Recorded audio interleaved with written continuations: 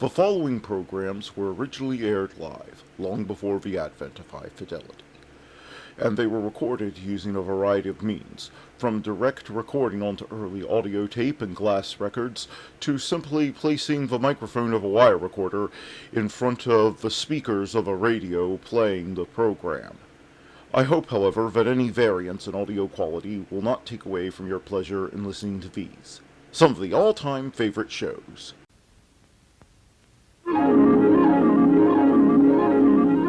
The following program is brought to you in living color on NBC.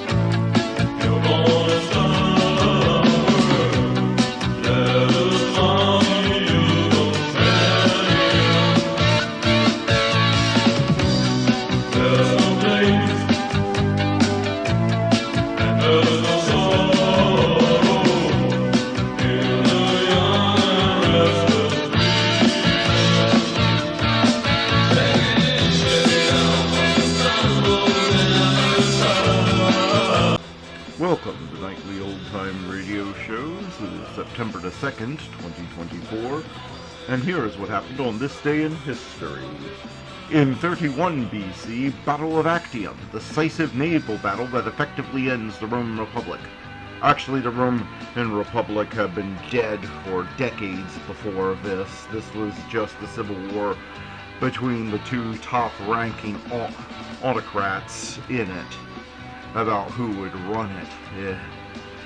I know classical historians say this was the end of the Republic, but no, the Republic hadn't been run as a republic for at least a quarter century before Actium. Octavius' forces defeat those under Mark Antony and Cleopatra off the western coast of Greece. In 1192 AD, Sultan Saladin and King Richard the Lionheart of England signed a treaty over Jerusalem at the end of the Third Crusade. In 1666, Great Fire of London begins at 2 a.m. in Pudding Lane. 80% of London is destroyed.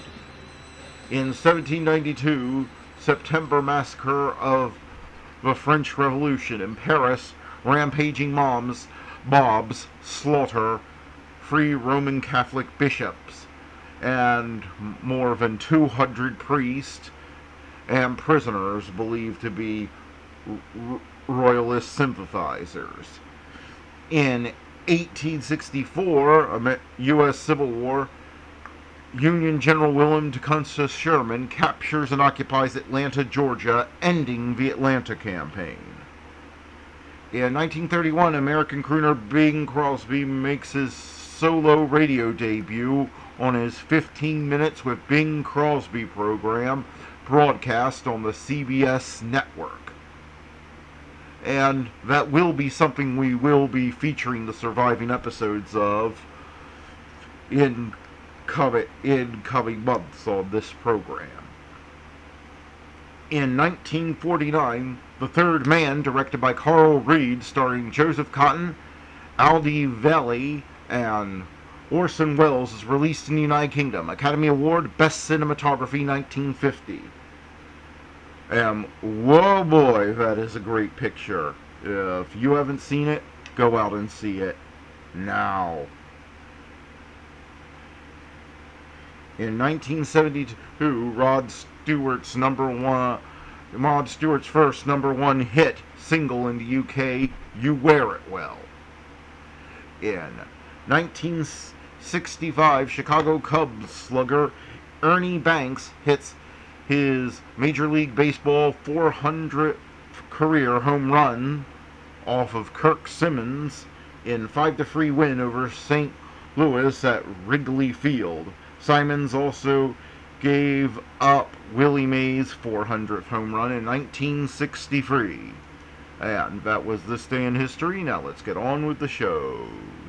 Hey, Wyatt, who's on first? Why, it's Bud Abbott and Lou Costello who are up next.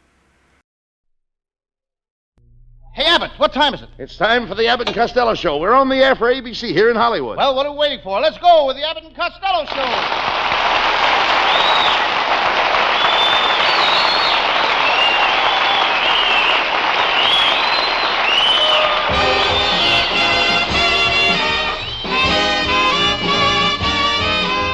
Yes, it's the Abbott and Costello Show, produced and transcribed in Hollywood for your listening and laughing pleasure, with chuckles with a carload and music by Matty Malnick. So hold on to your chairs, folks, for here they are, Bud Abbott and Lou Costello.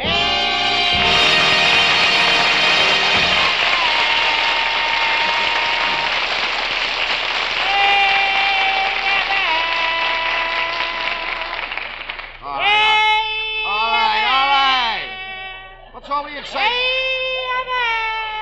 What's all the That's as high as I can go.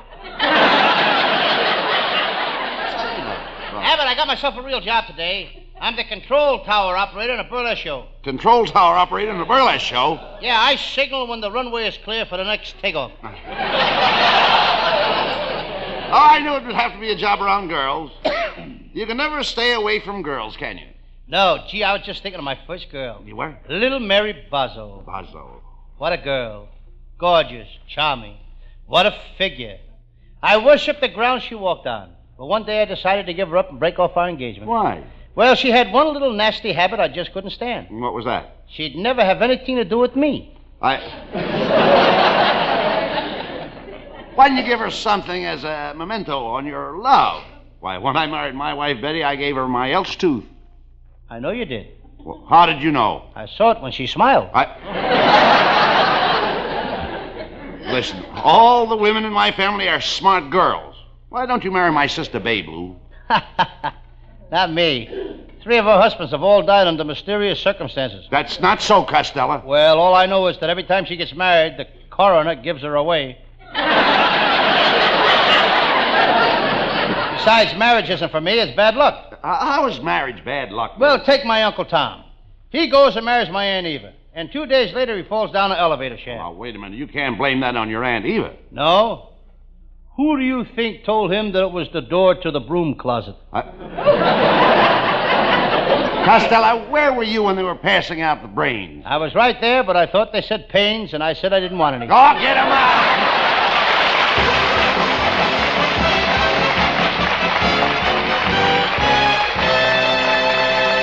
Ah, yes, the boys are on the beam tonight, and they'll be back on it in just about 1 minute. But first, let's hear this.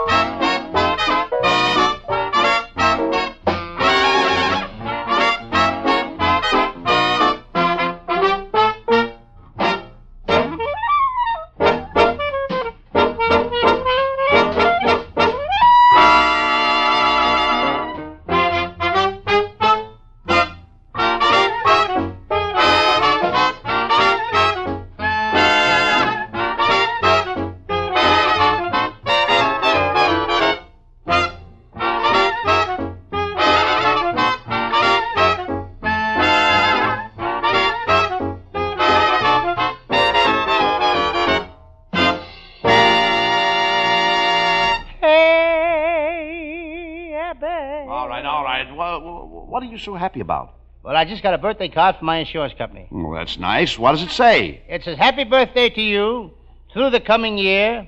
As long as you're insured with us, there's nothing much to fear. So let the joyful bells ring out from Chicago to Nantucket. Happy birthday, you're all paid up in case you kick the bucket.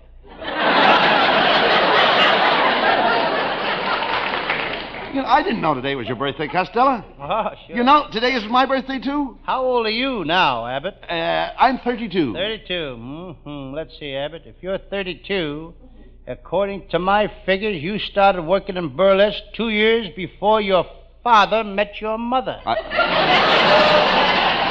Talk sense, Costello. I want to invite you to our party. You know, my wife's birthday is Saturday, and we celebrate both our birthdays together. Oh, so it's your wife's birthday, too. Now, what kind of a present are you going to give her?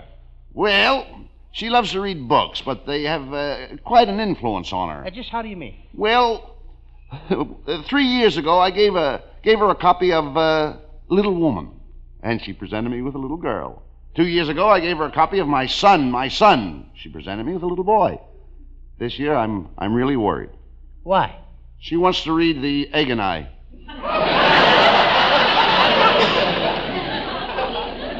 Abby, you better keep those egg jokes off the program. One of us is laying them around here enough. No. Never mind. I want you to come to the party and bring that pretty red-headed manicures you've been running around with. Well, now, she's a honey, Abbott, but I don't think she likes me anymore. Well, what makes you think she doesn't like you, Lou? Well, she's been dropping a few, veiled hints lately. Like what? Oh, slamming a door in my face. Refusing to talk to me on the phone. Getting engaged to other guys.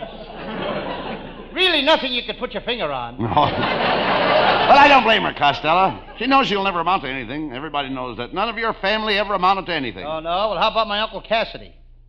My Uncle Cassidy? Whoever told him I had an Uncle Cassidy?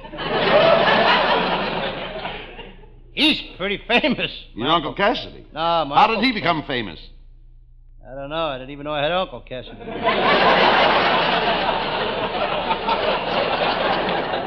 How did he become famous, Lou? Well, he was the best grape crusher in France.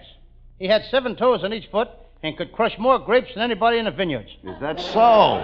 Then one day my father threw a handful of marbles in the grapes, and that made him famous. Well, how could that make him famous? From then on, he was known as Hopalong Cassidy. You know, Lou, it's a shame you don't have relatives like mine. I have a family that I can be proud of. My grandfather, Herman Abbott, was a very famous man. Just what did he do? He drove all the Indians out of Pennsylvania. What program was he on? And my uncle Anatole Abbott drove the first spike for the B&O. So what? My Uncle Selson at Costello opened the first can of beans from the A&P.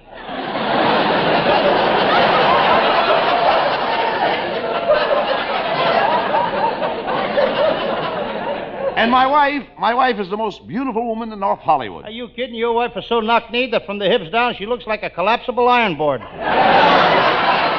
Costello, how can you criticize my wife's figure? Did you ever see her in a bathing suit? Yes, I saw her at the beach last summer. Her bathing suit was so big that she got arrested for fishing with a net. You're the most stupid man I ever met. Why don't you leave your brain to science? I might do that, Abbott. Last week, a scientist offered me $75 for my brain. Why didn't you take it? He wanted immediate delivery. Well, I'll see you later, Abbott. I've got to go out and hire a babysitter. A babysitter? Wait a minute. You haven't got any children. I know, but where can I get a better date for 50 cents an hour? Uncle Bud. Oh, hello, Uncle Bud. Hello, Uncle Bud, yeah. It's Abbott's nephew, folks. The Burt Lancaster of Orbach's basement. What's on your mind, Nephew Norman? What is it, Nephew Norman? Get a load of the way they talk to each other. Sounds like Guy Lombardo talking to Carmen. Just ignore him, Nephew Norman. Now, what were you going to say? Well, Uncle Bud, you know that friend of mine that owns that movie theater up in San Francisco? Yes. Well, he's playing your latest picture, Abbot and Costello when Africa Screams. And after it opened last night, he had to put the ropes up. To hold the crowd back? No, 2 of the ushers wanted to hang themselves.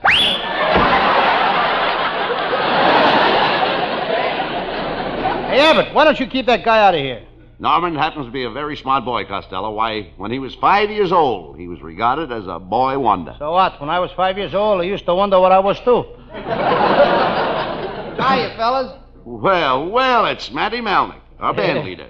Well, Matty Malnick, what's the idea of coming down here in a red sport coat, green slacks, pink shirt, purple tie, and black socks? Oh, I always wear black socks. Why? I don't want people to think I'm a loud dresser.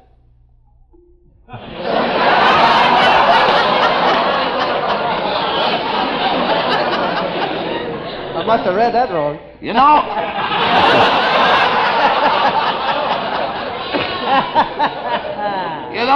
I'm kind of worried about Malnick Costello. He's still single, you know. So what? Well, all the other band leaders are married. Look at Desi Arnaz. He's got his guitar and Lucille Ball. Harry James has got his trumpet and Betty Grable. So what? I got my fiddle and a life-size picture of Petrillo. Wait a minute, Malnick. I don't want you to come out and try to get funny with Abbott and I. I wouldn't think of it. That's better. You two guys have enough trouble trying to get funny by yourselves. One more crack like that, Malnick, and I'll tell the laundry not to start your underwear. And you won't be able to stand.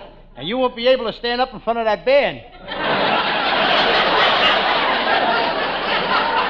Oh, quit picking on Matty. That's right, Bud. I've got to go anyway. I got to buy the flute player a new flute. What's the matter with the flute he has now? Haven't you noticed? It's full of holes. So long, Chubb. So long, Matty. Nice boy, that Malnick. I'd like to have known him when he was alive. Hello, boys. Hello, Viola Vaughn. Viola Vaughn.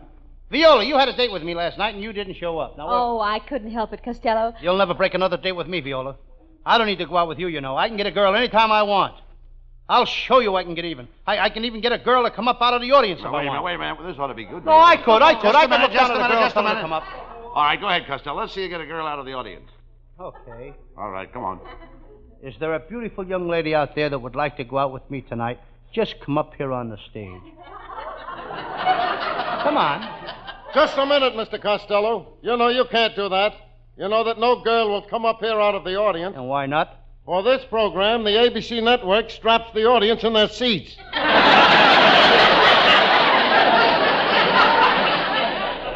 You see, wise guy? Now, aren't you sorry you spoke that way to Viola? Well, Viola, if you'll go out with me tonight, I'll take you to some nice quiet spot, and I'll help you work out your problems.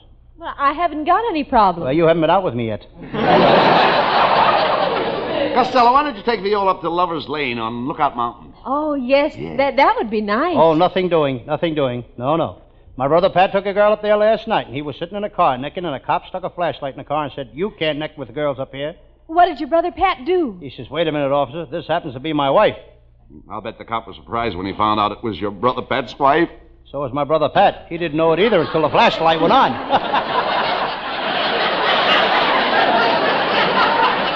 All right, Costello. If you promise to give up the life you're living, I may reconsider and marry you. That would be wonderful. Yes. We'll have a little honeymoon cottage, and the stork may drop in on us. Oh, boy. Yes, and every so often a little bundle will be left on our doorstep. Oh, that's okay with me. That diaper service sure saves a lot of work. Costello, you can't marry Viola until you get some money. Well, it won't be long now. I just bought some oil land in Texas. Yeah, me and Shotgun. And I'm going down there to drill for oil tomorrow. Oh, that's wonderful, Costello. And just remember while you're down there, my heart will be with you in Texas. My soul will be with you in Texas. And my mind will be with you in Texas. Okay. And if I strike oil, I'll send for the rest of you. Oh, get him out of here!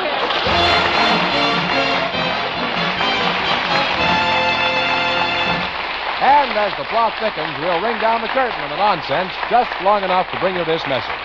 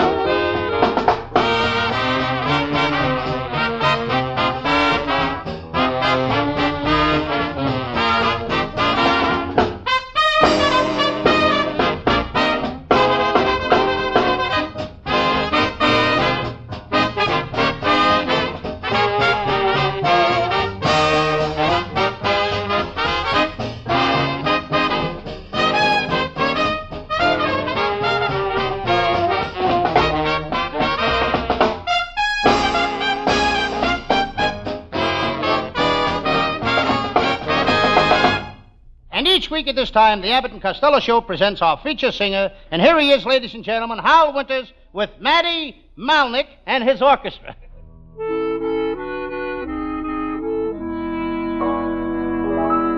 If you ever go across the seas to Ireland, then maybe at the closing of your day, you will sit and watch the moon rise over Claddagh and see the sun go down on Galway Bay, just to hear again the ripple of a trout stream, the women in the meadows making hay, and to sit beside a turf fire in the cabin and watch the barefoot gossoons at their play.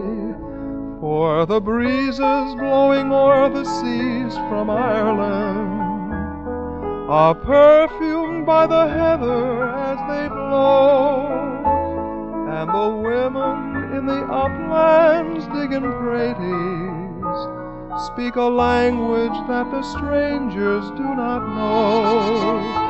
For the strangers came and tried to teach us their way.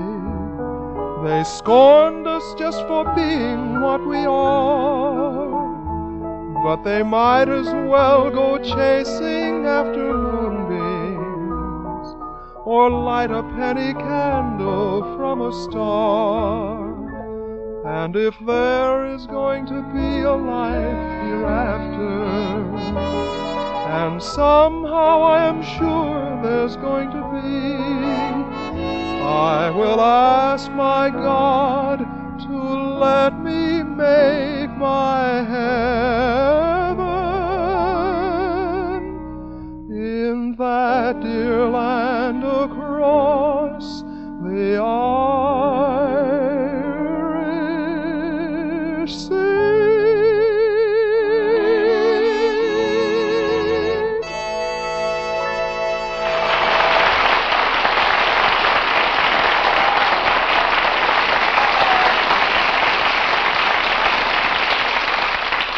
All right, come out here, Costello. Who are you talking to on the phone? My Aunt May. They just brought her home from the hospital. She was expecting a baby. And she said them hospitals, that they run them just like radio quiz shows. Well, what did she mean? Well, before they would give her the baby, she had to guess if it was a boy or a girl. What happened? Aunt May guessed it was a boy. The doctor says, no, guess again. So she says it's a girl. The doctor said, no, guess again. Well, what was it? We don't know. Aunt May didn't hang around long enough to find out. The cutest nurse came home with Aunt May to take care of her. Boy, what a nurse is. She fussy. Wait a minute. I hope you're not going to start chasing the new nurse. I already did, Abbott. But she's too fussy for me. Last night she said she wouldn't kiss me unless I shaved. She likes a guy to have a smooth face. Did you shave? 3 times. Then I took her to the movies. I'll never do that again. Why? My face was so smooth. Every time she tried to kiss me, she slid right past me and kissed the guy in the next seat.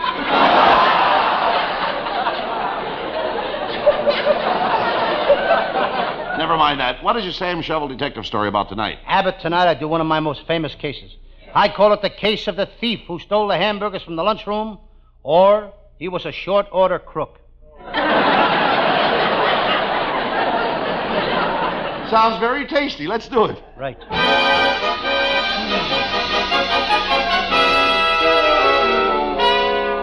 Yes, I'm Sam Shovel. Sam Shovel, private detective. And I'm ashamed of myself today. Today I arrested my own brother. I'm a rat.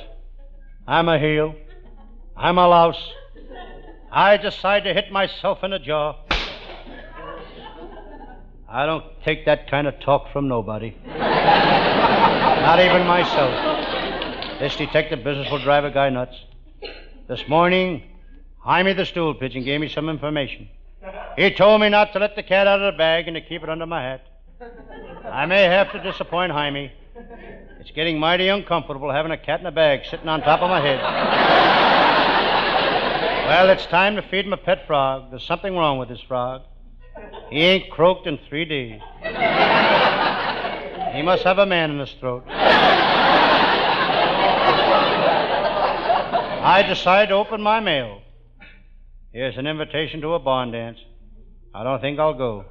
Ain't much fun dancing with a barn. Here's a card from one of my old flames, Polly the pickpocket.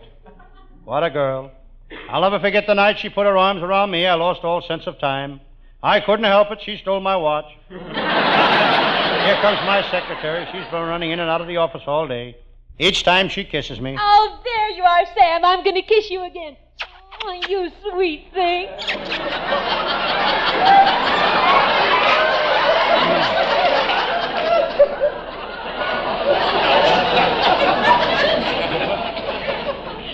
I'm having a very busy day. I'm up to my working neck.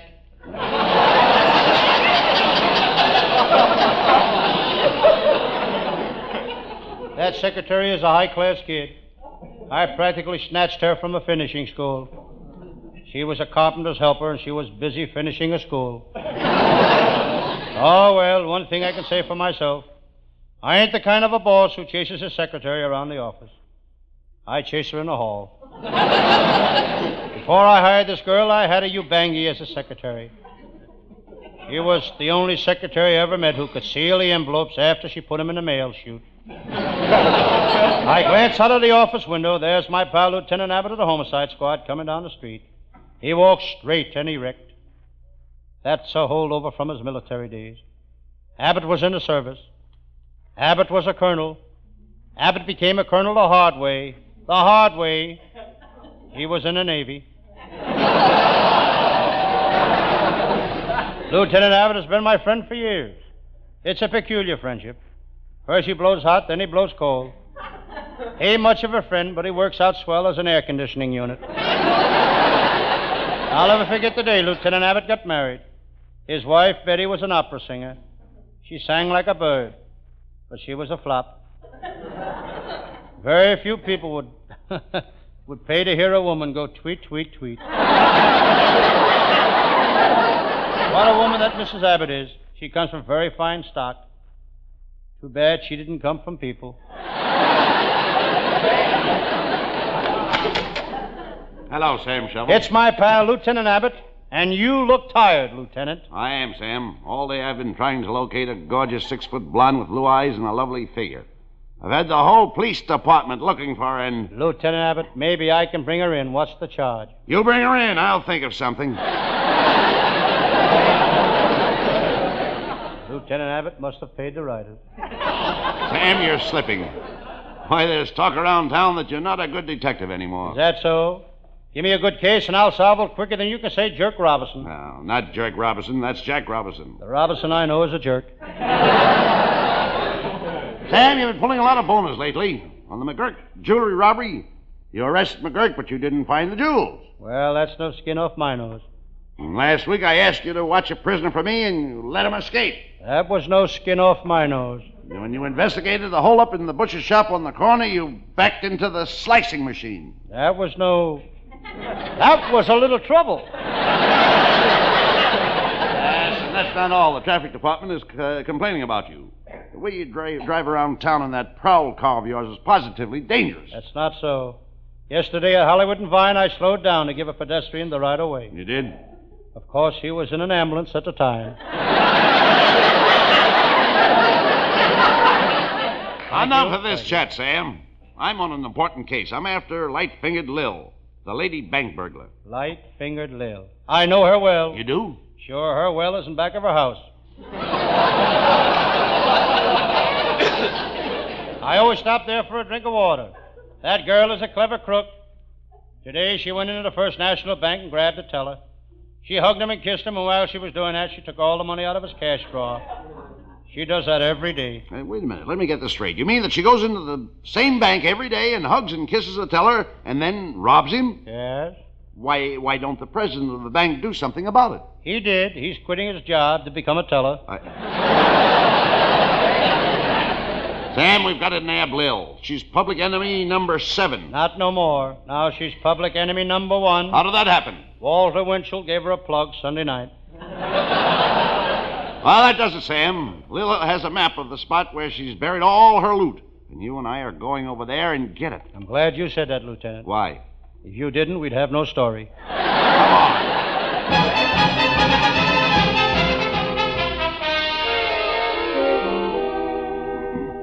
Lieutenant Abbott and I arrived at Lil's hideout. I knocked on the door. I rang the bell. Make up your mind. I'd like to get in there while I'm still young. The door opened and there stood Lil. She spoke. Well, well, if it ain't Slewfoot. What's on your mind, copper? I like the way you talk, Lil. You're my type of woman. What makes you say that, Sam? You're living. And you're beautiful. There's such a delightful aroma about you. Is that taboo, perfume I smell? It is, and you do.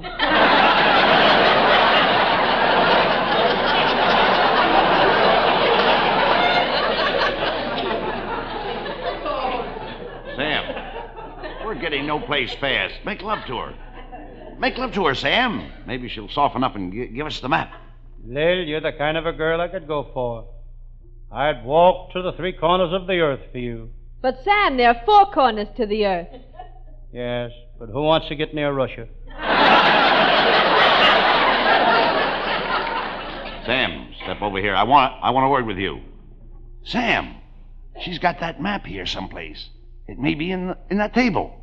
I'll hold her and you look for it. It may be in her pocketbook. I'll hold her and you look for it. Then it may be in the top of her stocking. Then you hold her and I'll look for it. Hold everything. Hold everything. I see it. It's on top of the piano. I got it, Sam. Come on, we're getting out of here. Lieutenant Abbott and I got a shovel. We started digging for the buried loot. Sam, I've been digging for the past hour. Are you sure you followed the map correctly? Yes, it says here, take 2 steps forward, then 1 to the left, then 2 steps backward and 1 to the right, then turn and take 2 steps to the left and 2 to the right. Wait a minute. Let me see that map. There it is. You idiot. That's not a map. That's a rumba lesson from Arthur Murray. Hey, get me out of here.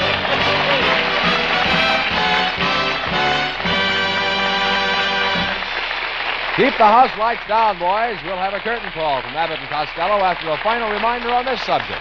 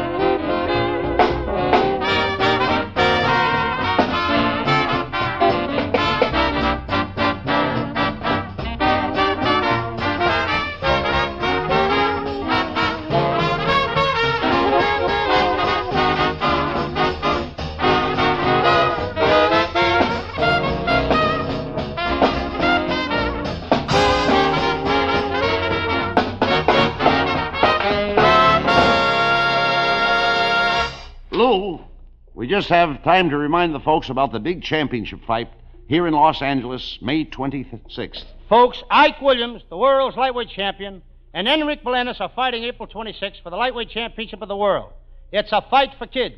The money will go to help fight juvenile delinquency through the Lou Costello Jr. Youth Foundation. Be sure to see this great fight, folks. And remember to listen to the Abbott and Costello show next Thursday. Our writing staff is headed by Eddie Foreman, with Paul Conlon, Pat Costello, Martin Ragaway, and Len Stern. And our producer is Charles Vander. Good night, folks. Good night to everybody in Patterson. Good night.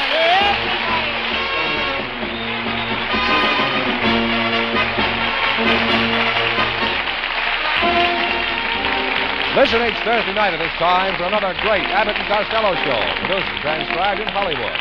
Be sure to stay tuned for the outstanding entertainment which follows throughout the evening on this ABC station.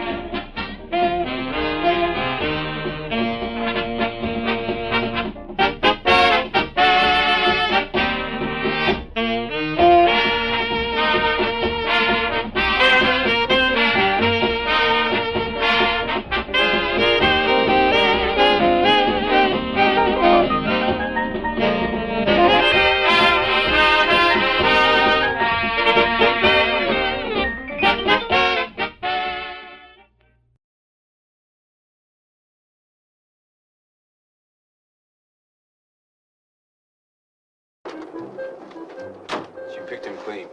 He never missed him. Remember that Sting experience? How good you felt? Now, The Sting, winner of 7 Academy Awards, including Best Picture, is back. Chicago was the place to be in 1936. In those days, the big con was a dying art, until a first-class grifter on the lam from the FBI and a young gaffer from Joliet joined forces to con the Big Mick. He's not as tough as he thinks. Neither are we. Paul Newman is Henry Gondorff. There wasn't a con he couldn't run, and there wasn't a sucker he couldn't gaff. Robert Redford is Johnny Hooker, a young grifter with plenty of moxie. $3 grand on the red, Jimmy. But he's a sucker for Lady Luck. Tough luck, kid. And a sap for Lady Love. Thanks for the big evening, Hooker. Next time you want to spend $50 on me, mail it. Come on, will you? Robert Shaw is the Mark. In the underworld, he's the Big Mick. Name's Lonergan. Doyle Lonergan. It starts with the setup. You owe me 15 grand, pal. Then you bait the hook. Your boss is quite a card player, Mr. Kelly. How does he do it? He cheats. You play him on the wire. The wire's been out of date for 10 years. That's why he won't know it. Now he's ready for the sting.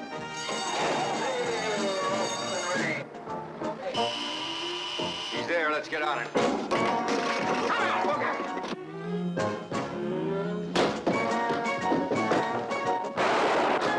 Listen to me. Don't go back to your place tonight.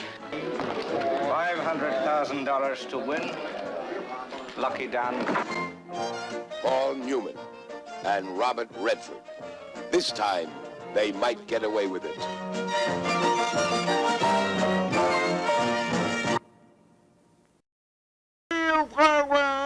From the sound of music. And Bing Crosby is up next. Ah, dear Durwood and Gary, there they go. And here we are to sing up a show.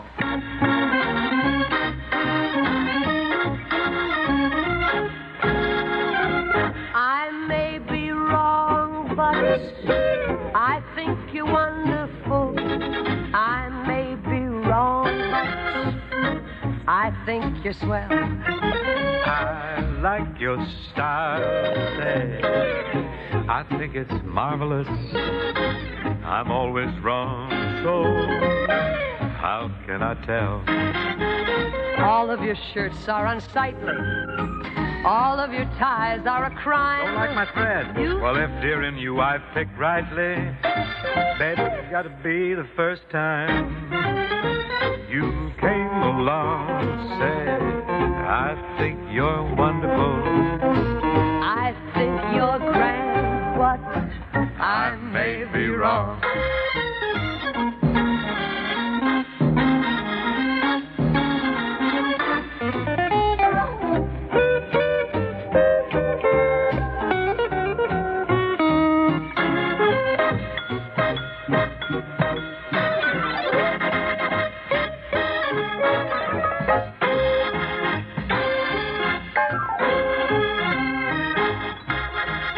Deuces to me are all aces. Life to me just a bore. Faces, just open spaces. You might be Zsa Zsa Gabor. oh yeah. You came along saying, I think you're wonderful. Wonderful. I think you're grand, But we may just be wrong.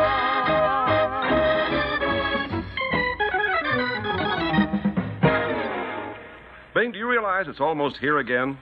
What's that, Ken? Income tax time. Well, don't be so darn cheerful about it. Control yourself. I'm just excited, I guess. Stop grinning, Ken. Look down in the mouth. Gee, you carry on like you were heralding the approach of Santa Claus or vacation time or some other happy event. Well, I just can't help it, Bing. I'm just happy. Even happy over taxes. You mean you're slap happy? You're punchy. Yeah, it may be, but actually I don't see any sense in worrying about taxes, or even hidden taxes for that matter. Oh, those sneaky little hidden hidden taxes. Aren't they something? And they sure are. I guess they help numb the blow, though, don't they? Yeah, I guess they do in a way. You know, it's a funny thing, though. It's perfectly all right for the government to hide taxes, but if the taxpayer reverses this principle and hides a few bucks, he's in a lot of trouble. Oh, yeah, he's in a big house. You got it. Well, how about this? What happens if a taxpayer hides some taxes and then he goes and hides himself? Well, just about that time, the treasury men go on an egg hunt, and the egg is that guy who thinks he's hiding. Well, that egg ain't going to be I, to mention an old bestseller. You're fixing to pay, huh? Oh, through the nose and devoutly. Oh, you're very smart. We must never play hide-and-seek at tax time, Ken, not unless you're immune to bloodhounds and all other similar devices designed to apprehend those kind of people who are on the land. Well, speaking of hidden taxes, where do those hidden taxes come from in the first place? Gee, I don't know. You suppose the government employs expert tax hiders to think them up? You mean there's such a thing as a tax hider? There must be. Somebody figures out how to hide these taxes. Oh, then these tax hiders, they're the guys who work out ways to conceal taxes. Is that it? Sure. You know, tuck a little tax in here, a little in there, slide a little in there, insert a couple of numbers in there, then round and about and down through and over and under. You know. They're sort of camouflage experts. With our money, yeah. Practically magicians. Yeah, the money disappears, but which way did it go? Yeah. How about sneaking in a song here now? You think I can get away with it? Huh? Anyone can fall in love. Anyone can touch a star. Beggars can be choosers, winners though they're losers. Anyone can fall in love. Young or old, the rule applies. When the right one meets your eyes. 9 or 97, you've a right to heaven. Anyone can fall in love. Suddenly the bells are ringing. Suddenly the world seems new. All at once your heart starts singing the way that mine did when I looked at you. Anyone can fall in love. Anyone can touch a star. When my arms enfold you, you can say I told you. Anyone can fall in love.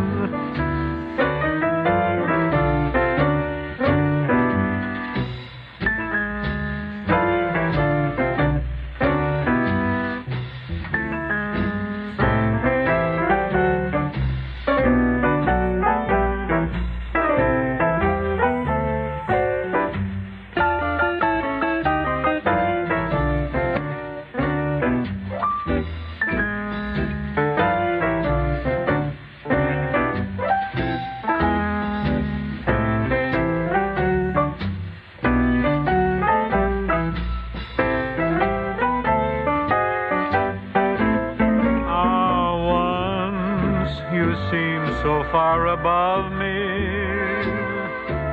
I never dreamed you could be mine. Now you're saying that you love me, which only goes to prove my opening line. Anyone can fall in love. Anyone can touch a star. When my arms enfold you, you can say I told you. Anyone can fall in love. Oh, anyone can fall in love. You know, those tax hiders sure do a thorough job. They sure do. I wonder how one goes about learning his work. I suppose when he was a kid, he played hide the thimble a lot. Run, sheep, run. Yeah, and then he went on from there, huh? Possibly. You know, they say there are about 200 hidden taxes in the cost of an automobile. Holy tomatoes. And if you build a house, you've got to reckon with about 500 hidden taxes. Really? Is this on the square? That's right, absolutely on the square. There, well, for example, there's 400 hidden taxes and a pair of shoes. Now, just think of that. Now, Ken, let's pause and see if we can uncover those 400 taxes that lurk silently in a pair of ones and twos. Okay. What are your shoes made of? Well, there's leather. Got to be a hidden tax on hide. Sure. Then there's cloth in shoes. And metal, steel. Sure, that's right. For arch supports, metal tips on shoelaces, too. And heels on shoes. Cat's paw, of course, yeah. And cat's paw soles.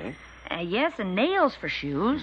Fiber. Then they got glue in there. Paper sometimes. Thread. And wax on thread. Don't forget that. Yeah, and let's not forget all the varieties of shoe polish. Like kiwi, for instance. Kiwi, and all the ingredients in them. Well, this is building, isn't it? And there's lots of fancy leather tooling that goes into shoes, too.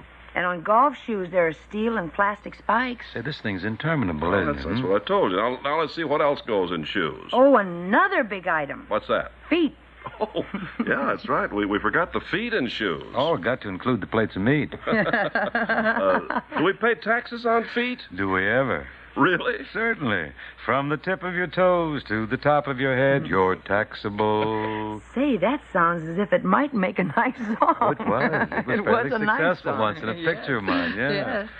Yeah, I forgot the name of the picture, though, happily. But anyhow, it was in a picture. Maybe we could do something about the foot bone being connected to the ankle bone, and the ankle bone being connected with the shin bone, and so on up to the collarbone, which is connected to the neck bone, which is connected to that great, big, thick bone, which is your head. Which aches frequently these days because it's almost tax time.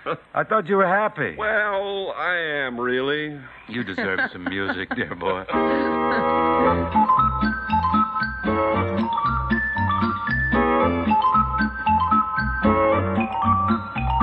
Surprise, I'm glowing with a wonderful surprise.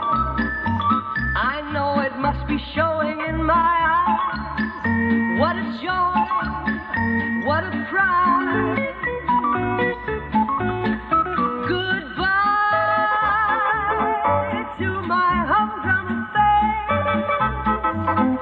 Countless nights that went by with no rockets or flares. My lucky star looked down on me and said, so there you are. If I can help it all, you're going far. Lucky me, lucky star. Ooh, ever dreamed I'd be swept to the skies. Surprise, surprise, surprise.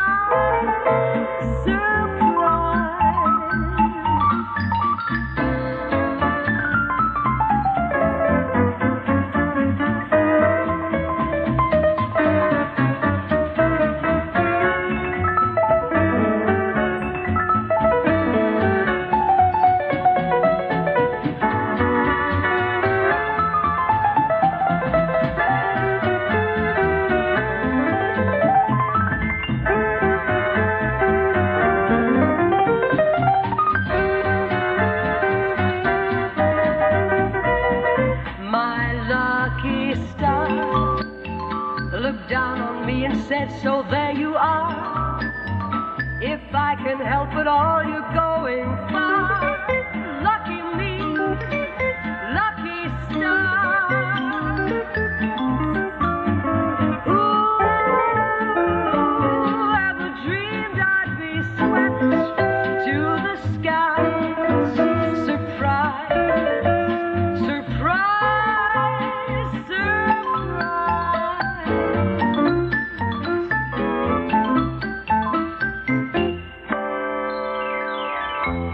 Bing, Rosemary, did you ever hear the expression down in the mouth? Oh, I go you one better there, Ken. I've been down in the mouth.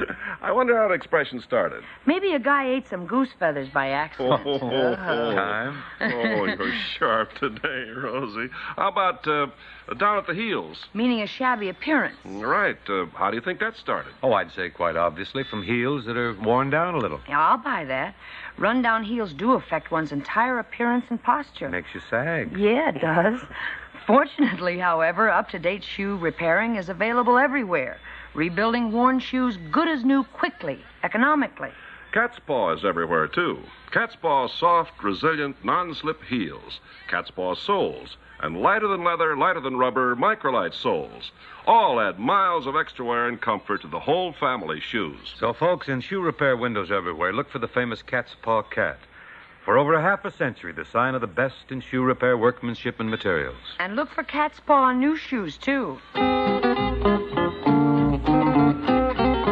Now I've got heartaches by the number, troubles by the score. Every day you love me less, each day I love you more. Yes, I've got heartaches by the number, a love that I can't win. But the day that I stop counting, that's the day my world will end. Heartache number one was when you left me. I never knew that I could hurt this way. And heartache number two was when you came back again. You came back but never meant to stay. Now I've got heartaches by the number, troubles by the score.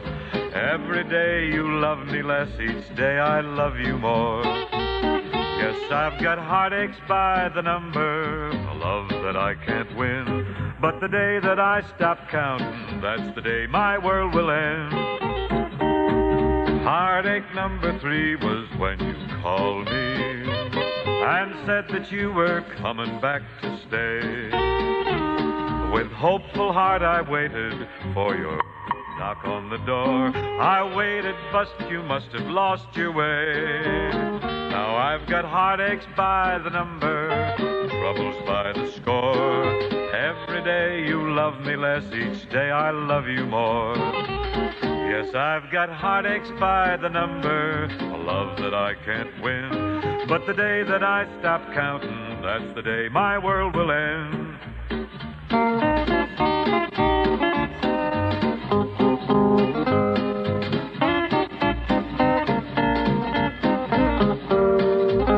Yes, I've got heartaches by the number, a love that I can't win. But the day that I stop counting, that's the day my world will end.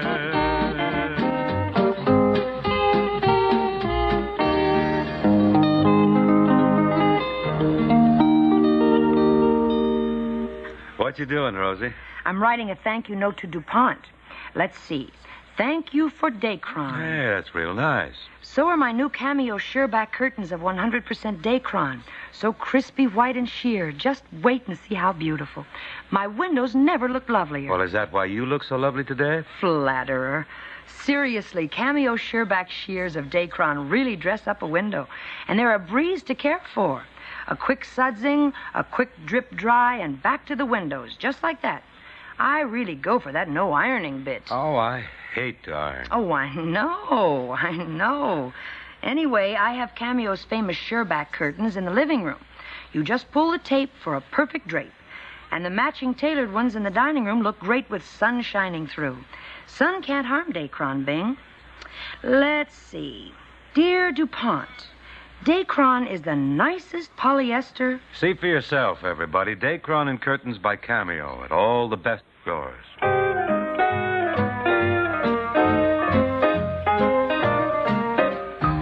What a day this has been. What a rare mood I'm in. Why, it's almost like being in love. There's a smile on my face for the whole human race. Why, it's almost like being in love. All the music of life seems to be like a bell that is ringing for me. And from the way that I feel when that bell starts to peal, I would swear I was falling, could swear I was falling. It's almost like being in love.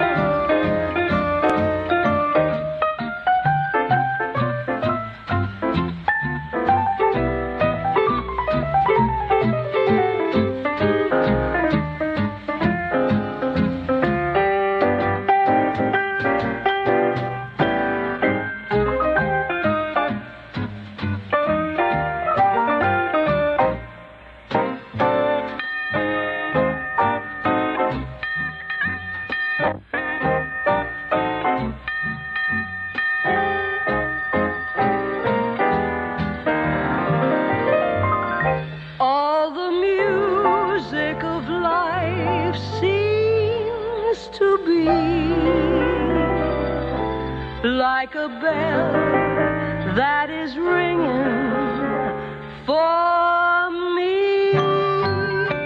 And from the way that I feel when that bell starts to peal, I would swear I was falling. I could swear I was falling.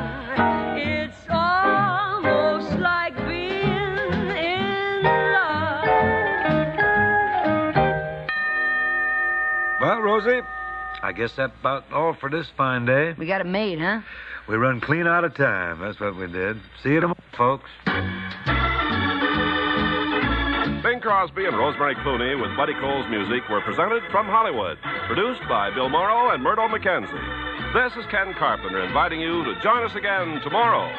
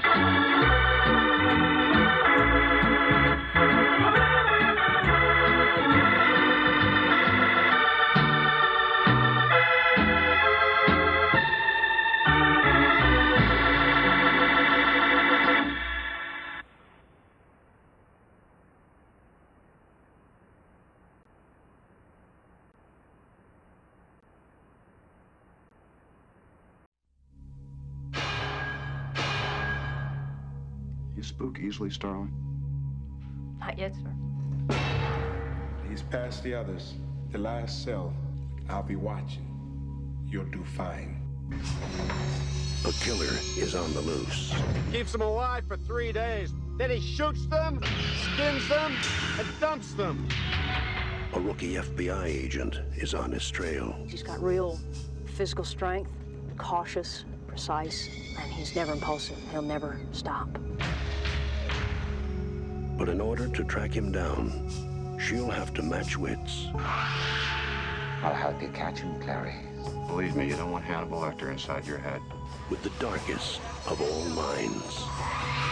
Just do your job, but never forget what he is. Oh, he's a monster. Pure psychopath. So rare to capture one alive. So close to the way you're going to catch him. Do you realize that? Oh, Clarice, your problem is you need to get more fun out of life. You told me you don't spook easily. You call this easy, sir? Lecter's missing an arm. Man's a raving maniac. Who knows what he'll do?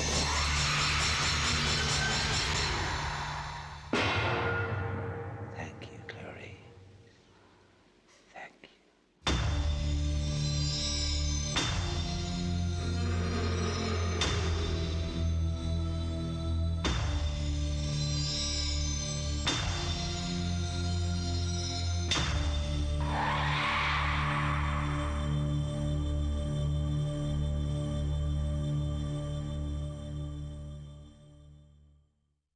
A true legend of American comedy, Bob Hope, is up next.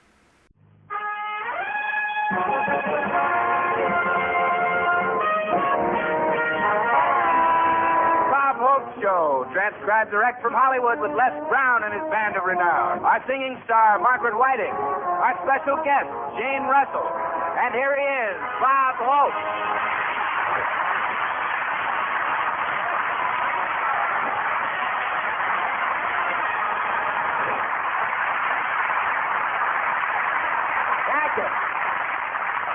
Thank you very, very much, ladies and gentlemen. Oh, I'm so happy to be working. I need the money. I went out to Santa Anita the other day. I drove out there humming It's a Good Day and walked back singing I Got My Love to Keep Me Warm.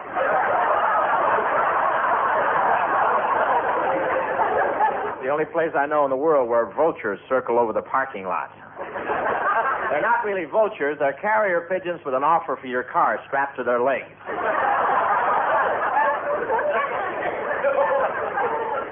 But almost everybody's a horse player. Horse player, that's G. He's leading in the stretch. I can't lose. I'll buy my wife a coat made of fox fur. I'll buy her a mink coat. I'll buy her one made out of ermine. Whoops. Well, our Cocker Spaniel will die any day now. But I knew I had a good bet in the first race. My horse came out wearing track shorts. He was a Florida horse. He would have won, too, if he hadn't stopped in the backstretch to sneer at our oranges. One jockey must have been using a battery. Every time he'd hit his horse, the street lights would go on in Arcadia.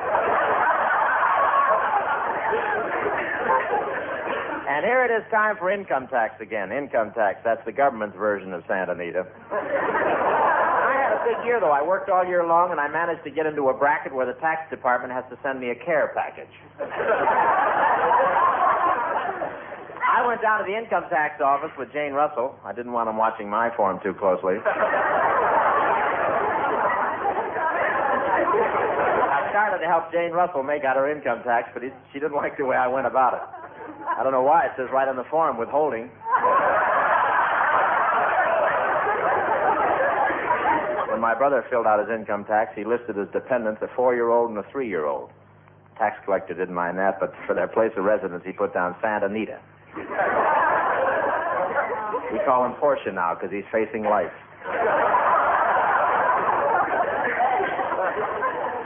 Everybody's afraid they won't have any money left when they die, but Jack Benny discovered a way to take it with him. He had his appendix taken out and a piggy bank put in.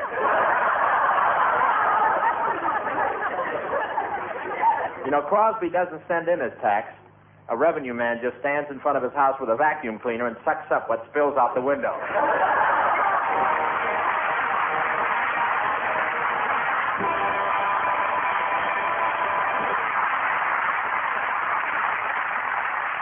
Well, ladies and gentlemen, Bob has decided to get a head start on his income tax. Right now, he's busy filling out his return.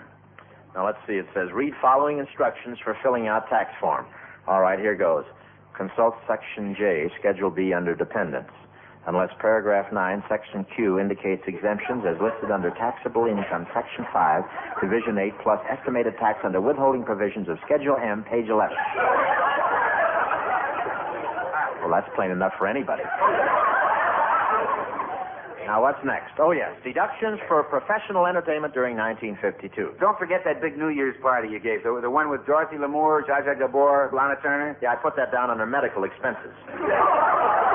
Medical expenses? Yeah, after the party, the doctor had to come over and retread my eyeballs. Taxes are really rough, aren't they, Bob? Yeah, they sure are, Bill. Down in Washington, they even have a drive-in tax payment plan. You drive in and blow your horn for curb service. Then they come out and take your money? No, your car. Well, I've got to finish out making this return out. Now, I've done Schedule J, I've got to do Schedule X, and Bob, aren't you finished with that thing yet? No, Maggie, it takes time. Well, you've got plenty of deductions, Bob. Yeah, I guess so. For example, being an actor, all the money I spend on clothes is deductible. A tailor's important to a performer. That's right. I know my tailor is responsible for the way I look. Maybe you ought to sue him. Next week, folks, be sure to listen to Margaret Whiting, the songbird of the unemployment office. Bob, why don't you give up trying to do your own income form? Yeah, I suppose I do need some help. Oh, sure, Bob. Now, there's a wonderful tax man in town. See, he does a lot of work for people in show business. His name is Harkins, and he's in the Wilshire building. Oh, I've heard of him. Well, why don't you go see him, Bob? Oh, I think I will. I'll do it right now. See you later. So long, Bob.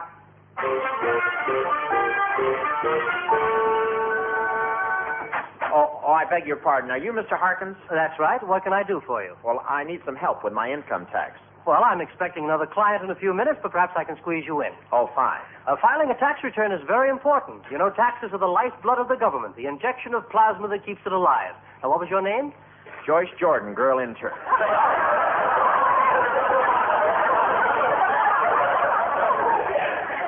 No, my name is really Bob Hope. All right. I'll just put that down here on this form. Name, Bob Hope. Now then, Mr. Hope, your occupation, please. Oh, you're kidding. You've heard of me, you must. Bob Hope. What about the road to Bally? If it was a business trip, you can deduct it.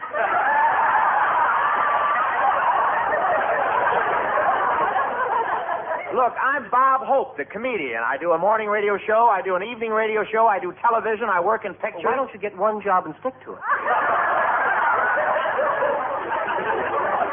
In my business, you got to keep moving.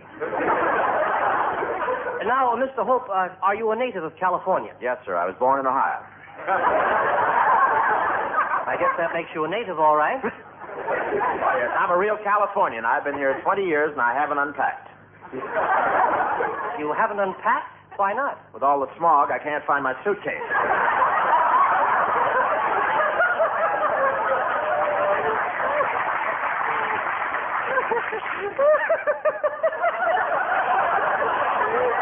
Oh, by George, that was a good one. Real Peacherino. Oh, brother, this guy is so square he blocks his own hat. Hello, Mr. Hawkins. I am here. Oh, Mr. von Himmelstadter, come in. You're a little early. Yeah, I know, but don't mind me. Just go ahead with this funny-looking schmo.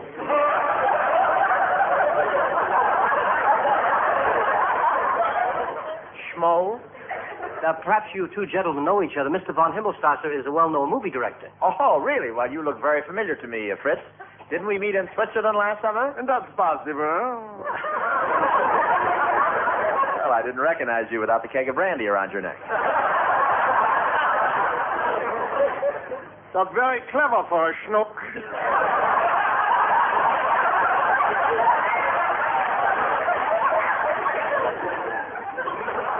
Mr. von Himmelstadter, I'll be through with Mr. Hope's tax return in a minute, then we can go on to yours. Ach, wunderschön. Mine taxes don't take long, you know. How come? Oh, but that's very simple, you see. Last year, my picture company made 67 movies, employed 10,000 people, used 5,000 feet of film, and had an income of $9,200,000. Yeah, well, how much did you make for yourself? $1.85.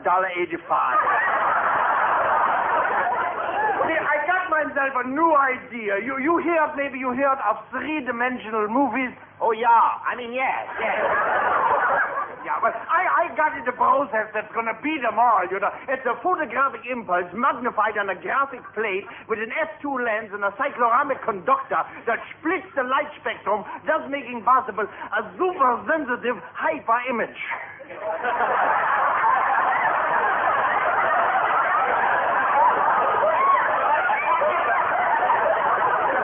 Tell me, what kind of a camera do you use? A brownie.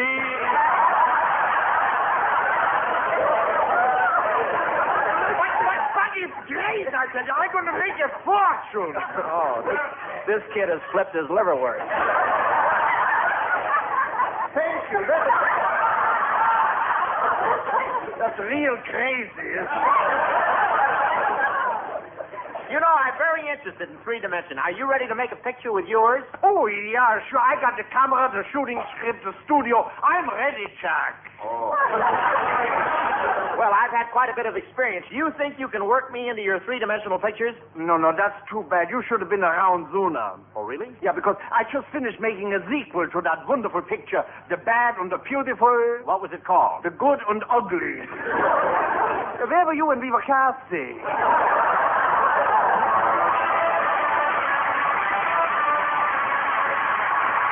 Here's Maggie Whiting, our singing doll doing Why Don't You Believe Me?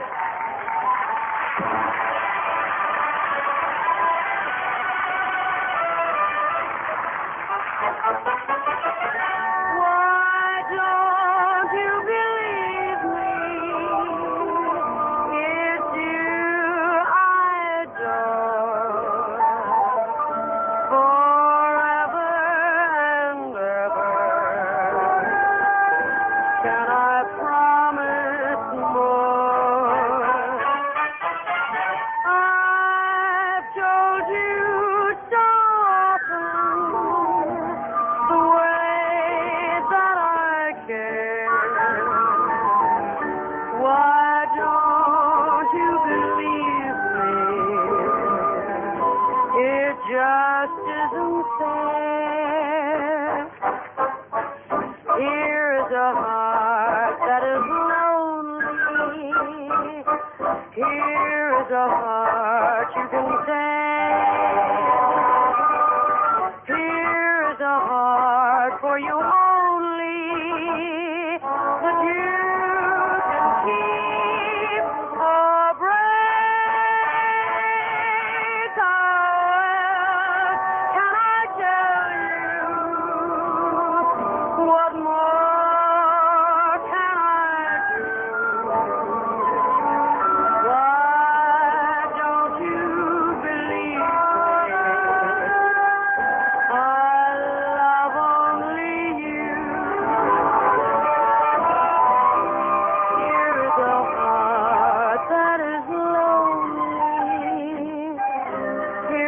a heart you can take.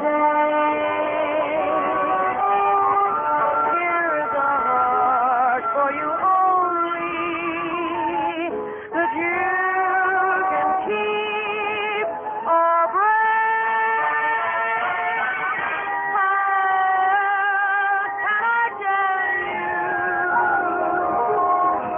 what more can I do? Why don't you believe me? I love only you.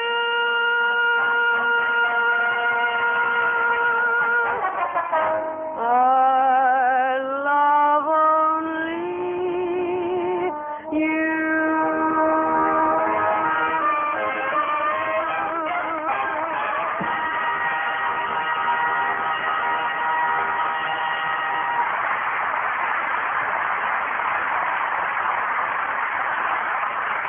Thank you, Maggie. Well, Bob is determined to have a part in that three-dimension picture, and he thinks now he's found a way to work his way into the deal. As a matter of fact, right now, Bob is entering the Beverly Hills Beauty Parlor. Good morning. The Beverly Hills House of Beauty welcomes you. Oh, it's Mr. Hope. Yes, I phoned Jane Russell's house, and they told me she was over here. Well, that's right. Miss Russell is in booth 5, right through there. Oh, thank you. Here we are, booth 5. Well, look who's here. Hello, Jane.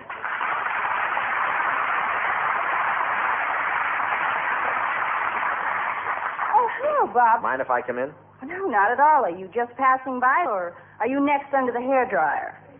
No, I was in yesterday with Bing.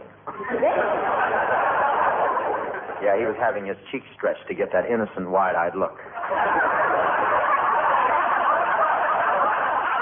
But I've got something very important to discuss with you, Jane. Can I sit down? Why, sure, Bob. I've just had a manicure. I'm waiting for my nails to dry. Yeah, I could use one myself.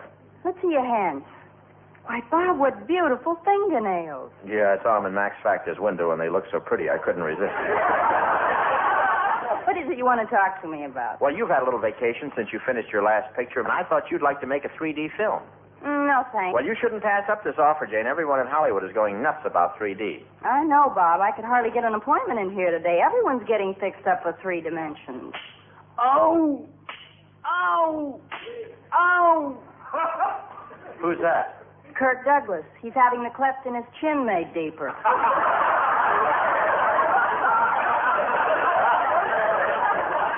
Man, it's too deep now. In his last picture, he tried to smoke a cigarette for 10 minutes and then discovered he had it in the wrong mouth. I think Kirk Douglas is just charming with that dimple in his chin. Yeah, he's the only guy I know with a hole in the head that pays off. Well, I've really got to go now, Bob. Goodbye. No, Jane, listen to me. This is your chance to get into the 3D picture with a big up-to-date studio, the finest technicians and the hottest director in the business, Erich von Himmelstaffer. Well, I suppose it wouldn't do any harm if I went over to his studio and met him. Oh, fine, Jane. I'll pick you up after lunch and drive you over there. Okay.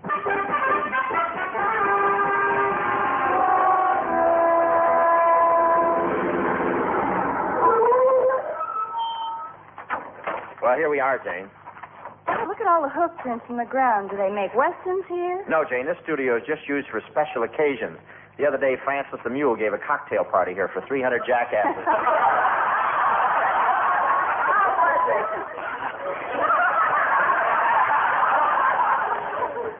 How was it?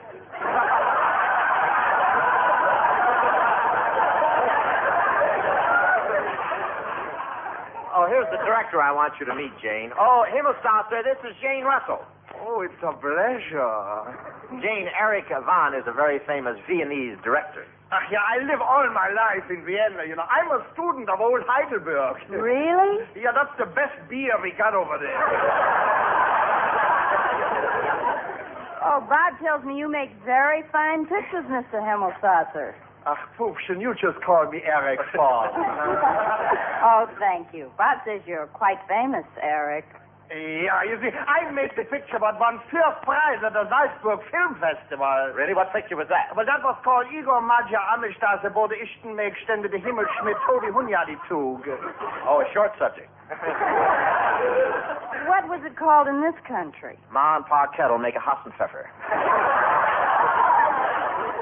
Oh, I can tell this guy is a real Viennese. Every time he says anything, his lower plate waltzes. You know, Eric, well, now that I've met you, I'm very impressed. Oh, danke schön. Say, that scar on your face is very romantic, Eric. That's Is his it... mouth.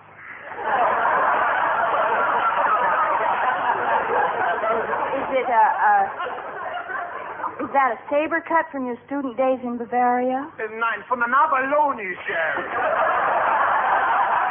You see, during the summer, I'm a lifeguard at Santa Monica. I've seen your head at Muscle Beach. Look, Eric. You were telling me you're going to clean up by bringing out the three-dimension movie. If I can get Jane Russell to work in your picture, will you let me in on some of that loot? Yes, but put Bob in the picture, too. I can play any kind of part. But let me look on you. Well, you ought to be able to use me, Eric. People tell me I have a certain foreign look. Yeah. You got a face like a Doberman Pinscher. Well, that's my good side. If you wish, I'm going to test you both for my picture. Oh, wonderful. When do we start? Oh, we do a scene right now. And remember, this is third dimension, so give me your best acting. Will people need glasses to watch this picture, Eric? Oh, yeah, plenty of glasses. And the more glasses they have, the better the picture's going to look.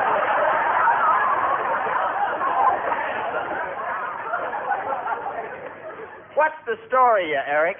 Aha. Well, you are owner of a rubber plantation in the tropics, see? And Jane is Tandalea, a beautiful native girl. You are crazy about her. And all the time it's rain. I think I've heard this plot before. But the title of the picture is Ice Cube. Ice Cube? Yeah, that's rain in 3 dimensions.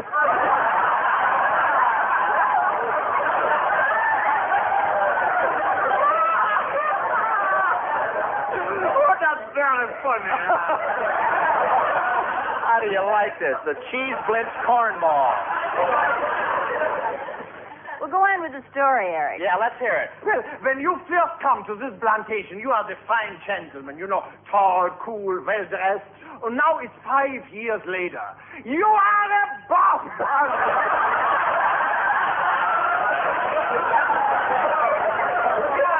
Shaven, you are ragged, dirty, with weak, shifty eyes.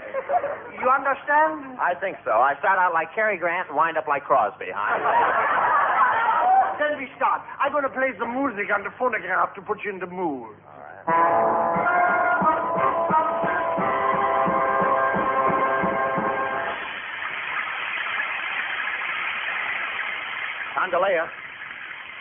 Tandalea! Where the devil are you, Tandalea?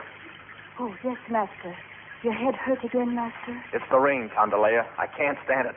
Why doesn't it stop? It goes on and on and on and on and on. You're supposed to be smart, man. What they do in your country when something you like goes on and on and on? We held an election.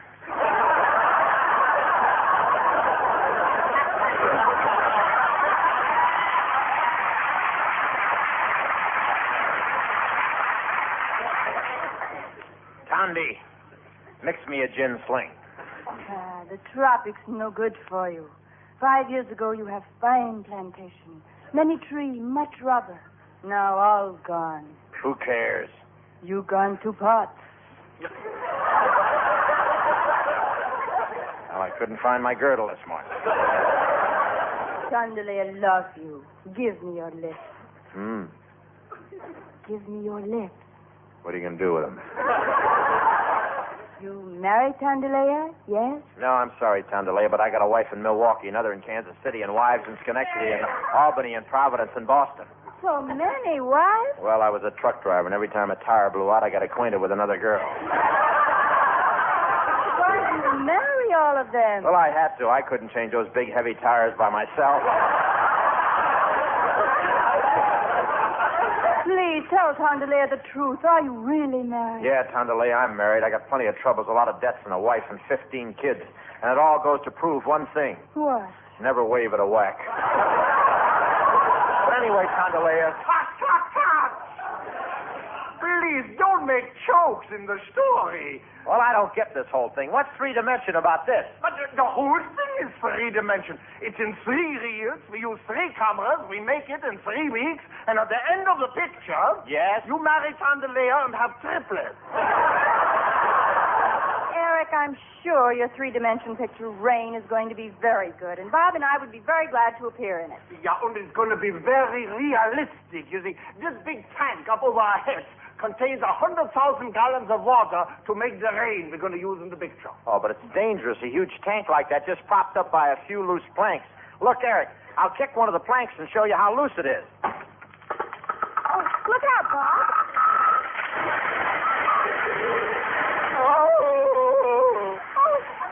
He's under the tank, Bob.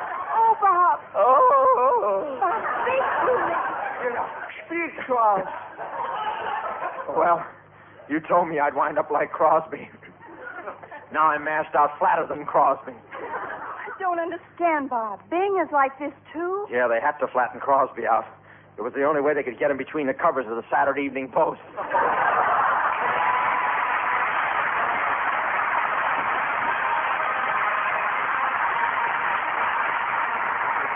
All thanks for the memory. I want to thank Jane Russell, Hans Conried, Bob Sweeney, and all our regular gang for its show tonight, ladies.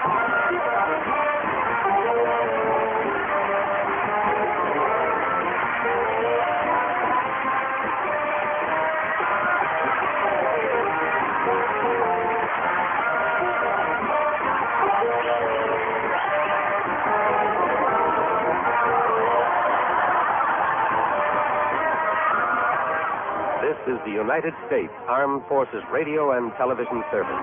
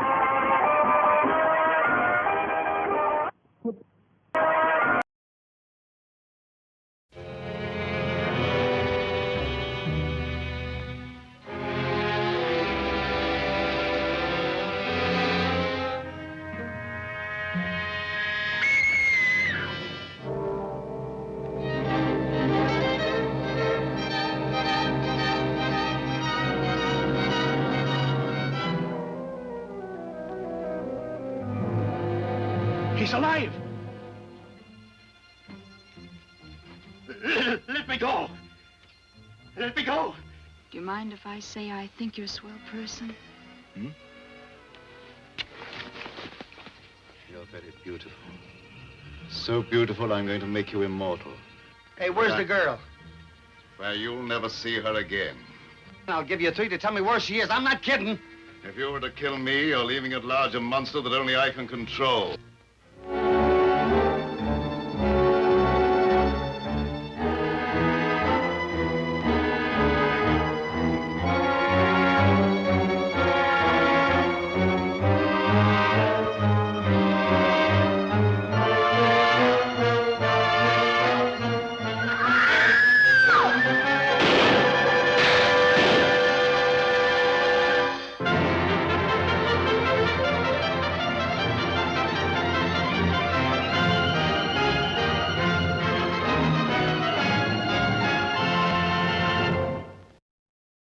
True crime stories of the LAPD are up next with Jack Webb's Dragnet.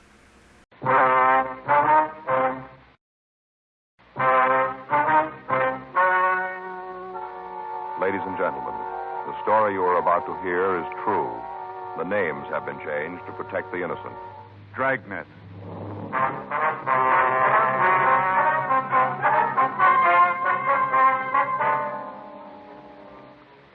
You're a detective sergeant. You're assigned to homicide detail. You get a call to investigate unknown trouble. The caller gives no indication of what's wrong. Your job, check it out. It was Saturday, July 18th. It was warm in Los Angeles. We were working the day watch at a homicide detail. My partner's Frank Smith. The boss is Captain Lorman. My name's Friday. We were on our way back from questioning a suspect, and it was 10:56 a.m. when I got back to our car. Unit 1K8. Did you get me a pack, too? Yeah, here you are. Thanks. Say, Joe. Wonder if you'd do me a favor. I just did. I bought you a pack of cigarettes. No, something else. Well, I've been thinking about taking a sergeant's exam. See if I can crack it this time. Yeah. I figure I got about 6 months before they're going to hold him again. Gives me plenty of time to get ready. It's a lot of work. You're going to have to really hustle the books, you know. Yeah, I know. I talked to Fay about it last night. Got it all squared away. The in-laws aren't going to come out this year. That's what loused me up last year. It is, huh? Sure, Joe. You know our house. We had Army cops all over the place, kids running around screaming. Nobody can study like that. You going to be able to work out the classes? Well, I'm going to have to. I can sure use the extra money. Fay and me'd like to do some work on the house. About the only way we can do it if I make sergeant. Well, what do you want me to do? Well, I wondered if you kind of helped me out along the way. You made it. Tell me what to do and what to watch out for. Well, I'll do what I can for you, but there isn't anybody who can make it for you besides yourself. You know yeah, I know that, but as long as you're in my corner, old buddy. I'll be in your corner. Attention, all units. You better get there. Yeah. All units. At 5291 La Miranda Street, investigate unknown trouble. That's at 5291 La Miranda Street. Investigate unknown trouble. Car 11F93, take the call. Code 3, KMA 367. This is Miranda now, isn't it here? Yeah, 6100 block. We must have just passed the place. I didn't see anything, did you? Me either. It's code 3. It's important. Make it you and we'll go back and check it out. Right. It should be up here on the right. 5800, a couple of blocks up there. Take it easy. You should be in here. Yeah. Well, doesn't look like there's any trouble. Think this is it? You want to pull up? Yeah. At the back of the court. 5291. There's nothing going on. Yeah. Well, maybe I better verify that address, huh? Yeah. 1K80 to Control 1. Control 1 to 1K80. Go ahead. Would you repeat the address on the call to La Miranda Street? Stand by, 1K80. See anything? No. Well, it's probably some kids having a time. Yeah. Control 1 to 1K80. That address is 5291 La Miranda. 5291 La Miranda. Roger, Control 1. 1K80, code 6 at that address. KMA 367. Well, this is it. We better check it out, huh? All right.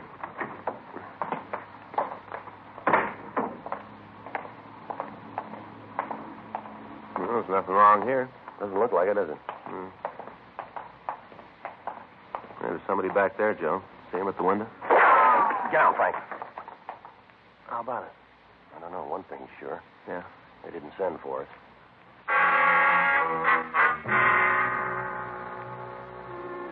The 5 units of the court were arranged in the shape of a U. 5291 was the building at the far end. In the center, running between the 2 wings, was a grass area. Large palm trees were growing at either end, and there was a wrought iron table and 4 chairs in the center of the area. From what we could see of the building the shot had come from, the only door was the one facing us. Frank and I ducked over to the left side of the court to the unit occupied by the manager. We waited on the porch until the felony car that had been assigned to the call arrived. While the officers from the unit covered the house, Frank and I went to the manager's place and talked to him. He identified himself as Marshal Rice. He appeared to be nervous and upset. I don't know why it should be so tough. You get him out of there. That's all I care about. Just get him out. What'd you say the man's name was? Dudley Gray. You the one who called the police? Yeah, I called him right after he took the first shot. I wasn't going to wait around for no repeat performance. Mm-hmm. You have any idea why he's doing this? Only one that makes any sense. What's that? He's wigged. Sir? Flipville. He's gone straight up. Did you talk to him this morning? Yeah, I went back there about 8:30. Wanted to get some things straightened out. Hadn't had a cup of coffee with him and Charlotte. Who's Charlotte? His wife. Real doll. She sure don't deserve to come up with a flip like him. How'd he seem then? You mean when I talked to him? That's right. All right. I didn't notice anything. If I had, I'd have called you then instead of waiting for this to happen. And what'd you talk about? Well, different things. We've been planning on doing a little remodeling, painting papers. Yeah. Well, Dudley's been helping me. Lost his job a couple of months ago. Since then, he's just been sitting around watching the TV. Not doing liquor work. So I asked him to give me a hand with the redecorating. Guy's already 6 weeks behind in his rent. Just goes to show. Well, you try to be nice to a guy, try to give him a hand. What happens? He kicks you. He's no good. He's no good at all. You'll find out when he comes out. You'll see then. How long have they lived here? It's been a couple of years. You need the exact date they moved in? No, sir, not right now. You ever had any trouble with them before this? Nothing like this, that's for sure. But you have had trouble, huh? Well, sure. Just try to live together and not have a little beef now and then. What were the disagreements about? Different things. Sounds kind of silly when you talk about him. Well, it might help us get him out if we knew what caused this. Well, like he likes one baseball team, I like another. He don't like to fish, I don't like to hunt, things like that. Lay him out in the sun, they just dry right up. Silly little thing. Anything else? Well, guess I might as well tell you. You'll find out anyway. What's that? Oh, Dudley thought there was something between Charlotte and me. Of course, there wasn't, but you just couldn't convince him he was off base. Wasn't anything could convince him. He said something about that this morning, did he? Yeah, we were just sitting there talking about how he ought to help me out with the painting. Charlotte said he should. All of a sudden, he got this kind of wild look in his eye. Told me he knew all about me and his wife. Said I wasn't fooling anybody.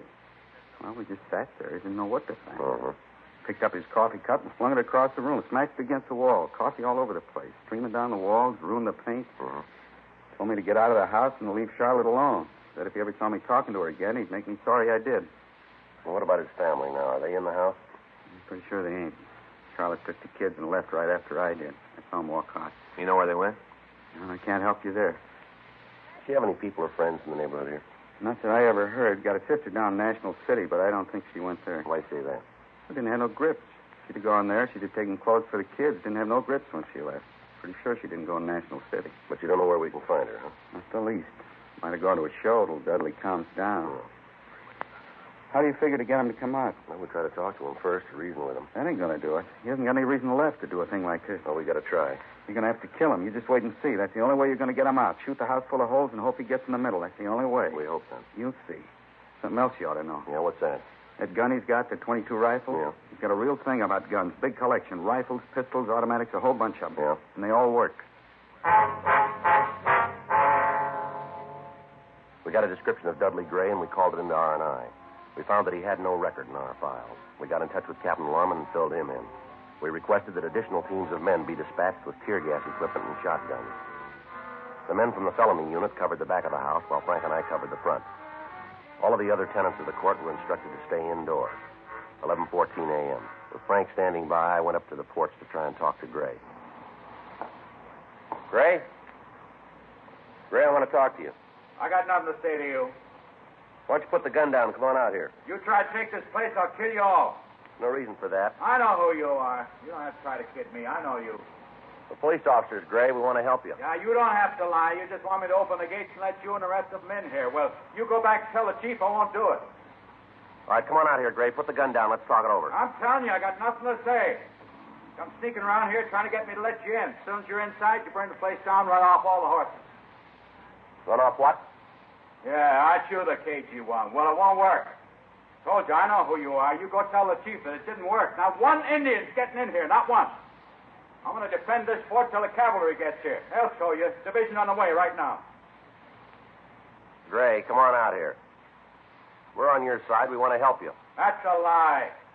You got different clothes on, but I still recognize you. You were scouting around here last week, I remember. Now you get out of here. Come on, Gray. Give us a break. Let's talk it over. Joe? Right with you. What about it? I don't know. He thinks he's in a fort. Told me he thought I was an Indian. You heard him. Yeah, I heard. From what the landlord says, he can hold out in there as long as he wants. Yeah. Maybe if we could find his wife, we might be able to come up with the answer. All right, I'll check with the rest of the neighbors, see if they can tell us anything.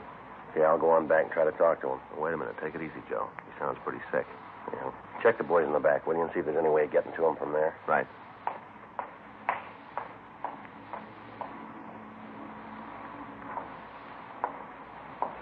I see you out there. I see you. Now, don't try anything. I'm ready for you.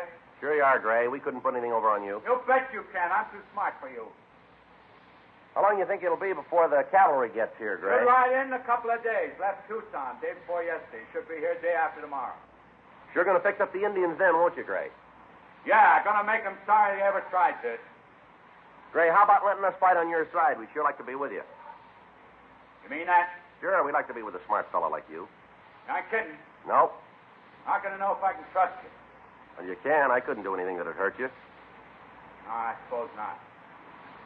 Okay, come on in. I can use somebody to watch if the Indians start using fire arrows. Come on in.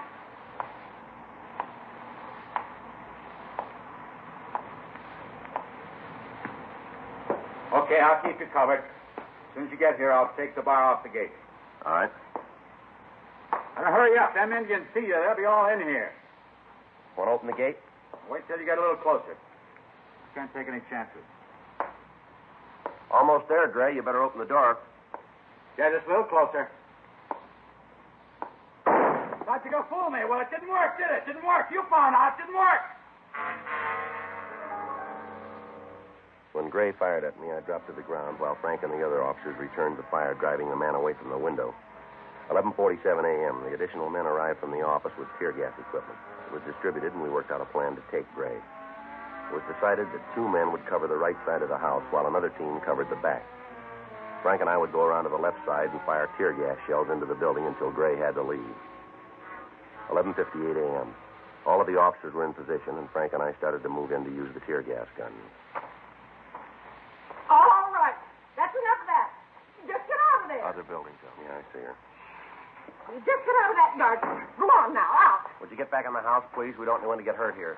Then you just better get right out of my azaleas. You knock down one more bush and you're in trouble. You don't understand, ma'am. There's a man in that house and he's got a gun. I don't care about Mr. Gray. What he does is his own business. I'm just telling you to get out of my flowers. All the year I've been worrying over it, trying to coax a blossom out of them. Now you come around here with your big feet and ruin it all. We're sorry about that, but we have to get Gray out of that house. Then do it without stepping all over my flowers. You're a cop. You're supposed to know how to handle things like this. And look what you've done to my tuberous begonias. 3 months I've been working with them. Just put them out last week, and now look, they're all broken. You just ought to be ashamed of yourself, big men like you doing a thing like this to my flowers. Ashamed. Look, ma'am, if we hurt your flowers, we're sorry. As you did. Think you better get inside now, lady? Are you telling me what to do? Yes, ma'am. That's a direct order. Yes, ma'am. All right. I'll go, but you just remember, you ordered me to go. You're going to hear about this young man. What's your number? Beg your pardon? What's the number on your badge? I intend to report you for this. You'll find out. Poor tuberous begonias. You'll find out. Now, what's your number? Frank, you want to handle it? Yeah. Come on, ma'am. We can talk right over here. Oh, you don't think you can soft-soap me out of it. I'm going to cause a lot of trouble, a lot of it. Nothing you can do to stop me. If you'll just go on inside, well, I'll talk to you later. All right, but I'll be watching you. I'll be right here watching you.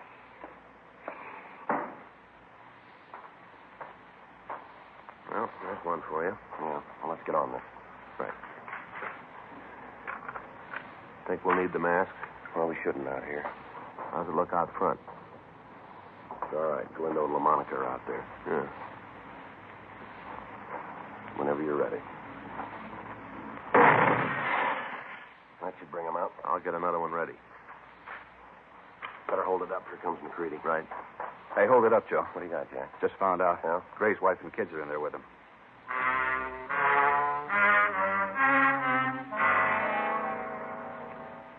Sergeant Jack McCready was standing by in the manager's office when Mrs. Gray had telephoned from the house. With the possibility that innocent people might be hit, we were unable to fire into the home. We met with Captain Lorman and discussed the methods we could use to get the woman and children out of the place. We worked out a plan. It would depend entirely on being able to talk to Mrs. Gray and explain what we were trying to do.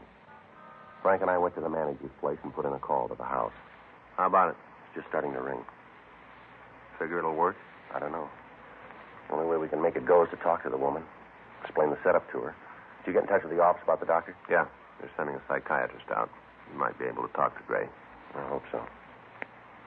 Anything? No. Looks like we're in trouble. Yeah. She won't answer the phone.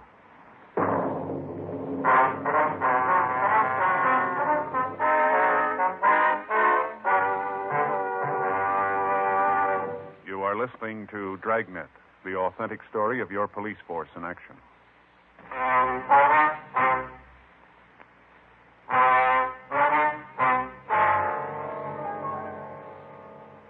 Without being able to talk to the woman, there was little chance that the plan for getting her and the children out of the house would work. 1:14 p.m.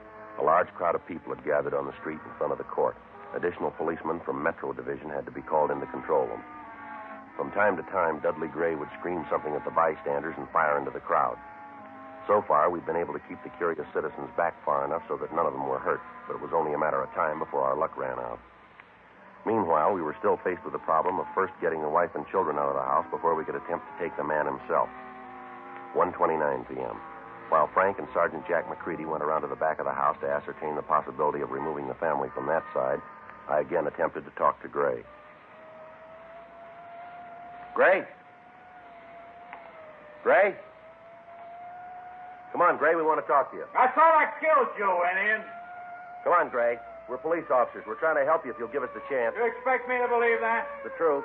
Well, that's what you say. I'll give you something. What's that? You better get out of here and take your friends with you. As soon as the cavalry gets here, you're all going to be in trouble. Now, come on, Gray. There isn't any cavalry. You're in Los Angeles. You're sick, Gray. We want to help you if you'll give us the chance. I don't need nothing from you. What about your wife and kids? You going to have them hurt? They're all right. Nothing's going to get to them. They're all right. They aren't going to stay that way with you shooting that gun. Well, you let me worry about it. They're my family. No concern of yours. They're mine. And you're going to have them killed, are you? Well, that's a lie. Why do you think I'm doing all this? It's for them, so they can get out of here. I don't want a bunch of Indians swarming all over the place. It's for them I'm doing it. It's kind of hard to buy, Gray. It's hard to see what you're trying to protect them from. What do you think you are to tell me that? Don't you think I know what's going on? All the time sitting in here looking at you people trying to take things away from me. You don't think I know what's going on, huh? Well, you just save your breath. Save everything. I know what's right. I know it, and I'm doing it. Tell you what, we'll make a deal with you, Gray. What kind of deal can you make? Let your wife and kids come out and let us take care of them. Give us a chance to prove that we're on your side. You can't catch me with that one again. You tried once before, and it didn't work, remember? You tried once before. We didn't cause you any trouble. I don't believe anything you say. Might as well save your breath. All you Indians are tricky. You're not fooling me. What about all the people out there in the street? Well, what about them? You want to hurt them, too? Be real honest with you. The one you got coming, but I'll be honest. All right. I don't much care. They're dumb enough to get caught in the middle of an Indian war. It's their tough luck. You've come close to shooting a couple of them, you know. Then tell them to go back to their homes. Leave the fighting to the men. Come on, Gray. Let's get together and talk things over out here. What do you say? Nothing doing. You get me out of the fort and you'll try something. I'm not falling for that. What? And what are you trying to do? I don't know what you're talking about, Gray. Don't try that with me. You're trying to break into the back of the place. Well, it won't work. I'll take care of you all. Joe, get out of there. All right. How about it? We're getting the gas equipment ready now. Yeah. We've got his family out.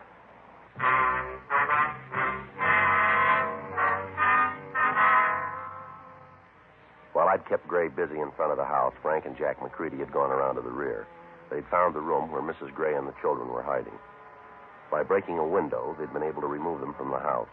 The children were taken to one of the neighbors, and Mrs. Gray was waiting for me in the manager's place. Outside, the members of Homicide Detail were making preparations to get Dudley Gray out of the house. Thank God you got us out of there. I don't know how to tell you. It's all right now, Miss Gray. The children, where are they? They're next door. Don't worry about them. What about Dudley? What are you going to do about him? Well, we're trying to get him to come out of the house. Going to have to shoot him? Well, that depends on how he wants it. Oh, he's sick, Sergeant. You know that. He doesn't know what he's doing. Sure, we know it, but your husband's in there taking pot shots at anybody who comes near him. Only a matter of time before somebody gets so close he can't miss. There's some way to get him to give up. You're a policeman. There's been things like this before. It seems like it'll be your job to get him out without hurting him. Well, we're trying.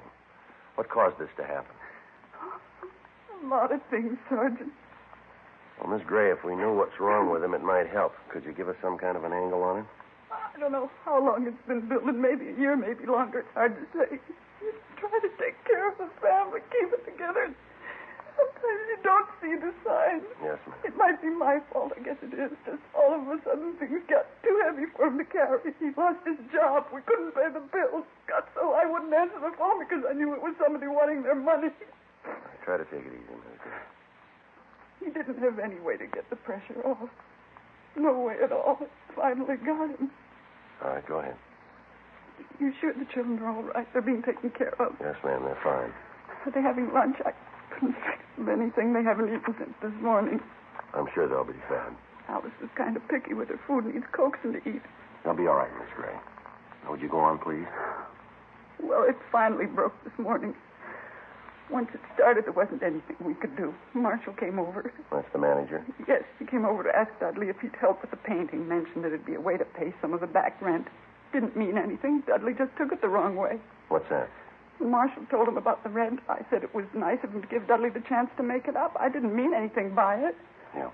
Dudley got up from the table and went into the living room and turned on the television. Didn't say a word to me, just got up and walked out. Uh-huh. Sat there watching a picture, one of those cowboy things. Just sat there and watched it. Yeah. Kids went in and tried to talk to him, so did I. Tried to bring him out of it. Didn't even know we were in the room. Just sat there and looked at the picture. Has your husband ever been under the care of a doctor? You mean for his mind? That's right. No, I was afraid to ask him. I should have, but it just seemed that it'd mean another bill. That was causing all the trouble anyway. I told you I was trying to believe that it wasn't anything serious, that it'd go away. Yeah. It's been better to have the bill. Anyway, he sat there for a while, then he just got up and walked to the closet, picked up the rifle, and told me and the kids to get into the back bedroom. Said that they weren't going to take the place. Did you know what he meant? Well, no, not at first. I knew there was something wrong, but I didn't know it'd be as bad as this. Is there anybody your husband's particularly fond of? Well, we've been married for 8 years, Sergeant. I guess I could qualify That is what I mean, ma'am. Is there anyone that he'd listen to, a friend, maybe a minister or a priest? No, any friends he had have gone. They didn't understand his moves. There isn't anybody. All right, Miss Green. Joe, see you, man. Yeah. Excuse me. Yes. Yeah. We ran out of time. Huh? Gray just shot a cop. The officer was not seriously wounded. He was removed to Georgia Street Receiving Hospital for treatment. People in the adjoining units were evacuated. The streets were cleared as much as possible, and the men were in position to move in. Frank, Jack McCready, and I were opposite the front door of the house. From Mrs. Gray, we learned that her husband had several hundred rounds of ammunition for the rifle that he was using. In addition to this, he had several handguns and ample shells for them. She told us that the other guns were located in a closet in the rear of the place. It was decided to pour tear gas into the back windows and try to keep Gray away from the other guns. Frank was armed with a sawed-off shotgun loaded with double-aught butts. McCready had a .45 caliber machine gun. The officers were in position and the signal was given. There go the gas guns. Yeah. They should be coming out pretty quick. Hope we can take them without killing them. We'll try. Gas is starting to come through the front windows. Go in. I quit. All right, throw the gun out, Gray. Throw the gun out. I won't do it. Come on, throw that gun out.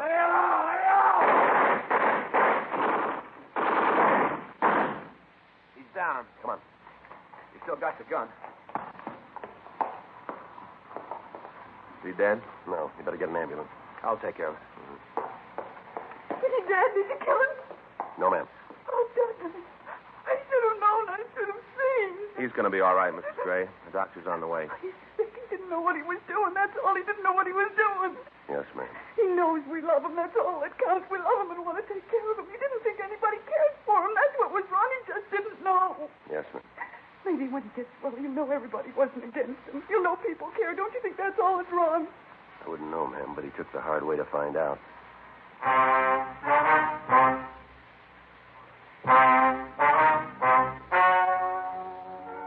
The story you have just heard is true. The names were changed to protect the innocent. On August 26th, a preliminary hearing was held in the prison ward of the county hospital in and for the county of Los Angeles, state of California.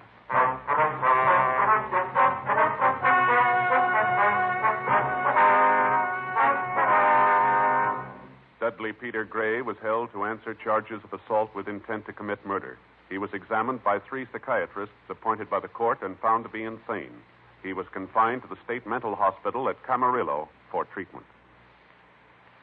You have just heard Dragnet, the authentic story of your police force in action, and starring Jack Webb, a presentation of the United States Armed Forces Radio Service.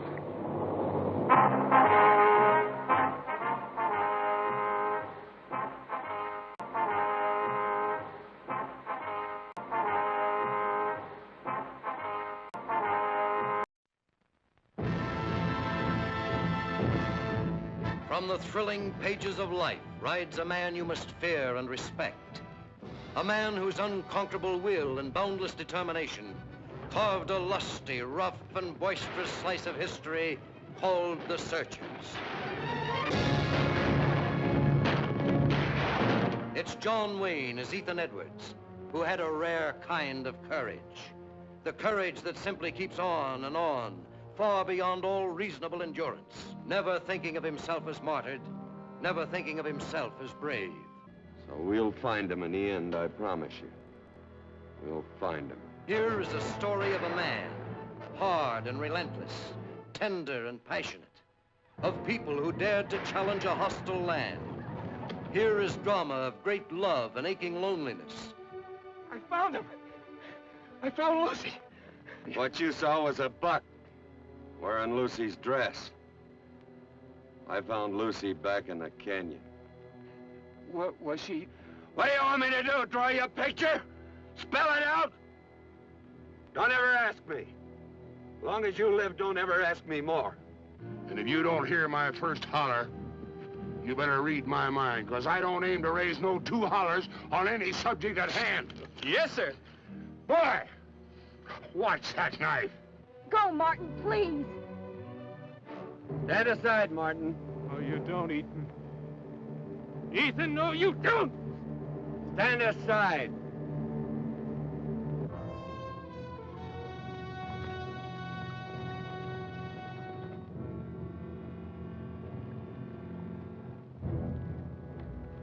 Looks like you got yourself surrounded. Yeah, and I figure on getting myself unsurrounded. Let's go!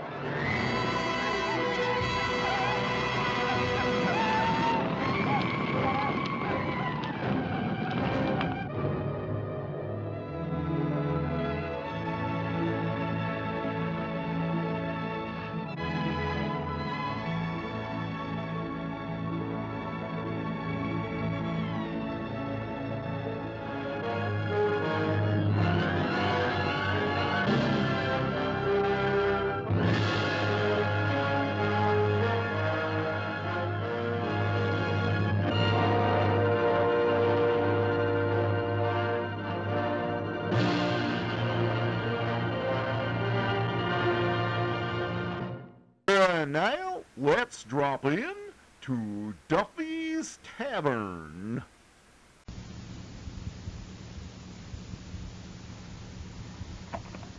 Hello, Duffy's Tavern. Where the elite meet to eat, Archie the manager speaking. Duffy ain't here. Oh, hello, Duffy. Tonight, Marie McDonald, the body. Huh? Well, picture Mrs. Duffy. Now divide by 4.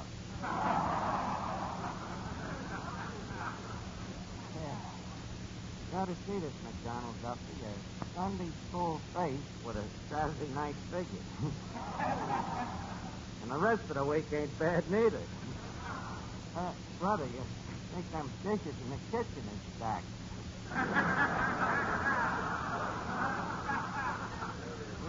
Great dame, Duffy. She's got a lot on the balls. Huh? You said that when you met Mrs. Duffy.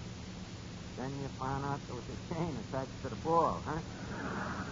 Look, Duffy, you shouldn't ought to talk like that behind your wife's back. Although I admit there's plenty of room for conversation. Yeah, that's an insult.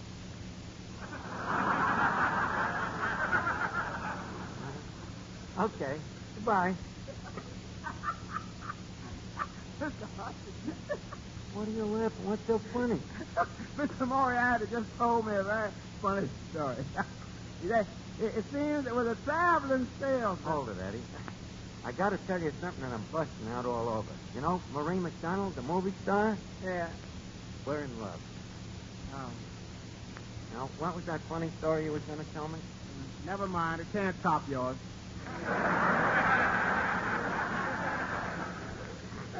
You mean to tell me that you're in love with another movie star? Is that redundant? So what? Well, the last time it was Esther Williams, and before that it was Jean Sterling, and before her it was Dorothy L'Amour. You finished? No, I can go all the way back to Clara Bow. But this time it's different, Eddie. With me and Marie, love burns like hot ashes. You know, we was cremated for each other. She's really my type. Yeah, I know your type. You got to be a redhead, a blonde, or a brunette, be tall or short, and must breathe. Now, Eddie, this time it's different, you know? The minute I seen this Marie, I knew she held for me a fatal vaccination. You mean fascination?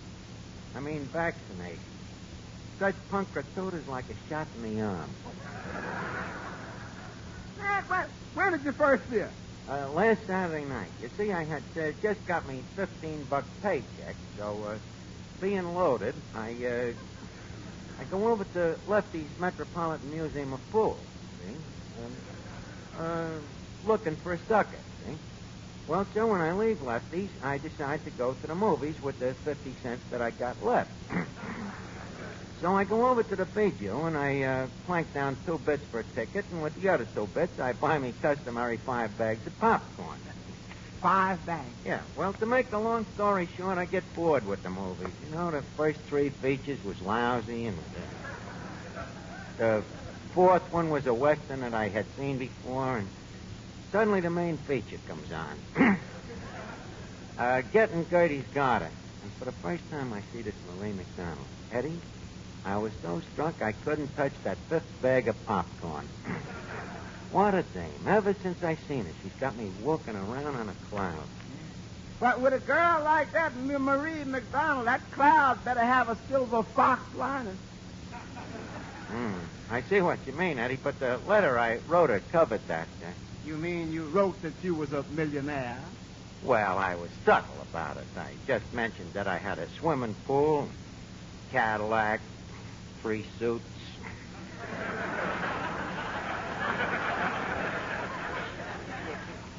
Did you tell her about them oil wells of yours in Oklahoma? Oh, I handled that very subtle, too. I just mentioned offhand that Grandmama was an Indian. Yeah, and I thought I was being fantastic. Oh, fantastic is as fantastic does. 1 D, 2 D, I get music. 2 D, 3 D, you get me D. 2 3 D, 3 D, 3. Hey, guys, what number comes after 3 D? 10Z. Oh, thanks. 3G, 10G, let's be friends, G. Finnegan, I love please. it. Look, what are you so happy about tonight? Oh, I heard you was in love again, and that makes me happy, too. Oh.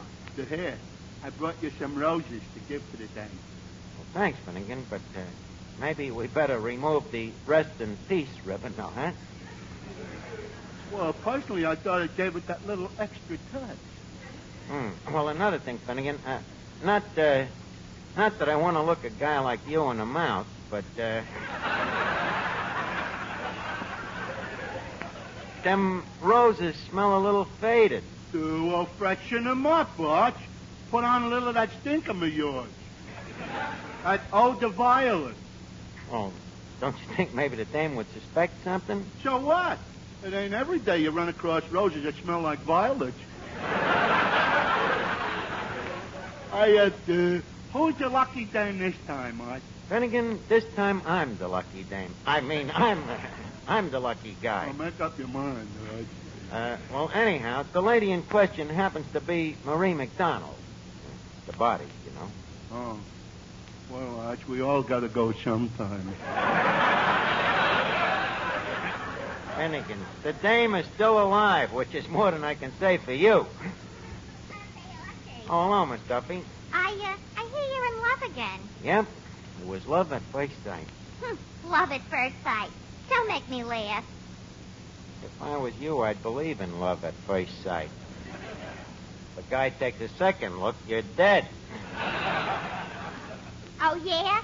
Well, I got everything that Marie McDonald has, and then some. What a whale of a difference that then some makes. Archie, I'll take that last remark with a dose of salt.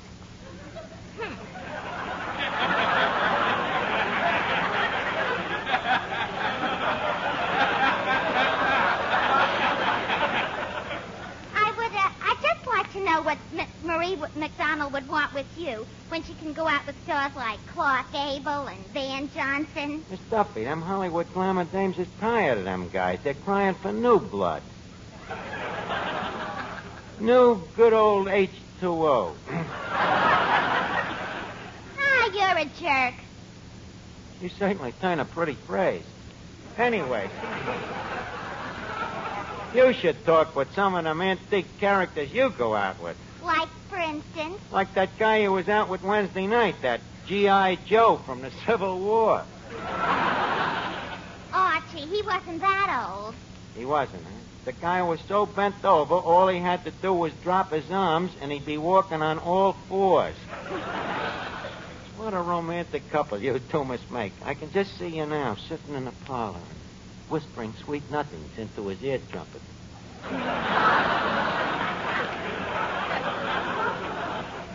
Well, age ain't everything. It so happens that he's very sweet and kind and very affectionate. The way he holds my hand. Well, he's got to. If he ever lets go, he'll fall flat on his face. Don't compare that guy to Marie McDonald.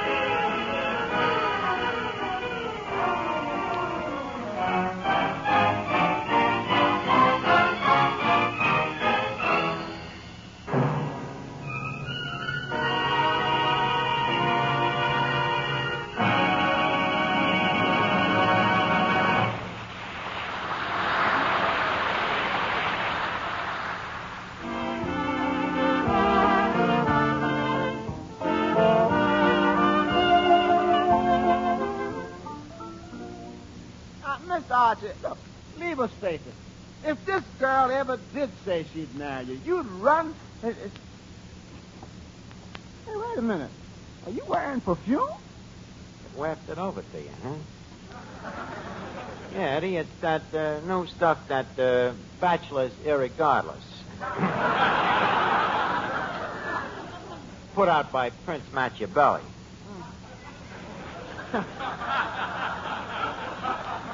Now, Miss Archie, now look, she ain't gonna think you're Santa Claus just because you smell like Christmas night.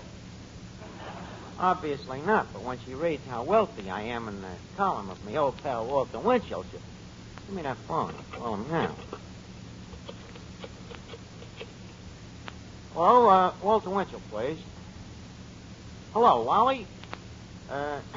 Archie. Huh? Hold the line? Okay. Hello? Who's this? Mr. Winchell's secretary. Look, this is Archie of... Hold the line. Okay. Hello? Who's this? Walter? Oh, Walter, the office boy. Well, look, kid, I got a scoop for the boss. Tell him that Marie McDonald, better known as the Body, and that wealthy playboy, Archie, better known as the Wallet, are carrying on a Candlestein romance. Okay, kid, shoot it at him. Now, let's see. Who else? How about Hedda Hopper? Oh, yeah. The old pal. Hello? Well, Hedda? Hiya, kid. What are you wearing on your header these days?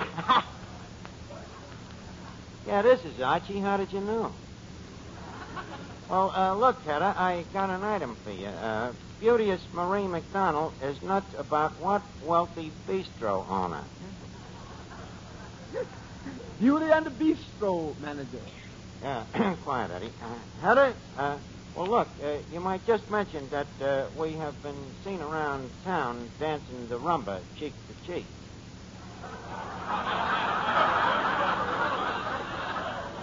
Oh, thanks, Hedda. Miss Archer, if you like this Marie McDonald, why don't you cut out this big shot stuff and just be yourself?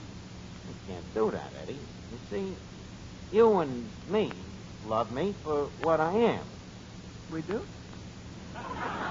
Yeah, but for a movie star, I gotta play it big, which gives me an idea. Hey, Finnegan. Finnegan, look, I want Marie McDonald to think I got a lot of dough, so when she gets here, run down to Cohen's candy store. Cohen's candy store. And call me up. Call you up, yeah. Yeah, and make out like you're me broker. Stock or pawn? Stock, Block, and hurry up. Don't stand there waiting for the brain to come in. Here she comes. Here she comes now. Look at her there, Eddie. She's sure as pretty as a picture. Yeah. Get a load of that frame. Good evening. I take it that you're, Marie McDonald. Yes. It's a very nice thing to be, too. Well, Miss McDonald, welcome to Duffy's Tavern. Oh, thank you. I'm supposed to meet someone here named Archie. A tall, handsome, distinguished-looking gentleman, very wealthy? Yes. I'm he. You? You're Archie? You sound incredible. What did you expect to find? Some bum? That's just it. I didn't. Your letter said you were very wealthy. So? Then how do you happen to be working in a place like this? I'm eccentric. Besides, this tavern was left to me years ago by the will of me great-grandpater. You know, that's me pater, twice removed. But enough talk on an empty stomach. Would you care to partake of some cuisine? Well, I can't stay very long. Oh, just for dinner. Who'll drive me home? The dinner will. Please, back to the kitchen and get Miss McDonald some food. Well, Marie, leave us talk about us. Tell me, honey, you got any hobbies? Ooh, well, I like swimming and money and football and money and baseball and money. Baseball, huh?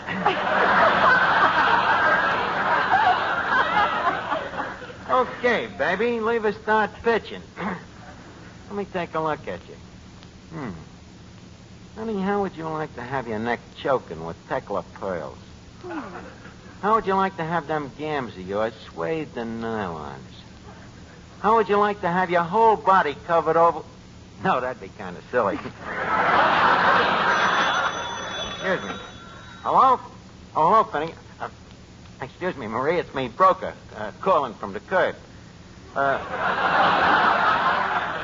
How are you, J.P.? Yes, this is A. Listen, J.P., I want you to buy me 10,000 shares of DD&T. Huh?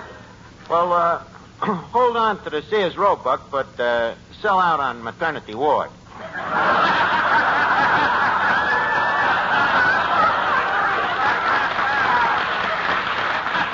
But, look, J.P., keep it kind of quiet. I don't want the bears to know that I've gone bull. That's all, J.P., and don't call me again. I'm in conference. Get it?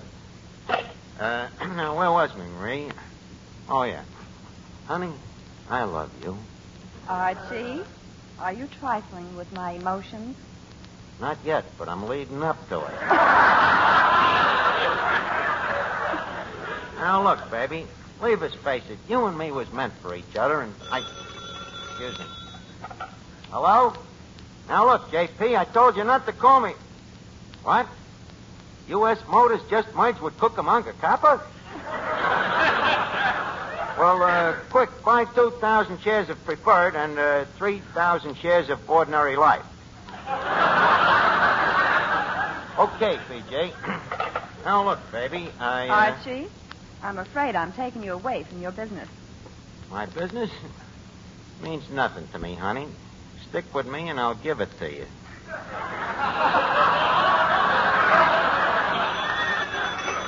Hello? Look, J.P., I told you not to bother me again. Now, as I was saying, Marie, Listen, you dopey lunkhead. Oh, excuse me, Duffy. I thought it was another lunkhead. Look, wait a minute. I'm kind of busy right now. Huh? I should get off the phone and clean the tin cans out of the back room? Okay, thanks, old man. Get off the phone and clean the tin cans out of the back room. It's a Wall Street code. Oh. Means I should get rid of Albuquerque Tell and clean up with Universal Can. Now, look, honey, you and me could make beautiful music together. Or am I alone in my thinking? Well, nobody's crowding you. Maybe I ain't made myself clear. Marie, I'm talking about you and me walking down the bridle path.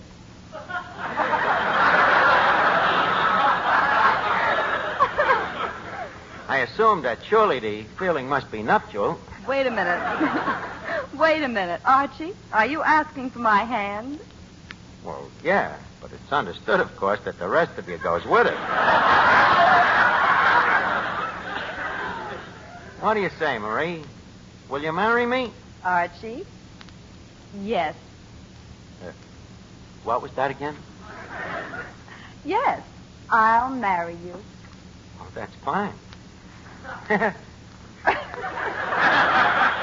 Holy cat, I'm talking about the preliminaries, and she wants to get right into the main bout.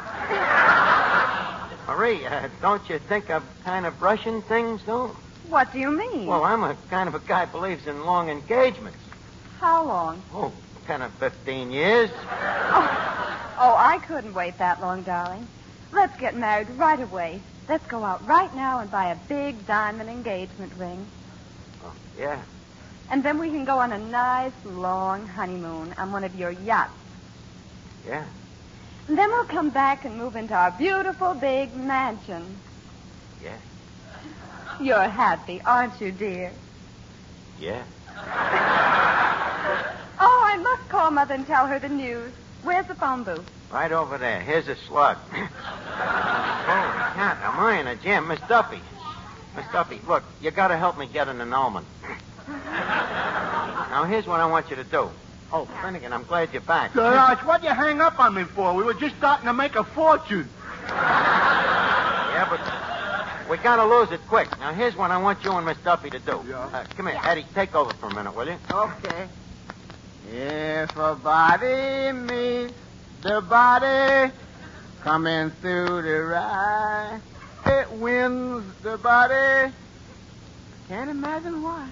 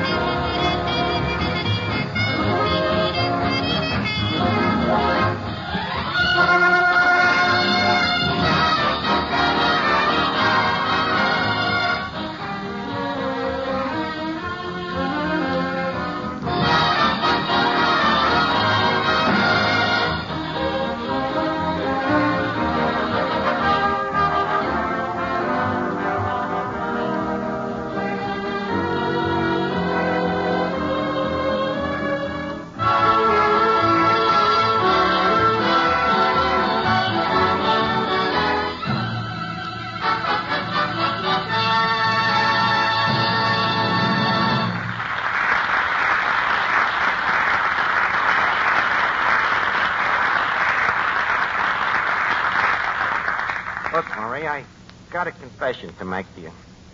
I hate to say this, honey, but I can't marry you. I've just been toying with your heart. Archie, you mean you're a cad? To the core. You see, the truth is I'd like to marry you, but I can't on account of me family. Oh, well, your mother and father can come and live with us. Me wife, too? Your wife? Yep, that's me problem, Marie. I'm poured over by 2 women. What am I going to do? Well, if you love me, you can't love her. So, therefore... Please, the situation is confused enough without simplifying it. Hey, wait a minute. Duck, quick. Here she comes now. Oh, so this is the woman who is breaking up my home, who is driving me to desperation. Oh, how can you be so cruel, so wicked, so heartless? Gee, that's a pretty dress you're wearing.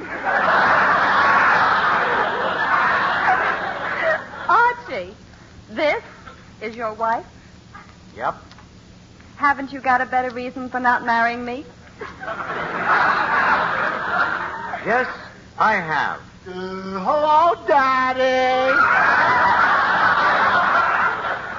And there it is, Marie. My son, my son. Just a second. How old are you, Archie? My last birthday? Yes. 28. 28? Well, I'm prematurely old. And how old are you, little boy? 32. But that makes you 4 years older than your father. How do we get out of this one, Pop? It's simple. You see, Marie, Clifton, my son here, was an incubator baby, and some jerky intern turned up the heat too high, and it aged him very quick.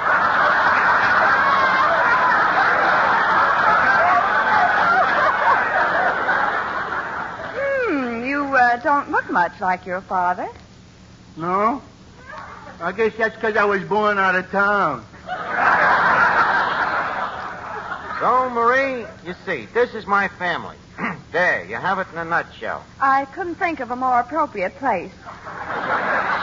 But, Archie, I still want you. Daddy, did you tell Miss McDonald you was wiped out in the stock market? Wiped out? Son, wherever did you hear this terrible news? Well, Arch, I was a stockbroker, wasn't I? Finnegan!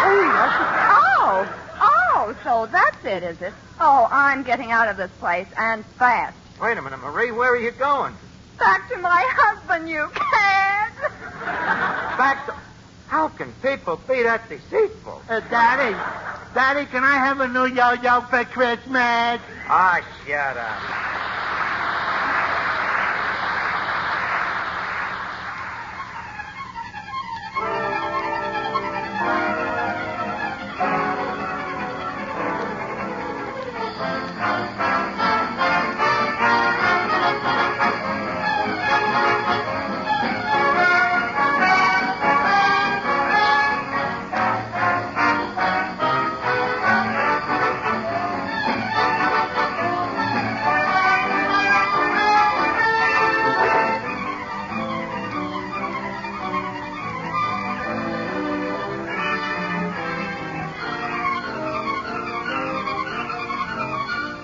This is the Armed Forces Radio Service.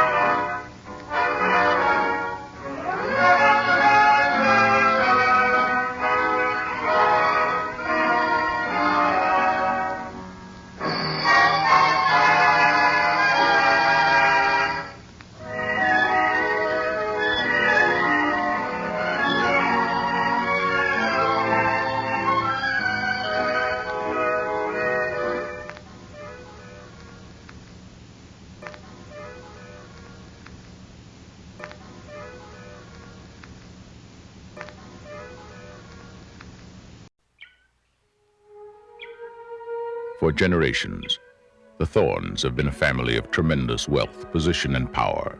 The perfect marriage of Ambassador Robert Thorne and his wife Catherine was fulfilled by the birth of their son, Damien.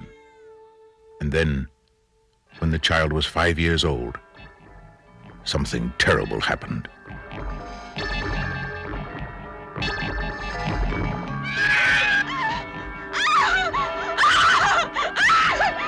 And then it happened again.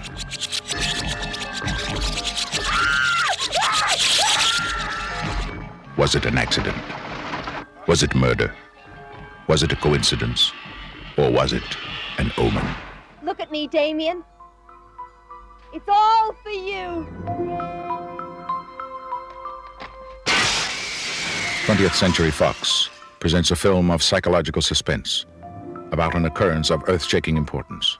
Gregory Peck, Lee Remick, The Omen. I was at the hospital, Mr. Thorne, the night your son was born. I saw its mother. I have fears. I've fears. What kind of fears? Its mother, Mr. Thorne. You saw my wife. Its mother. What is it you're trying to say? His mother was a... This is not a human child. Make no mistake. There are those who will die for him.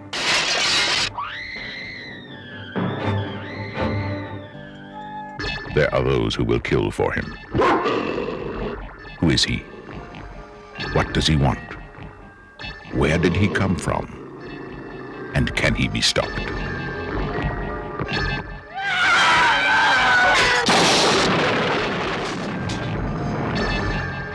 Gregory Peck, Lee Remick, The Omen.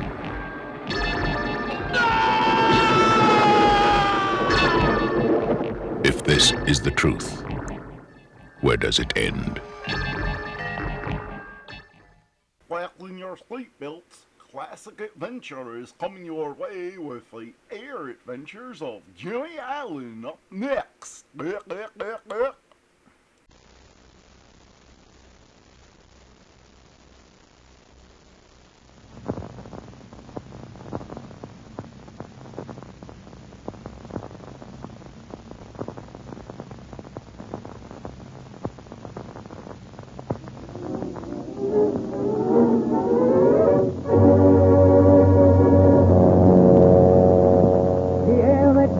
Of Jimmy Allen.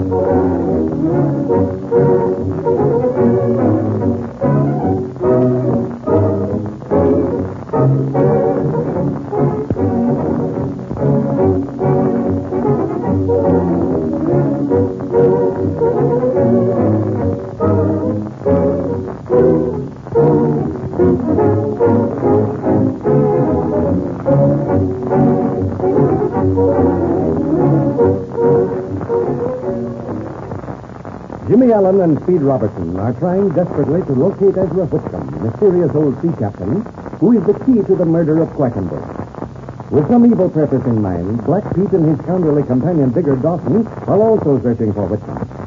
Jimmy and Speed hide out on the schooner Golden Star, on which Pete and Dawson, together with the notorious Captain Klang, are sailing to locate Whitcomb. The boys have a friend among the crew, Dick Butterfield, a federal agent. Through an unfortunate slip, Jimmy and Speed are captured. Dawson and Pete determine to do away with them, fearing they will never be safe while the two pilots are living. Arriving at the coast, where they believe Whitcomb is hiding, the two prisoners are taken ashore and marched inland to a secluded grove under tall, waving palms. Hands securely tied, they are placed before a huge boulder. Black Pete and Digger Dawson have drawn their guns and are aiming when a sharp voice rings out. Drop those guns, I tell you, and be quick about it. Oh, and Louie, it's Butterfield. Yes, it's Butterfield. And keep those hands up. You too, Captain Klein. Hey, what's the idea of this? If it's a little dough you want, we'll fix that. I don't want any good dirty money. Quick to me.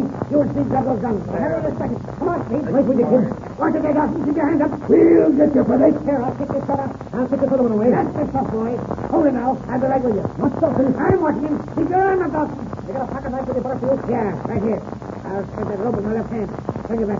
Will you? There, that's it. Now, give me that knife while you keep these fellows covered. Attaboy, Jim. That's him. That's it. Now for that gun. Take the other one. I've got it. Now we're all set. Listen, don't go because we was just making sport. We weren't going to do nothing. No? I suppose you invited us up here for a little tea party. You got here just in time, Butterfield. I had a hard time getting away from the other men. Hey, who are you anyway? You don't talk like a sailor. Well, Black Pete, I've been a sailor, and right now I'm working for the United States Bureau of Investigation. I ought to have known it. I had a suspicion all along that you was a dick. What are we going to do now? We'll decide that right away. Yeah. All right, now, you. Face the other way and keep your arms raised. Don't shoot. We was only fooling, I tell you. We ought to kill you in cold blood, because that's what you were going to do to us. Don't worry. We'll give a man a fair break. All right. Now stand there and keep your mouths closed. What do you think we ought to do, Butterfield? I think we ought to march them over to the village and turn them over to the authorities. Don't forget now. Whitcomb's the man we want. But I found out something last night. Black Pete and Dawson, they think the Whitcomb is hiding over there in the village. Well, that makes it simple then. We'll do what Butterfield suggests. We'll march these roughnecks over there, have them locked up to the authorities, and then try to find Whitcomb. Hey, wait for it. Stop or I'll start you. Hey, you, Pete, Dawson, you better stop. Shall I shoot? No, don't, Butterfield. Bad as they are, I haven't got the heart. We'll just have to let the law take its course. What are we going to do now? Well, we haven't got any time to lose. Quick, up this hill. The village must be on the other side. You two go for Whitcomb. I'm going to get Black Pete and Digger Dawson. No, Butterfield, don't do that. It'll be suicide. You can't handle all those men. Yes, I guess you're right. You come with us, Butterfield. As soon as we get over to the village, we can send a wire or radio to him, and we'll have him picked up in a few hours. Okay, let's go. Well, there doesn't seem to be any path here, so we've got to make the best of it. Okay, let's break into a dog trot. I don't know how long I'll last at this kind of a pace. Come on. Yeah, let's go. Man, you certainly used your head last night, Butterfield. I was afraid you were going to step right out when you were captured. I was on the point of doing so. That's been using good thinking. I figured I could get the drop on Black Pete and Dawson. I wasn't sure about the crew. You sure used your head there? Yeah, I'll say you did. Tell me now, what do the crew think of all this? Well, they're a pretty tough lot.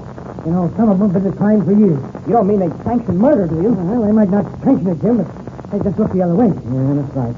That's a tough outfit if I ever saw one. Hey, look. We're almost to the top of the hill. Yeah, that's mighty glad of it. I'm almost out of wind. Look, there's a little fishing village. Well, what do you know about that? What, Jim? Look back down there. What do you see? I thought Black Pete and Dawson would be going back to the Golden Star. I don't see anything on that rowboat. Hey, that's funny. I thought they'd get out to that ship and leave just as soon as they possibly could. Yeah, well, maybe they're coming over after Whitcomb, too. Do you suppose that they would... Oh, no, but... Oh, I wonder if they dare try that. Say, look over there. Where, kid? Where? Up on that point, to the left. Oh, yeah, I see. Why, it looks like an old fella going up to the top of the point. Well, I wonder what he's after. Look, he's got a telescope in his hand. Oh, he's probably from that village down there. Let's go over and ask him if he knows of anybody by the name of Whitcomb. Come on, let's go. He ought to know. Hey there! Hey there! No, not really. Doesn't seem to hear you at all. He looks rather old. Maybe he's deaf. Yeah, seems like a nice old fellow, though. He's old, all right. Look at that white hair. Hey, that's funny. He's sitting on that rock and starting to look out to sea through a telescope. He's sure sweeping the horizon, isn't he? Maybe he's expecting some ship to come in. Hey there! Hey there! He certainly must be deaf. He's too occupied with what he's doing. Hey, look. Hey, he suddenly jumped to his feet. He's looking down at the Golden Star. Suddenly, as though he had it ship. He's turning and running away. Come on, let's catch him. Hey there! Hey there! Look, he's turning around. He sees us. Hey there, mister. Don't be afraid. We're not going to hurt you. Yeah, he's scared to death. Look at him tremble. Don't be afraid, mister. We're not going to do anything to you. We just want a little information. Oh, dear. Where did he? Why, we're just strangers. Strangers don't come here very often. No, I guess not. As I say, we just arrived. And we wondered if you could help us out. When did you get here? Why, just this morning. Did you come on that boat? Why, yes, we did. Quick, grab it. He's going to fall down. That's right, Butterfield. Hold him up. Why, what's the matter with you, sir? We're not going to do you any harm. No, we just wanted to ask you something. What did you want to know? Well, we wondered if you knew anybody in this village down here by the name of Whitcomb. Whitcomb? Did you say Whitcomb? Yes, that's right. Do you know of anybody by that name? What do you want him for? Why, we want to help him out. Who are you? My name is Jimmy Allen, and this is Speed Robertson. Jimmy Allen? And Speed Robertson? Yes, those are our names. And you came on the Golden Star? Yes, we did. But not as, not as what you might call first-class passengers. Black Pete and Digger Dawson down there. Black Pete and Digger Dawson? Why, you must be... I made it a Whitcomb. Well, if this isn't the luckiest thing that ever happened to us, I'll say it is. And this other gentleman, Mr. Whitcomb, is Mr. Butterfield of the United States Bureau of Investigation. Well, I don't know anything about that, but if he's a friend of yours, he's all right. How did you come to be up here, Mr. Whitcomb? Why, I always come up here 3 or 4 times a day. I've been afraid the ship would come here. We got your letter, Mr. Whitcomb, but we got the blueprint just too late. Yes, we missed you by about 3 hours. I had to leave. I heard the Golden Star had come in. Well, Mr. Whitcomb, we're the happiest people in the world. It looks as though our search had ended. Well, not quite yet, Jim. I'll never be happy until Black Pete and Digger Dawson are behind the bars. And that goes double for me. But in the meantime, there are a lot of things that must be explained. Now, Mr. Whitcomb, why don't you sit down here, rest yourself, and tell us the whole story. Thank you. What whole story are you talking about? Well, for instance, tell us why you wrote that letter asking for our help. I wanted you to protect me from Black Pete and Digger Dawson. They were after me. Why were they after you, Mr. Whitcomb? Well, you see, it's kind of sort of hard to explain. Now, listen. Please, Mr. Whitcomb. We want you to get this perfectly straight. We're your friends, and we're going to do everything in the world to help you. And now, we want you to be our friend. And help us, too. Well, what can an old sailor like me do to help you? Let me explain, Mr. Whitcomb. I was a pilot of an airplane on which my passenger was killed. I was suspected of having something to do with it. Mm-hmm. It's not only a blot on my record as a pilot, but also a reflection on our company, National Airways. But I know you didn't kill Quackenbush. Well, who did kill Quackenbush, Mr. Whitcomb? Digger Dawson done it. Uh-huh. Exactly what we thought. Not only that, but we've shown how Dawson killed Quackenbush. Digger Dawson is an airplane pilot, isn't he, Mr. Whitcomb? He is that. And a good shot? The best marksman in the world. All right. And now, Mr. Whitcomb, why did Dawson kill Quackenbush? Well, now, see, what reason did Dawson have for killing Quackenbush? Because he was going to help me. Help you? In what way, Mr. Whitcomb? He was going to help me find something. Find something? This all sounds like a riddle, Mr. Whitcomb. Can't you explain it a little more simply? Remember now, we're your friends. Well, what was he going to help you find? He was going to help me find... Hey, look! Look over there. Right, kid. Great heavens, look down there. Looks like a couple of men running the place. Look over there on that side, too. There's somebody coming. Oh, I know who it is. That's Black Pete. I'll bet they tried to find Whitcomb in the village, and were told he was up here. Black Pete is there, and Digger Dawson must be with him. Yes, he's with him, all right. They've come for me. They've come for me. You mustn't let them take me. What do we do? There's somebody coming up the other side, too. Some soldiers. Yes, and Digger Dawson's with them. We're surrounded, boys. Come on, down among these rocks. Get your guns out. Quickly, Mr. Whitcomb. Lie down here between us. We haven't much shelter here. Can't help it, kid. It's the best we can do. They're starting to attack. Get those guns ready.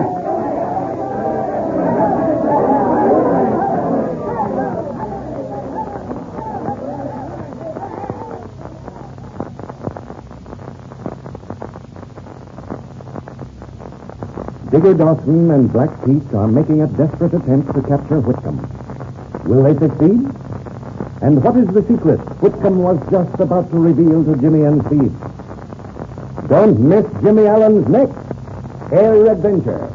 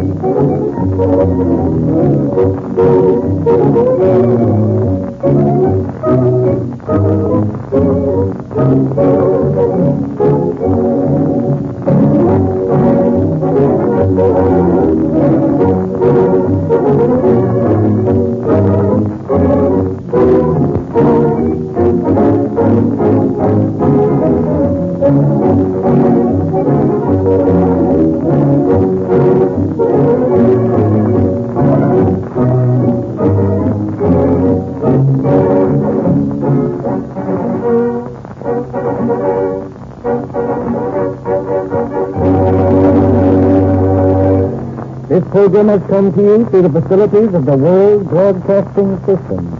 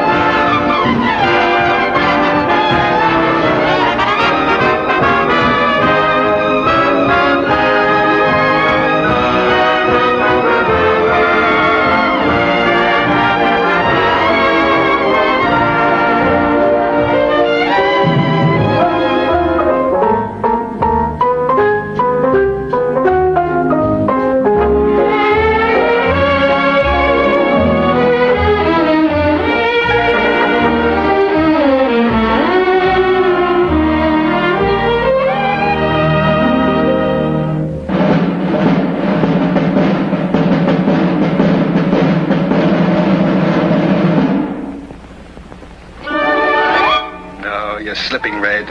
I used to be afraid of that look. The withering glance of the goddess. I didn't think that alcohol would do... Oh, shut up. Dinah, stay here. Oh, please, Mother. Maybe he's going to soccer again. It's what everybody feels about you. It's what I first worshipped you for from afar. George, listen. First, now, and always. Only from a little nearer now. Hey, darling? I don't want to be worshipped. I want to be loved. Someday over the rainbow, way up high. What is this, Connor? Oh, easy, old man. She's not hurt? No. Not wounded, all but dead. Seems the minute she hit the water, the wine hit her. Now, look here, Connor. A likely story, Connor. Hello, Dexter. Hello, George. Hello, Mike. You have a good mind, a pretty face, a disciplined body that does what you tell it. You have everything that it takes to make a lovely woman except the one essential, an understanding heart. And without that, you might just as well be made of bronze. And the night that you got drunk on champagne and climbed out on the roof and stood there naked with your arms out to the moon, wailing like a banshee. I told you I never had the slightest recollection of doing any such thing. What in the name of all that's holy am I to do? Tracy. Yes, Mike. Old Parson Parsi, he's never seen Kittredge before, has he? Now, look. I got you into this thing, and I'll get you out of it. Will you marry me, Tracy?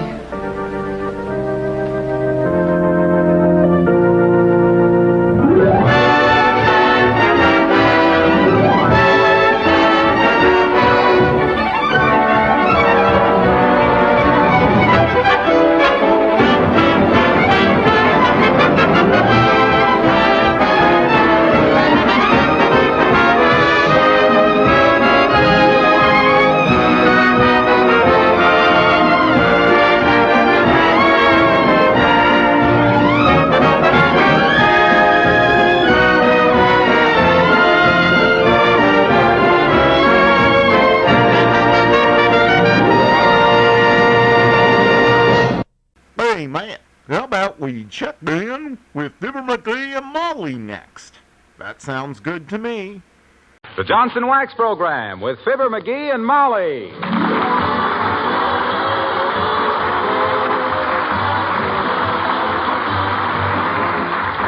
The makers of Johnson Wax products for home and industry present Fibber, Magee, and Molly, written by Don Quinn and Phil Leslie, with music by the King's Men and Billy Mills Orchestra.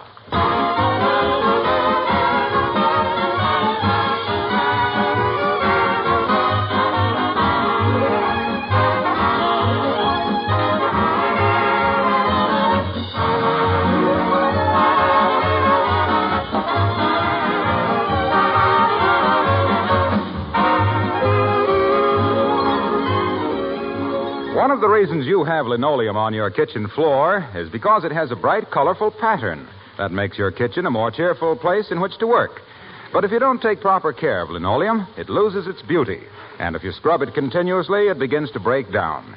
So when you protect it with Johnson's Glow Coat, you accomplish two things. You preserve its original color and beautiful pattern, and you make it last a much longer time. And, of course, in addition, you save yourself lots of work all year round because Glow Coat is self-polishing. It needs no rubbing or buffing. Takes practically no work from you. Simply apply and let dry. That's the Glow Coat story. The tough film of Glow Coat guards the surface against wear, dirt, and moisture, seals the pores, gives a beautiful polish that's easy to maintain. Why not join the legion of satisfied users of Johnson's self-polishing Glow Coat?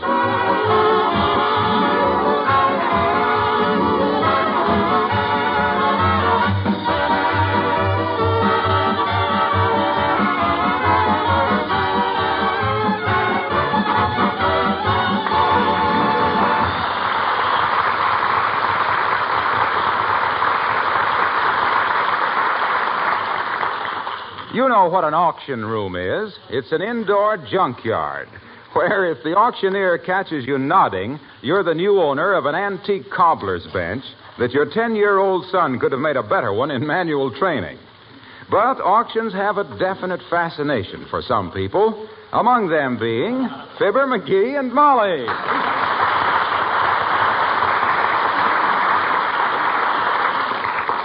$10. $10 a man says $10 for this lovely tea caddy. A genuine antique, a gift from Julius Caesar to Marie Antoinette. Do I have 15? 15. For goodness sakes, Magee, stop bidding. We don't need a tea caddy. I can carry my own tea. Oh, I won't get it. I'm just having fun. I get a bang out of auctions. Somebody will top my bid like $17.50. See? $17.50 I'm bid. Do I hear 20? Going once at $17.50. Going twice at $17.50. Going 3 times at $17.50. Sold for 3 times $17.50. Which is exactly $52.50 to the lucky gentleman in the 4th row. Well, I never heard of such a thing. Come on, Magee, let's go home. The weather's cleared up, and we've proved we knew enough to come in out of the rain. Oh, let's stick around a while. I love these things. Item 412, as you will see by your catalogs, ladies and gentlemen. This is an inlaid highboy. Highboy? Hi.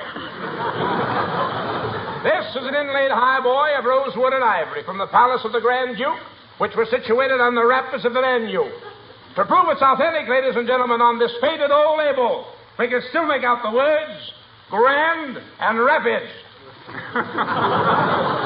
am I bid for this lovely piece, which was a gift from Cleopatra to Henry VIII? $25. Heavenly days, that sounds like Mrs. Carstairs. Magee, it is Mrs. Carstairs. Well, she's made her bid. She'll have to lie in it. $25 I'm bid. Who'll make it 30? 30 for that broken down old... 30 I hear. Who'll make it 40? Do I hear 40? Magee, for goodness sakes, be quiet. If nobody says 40, you're stuck for the... I hear 40. What? The lady with the little man in the rear bids 40. Now, just a darn minute, Budge. $50. Ah, $50. Do I hear 75? Going once at 50. Twice. Sold for $50 to Mrs. Carstairs. Shall we deliver it for you, Mrs. Carstairs? Thank you, no. My chauffeur will call for you. Yoo-hoo! Hello there, Mrs. Carstairs. Oh, how do you do, Mrs. Magee? Hi, Carsty. That was quite a slug of moolah you just put out for that worm-eating pile of condemned lumber. The darn thing's got 3 legs like Queen Anne and 1 like Leon Errol. Oh, I guess Mrs. Carstairs knows what she's doing, dearie. I happen to be buying this highboy for my husband, Mr. Magee. Mr. Carstairs is extremely fond of antiques. There's as perfect a straight line as I ever heard,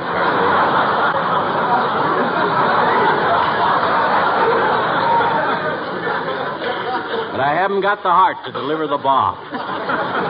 That's a pretty heavy piece of furniture for your chauffeur to handle, Mrs. Carstairs. And maybe Magee would help him carry it out. Oh, thank you, my dear, but my footman will assist him. We still have 1 footman, you know, although our domestic staff has been cut to the bone. He has? How? Slicing toast for hors d'oeuvres. Did I tell you, Mrs. Magee, that I was forced to discharge my upstairs maid last week? Oh, no, that's too bad, Mrs. Carstairs. Why? The impudent girl came downstairs. Tell me, Mrs. Carstairs, do you plan to stay in town all summer? We are undecided, my dear. We might go to our hunting lodge in Maine, our chalet in the Berkshires, our hacienda in Acapulco, Or we may visit our orange groves in Santa Barbara. What kind of oranges you raise, Carsty? Valencias or Navels? The latter, Mr. Magee, although we refrain from using the more vulgar term.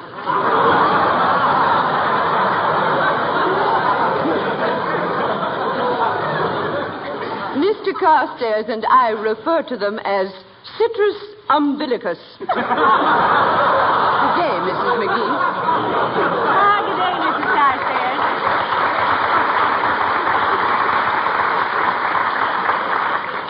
Boy, oh boy, what a character. You and she don't seem to get along, do you, Magee? I get along all right, but she don't.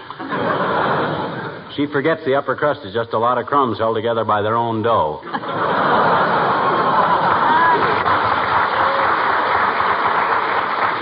Attention, ladies and gentlemen, your attention. Item 413 in the catalog.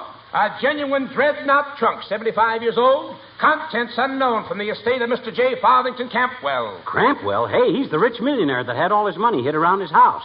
Why, that trunk might be full of cash. Not very likely, dearie. His estate spent 40 years in probate court. Well? If there was any money in that trunk, there'd be 3 lawyers sitting on the lid.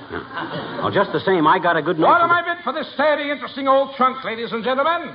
A Dreadnought trunk is practically indestructible. $2. The little man bids $2. A ridiculous offer, friends. $2 for a handsome trunk which might contain valuable property worth thousands of dollars. $4. $4. $5. $5. $6. $6. Ah, what spirited bidding, ladies and gentlemen. Will some mad, impulsive spendthrift raise the bid to $6.50? $7. $7 the little man offers. Let's stop matching nickels, ladies and gentlemen, and get on with business, huh? This is an auction sale, not $9, and that's my last offer. Now, Magee, if you plan to put that moth-eaten old grab bag in our hall closet now... $9 on bid. Do I hear? $10. $10.03. What was that again, son? I says $10.03. Take your earmuffs off, Buster. Spring is here. Going once at $10.03. Going twice. Sold to the short sport and the long sweater. Oh, dear. Here we go again. And here's your dough, wise guy, in cash. And a pleasant surprise it is, my friend. Will you take it with you, or shall I have our 12 beautiful dancing girls carry you home in it? Well, that's an interesting question, Magee. How do we get it home? You stay here a minute, Molly. I'll go get a cab, and the driver will help you load it on. Hurry, Magee. Do you really think this trunk has something valuable in it, Mr. Auctioneer? Lady, I'm going to be honest for the first time today. That's the worst hunk of junk that ever broke an express company's heart. And I wouldn't give you a counterfeit dime for it if it was full of nylons, T-bones, and Grieg arson. And now, ladies and gentlemen, item 14 on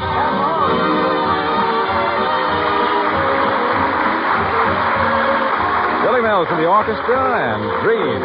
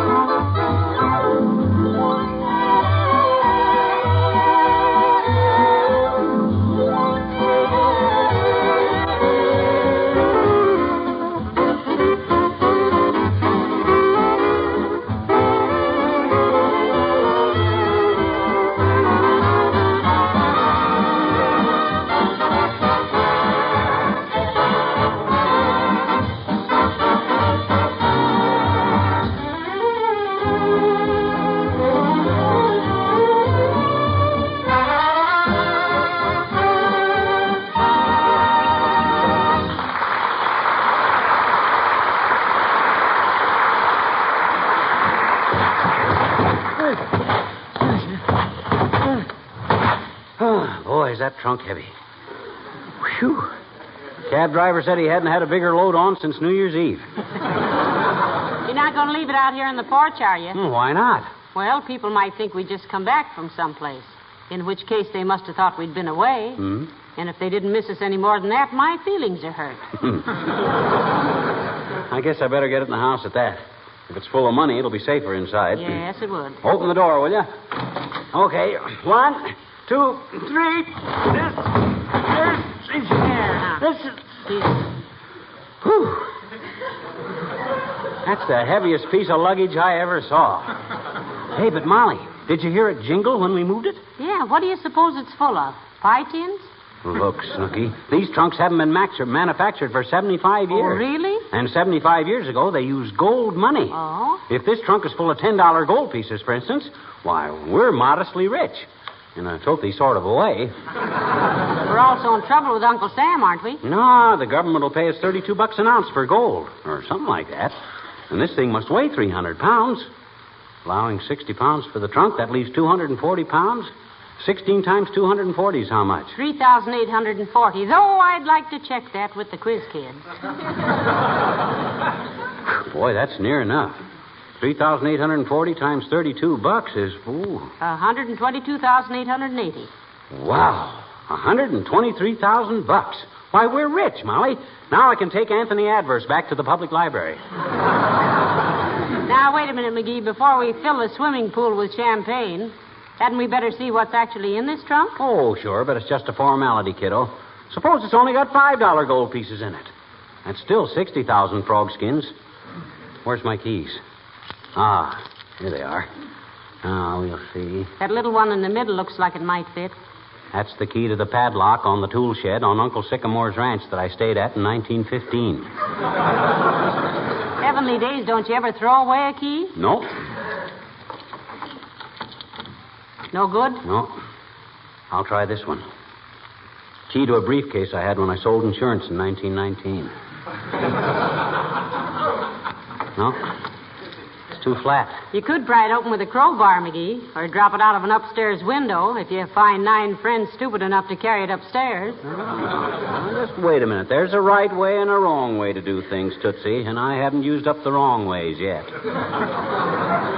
Now, let's see if I can... Hello, Mr. Magee and Mrs. Magee. Creepers. What's the trunk for? Going someplace? We're going every place, Alice, if this trunk is as full of money as himself here thinks. We bought it at an auction. Used to belong to a rich millionaire, Alice, a miser, J. Farthington Crampwell III. And when he kicked off, they found money hid all over his house. Oh? Yeah, overlooking this trunk, of course, out of sheer courtesy to Mr. Magee. Yeah. Well, jeepers, who'd be dumb enough to think of a trunk like this being full of money? Well, I don't like to mention names, Alice. I don't like to mention names, but I could stroke his 5 o'clock shadow from where I'm standing. Okay. Scoff if you want to. D-right.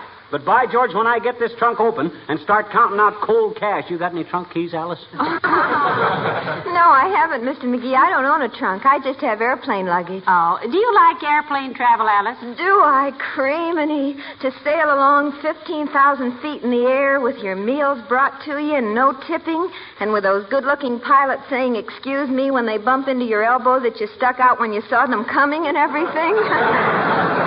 Jeepers, I'll bet I'd love it if I ever tried it.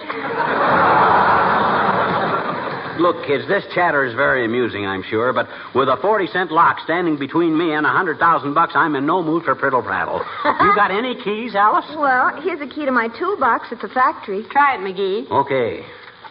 No. That won't unlock it. Isn't that a coincidence? It won't unlock my toolbox either. It won't? Well, then how do you work if you can't get at your tools? Oh, I don't keep them in my toolbox. They get it too dirty. You see, it's a toolbox that one of the boys that he works at the next bench made for me. Uh-huh. Things have changed since my day, I guess. I always had to give girls candy or flowers. Now you got to woo a gal with a hunk of sheet iron and 5 hours overtime. Well, he made me a perfectly super toolbox, Mr. Magee. I keep my bobby pins and nail polish and compact in it. Mm-hmm. But I can't get the toolbox open, so I look simply a mess at work. Well, why don't you take some extra cosmetics along, Alice? And hurt the boy that he works at the next bench to me's feelings? Oh, no. Well, I hope you get the trunk open, Mr. Magee. Well, thanks, kid.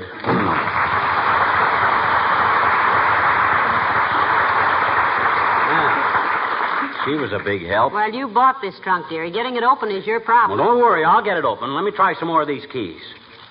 Let's see. Ah, dear, talk about inefficiency. I'll bet you don't know what 2/3 of those keys are for. Oh, I don't, eh? Well, for your information, Mrs. McGee, this key here is for the ignition lock on that Apperson Jackrabbit I used to drive for old Mr. Balderson back in Peoria.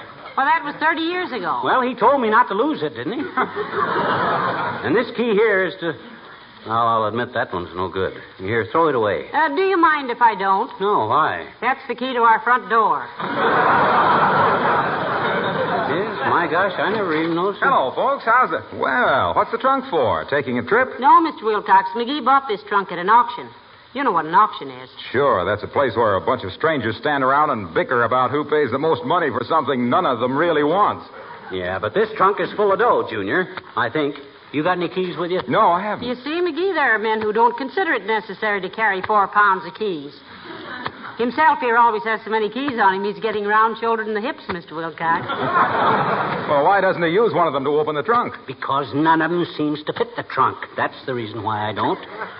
Now, let's see. This one here might be Gee, it's a shame to let a handsome, sturdy trunk like that get looking so shabby when just a little... No, wait a minute. You don't have to... It's a lucky thing. I just happen to have some Johnson's wax and a cloth with me. Let's see what it'll do for that wood and leather. Oh, now, Mr. Wilcox, you don't have to do that, my goodness. Get away from that trunk, Junior. I got work to do. So have I. Only waxing a piece of baggage like this isn't really work. It's fun. Oh, for the love of... Look, see how the Johnson's wax helps bring back the beauty of the wood even after all this time.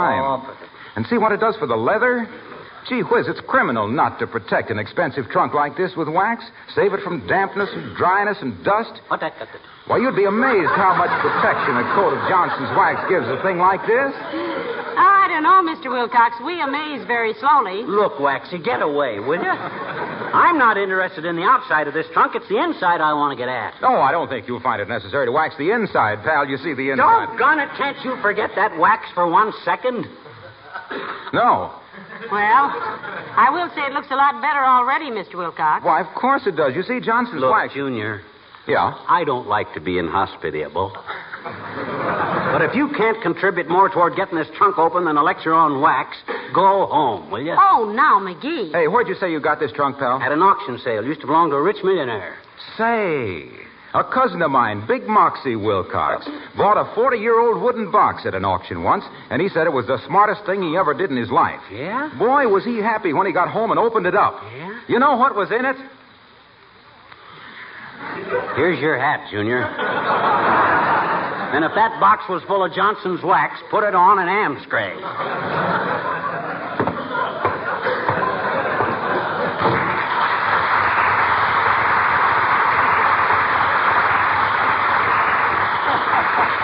I don't think that was very polite of you, McGee. Oh, polite nothing. Any guy with my dough doesn't have to be polite. Doggone it, I wish one of these keys would fit. Hadn't we got any trunk keys in the house? Oh, someplace, I suppose. I'll ask Beulah. Oh, Beulah! Beulah! Somebody born for Beulah?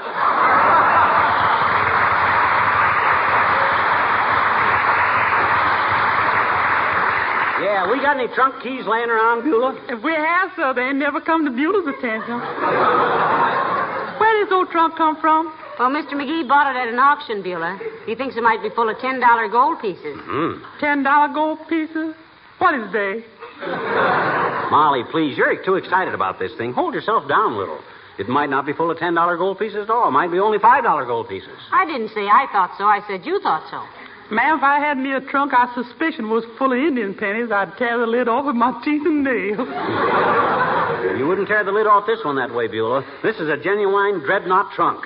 They built these things to toss off the top of a stagecoach. Yes, but my point was that if it was just an old trunk between Beulah and Affluence, I could kick a hole in with my bare feet. Now, what would you do with all that money, Beulah? Well, my goodness, ma'am, I tell you, I'd go right... Well, doggone if I know. Anything over $10, I get stage fright. But I could think of something. You and Ira could really get married on a trunk full of money, couldn't you, Beulah? No, sir. What? Well, Ira, he'd be too proud to marry me if I was a rich woman. In which case, I'd dump it in the river. Because, you see, it ain't much fun sitting in the movies holding hands with a bank book. Not that I ever try it. Well, I'll take a chance on being unhappy, Beulah. Right now, I'm in the position of an amateur musician who's got a chance to conduct the symphony. Why, McGee, said she, shaking her tambourine. If I can find the right key, I'll be in the money. Say, if you can find the right key, you'll be... Oh.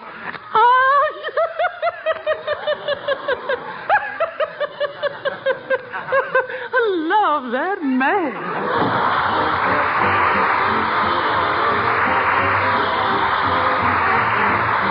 The King's Men singing Yatata Yatata.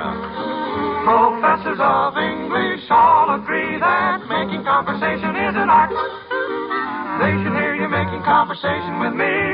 They'd have a change of heart. When I put my arm around you and we're going for a walk, must you yet-a-da, yet-a-da, yet-a-da, yet-a-da, talk, talk, talk.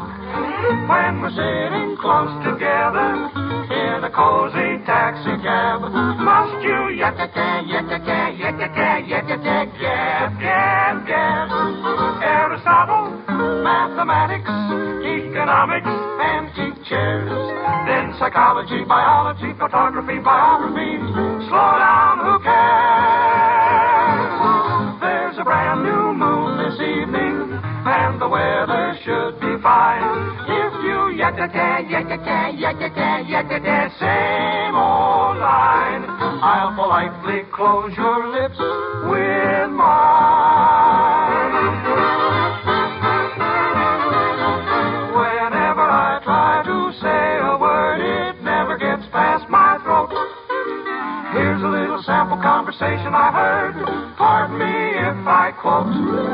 My last pair of nylons developed a run from the knee to the toe. Do you know anyone who can get cigarettes without standing in line? Don't you think Spencer Tracy is simply divine? Shall we go to a movie, my dear? By the way, do you like the new turban I'm wearing today? Can't we find a cafe with a nice atmosphere? I would so love a steak. Did you say something, dear? You do it every time. There's a brand new moon this evening, and the weather should be fine. If you yet-a-da, yet-a-da, yet-a-da, yet-a-da, same old line. Though I'd really love to pop you, I know the only way to stop you is to close your lips with mine.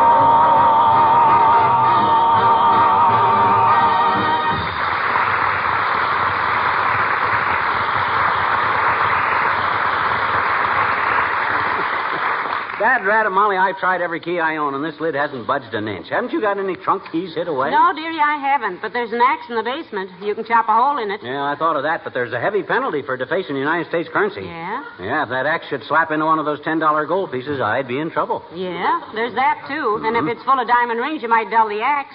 Might as well think of everything. Oh, I see. I hate to call a locksmith because he'd blab all over town that McGee was in the books. I want to blab that myself. Come in. Oh, hello, Dr. Gamble. Hello, Molly. Hello, Small Fry. Hi, Pasteur. Cow Pasteur. You got any trunk keys on you? No, and I left my burglar's Jimmy home, too. Careless of me. McGee bought this trunk at an auction, Doctor, and he can't get it open. Probably just as well. Yeah, but he's sure it's full of money. It jingles, and it's so heavy you can't lift it. Oh, that's too bad. Otherwise, he could carry it down to my office and have it x-rayed. X-rayed? My gosh, I never thought of that. I was sure you hadn't. It was too sensible an idea. Well, I guess the only answer is either break it open or call a locksmith, My dearie. gosh, I hate to bust a trunk open that I paid $10 for just... $10? For that superannuated egg crate? Brother, you're really a yokel. Did anybody ever try to sell you the Statue of Liberty? We don't talk about that, Doctor.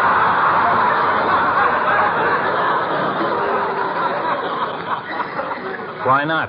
Because we don't. That's why, Nosey. My gosh, I was merely going to present it to the government. Patriotic gesture. How would you suggest getting this trunk open, Doctor? Well, I don't like to stress the obvious, but I'd find out who made the trunk, go to the local agency, and get a key. Now, that's the kind of a bright suggestion I'd have expected from you, Pasteur. They haven't made these trunks for 75 years. The alternative, then, is to get a locksmith. Or you could wait till next winter, fill the lock with cold water, and let the ice expand it open. Oh, I'd be nervous having $220,000 in the house all the time. How much? That's what I figured, Doc. $220,000 if it's full of $10 gold pieces. Or 110,000 if it's full of $5 gold pieces. That's just half as much as if it's full of 10. Oh, I see. Would you think it forward of me if I wanted to take your temperature, Sonny? Yes, I would, and you get your big fat hand off my forehead. He's not feverish, Doctor. After all, there's a slight chance that this trunk might have money in it. For the love of Mike, why doesn't he look? I've been telling you, dumbbell, I haven't got a key that'll open it. The only key that'll fit a dreadnought trunk is a dreadnought key. And that's why I... Molly, hey, what are you doing? Oh, I'm just trying something, dearie. Huh? My little brother got locked in a trunk once, and my mother opened it with a hairpin. Oh, don't be ridiculous. That trunk will have to be chiseled open. Don't be so sure, Gabby. Women can do more with a hairpin than... Aha!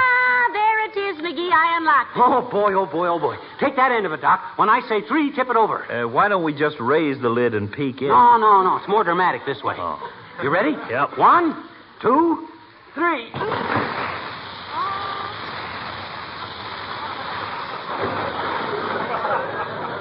Heavenly days, what are they? Dreadnought trunk keys. My. You'll need a bigger key ring now. Oh, this is ridiculous.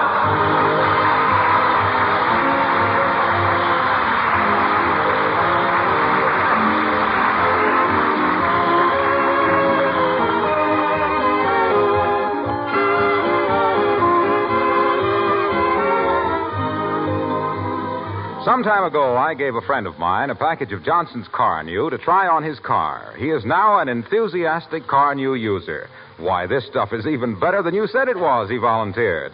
He brought his car around to show me what Car New had done for it. A light gray 1940 model that really was beautiful, spick and span with a showroom shine. You know, in these days when it's hard to get your car serviced, you can still keep it beautiful and protect the paint job with Johnson's Car New. Because Car New is so easy to use, you can quickly do the job yourself. Car New is the auto polish that does 2 things at once, cleans and polishes with one application. It's a liquid. You apply it with a cloth, let it dry to a white powder, and wipe off the powder. Car New does an amazing cleaning job without injury to the finish and with minimum elbow grease. And it leaves a satin smooth finish that's easier to keep clean. You know, you have to try Car New to know how good it is. Your dealer has it, the same reliable Johnson's Car New, spelled C-A-R-N-U.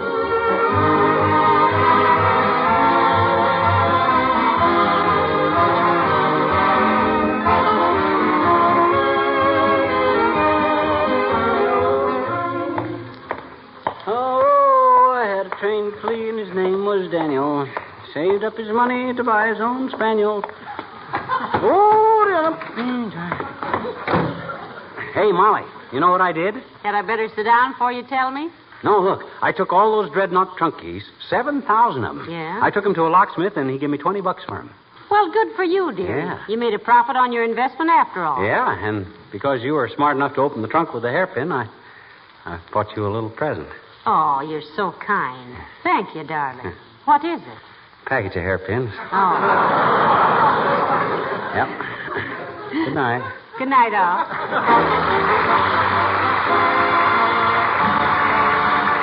This is Harlow Wilcox, speaking for the makers of Johnson Wax Finishes for home and industry, inviting you all to be with us again next Tuesday night. Good night. This is the National Broadcasting Company.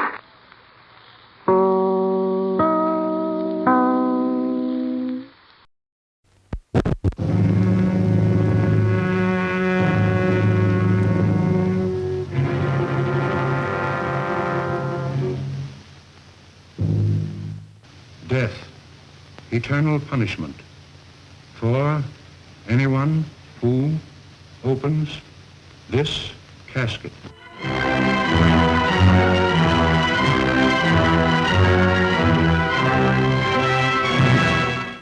The mummy.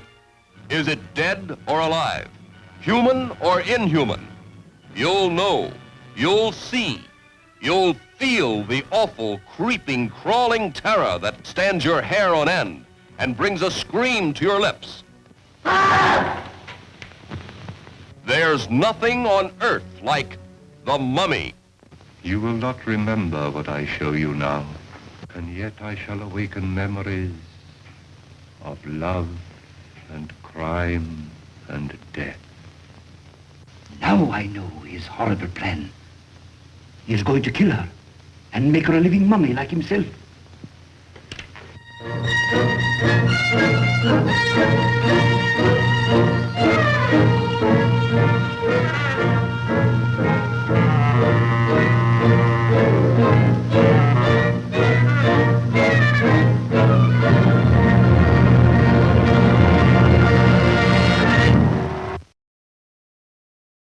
I sure hope Jack Benny doesn't mind that Fred Allen is our next show.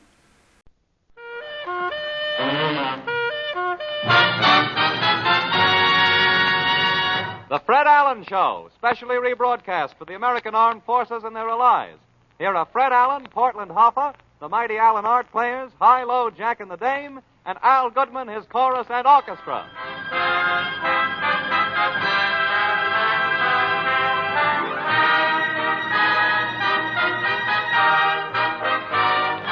Keep your sunny side up. Hide the side that gets blue. Laugh, sing, joke the whole day long. Keep your sunny side up. Just keep it up. Hide the side that gets blue. If you have 9 suns in a row, baseball teams make money, you know. Keep your funny side up. Up. Let your laughter come through. You stand upon your legs, be like 2 fried eggs. Keep your sunny side up.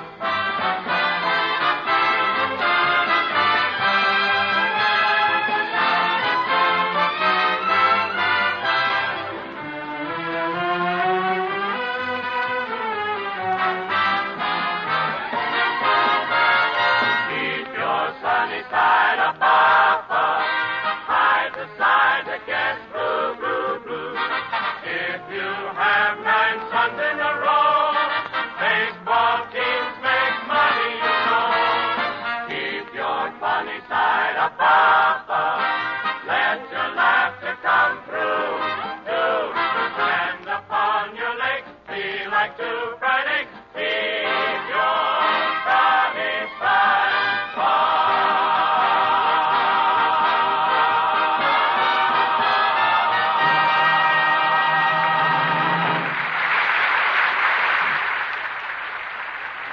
Tonight we pay tribute to the Boy Scouts and bring you an old boy who is still a pretty good scout. He's Fred Allen.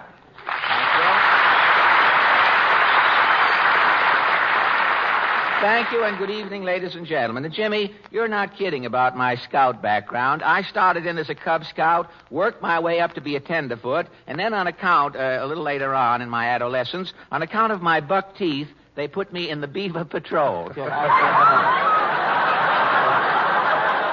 As a boy, I looked like... Why, Fred, did you have buck teeth as a boy? Buck teeth, Jimmy. I could eat an ear of corn through a knothole when I was... When I left the... Now I could if I could get the ear of corn. I could still get the knothole. When I left the Beaver Patrol, I became an Eagle Scout. For 2 years, I lived in a nest, Jimmy.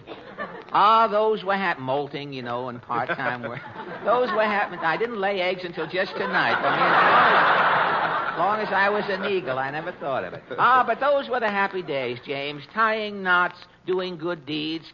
Fred, what was your outstanding good deed, would you say? Well, as I think back hurriedly, Jimmy, I would say my outstanding good deed was consummated during the last war. I was over at the Grand Central Depot. A lot of soldiers were leaving for camp. They were kissing their girls goodbye, and at the edge of the crowd was a little midget. A midget soldier? He was in the infantry, Jimmy.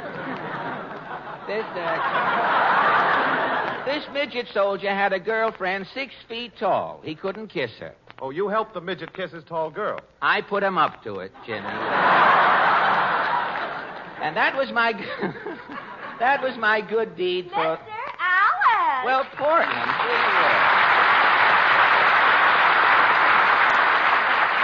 Portland, you're just in time. Jimmy and I have been discussing Boy Scout Week. Have you ever met any scouts? Papa was a Boy Scout. Really? That's how we met Mama. Oh, how? Papa followed some bear tracks in the woods.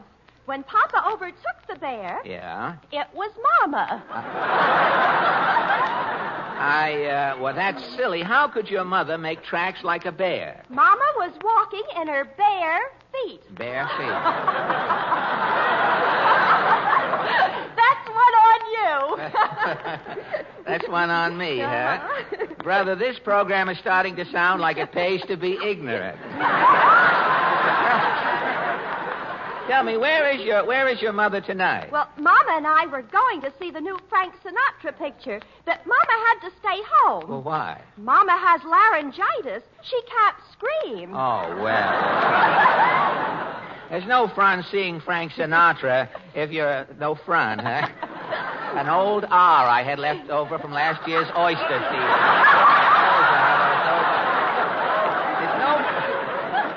There's no fun seeing Frank Sinatra if you're just going to sit there. I mean, after all. That's what Mama says. Well, you know, Frank has a swell radio show of his own now, and it won't be long before he's another street singer. And street reminds me we'd better start for Allen's Alley. What's your question tonight? Well, last week, the War Production Board said that this coming year, there's going to be a shortage of alarm clocks. People are going to have to make their old alarm clocks do. And so our question tonight, appropriately enough, is, now, how is this alarm clock shortage going to affect you? Shall we go? Well, if Mr. Goodman, who has been in Florida, with tamper with the music, we'll away.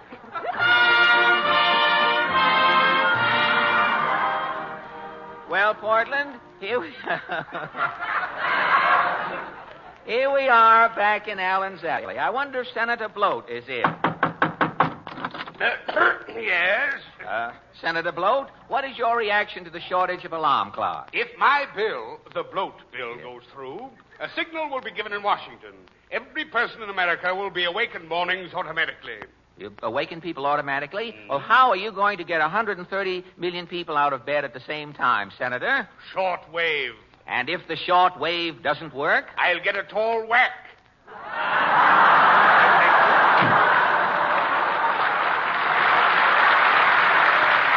Well, there are no flies on the Senator. There are some things even flies won't stoop to. Let's see what's cooking next door. Well, what is it?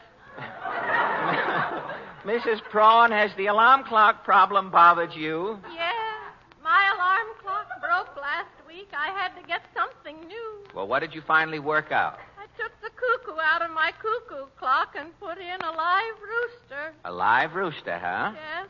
Across from the cuckoo clock, I put a sun lamp. A sun lamp. When the rooster comes out at 6 o'clock, Yes? he sees the lamp shining. Yes? The rooster thinks the sun's rising. Uh-huh. The rooster crows. I wake up. Now, wait a minute. How do you get the sun lamp to shine at exactly 6 o'clock? At 5:30, I get up and turn the sun lamp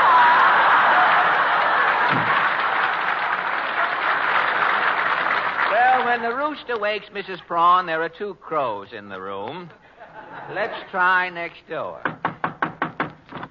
No. Mr. Nussbaum, how are you making out with this alarm clock business? My alarm clock, a Big Benjamin, is for 6 months not working. Well, how do you get up mornings? Where I am living is next door, Mrs. Mankiewicz, a delicatessen. What delicatessen? Mrs. Mankiewicz, who is confidentially an early riser, is waking me. Mrs. Mankiewicz sleeps in the back of the delicatessen? And the coleslaw. On the coleslaw. Yeah. Well, what happens when Mrs. Mankiewicz gets up? She is putting her kitty, a little pussycat, out in the hall. And? From upstairs, from downstairs is coming dogs, all sizes, to chasing the kitty. Uh-huh. The kitty is yowling, the dogs is barking, Mrs. Mankiewicz is yelling, the neighbor is screaming. And this terrible racket? That is scaring my canary, who is eating his breakfast. From the canary's beak is dropping on the floor 1 bird seed. And this 1 bird seed dropping? It is waking me up. I'm a light sleeper.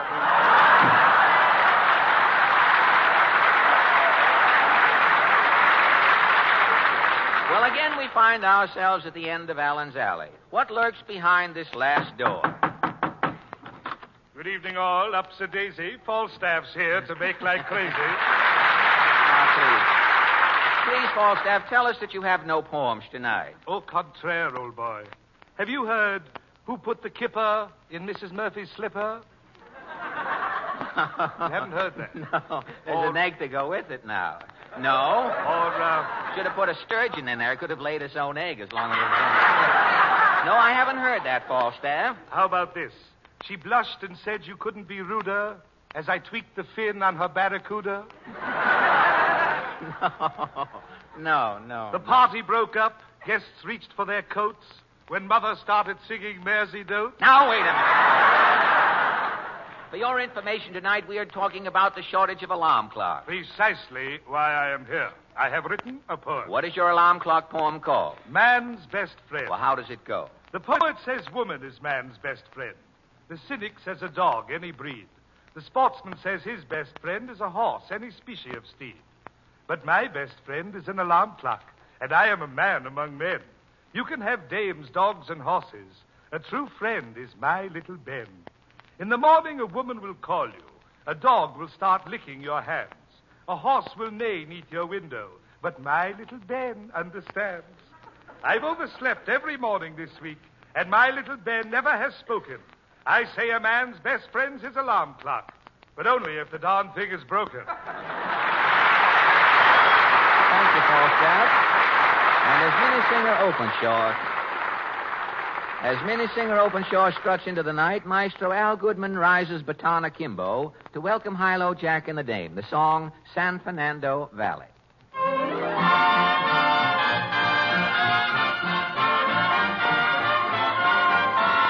I'm packing my grip, and I'm leaving today, 'cause I'm taking a trip California way. I'm gonna settle down and never more roam, and make the San Fernando Valley my home. I'll forget my sin, I'll be making new friends where the west begins and the sunset ends, 'cause I've decided where yours truly should be, and it's the San Fernando Valley for me. I think that I'm safe and sailing. She will be waiting when my lonely journey is done. And kindly old Reverend Thomas made us a promise. He will make the two of us one. So I'm hitting the trail to the cow country. You can forward my mail, care of RFD. I'm gonna settle down and never more roam, and make the San Fernando Valley my home. San Fernando Valley, that's right up my alley. I'm gonna settle down in California, and just keep busy doing nothing all day. I'll be so happy to settle down and never roam, and make the San Fernando Valley my home.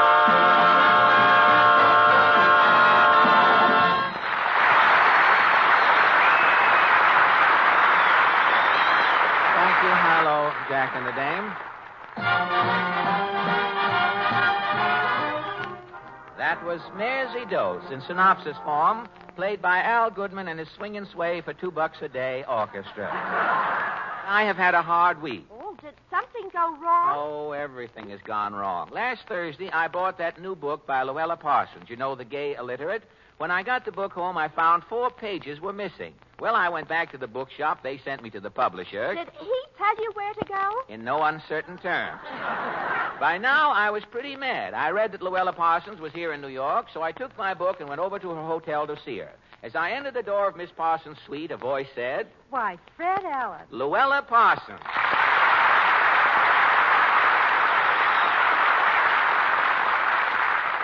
Well, Luella, I came to ask you. Oh, why, do you have a copy of my new book, The Gay Illiterate? Yes, Luella, that's why I'm, We have something in common, Fred. That title should fit you, too. Gay Illiterate? Well, I'm not gay, Luella. Oh, I know. But But you see, I heard you on Information Please last week. You heard me on Information Please, huh? You mean I sounded illiterate? Well, you reminded me of Dr. IQ when he was just an intern. Well, it's very hard to make good on Information Please, Luella. John Kieran carries birds' eggs in his pockets, and the birds' eggs keep hatching, and Kieran's pockets keep peeping, you see. FPA wears cheap union suits. When he starts to perspire a little, his sleeves shrink and his arms keep flying up. Fadiman's nose is too smooth. His glasses keep slipping down on his nose. So between the peeping in Kieran's pockets, FPA's arms flying up, and Fadiman's glasses sliding up and down, it's very hard to keep your mind on the questions. That's what my alibi. You didn't come here tonight to complain about Information Please. Well, no, Luella. It's about your book. Oh, well, that's really very nice of you, Fred. The Gay Illiterate is on the bestsellers list. Well, I know that. I know you've been auctioning off copies of your book autographed by the leading Hollywood stars at war bond rallies around the country. I saw all of that in your column. Oh, I didn't know you read my column, Fred. Oh, I read your column every morning as soon as I finish Dick Tracy. I'm glad to know you're one of my fans. Oh, yes, Luella. My two favorites are you and Flat Top. You read The Gay Illiterate, Well, Fred? not yet, no. Is it anything like that sequel to Undercover, In Bed We Cry?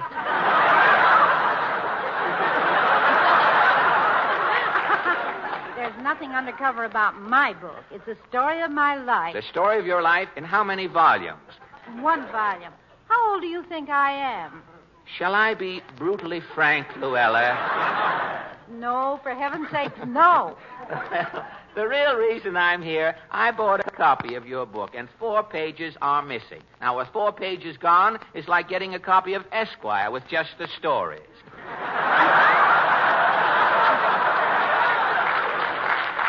I have my book here. I can read you the missing pages. You can read me the missing pages? Well, that would be swell. Let me see. The missing pages are 187, 88, 189, and 190. Now, wait till I find those pages. Shall I wet your finger?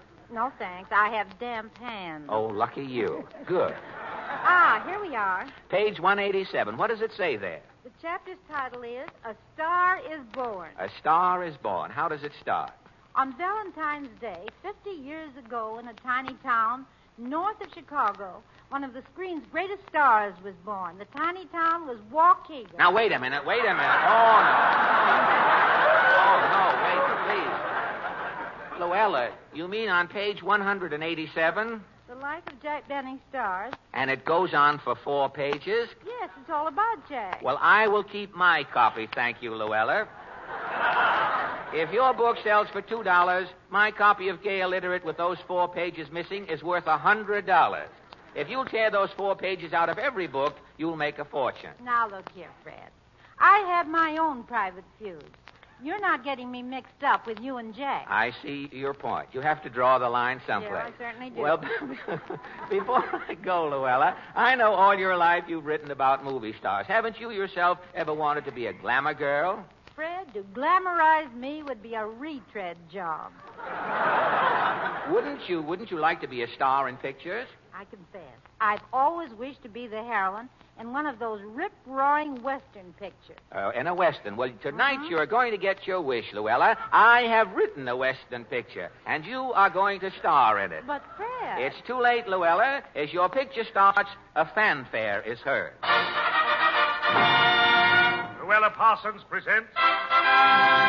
Luella Parsons in Luella's Last Stand. Starring... Luella Parsons. Produced by... Luella Parsons. Directed by... Luella Parsons. Dialogue by... Luella Parsons. Additional dialogue by... Luella Parsons. The story by Luella Parsons was based on an original idea by... Who else?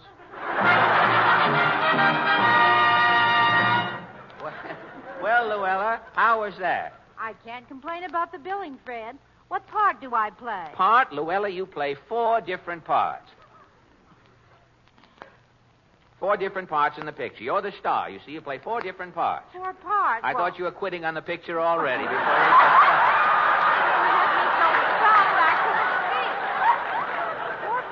Well, say, I don't want to hog the whole picture. Well, you're the star, Luella. As the picture opens, you are Alkali Annie, a hostess at a desert oasis. Ladies and gentlemen, Luella's Last Stand. This is a story of the West. Sheriff Allen and his posse have been trailing Killer McGonagall for 2 years. We find the sheriff and his men in the desert, their horses plodding on toward the Purple Hills, and Killer McGonagall. The sheriff is humming a tune. Oh, give me a home where the buffalo roam. Hey, Sheriff. Whoa. What is it, Big Belly? Hey, look over yonder, Sheriff, a campfire. The embers is still a-glowing. Killer McGonagall just broke camp, Sheriff. You're right, Bullethead. The killer ate a gopher for dinner. The gopher weighed exactly 1 pound. How do you know it weighed just 1 pound? Well, look, the killer left 8 red points in the gopher hole. Hey, look, Sheriff. There's something moving behind that cactus. It's Killer McGonagall. Men, surround that cactus. Hey, it ain't the killer. It's a woman laying there. Well, it's Alkali Annie. She looks like she's a-dying. She must have seen which way the killer went. She's trying to speak. Annie, was the killer? He went that away. Let's go, men. Killer McGonagall is moving. Let's go, men. Now, wait a minute. Hold it. Just a minute. I'm not going to stand Hold it, Mr. Goodman. Yes, Luella. Is something wrong? Fred, you said I was going to star in this picture. Well, yes. Why? Well, in that whole first scene, I spoke exactly 1 line. But, Luella, you stole that entire scene. All I said was he went that away, then I died. Well, I know. But as you say he went that way, you point, you see. The camera comes in, and we show a big close-up of your finger.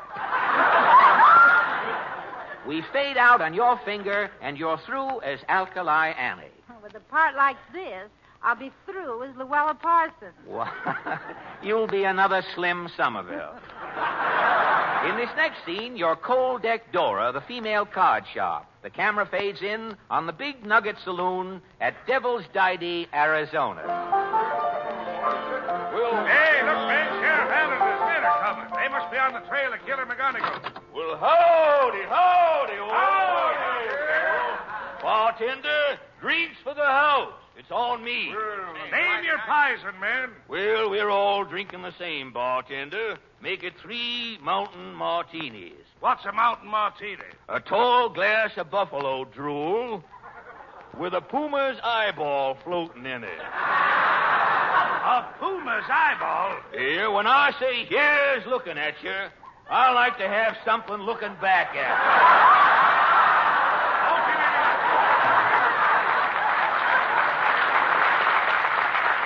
Now let's get down to business.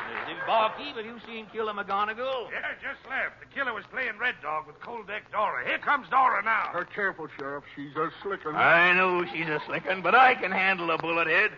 Come clean, Cold Deck Dora. Was Killer McGonagall? He went that away. Let's go, men. Stop. Hold it. Stop that music this minute. Yes, Stop Mr. it. Yes, Luella. Hold it, Mr. Goodman. Yes, Luella. Is that all I do is Cold Deck Dora? All you do. Luella, you were magnificent. The way you played that female card shark. Why, Ida Lupino could pull up an option and learn something. Well, you'll get an Academy Award. You think so? Why, you motivate the entire story. That's all I said. All you said. You told us which way McGonagall went. You'll get credit for direction. Oh, I was gone before I began. Oh, now, look, Luella, all these parts so far are just little teasers for your next character, Two Gun Lou. Do you know the Lou type? No, but I bet I know what she's going to say. No, you're wrong. This is the climax. Sheriff Allen and his men have finally cornered Killer McGonagall in a moose nest. The scene opens with a big gun battle. We hear shots. Oh, you better come out of that moose nest, Killer. We got you. Boom. Well, that cures my sinus. My nose is gone. Well, here's some lead back at you, Killer. Hey, you got him, Sheriff. There's a white shirt tail waving in the moose nest. Yeah, the killer's giving himself up. The jig's up, Killer. Come out of that moose nest, McGonagall. You got me, Sheriff. I surrender. Hey, Sheriff. Look who's in the moose nest with that killer. Two Gun Lou. Yeah, Lou made me surrender. Why? Two Gun Lou wants to marry the toughest man in the West. You and me has got to shoot it out. You reach for your gun, Killer. I'm a reacher. Now! Now you got me, Sheriff. Two-Gun Lou, I claim you as my bride. Start staking your claim, Sheriff. I'm telling the world you and me is getting hitched. I gotta find me a telephone. There's a Forest Patrol phone right over on that tree. Lucky, a Forest Patrol phone, a pay station, too. I'm phoning. Operator, give me Bryant 90000. No, you don't, Sheriff Allen. Put them two guns down, Two-Gun Lou. I'm not Two-Gun Lou now. I'm Luella Parsons. Oh, Luella, you're a widow before you're a bride. Why did you plug me? You were going to phone in the scoop about our marriage. Now, weren't you? Yeah? Nobody scoops Luella Parsons. You mean Bryant 90000? That's Walter Winchell's number. Take that, you dog. Oh!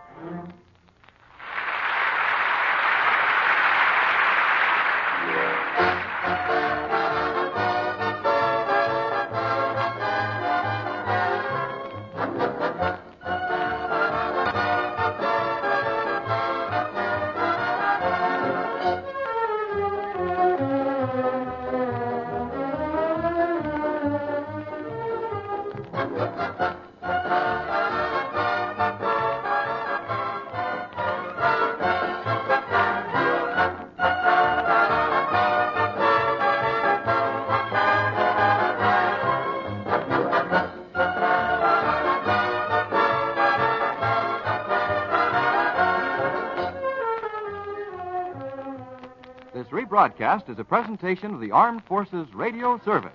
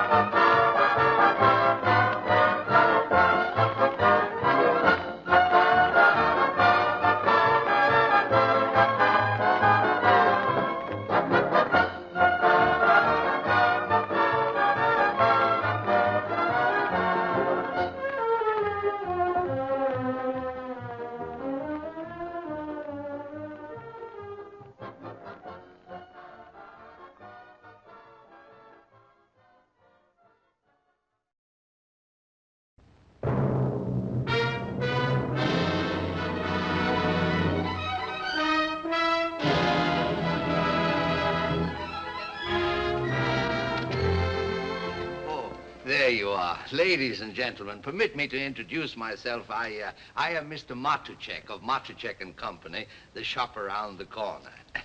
Now, if you'll be kind enough to take a look at the window, you'll see that we sell some very nice things. Of course, my shop may be a little far away for some of you. It's in Budapest, Hungary, just around the corner from Balta Street. But I'm sure that the bargains you get here will more than make your trip worthwhile. It's the kind of a shop where you get a $3.50 value for $3.48. And now, with your permission, I would like to introduce you to some of the people who work in my shop. First, I'd like you to get acquainted with my head salesman, Mr. Kralik, played by James Stewart. Yeah, I can buy 24 of these cigarette boxes at Miklos Brothers. What do you think of it? I think it's great. Well, open it. No, Mr. Matuchek, it's not for us. But you haven't listened to it. It plays Ochi Chornia. Even if it played Beethoven's Ninth Symphony, I'd still say no. No, I just don't like the idea. My first sales lady is Clara Novak, played by the very charming Margaret Sullivan. She argues, too. Listen, I sold as much goods yesterday as anybody else in the shop. 95 Pengo 50 isn't bad for a rainy Monday 3 weeks before Christmas. Did you tell that to Mr. Matuchek? Yes, I did. And what did he say? He said tell her not to come in that blouse anymore. Tell him I won't. I will. Now, I want you to take a look at Mr. Perovich, played by Felix Bressard. He was one of the Russian comrades in Ninochka. He's the typical sales clerk who is always 10 minutes early. Perovich, do you mind if I ask you a personal question? No, go ahead. It's very confidential. Yeah, sure. Suppose a fella like me wants to get married. Well, that's wonderful. That's the best thing that could happen to you. Where's the girl? Oh, wait a minute. What did I say?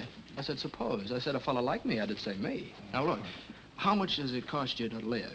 You and Mrs. Perovich, leaving out the children. Oh, why fool yourself? And now, I have a real treat for you. You are to meet the Beau Brummel of the shop, Mr. Vadash, played by Joseph Schildkraut.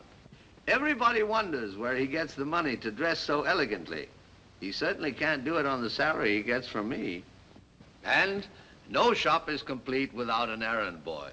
Meet Pepe, played by William Tracy. Mr. Clark, do you think I have to work tonight, too? After all, I'm a child. No, you don't have to stay. You mean it? I'll straighten it out with Mr. Matuchek. Thanks, Mr. Clark. So now you go to see your girlfriend. By the way, is it serious? Yes, very. Maybe we'll both be engaged Monday. I think we will. I don't want you to misunderstand me. I just said in my case it might happen. Well, as a matter of fact, I can tell you it will happen. I thought you were a customer. I should have known better. However, every disappointment has its bright side. Ladies and gentlemen, I want you to meet Ernst Lubitsch, our director. The man who gave you a Garbo in Ninochka who made you laugh, and who now gives you a Morgan who makes you laugh. I hope. Yes, I hope so, too, in the shop around the corner.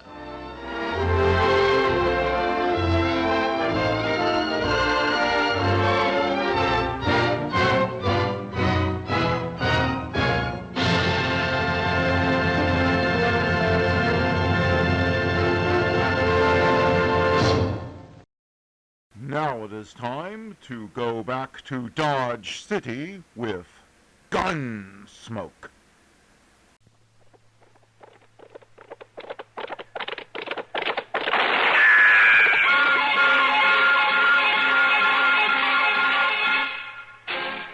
Around Dodge City and in the territory on West, there's just one way to handle the killers and the spoilers, and that's with a U.S. Marshal and the smell of Gunsmoke.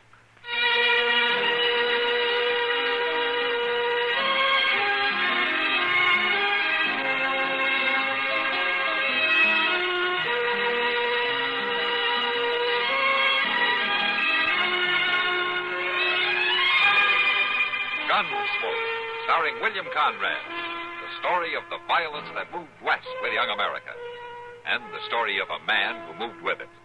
I'm that man, Matt Dillon, United States Marshal. The first man they look for and the last they want to meet.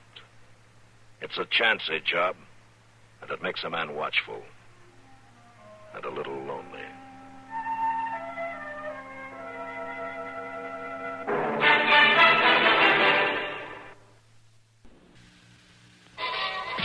Nothing suits the lively pace of modern life better than Pepsi-Cola. Light, bracing, clean-tasting Pepsi. So think young, drink young. Say Pepsi, please, and get an extra carton of Pepsi-Cola. So go ahead and pick the drink that lets you drink young as you think. Yes, get the right one, the modern light one. Now it's Pepsi for those who think young.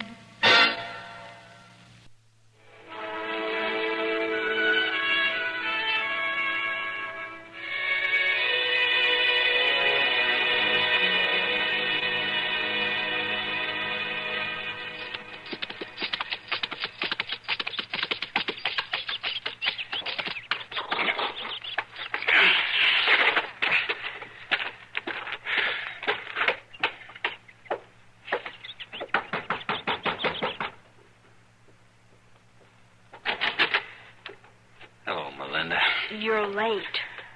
Never mind. I'm here, ain't I?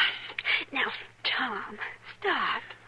Well, don't you love me no more? You're over an hour late. Paul will be back any minute now. Oh, that's too bad. I left town as soon as I could. I sold that bay mare today, Melinda. But I thought you were going to breed her. I was offered too good a price for her. Close to $100. Got it in my pocket. But you didn't need the money, did you? I got to buy you a ring. Oh, honey, the ring isn't important. We can get one later, when we're settled. No. You're going to have a ring right off. You don't want people to think I'm too poor to buy you a ring now, do you? It isn't that, Tom. No, you just quit worrying. Everything's going to be all right. We are going to get married soon, ain't we? I hope so, Tom. Listen. It's Paul. It's him. And Roy Taylor. You know, that Roy Taylor follows him around like a shadow. Well, he's Paul's right-hand man, Tom. Yeah, I found that out the day Taylor talked your pa into firing me. Well, look who's come a-calling.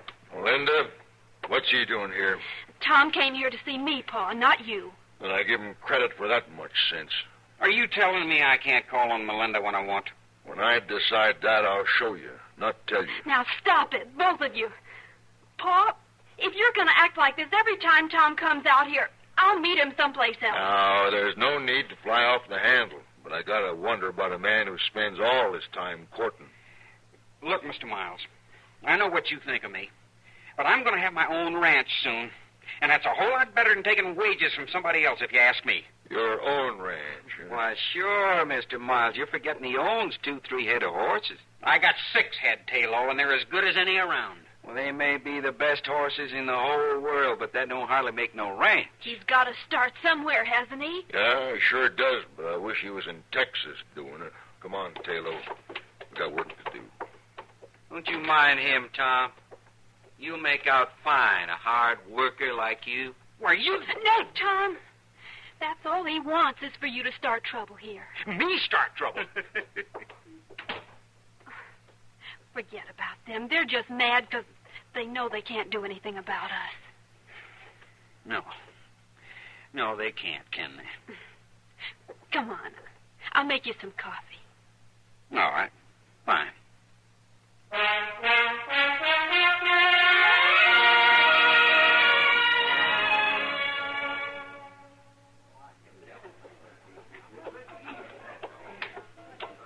Evening, Chester. Ah, hello, Miss Kitty. Who are you staring at over there? Tom Potter. Report that Taylor playing poker with Roy Taylor. Uh-huh. You'd think he'd have better sense than that. Why? But Taylor goaded him into that game. Taylor's been having a big run of luck. Well, a run of luck can always stop with the next hand, Chester. Well, it ain't stopped yet. Looks like poor old Tom about to lose his shirt. Tom's a nice boy. He just needs a little more growing up. Yeah. Melinda Miles seemed willing to wait for him. Oh, yeah. I heard he's been courting her. Uh-oh. Looks like Tom didn't do so good. He's leaving the table. Uh-uh. Oh, hello there, Tom. Huh? Hello, Chester. Miss Kitty. Have a drink, Tom? No, thanks. On the house? No, thanks. It's getting late. I'm going to turn in. Didn't you do no good at all, Tom? No, I didn't, Chester. Now, Taylor will go and tell old man Miles and Melinda, too, that I lost all my money. I can just hear him. Well, you can get back at Roy Taylor the next time. That's right. I ain't worried about it, but right now I'm going to bed. Good night. Good night, Tom. Well, at least he's a good loser. Yeah, but it ain't going to help him with Melinda, and he knows it.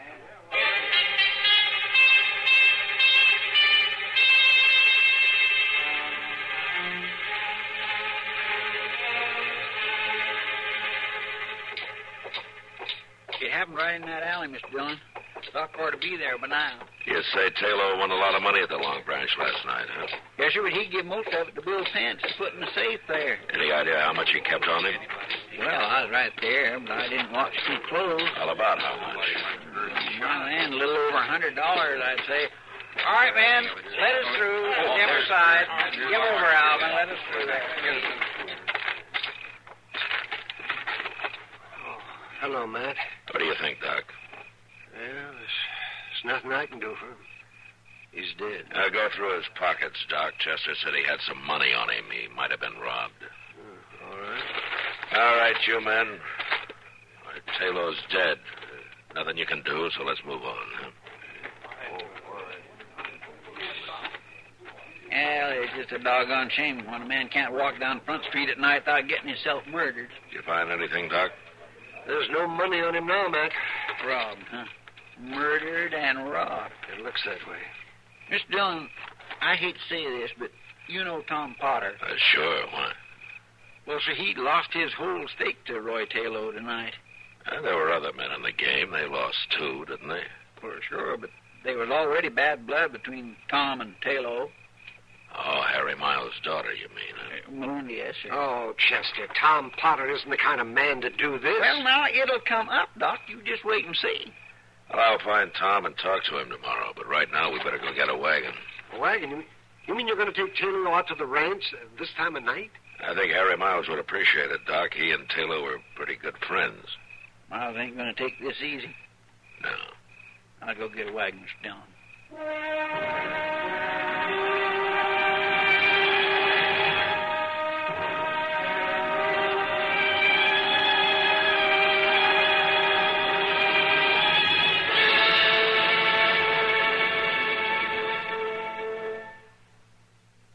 A world of good listening is jam-packed into those new CBS Radio Network features heard throughout your listening week on this station, weekdays and weekends.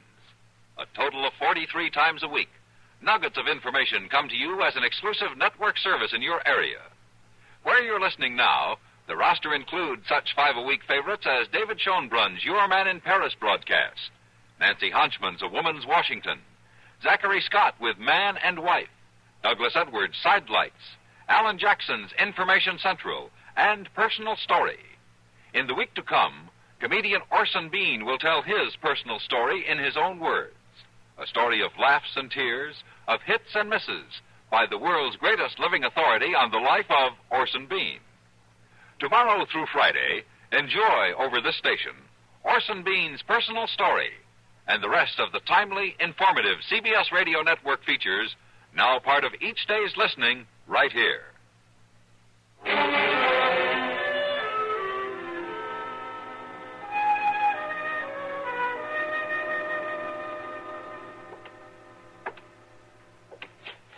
By heaven, Marshal, I won't stand for this. I'll find the killer sooner or later, Miles. I want him now. We know who he is. There's nothing can be done about it until morning. Well, if I'd been in town, something would have been done tonight. Maybe we done wrong bringing Roy's body out here. No, I didn't mean that. I appreciate what you've done. Roy belongs out here. Coffee's ready. Yeah, my, that sure does smell good. Chester, tell Melinda what you told me. Oh, well, now that don't mean nothing. Go ahead, Chester. She'll hear it anyway. Tell me, Chester. Well, my land, it ain't nothing really. Well, Tom lost every dollar he had on him tonight playing poker with Roy Taylor. Oh. and then waited for him in the alley and murdered him to get it back. Now, Miles, nobody knows that. I know it, and that's enough. Chester. Yes, Mom? Were you in the game? Well, no, but I kindly watched it. What time did Tom leave the Long Branch? It was about midnight, I think. He said he was going to bed. And what time was Roy Taylor killed, Marshal? About 1:30. What are you driving at, Melinda? It's an hour's ride from here to Dodge, isn't it? That's right. At 1 o'clock, Tom Potter and I were standing right out there by the big oak talking. Now, look here, Melinda. It's true, Pa, and I'll swear to it in court. Marshal, I'll be riding into Dodge about noon tomorrow. Don't you believe your own daughter? We'll see. Tom couldn't have a better alibi. But look, Miles, I'll question him first thing in the morning. Anyway. I'll do my own questioning, Marshal, behind a 6-gun. Now, you know better than that, Miles. Roy Taylor was a good friend of mine, Marshal. Nobody's going to shoot him down like that and get by with it. I'll find the man who did it. Well, good. I'll be at your office at noon. I want to see him.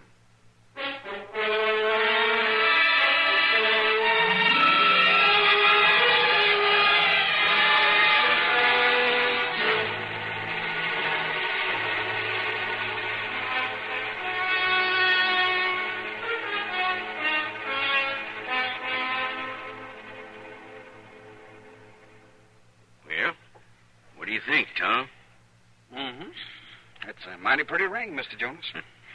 Just got it in not more than a week ago. $100, you say? Yeah. That's as low as I can go, Tom. All right, I'll take it.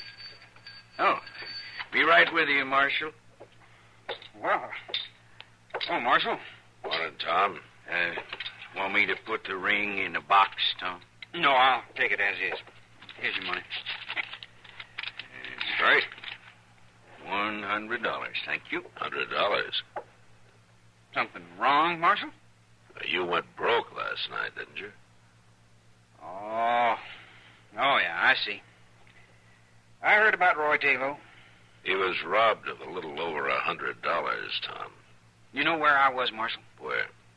Well, now, you probably won't believe me, so you go out and ask Melinda Miles. She'll tell you. All right, Tom, but where did you get this money? I sold 2 of my horses this morning for $110. And who did you sell them to? George Rand. But he left town with them an hour ago. And he lives 75 miles north of here. I sold them over at the stable, Marshal. Moss Grimmick was there. Then you wouldn't mind walking over there with me, huh? Oh, I should have. Oh, Mr. Jonas, don't say anything about this to anybody, will you? I want it to be a surprise. Why, of course not, Tom. Thanks. Let's go, Marshal.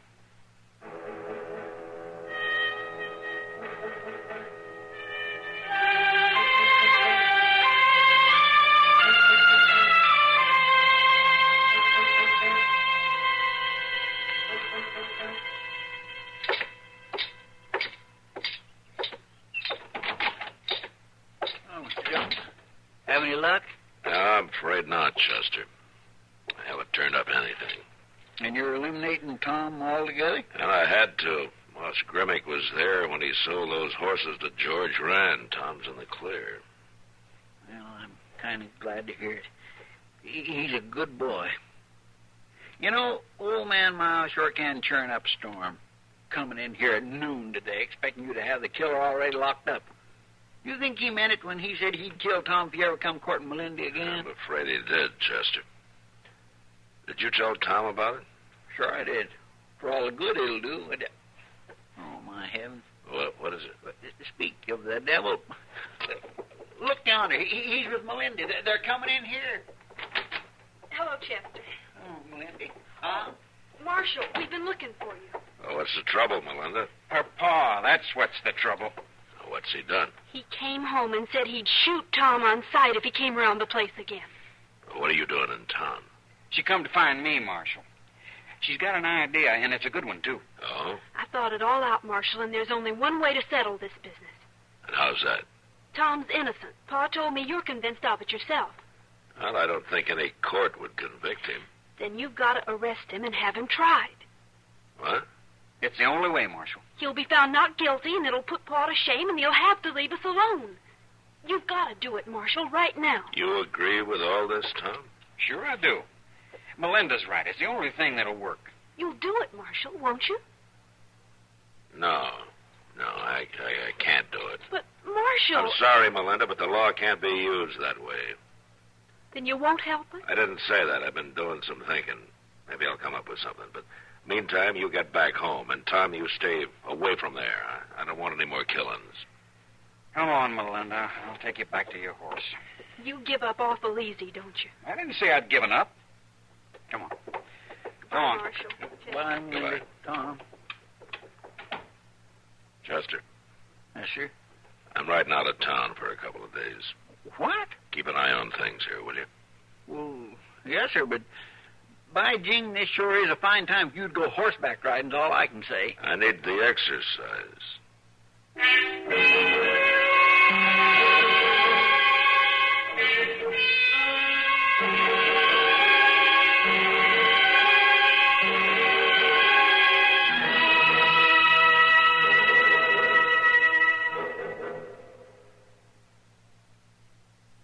Everybody likes good news.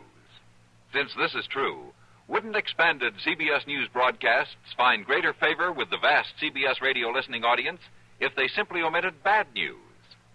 There's a pretty obvious answer to that one, and it goes like this. Of course not. Expanded CBS News has only one object: to present all the important global news swiftly and without bias. This takes more than just good intentions. It takes thousands upon thousands of miles of complex communications links, hundreds of skilled newsmen. There's that matter of experience, too, the kind of experience only years can create. In a sense, expanded CBS News is a network within a network, a service acting around the clock to meet your need to know, to keep you informed of important events, no matter where they happen. For longer, stronger coverage of world happenings, it's expanded CBS News on CBS Radio. You can depend on it.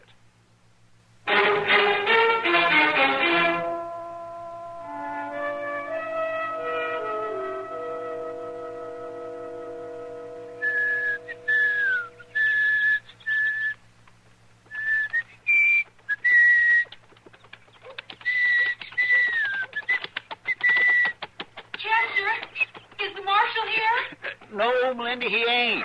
We gotta find the marshal, Chester. What's the matter with you two? What are you riding up Front Street together for? We decided to run away. I met Tom this afternoon near home. But her pa saw us, and he's right on our trail. He'll kill Tom. I know he will. You're a darn fool, Tom. Mr. Dillon told you to keep away from her. That don't help me now. You've got to do something, Chester. Well, now, all right. Get on inside the office, both of you. I'll lock you up and stand guard. He'll have to go through me first. Oh, thank you. Come on, Tom. Yeah, now, wait. I don't rightly admire being shot like a rat in a trap. Well, I don't see you standing out in the open and facing him. Well, that's unfair. Well, I didn't say it was easy. Come, Potter. Now it's too late. You stand right where you are, boy. Pa, please. Linda, I warned you what had happened. You can't. Now, wait a minute, Mr. Miles. Ain't going to be no killing around here. I don't aim to kill him here. I'm going to take him out on the prairie. Give him an even chance with me. No, you ain't. I ain't even going to let you do that. You can't very well stop me, Chester. Out! Oh, Mr. Dillon. What's going on here? Nothing you're going to stop, Marshal. He's about to kill Tom, Marshal. He's not going to kill anybody. Come here, Tom. I took a ride up to George Ryan's. What? He told me to give you this. Why? He wanted to be sure you got your money. Well, no, it isn't mine. He doesn't owe me a thing. Yes, he does. $110. He said he'd pay you in a couple of weeks. You remember? Here it is. He paid me, blast you. What is all this, Marshal? I remember Moss Grimmick saying he didn't actually see any money changing hands that day. I'll be darned. Melinda, you got word into Tom about the alibi you'd set up for him, didn't you? Well, didn't you? Yes. The cook's helper. I woke him up and made him ride into town with a note before dawn. Melinda. Miles, I expect it was Tom who shot Roy Taylor after all. I knew it. I knew it all along. You know too much, you old... No, you don't, Tom. Give me that gun. All right, Chester. Take him in and lock him up. Yes, sir. Come on, Tom.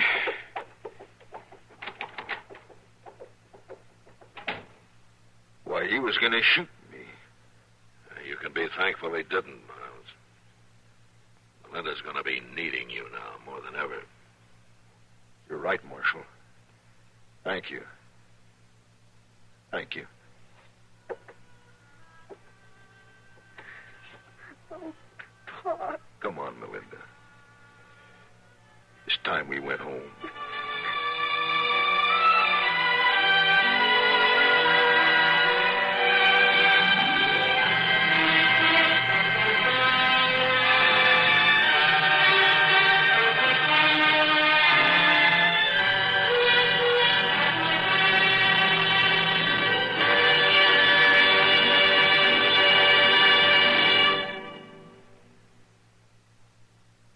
Hi, this is Dennis James. To make a point about reliable, effective Kellogg's All Brand. Repeat after me, please. What do you want when you need brand? What do you want when you need brand?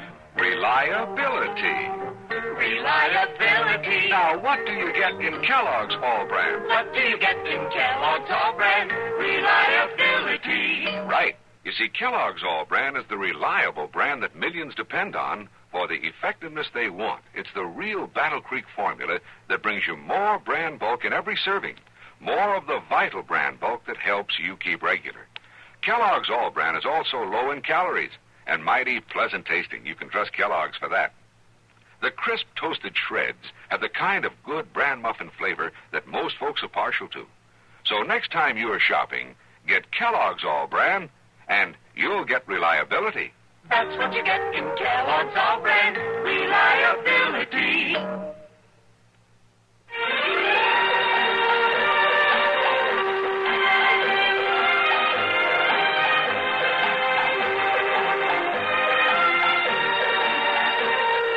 Gunsmoke. Produced and directed in Hollywood by Norman Macdonald. Stars William Conrad as Matt Dillon, U.S. Marshal. The story was specially written for Gunsmoke by John Meston and adapted for radio by Frank Paris. Featured in the cast were Ann Whitfield, Sam Edwards, John Daner, and Vic Perrin. Harley Bear is Chester, Howard McNear is Doc, and Georgia Ellis is Kitty.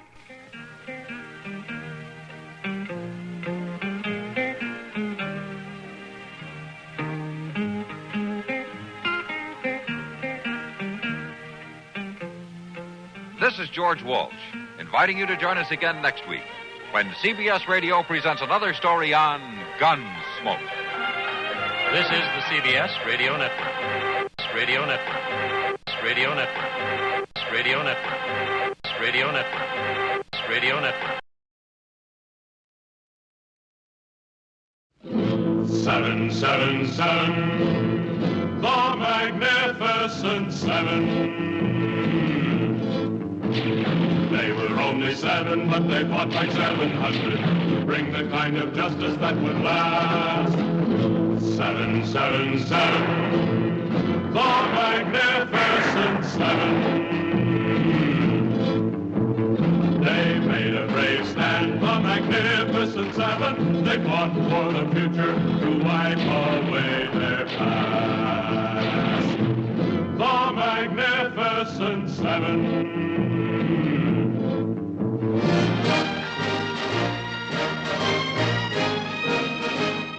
Ride on. Ride on? Somehow I don't think you solved my problem. Solving your problems isn't in our line. We deal in lead, friend. So do I. We're in the same business, huh? Only as competitors.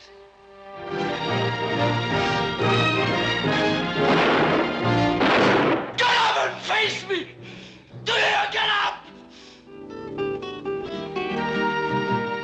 Look what I found.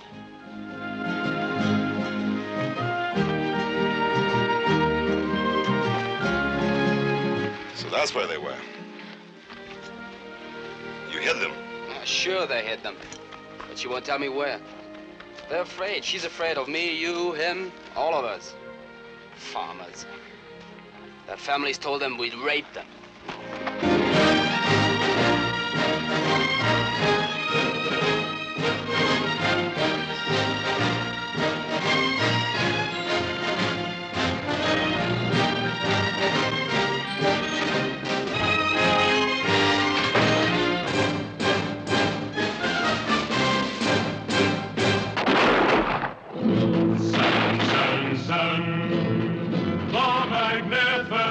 7.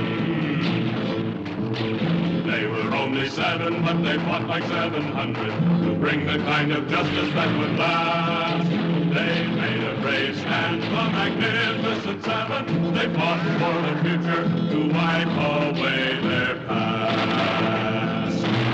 7, 7, 7. The magnificent 7. The magnificent 7. Our next guest will give you the laughs. Just don't ask him to lend you money. It's Jack Benny coming up next. J-E-L-L-O. The Jell-O program coming to you from the Plaza Theater in Palm Springs, California, starring Jack Benny, with Mary Livingston, Phil Harris, Dennis Day, and yours truly, Don Wilson.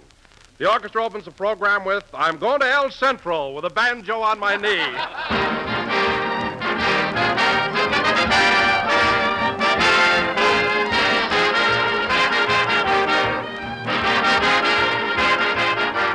You know, sometimes I think I could write a whole book about what a grand dessert Jell-O really is. For example, I could devote the entire first chapter of the book to telling you how gay and inviting Jell-O looks, with its vivid glowing colors and shimmering beauty. In Chapter 2, I'd point out how delightfully tender and delicate Jell-O is, and what a smooth, melt-in-the-mouth texture it has. Chapter 3 would deal at great length with Jell-O's glorious flavor, a flavor as distinctive and well-known as its name, and just as refreshing as the juicy, ripe fruit itself. Then in Chapter 4, I'd explain how quick and easy Jell-O is to serve and how it sells for only a few pennies per package. And oh yes, in Chapter 5, I'd remind everybody to be sure to try strawberry, raspberry, and cherry Jell-O. Each has a new improved flavor obtained by using a natural flavor base artificially enhanced. And as a result, they're better than ever. Try a tempting dessert made with rich, delicious Jell-O tomorrow.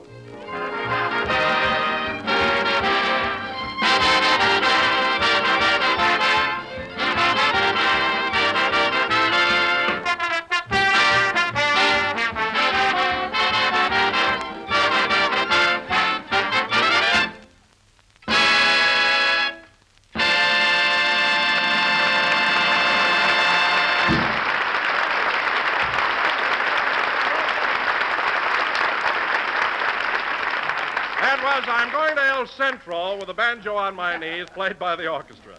And now, ladies and gentlemen, for our second broadcast from Palm Springs, we're going to show you how Jack and all of us have been enjoying our vacation here on the desert. As you remember, last week, Jack was living quite a little distance from Palm Springs at a place called the TP Motel. But a few days ago, he rented a house here in town with a swimming pool. Yeah, with her. Dennis, don't interrupt. Go ahead, Don. Anyway, last Thursday, Jack invited us all over to his pool for a swim. It was a beautiful sunny day, and Jack told us to get there early so we'd have a full day outdoors. Rochester, the gang will be over pretty soon, so I think I'll take my swimming lesson before they get here. Okay. Now watch this, Rochester. I'm going to swim clear across the pool. Clear across? It's only 6 feet. It's too bad. I'm sorry I haven't got the Atlantic Ocean here. Now, keep your eye on me and tell me when I do anything wrong. But, boss, I don't know anything about swimming. I gave you an instruction book last night. Why didn't you read it? I was working on that Navajo rug for your father. You're supposed to weave in the daytime. Now, here I go across the pool, Rochester. Have you got the gun? Right here, boss. Well, start me off. Okay. On your mark. Get set. I'm off.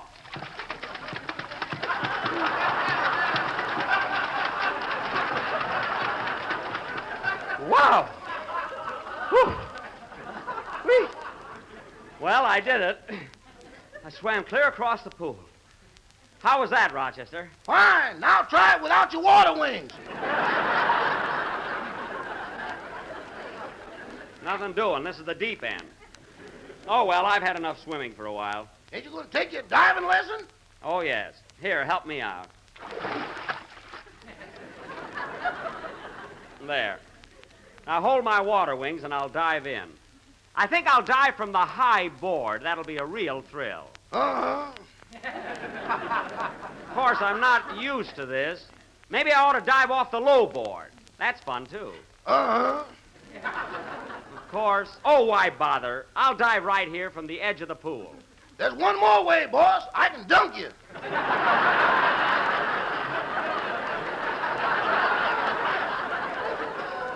No. No, I'll dive in. Here I go. 1, 2, whee!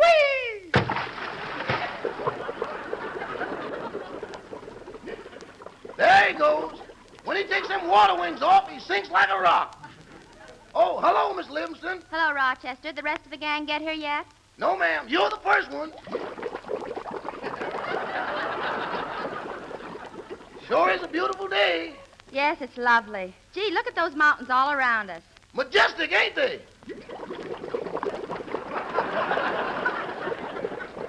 Can I get you a glass of lemonade, Miss Livingston? No, thank you. Where's Mr. Benny? He's down at the bottom of the pool. The bottom of the pool? Oh, yes, there he is, coming up. That's his toupee. Mr. Benny's over here.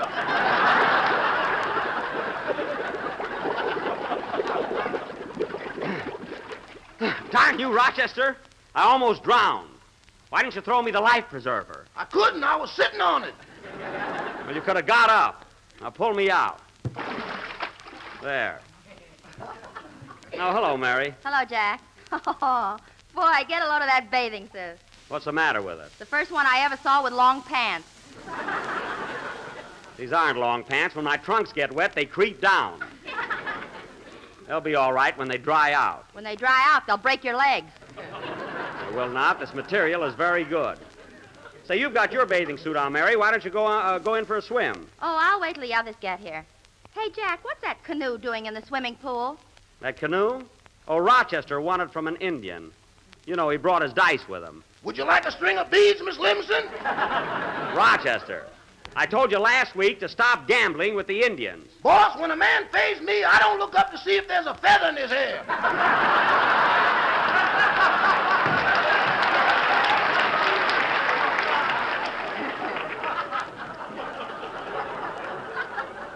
Well, I want you to cut it out. You got more Indian stuff now than Fred Harvey's. So take it easy. Hey, Jack, look. Here comes Mr. Billingsley, your boarder. Oh, yes. What's he doing here? Oh, he arrived a few hours ago. Claims he flew in from Hollywood on his magic carpet. Over these mountains? Oh, you're as bad as he is. Oh, hello, Mr. Billingsley. Good morning, Mr. Benny. Been in for a dip, I see. Yes, why don't you go in for a swim, Mr. Billingsley? I'd love to, but my tuxedo is at the cleaners. Oh, yes, he always swims formal. Say, Jack, I think I'll stretch out and take a sun bath. Go ahead. Watch out for that sun, Mary. It's pretty hot. Here's a can of oil. I'm not going to rub that stuff on me. Here, take this can. Nothing doing. It's still got a sardine in it.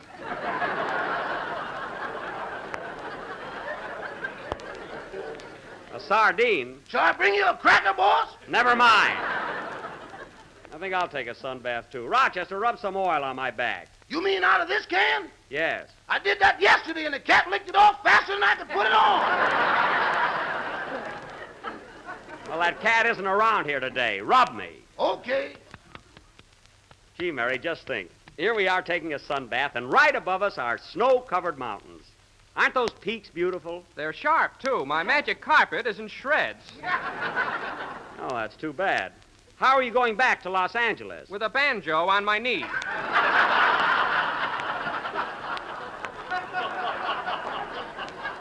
Well, that was my fault. Hey, Mary, you better cover up there or you'll get sunburned. Well, I'm all right. Gee, you look cute in that bathing suit. No kidding, Mary. You look just like Miss Hollywood. Oh, hello, Dennis. Hello, Mr. Benny. Stand up, Mary. Let's see your suit in the back. There. Oh, boy! Dennis! Now behave yourself or I'll take away your pass to my swimming pool. Did he get a pass? I had to buy a membership. Mary, I can't start a swimming club without members. Say, Mr. Benny, you got a lot of swell records here. Do you mind if I play your Victrola? No, go right ahead, Dennis. It's the club Victrola. Any member can play it. Oh, Mr. Billingsley, are you sure you wouldn't like to go in for a swim? No, thanks. I'll just run up to my room for a sun bath. To your room? Oh, did you bring a sun lamp with you? No, just a glowworm. Goodbye.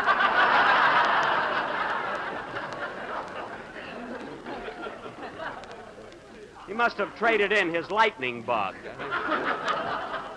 Oh, well. Look, Mr. Benny, here's one of my records. Would you like to hear it? Yeah, that would be swell. Go ahead, Dennis. Put it on. Gee, the sun is hot now. Sure feels good, though.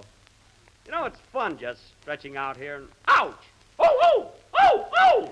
What's the matter, Mr. Benny? His trunk's just dried. Oh, my leg. I can't understand the suit shrinking so much. My own father sold it to me.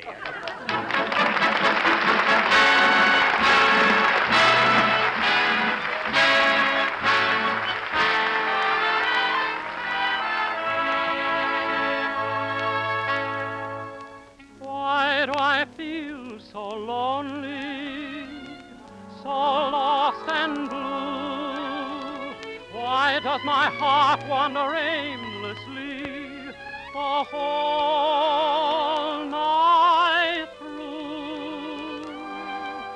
It all comes back to me now, a starry summer sky, a laughing you and I, alone. It all comes back to me now, a sea of midnight blue, your face uplifted to my own. We called it a thrill of the moment and blamed the moon up above. We didn't know what the glow meant. We never dreamed it might be love. It all comes back to me now, the love I threw away. Now each lonely night I pray that it will all come back to me someday.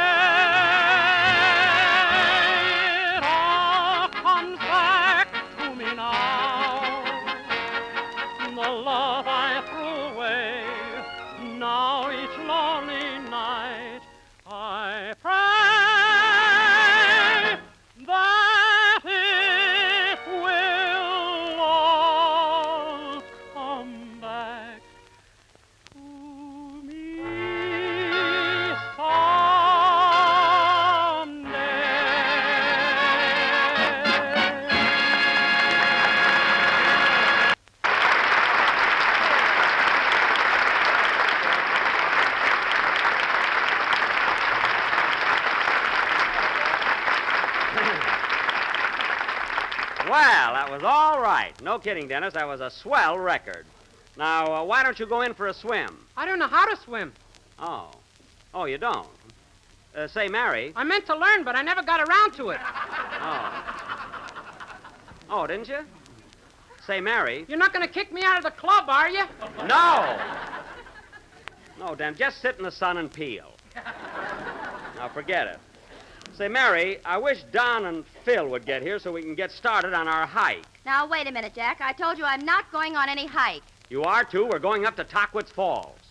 It's one of the most beautiful sights in this part of the country. Here comes your friend for some more of that sardine oil. Oh, yes. Here, kitty, kitty, kitty. Watch out, kitty, or he'll be playing Love and Bloom on you. I just want to pet him, that's all. Here, kitty. Hey, Jack, here come Don and Phil. Oh, yeah. Hiya, Jackson. Hello, Mary. Hello, everybody. Hello, Don. How are you, Phil? That's fine. Well, fellas, what do you think of this place I rented? Not bad, eh? Hey, it's all right. And what a beautiful swimming pool. Move over, Don. I can't see it. It's not that small. And, Phil, if our swimming pool isn't big enough for you, you can very well stay out of it. I don't want to go in anyway. I just had my hair did. That's hair done, and it ain't becoming. Incidentally, fellas, before entering pool, please take shower. How much does that cost? Oh, don't try to be funny. The shower is free. Towels, 15 cents. Now cut that out. And I'll tell you one thing, fellas. I'm very lucky to get a house like this at the height of the season. Ah, you certainly are, Jack. It's a lovely yard, and look at those fruit trees. Boy, get a load of those oranges. Phil, leave those oranges right on the trees. I don't want to break up a crate. Jeepers, he counted them. Mary, that's part of the landscaping, and I don't want them disturbed. Say, Jack, don't you think we ought to get started on our hike? Yes, Don, we'll be leaving just as soon as our Indian guide gets here. Indian guide? Yes, he knows the trail. Now, get into your slacks, Mary, so you'll be ready. I am not going on that long walk. Then why did you join the Benny Swimming and Hiking Club? You told me Mrs. Roosevelt belonged.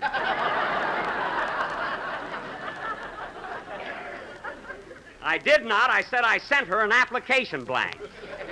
That was all. Now, come on, we're all going. Say, Jackson, how do you like my hiking outfit? Oh, you look swell, Phil. Well, what's that bottle sticking out of your coat pocket?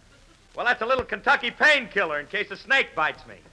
Well, you might need it at that. Hey, wait a minute, Phil. There's another bottle in your hip pocket. What's that for? Oh, that's standard equipment. Oh, I see. Well, now, come on, everybody. Let's get ready. I'm all set, Jack. I got the rope and everything. The rope? Yeah, I hear the trail's pretty steep in places, so I figured we'd all have to tie ourselves together. Oh. Then, in case one of us happens to slip, the others can keep him from falling. Well, that's a beautiful theory, Don, but supposing you happen to be the one that slips. What about us? Next Sunday, the Aldrich family. You said it. Well, let's get started. Go in and change, will you, Mary? Okay, I'll be right back. Look who's here, boss. Oh, yes. Me, Indian guide. You, Jack Benny? Yes. Now, look, Leaping Deer. That's your name, isn't it? Leaping Deer, my uncle. Me, Eagle Puss. Oh, he couldn't come, eh? Well, now, look, Eagle Puss. We'll be starting in a few minutes. What do you get for taking a party up to Tockwitz Falls? $10. $10? I'll get it back, boss.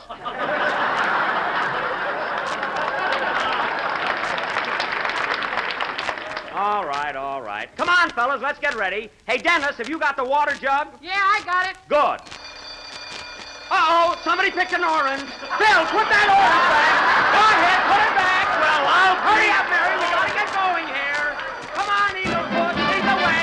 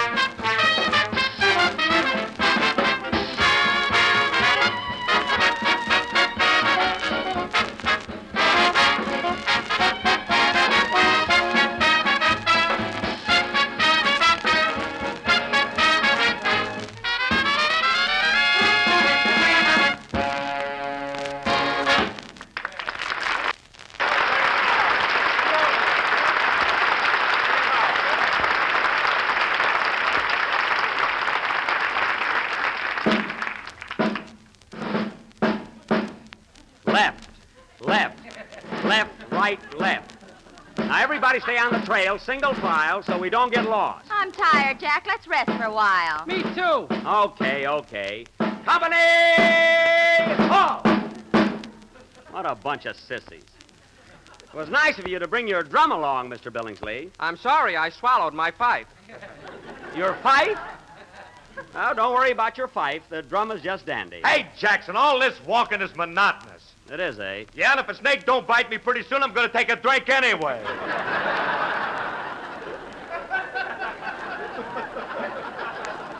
Don't you touch it.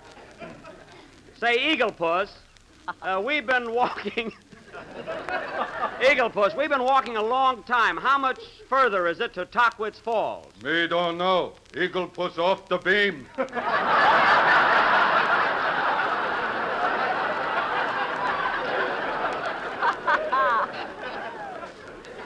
Oh, lost, eh? Well, you're a fine Indian. You should have known that. His tomahawk says made in Japan.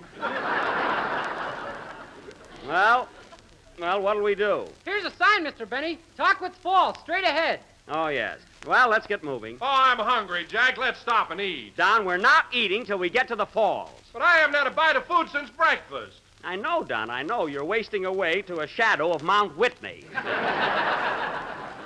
We'll eat later. Say, Phil, what are you doing with that bottle in your hand? Bingo! A snake bit me!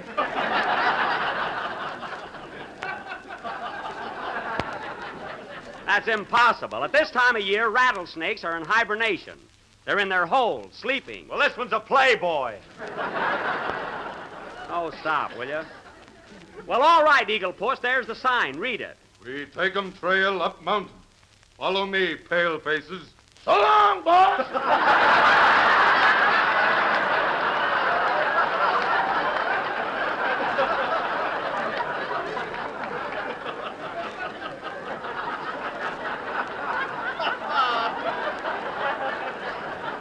Rochester.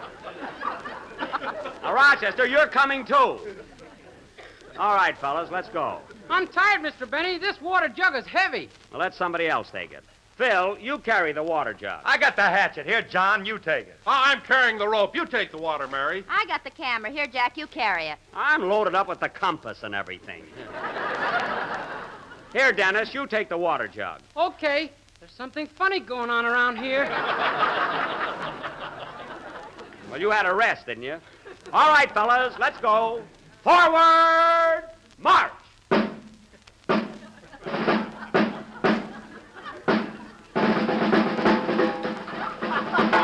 Oh, why, Mr. Billingsley, what happened there? I stumbled. Oh.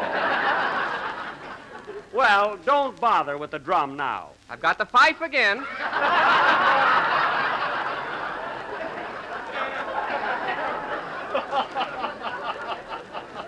Well, we don't need that either. Gee, fellas, get a load of this rock formation. You know, I've never seen a view with so much... Hey, what's that? Look, Jackson, there's something moving in that bush up ahead. Yeah, that's what I meant. Wonder what it is. Gee, it might be a wild animal. Oh, Rochester! Yes, boss. Go find out what's in that bush. Let it remain a mystery.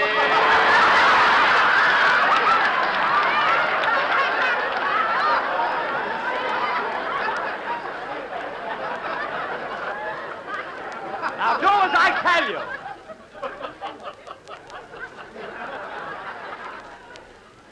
Rochester, you're nothing but a coward. I found that out years ago. Well, all right. Let's walk around the bush. Come on, fellas. We can pick up the trail on the other side. Lead the way, Eagle Puss.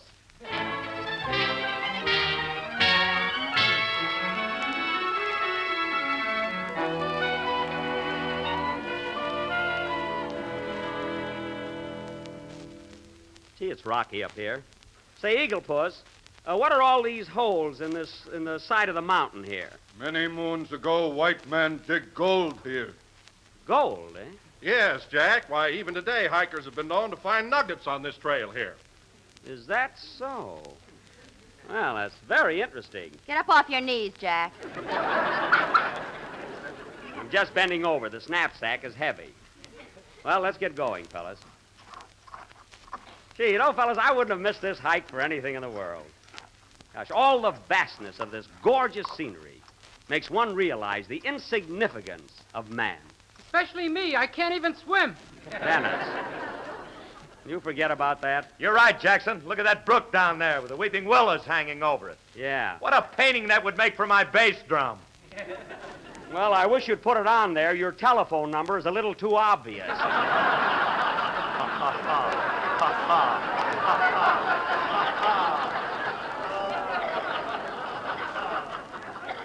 Oh, golly, but no kidding, fella. Gee, you talk I never saw anything place like. You talk about scenery. Hey, fellas. Hey, look at that cliff over there. Look at that cliff over there. Gee, it makes an echo, too. It makes an echo, too.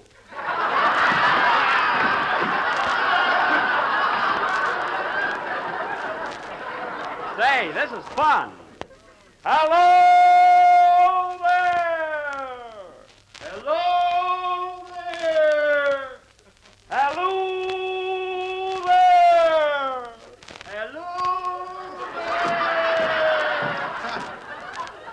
Hello there! Take it easy, Bob. I'm tired.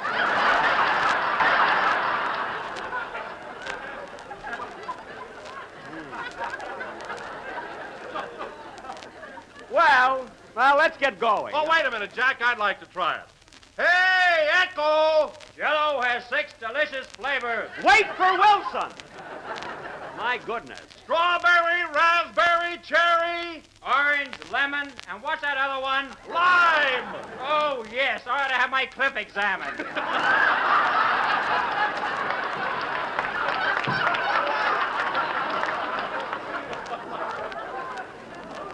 Come on, Don. Now, that's the dumbest echo I ever heard. Gee, this trail is getting real rocky now. Watch 'em step. Paleface no papoose anymore. Okay, I'll watch it. Gee whiz, fellas, look at those white, fleecy clouds against that blue sky. Do you ever see anything so... Whoops. Help me up, Rochester. Why don't you watch where you're going? Well, I didn't see that. Hey, wait a minute. Wait a minute, what's this? What's this? I saw it first. You saw what first? Right there. That gold nugget. It's mine. Mine. Where, Jack? I don't see it. Right there. I moved my foot and there it was. Gee, there may be hundreds of them here. And they're all mine. Oh, boy, I can retire. No more slaving on the radio. No more pictures with Fred Allen. Oh, Jack, stop. I won't stop. Look, I discovered gold. It's gold. Gold. Gold is right. That's your bridge work.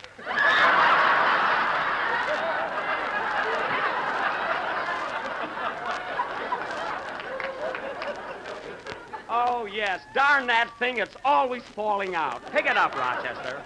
Well, come on, fellas. Let's get to the falls. Ready, Mr. Billingsley? Forward, march. Left, right, left. Left, left, left, right, left. Left, right. Friends, I have never seen anything to equal the way people have been writing in for that new General Foods dessert recipe book. Every day, thousands and thousands of letters come pouring into the mailroom of General Foods in Battle Creek, Michigan, for listeners all over the country who want this grand new dessert book. But here's the most gratifying thing of all. The fact that an amazing number of these letters ask for not just one, but several, 2, 3, 4, or even 5.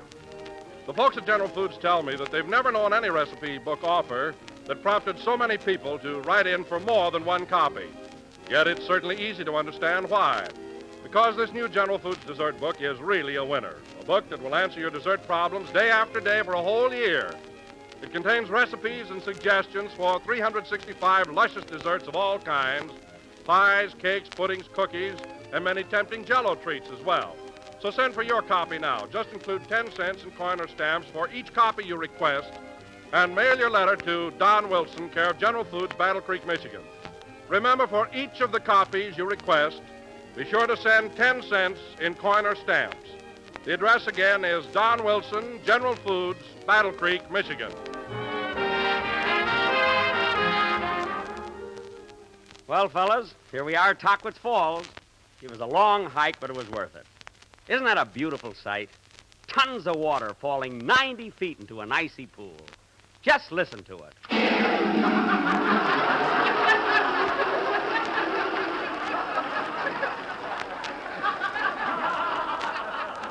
Ah, what a sight. What a thrill. What a thrill. Oh, quiet. Good night, Joni.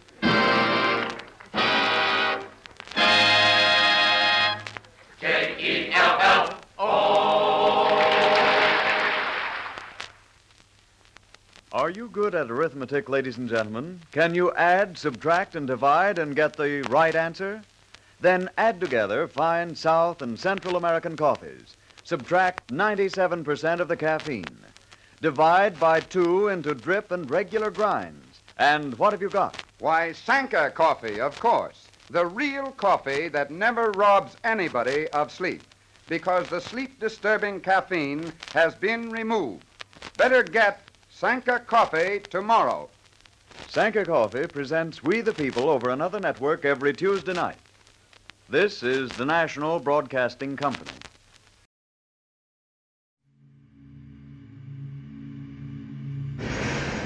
What is the secret of this enchanted book? What wonders are hidden within its pages? What magical spell does it cast on all who read it? What is the secret of the never-ending story? But that's impossible!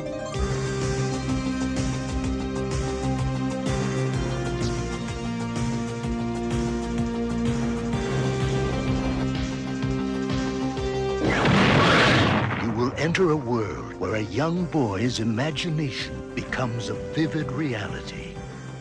The world of Atreyu and Artax, the Rockbiter, and a good and kind gnome. A world that is vast and eternal, treacherous and dazzling, unforgettable and free. For anyone who's ever made a wish, believed in a fantasy, or had a dream, this is the never-ending story.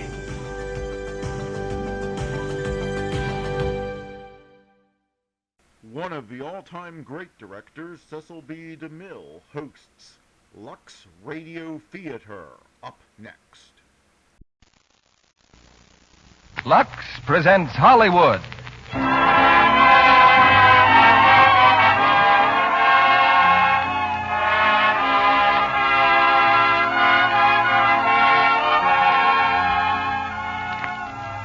The Lux Radio Theater brings you Tender Comrade, starring Olivia de Havilland, Joan Dupre, and Dennis O'Keefe. Ladies and gentlemen, your producer, Mr. Cecil B. DeMille.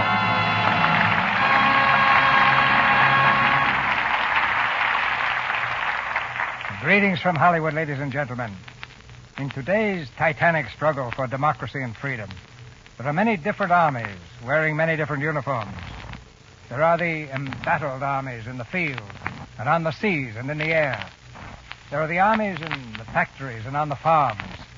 And there's another great and unsung army in America, the wives who have been left behind to keep the home fires burning. They are the spiritual comrades of the men in arms, tender, unforgettable comrades. And to them our play tonight is dedicated. It's RKO's quite recent and delightful screen hit, Tender Comrade.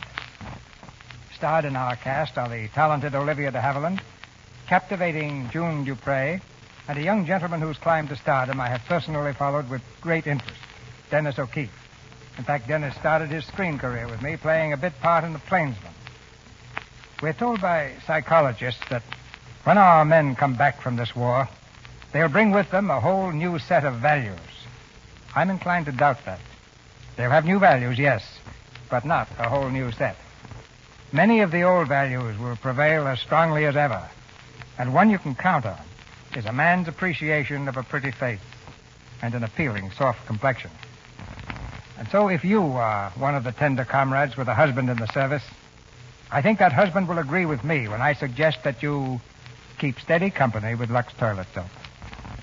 Now here's the first act of tonight's play, starring Tender Comrade, starring Olivia de Havilland as Jo, June Dupre as Barbara, and Dennis O'Keefe as Chris.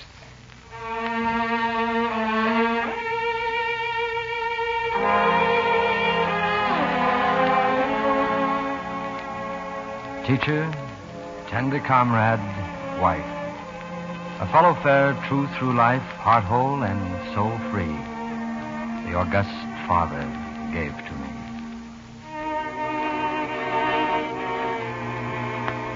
This story begins a couple of years ago in a small apartment in Los Angeles. An anxious, restless girl waits in a dark room. She's Mrs. Christopher Jones, called Jo.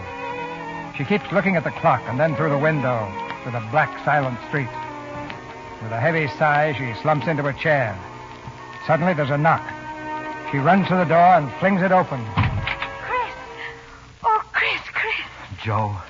Oh, gosh.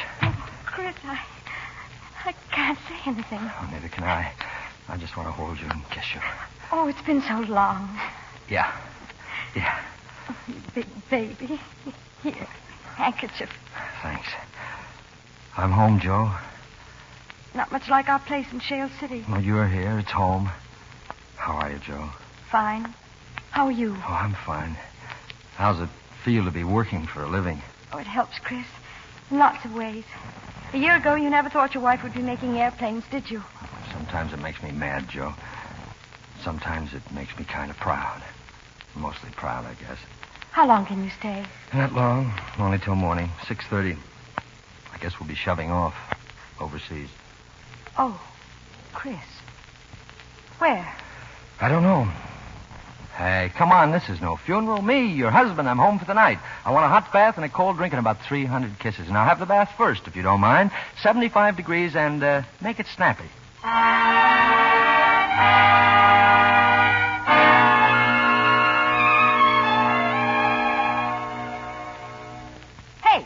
Hey, wake up. Your train leaves in an hour and a half. Now, wake up. Okay. Hey, let go of me. Come on, kiss. Oh, all right. Mushy? How long you been up? Since 3, I couldn't sleep. Boy, oh, boy. Do you know what I'm going to do after this war is over? I'm going to concentrate on being a civilian. I'm going to sleep every morning until 10 o'clock, and I'm never... Hey, what are you looking at me like that for? Nothing. Except that of all the guys I could have married, how did I pick out the homeliest? Fine talk, just fine. Hey, come on, we got to get going.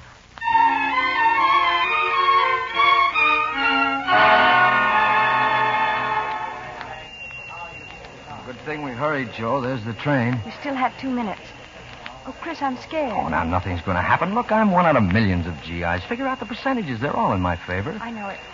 That holy mackerel, I'm sure going to miss you. Yeah, me too. But just think how it's going to be when I get back home again. I'll jump off the train and pick you up and kiss you a couple of 100 times and take you back to Shale City. You know, Shale City's got it all over Los Angeles. What else? Oh, not much more to tell, I guess.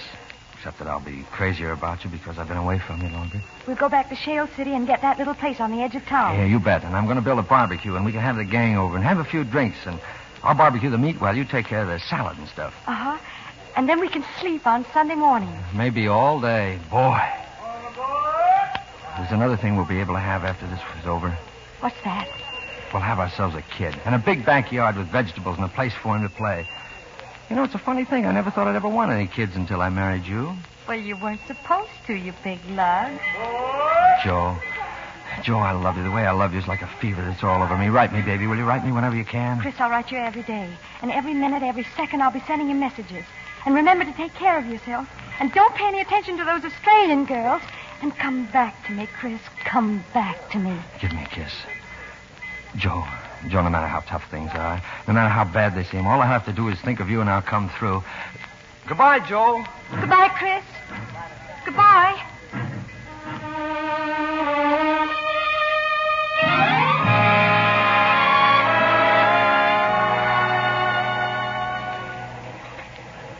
All morning I've been dying for lunchtime, so now it is lunchtime as far as I'm concerned. Wait a minute. Here comes Joe. Joe! Hi. Hello, Joe. Well, look at you. What's the matter with me? And don't answer that. I'll never learn, Joe. A 14-time hangover. Hey, you should talk. Joe, your eyes are all swollen. Yeah. Chris got in last night. We had breakfast this morning.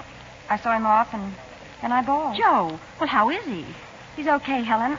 Only he's leaving for overseas. It's funny, I don't even know which sea. Oh, you shouldn't have said that, Joe. That's talking about troop movement. Well, it ought to be safe here. Everybody but you has a husband in the service. Helen even has a son in the army. Doris White. Yes? What have you got on your finger? What?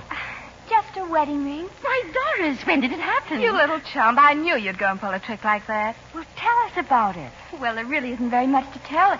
He got in town for an hour, and, well, it took him 45 minutes to propose, and then we went out and got married, and I took him to the train, just like you took Chris, I guess. Oh, gee, Doris. What's your new name? Dombrowski. You traded a name like White for Dombrowski? That guy must be terrific. What's his first name? Michael. I call him Mike. Say, I've got a wonderful idea. Why don't we... Hiya, Barbara. Oh, brother. Hiya. Don't mean to interrupt the coffee clutch. Good morning. What do you say, Barbara? How about that date? I told you before. When you're ready to talk Coconut Grove, I'll listen. Me, I can't get romantic over a bowl of chili beans. Okay. I'll try again when you're rising so bloodshot. Oh, go dye your hair and come back disguised as a young wolf. These senior citizens. Well, if you ask me, I think you're leading them on. On to what? The 60-cent blue plate special? Still, you do make dates, Barbara. Well, why not? Well, because you've got a husband in the Navy. That's why not. Listen to me. If you've had as much trouble with a man as I've had with Pete Thomas, no sense of responsibility, no nothing. He had enough sense of responsibility to enlist, didn't he? Oh, sure. He'd enlisted all right. 3 years before Pearl Harbor. He fell for that girl in every port stuff. Only I'll bet for him it worked. Oh, Joe, you started to say you had an idea. Well, I was thinking, why don't we initiate the new bride into our union? War Widows Local number 37. And throw a party. Oh, Joe! Well, except none of us has a room big enough to hold 4 people without using a shoehorn. Well, we could have it in my new place. That is, I'm hunting for a new one, just in case Mike gets a furlough. How much are you planning to pay? Well, I'm paying $20 now. I thought maybe for $35. You still have a rabbit hutch. You know, all of us together, we put out a lot of money for rent. What do you pay, Helen? $22.50. I pay $18. How about you, Barbara? $32.50. I like gaudy things. Let's see now. That's over $90. How do you like that? Why, but for that kind of dough, we could have a real house with a dining room and a living room and a bedroom apiece, maybe, and furnished. Well, it might work. But we're all such different people, and there might be a clash of personalities. We'd have to find some way of adjusting any disputes that might come up. Well, that should be simple. We take a vote. If anything comes up, we'll just call a meeting. Now, how about it? Okay? Everybody in favor say aye. Aye. Barbara? Huh? We'll say aye. Aye. Unanimous. We'll start house hunting right after work.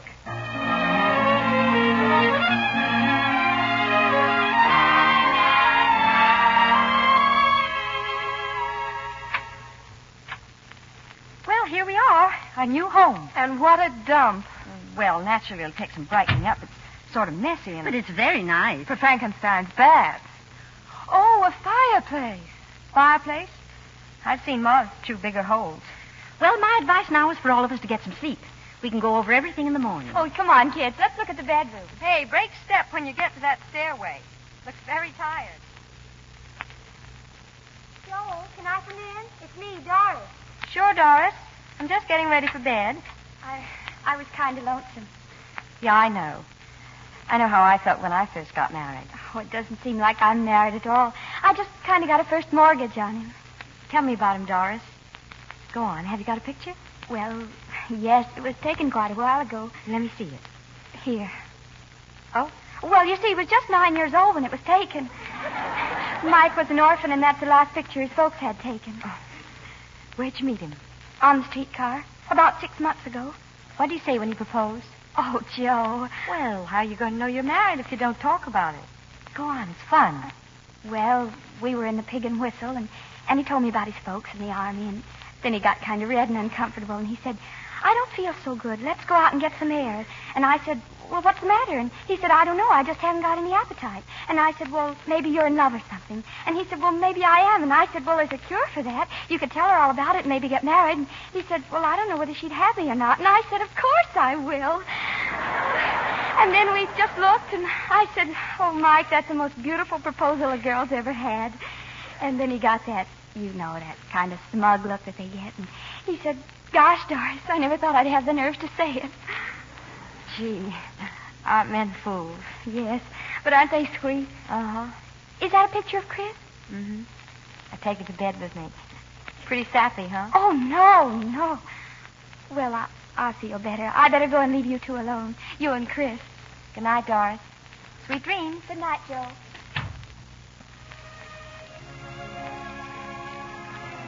Yes, Chris. I'm lucky. At least I've got a picture of you. Such a nice picture. Did you hear us gabbing away just now? It's nice they're married, Doris and Mike. Remember about us, Chris, and how we decided to get married? I was in the backyard, sitting in the hammock trying to dry my hair. Gosh, it was a nice day.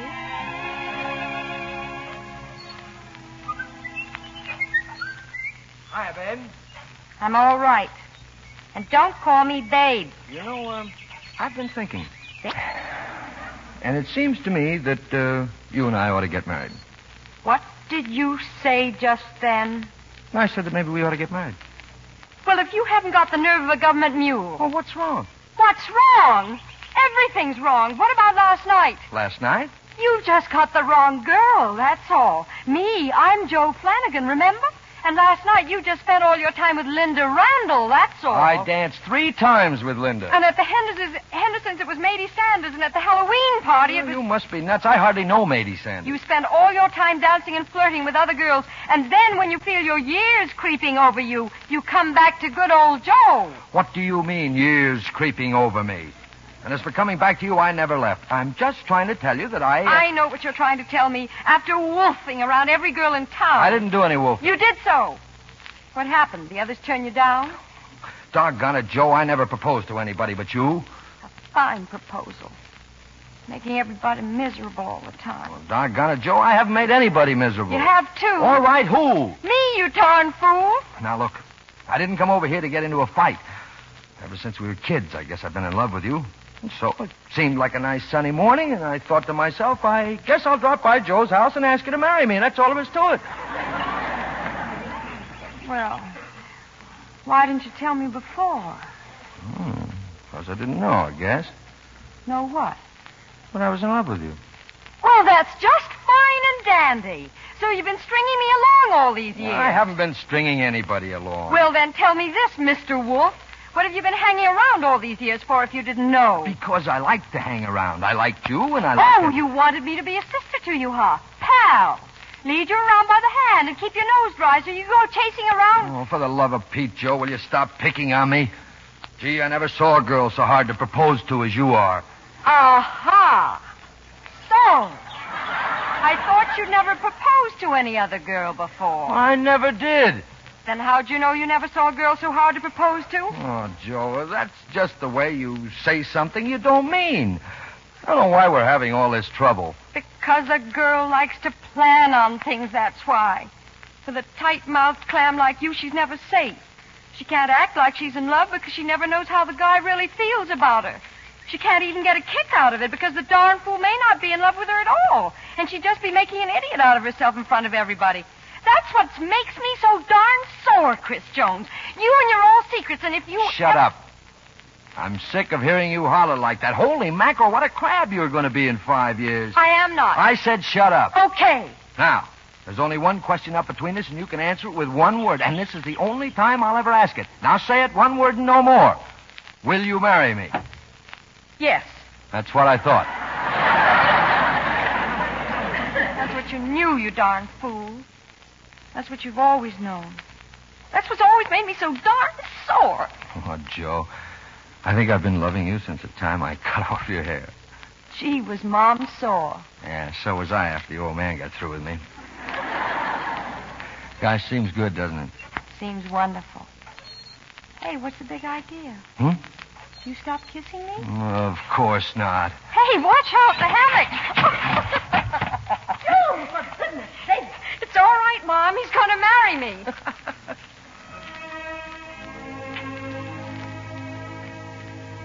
Yes, Chris. I get scared stiff every time I think how close we came to not getting married. Good night, Chris. Good night, darling.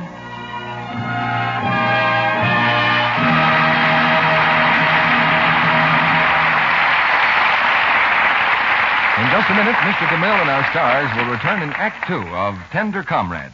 Lux girls, Lux girls, Lux girls. Why, Sally, what are you doing? Thinking out loud? Why, yes, Mr. Kennedy, I guess I was. Thinking about Lux girls. You see them everywhere, you know. You bet I know. Those girls with the gorgeous complexions. Well, I went to the opening of a new picture the other night, Mr. Kennedy. I saw Barbara Stanwyck, Rita Hayworth, and that lovely new star, Lauren Bacall. Every one of them Lux girls. And every one of them with a really beautiful skin. That Lux soap certainly must have something. It certainly has, Mr. Kennedy. When you realize how many of the famous stars use it every single day, you know it's just got to be good. Well, Sally, we know it's as fine a soap as can be made. Yes, Lux soap has rich, extra creamy lather. So many of the stars speak of that. Active lather that goes to work so gently and quickly.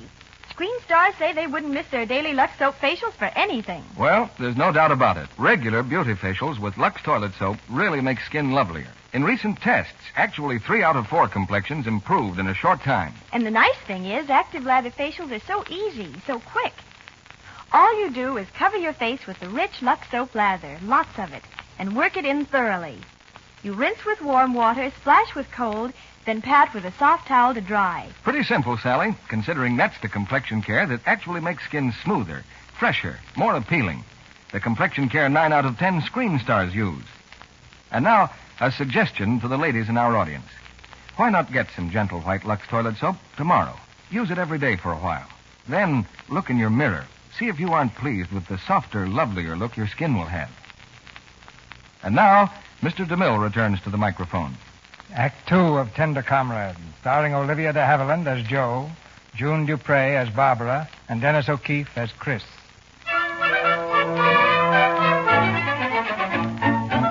It's Sunday morning in the headquarters of War Widows Local, number 37, and Joe, Barbara, Doris, and Helen are firmly entrenched in their new home. But to girls like these, welding a seam or driving a rivet is far easier than housekeeping. For 3 futile hours, they've struggled with floor mops and scrubbing brushes. And now on the second floor, Barbara is about to tackle the staircase. But unfortunately, the staircase tackles Barbara.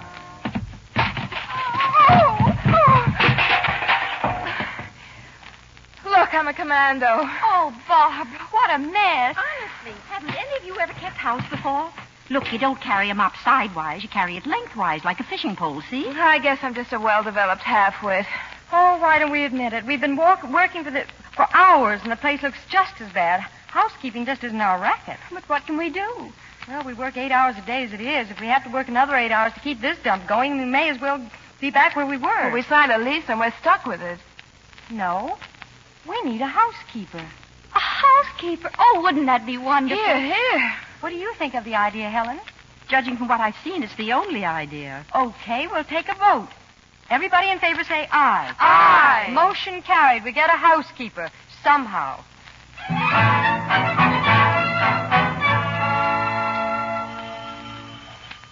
Doorbell. I'll get it. Yes? My name is Mrs. John Canby Lodge. Yes? You advertise for a housekeeper? Oh, yes. Won't you come in? Thank you. In here, please. Before I was married, my name was Manya Wadenheimer. You may call me Manya. All right.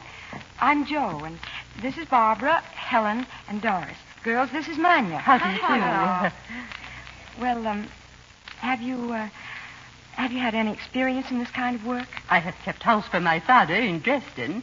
He had 8 little ones. That gave experience. And, references? I am afraid, no. In this country, I'm just beginning to work.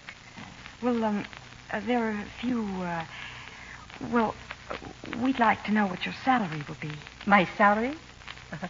It is like this. I am not Jerry's citizen, so I cannot work in the warland. But you work in the warland. If I help you, I help the war just the same. Is that not right? Well, I think it is. Your husbands are in the army fighting against Nazis. So is my husband. That makes us one. How then you think of money? Well, perhaps we'd better talk it over first. I wonder if you'd mind waiting in... I'll wait in the other room. Well? Gee, after what she said about being Look, run, why don't we take our cash after the rent and groceries are paid and split it 5 ways? Well, even that wouldn't be as much as she could make someplace else. Well, I think it's a good idea. Why don't we vote on it? Okay. Everybody in favor says aye. Aye. Okay. War Widows Local, number 37, expands its membership to 5. Manya! Yo? You're in.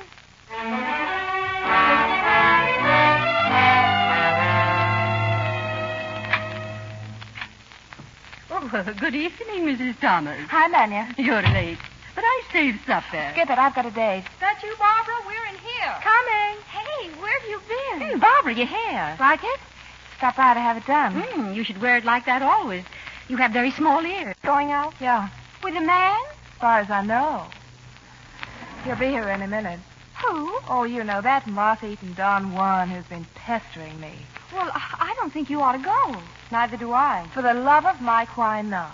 Well, I just don't think we ought to start having a bunch of old men hanging around the house. What do you mean, old? He's only 42. Go ahead and do what you like.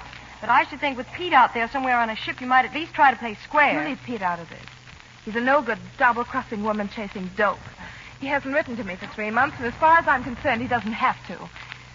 In the meantime, if some slap-happy old goat wants to take me out, I'm just the girl to oblige. All the same, you'll be sorry sometime. Why? Well, good golly, if you married the guy, you must have loved him. And the least you can do is be on the level when he's out fighting. Sure, I know you want to go out, but so do I. It just occurred to me that this is none of your business. Let's take a vote on it. All in favor of me taking care of my affairs, say aye. All right.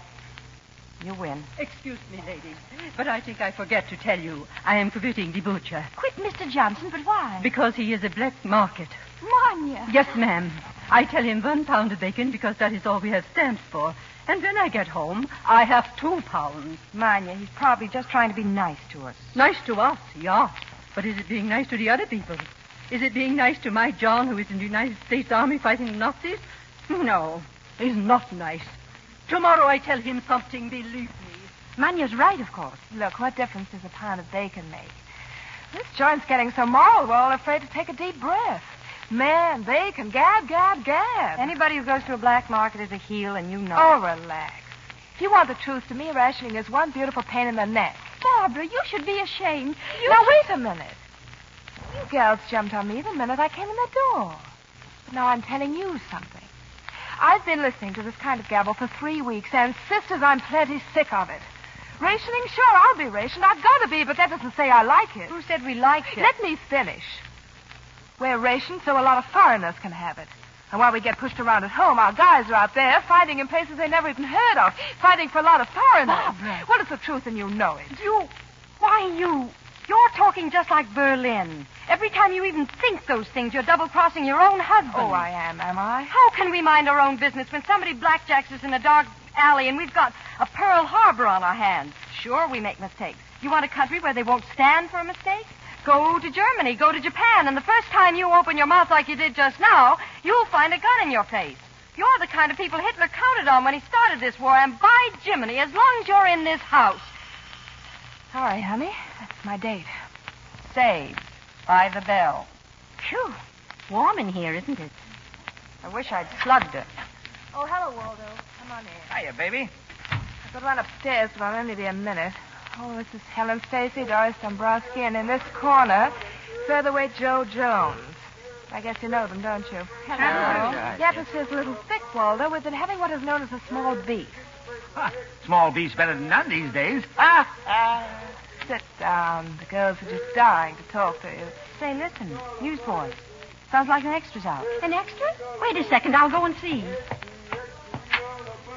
Paper!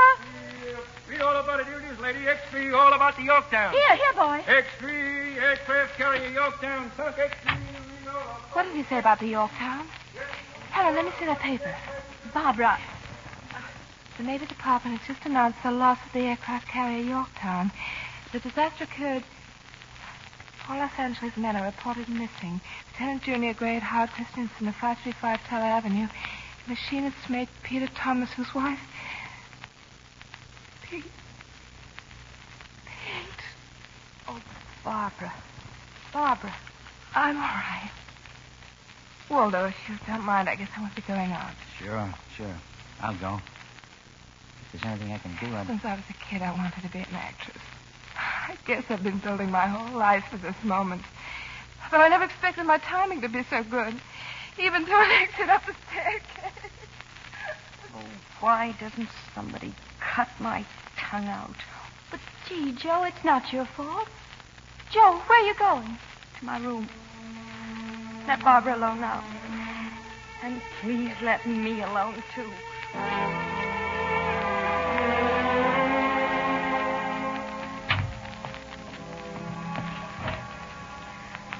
Oh, Chris. You're not very proud of me right now, are you? Barbara.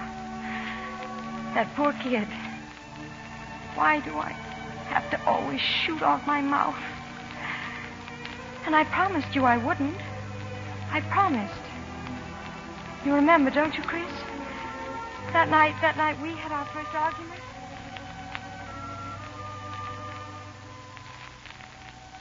Chris? What are you reading? No, magazine. Oh. It's an article. Will the United States enter World War II? You need a shine. Yeah, I know. Hey, what's this? Where? In your hand. Is it a splinter? I guess so. Wait a minute. I'll get a needle from the basket. Here it is. Now give me your hand. Oh. Now hold still and it won't... Ouch! Did it hurt? Well, sure it hurt. It hurt a lot. Oh, you. Always whining. I'm not whining. You asked me a question.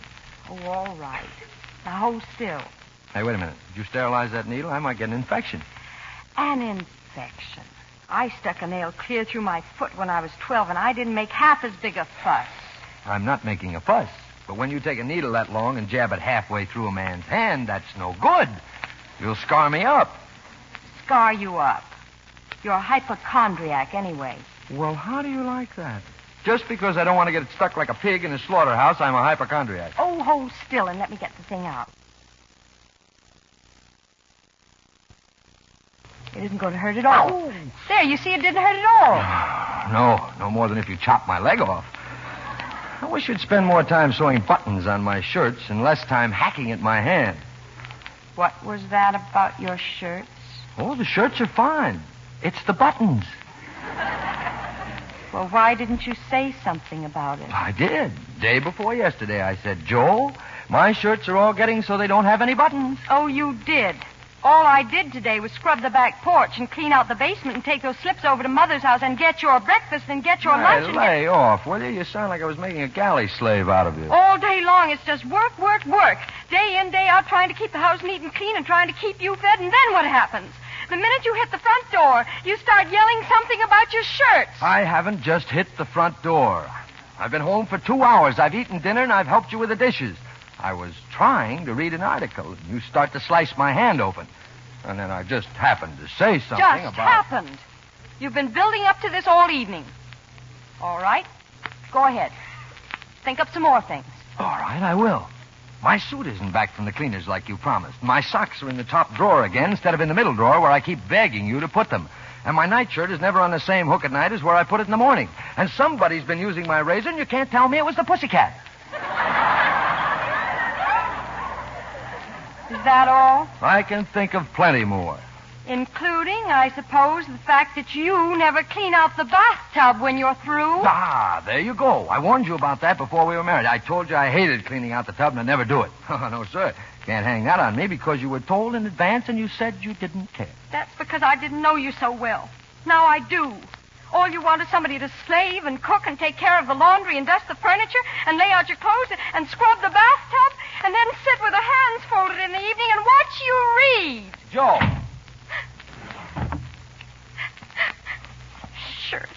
Shirts. Nothing but an old housekeeper. If he wanted a housekeeper, why didn't he get one?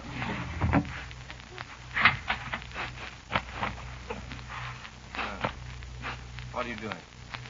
Sewing the buttons on your darned old shirts. All right, Joe. Let's have it. Have what? Let's have what the trouble is.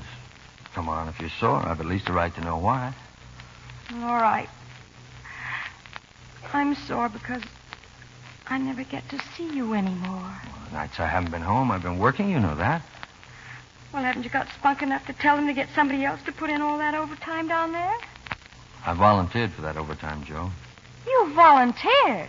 Mm-hmm. Well, now I am getting mad. I volunteered because I'm thinking about you. You're taking on all that overtime because you're thinking of me? Yes. Okay. Why?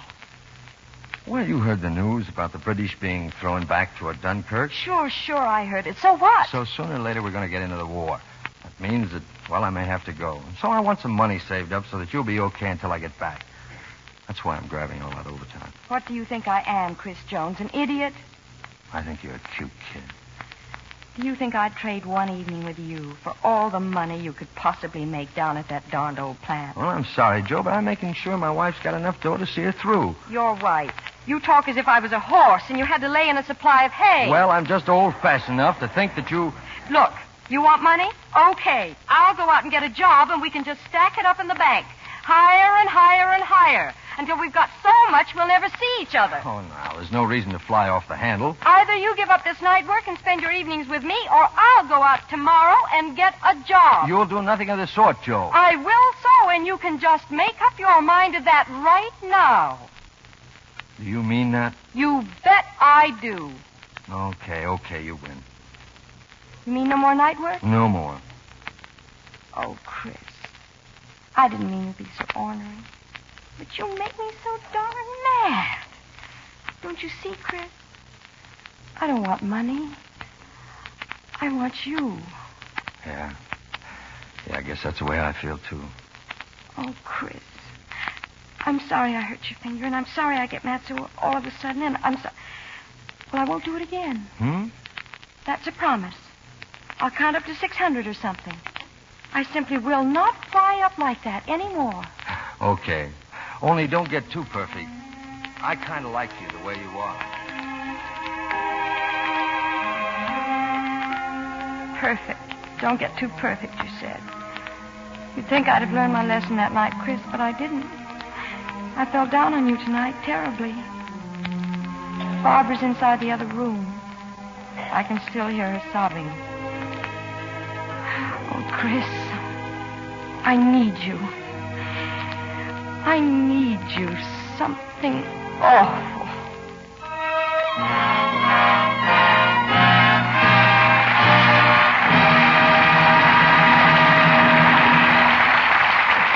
We pause now for station identification. This is CBS, the Columbia Broadcasting System.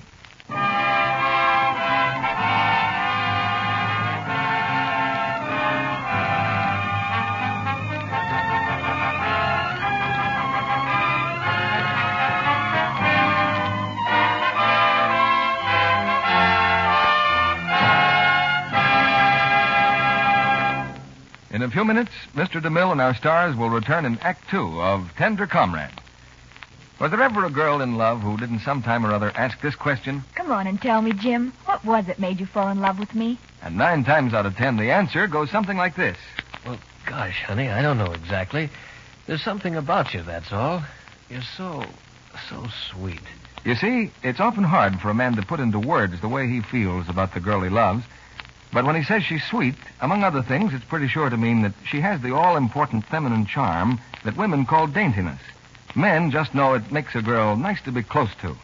Here's what a famous screen star, Ida Lupino, says. Without perfect daintiness, no other charm counts. And she gives you a tip. It's so easy to make daintiness sure. A daily Lux Soap Beauty Bath does the trick. The creamy, fragrant lather leaves skin really fresh, sweet. Yes, charming women everywhere have discovered that their complexion soap, Lux Toilet Soap, makes a delightful bath soap, too.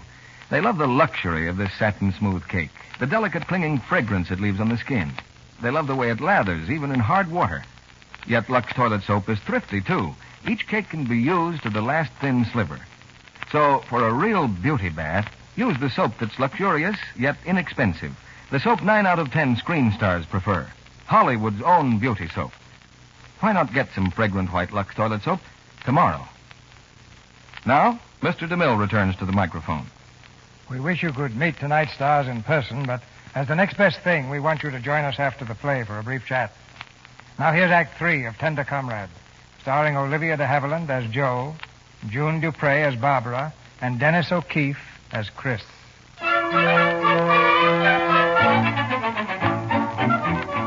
The weeks slipped by. And with Manya managing the household, the membership of War Widows Local, number 37, has settled down to routine. But put 5 women together, and something's bound to happen.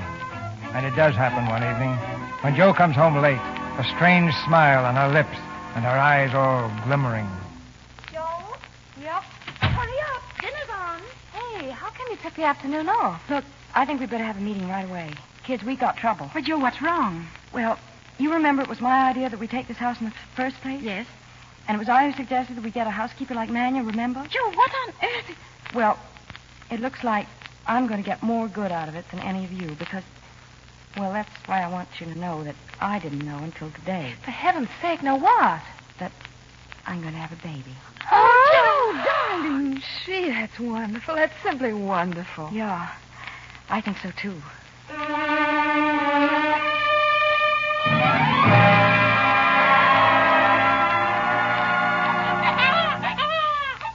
Well, Mrs. Jones, how do you feel? Well, I guess I'm too dazed to know, Doctor, but I think I feel fine. You should feel fine. You got a fine baby boy. Fine baby. Now, what's the young man's name going to be? Well, I guess the same as his father. Christopher, huh? Christopher Latham Jones, Jr. Oh, what camp is Mr. Jones in now? I don't know. He's overseas, Doctor. Oh, well, he'll have a fine surprise for him when he comes back, won't he? You said it.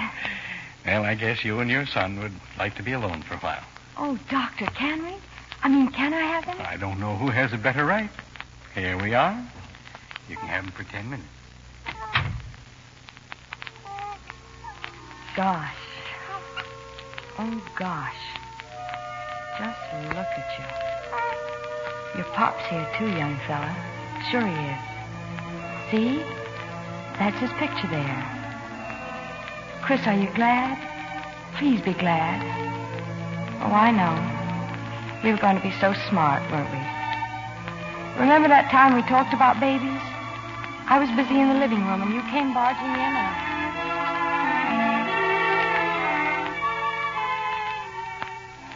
Hey, what's that you doing? Oh, practicing. On diapers? Uh-huh. Yes, sir. First things first. And when you're getting ready for babies, that means diapers. I see. Louise wanted me to get a bathrobe. Imagine. Oh, Louise knows all about this, too, huh? Oh, everybody knows. But you never got around to telling me because I'm not very important. Well, there's no use getting upset about it. No, of course not. No. Because it's none of your business. None of my business. Well, if Harvey wanted you to know, I guess he would have told you. Oh, what's Harvey got to do with it? Don't be such a numbskull. It's Harvey's baby.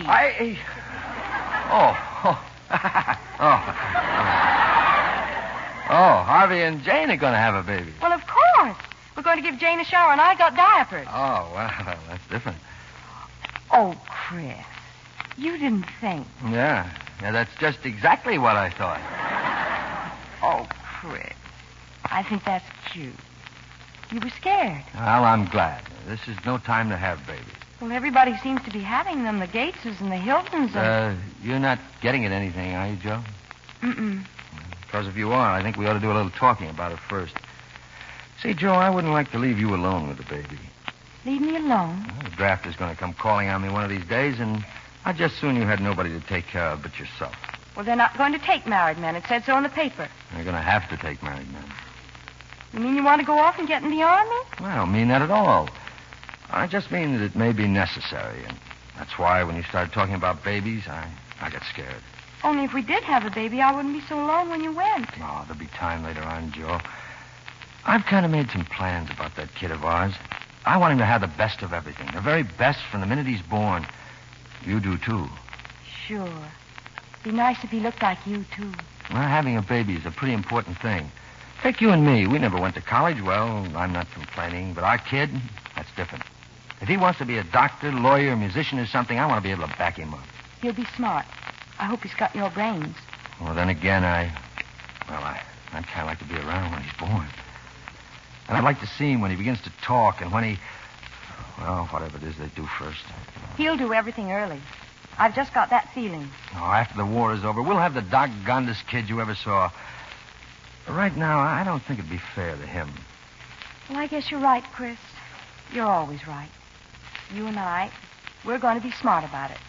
We, the Joneses, hereby swear off kids for the duration. Oh, don't be sad, Joe. I love you so much, I seem to be going around all the time in a kind of a pink fog. I'm the luckiest guy on earth.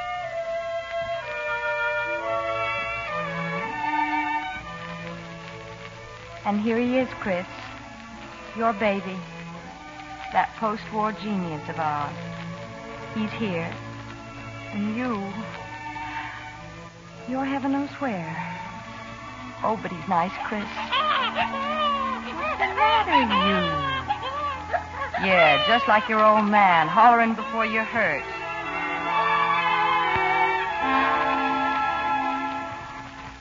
Well, what did you think of him, Helen? Oh, he's just wonderful, just wonderful. Yeah, I think so, too. And you're coming home tomorrow. That's wonderful, too. Say, any mail at home? It's just one letter for me.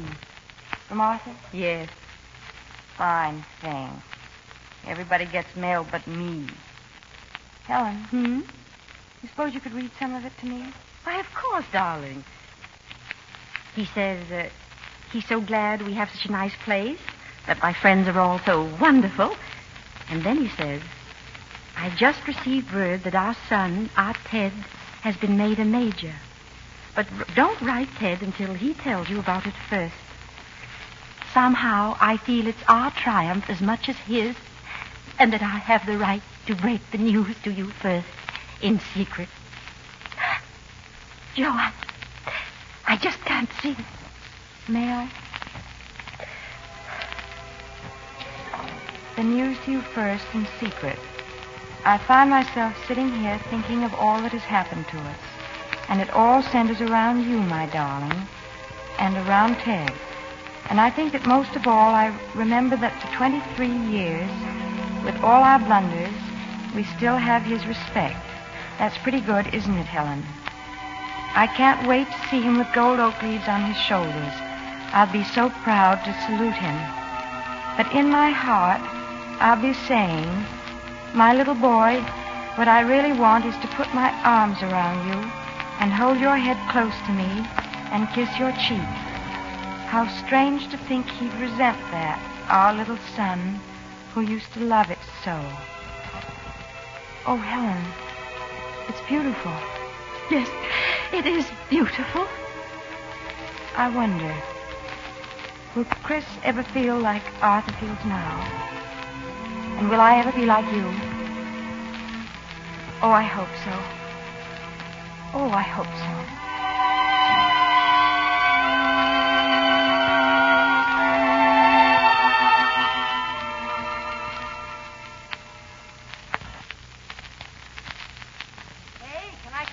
You better come in. I've been waiting for you. You look swell, Joe. But who cares about you? Where's the baby? The doctor wants him to sleep in Manion's room downstairs till I can get up. Doris and Helen are with him now.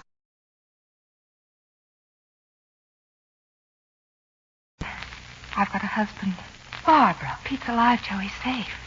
Oh, I'm so happy. He's in a hospital in Honolulu. He's going to be okay.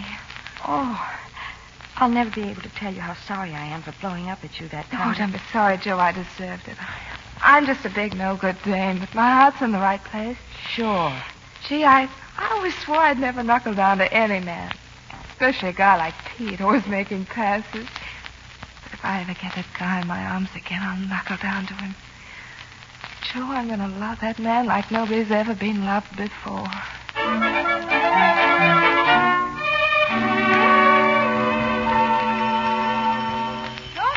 I'll get it. Oh, you'll sit right where you are. You've only been up for a week, so take it easy. Well, okay, boss.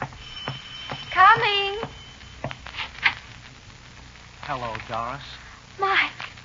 Oh, Mike. Well, aren't you going to kiss me or anything? Oh, Mike. That's more like it. Can I come in? Who is it? Oh, why didn't you let me know you were coming? I can hardly believe my eyes. It's you, Mike. Those your friends?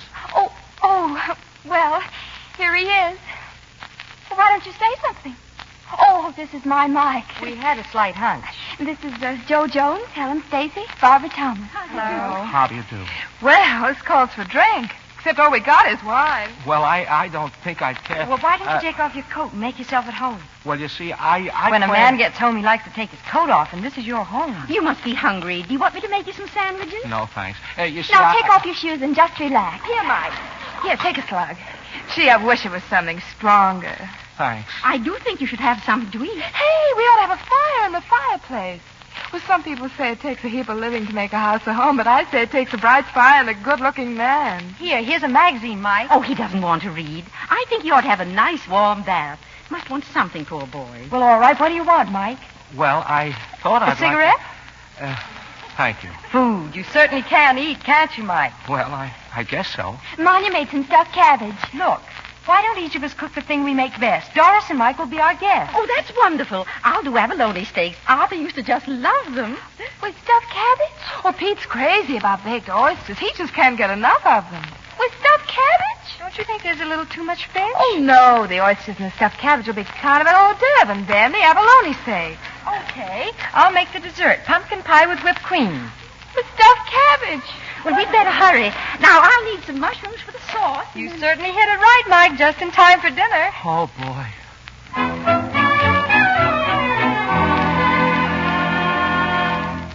How are they doing in there, Manya? Such an appetite I never saw. 3 stuffed cabbages. And he's on his second abalone steak now. I wonder where he puts it all. Well, they ought to be ready for their dessert pretty soon. Those poor boys get such plain food in the army. It's a pleasure to see him. I'm going in and watch. Joe, just for a second. I'll only stay a second. Gosh, they're cute. Hi. Well, Mike, if you behave yourself, I'll let you hold my baby for his bottle. He'll be waking up soon. Well, gosh, that'd be swell. Well, I don't let everybody... Hey, what goes? Huh? The fireplace. Oh, gosh. It's full of fish. The fireplace is full of abalone. Oh, Mike, you poor kid. You don't like fish, do you? I didn't know where to put it, and I just put it in the fireplace. Oh, Joe, it's been just terrible. Fish makes him sick. He doubles up and gets the bend. Stuffed cabbage, too. Now, don't think a thing about it. If we hadn't been such darn fools, we'd have asked him what he liked in the first place. You see, Mike, you're in a kind of funny spot. Tonight, we all got the idea you're our husband, and we've been cooking the things our husbands like. Oh, that's okay. Only I guess I better clean out the fireplace. Look, I've got pumpkin pie with whipped cream for dessert. Now, do you like it? Now, tell the truth. I'd love it. Good. Coming! Now, look, kids, I'll clear these things off and nobody will know about it, and I'll serve the dessert right away. Then I'll make some sandwiches later on and stack them in the icebox for you, okay? Oh, Joe, I'm so glad you understand. But first, I better get that door. Yes? Telegram from Mrs. Christopher Jones. That's me. Sign here, ma'am. Thank you. The Secretary of War desires me to express his deep regret that your husband, Staff Sergeant Christopher Latham Jones, was killed in action on the 12th of May, 1943 in the South Pacific. Joe, who was it? Nothing, Doris. Nothing. Where are you going? Just upstairs for a minute. I thought I heard babies. A baby.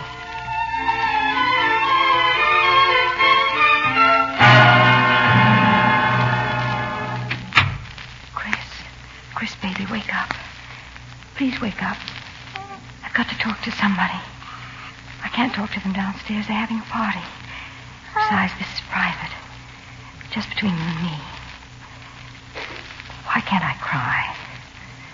I want to cry and I can't. I kind of made some plans for that kid of ours, Joe. I want him to have the best of everything. The very best, the minute he's born. Yes, he said that. Your father. The man in this picture. The man who went out and died so you could have a better break than he had. Remember him as long as you live. He didn't leave you any money.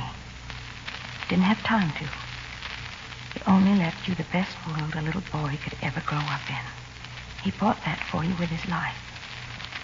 So as long as you live, don't ever let anybody say that he died for nothing. To be free to live with you. Enough food, our own home. That's what the war's about, I guess. He died for something wonderful. And if you ever betray it, or if you ever let anybody talk you out of it, or fight you out of it, you may as well be dead, too. So hang on to it, little Chris. Grab it right out of your father's hands and hold it tight forever. Hold it high and proud. Well, back to sleep to you, baby. got to go downstairs now. And you, Big Chris, don't worry, darling. We'll come through all right. We'll come through.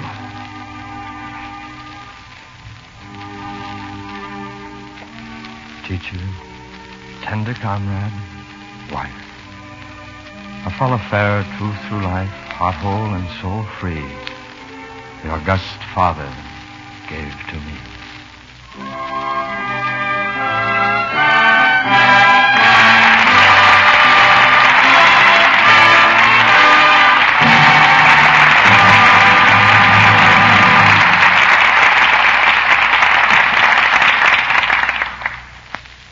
Once again, it's curtain call time.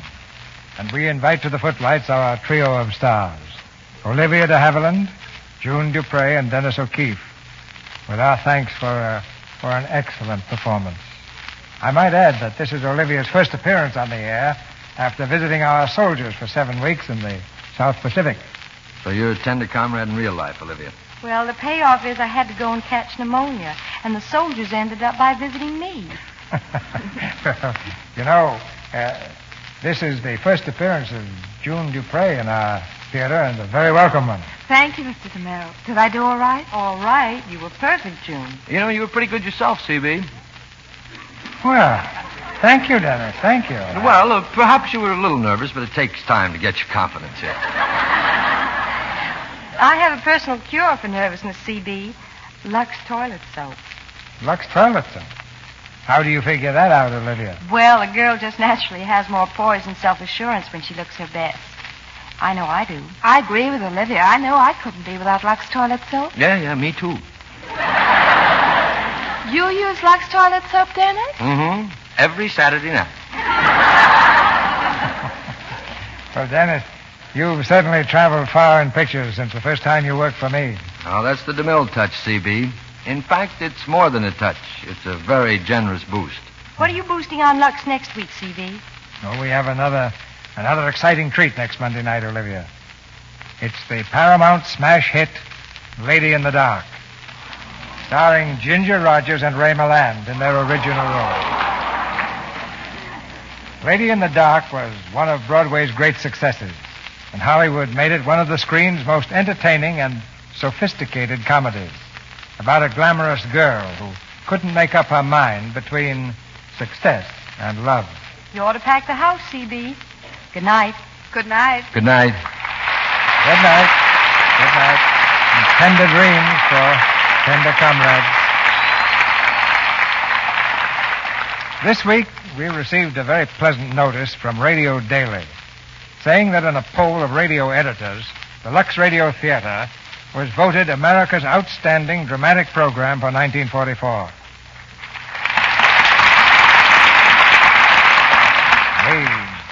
We thank you, and we thank the editors who participated in this poll, and promise that we'll do our best to continue to be worthy of this honor. Our sponsors, the makers of Lux Toilet Soap, join me in inviting you to be with us again next Monday night, when the Lux Radio Theater presents Ginger Rogers and Ray Milland in Lady in the Dark. This is Cecil B. DeMille saying good night to you from Hollywood.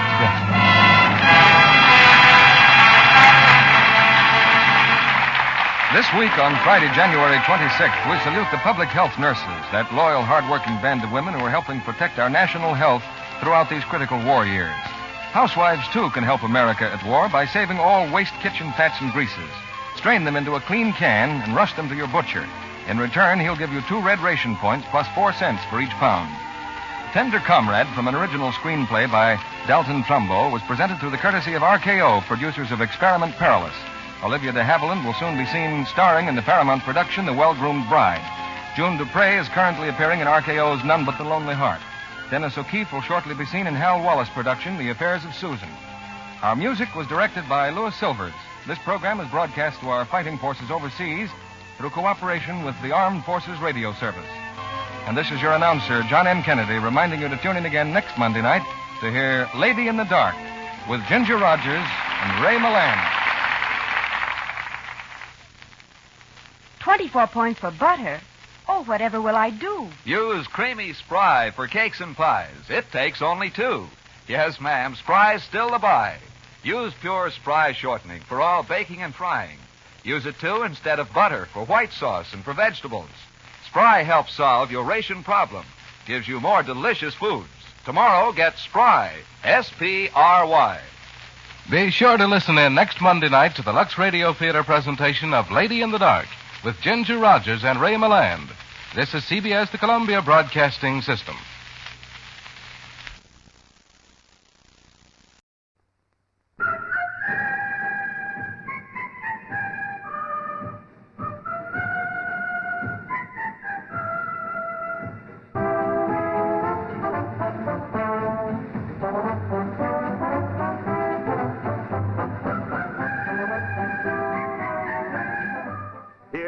Famed columnist Hedda Hopper, who gives voice to the worldwide praise. Miss Hopper. The Longest Day is a brilliant picture, a picture that every woman and man will remember as long as courage, sacrifice, and love of freedom remains in the hearts of man.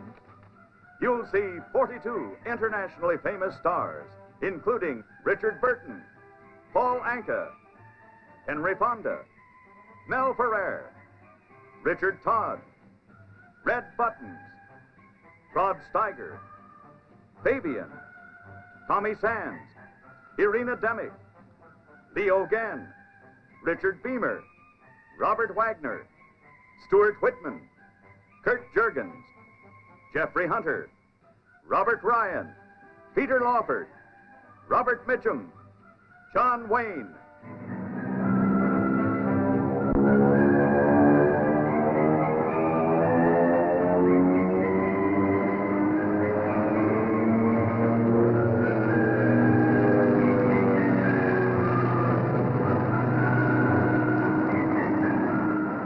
In size, in scope, in suspense, in dramatic intensity, The Longest Day is unparalleled in screen history.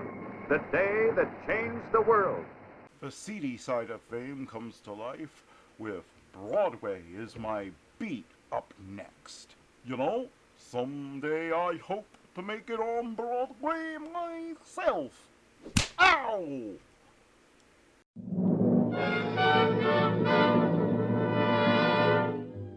Broadway's My Beat, with Anthony Ross as Detective Danny Clover.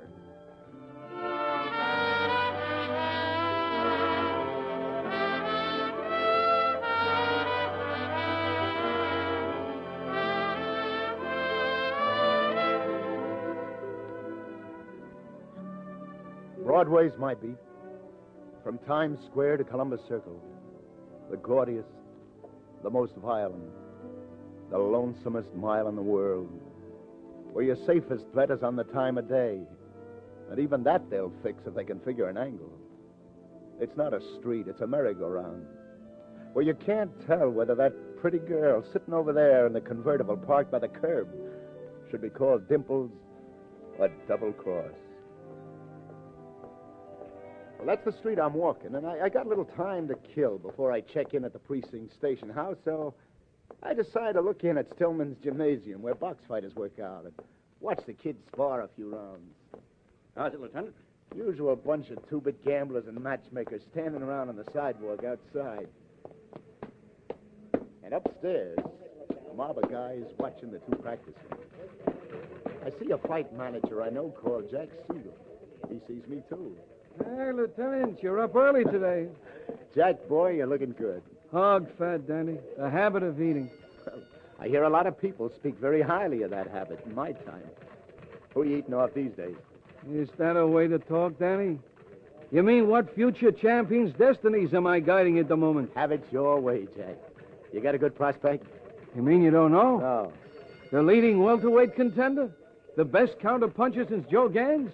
The pride of Hell's Kitchen? You don't know? When the day comes that you don't have the latest sensation. Only this time for real, Danny. Look, ring one. The boy in the green jersey and sweatpants. He's a welterweight. He'll make the weight. Hey, you know, I think I know that boy. Terrible Terry Rogan. I teach him everything. Sure. Sure, he's got a fight coming up at the Garden this week, hasn't he? And the winner to get a crack at the title. Terry Rogan, is it? You know, I remember him when his name was Rogansky or some such, and he's fighting in the police athletic Yeah, league. that's the boy. Yeah, he's good. I like these quick weathers.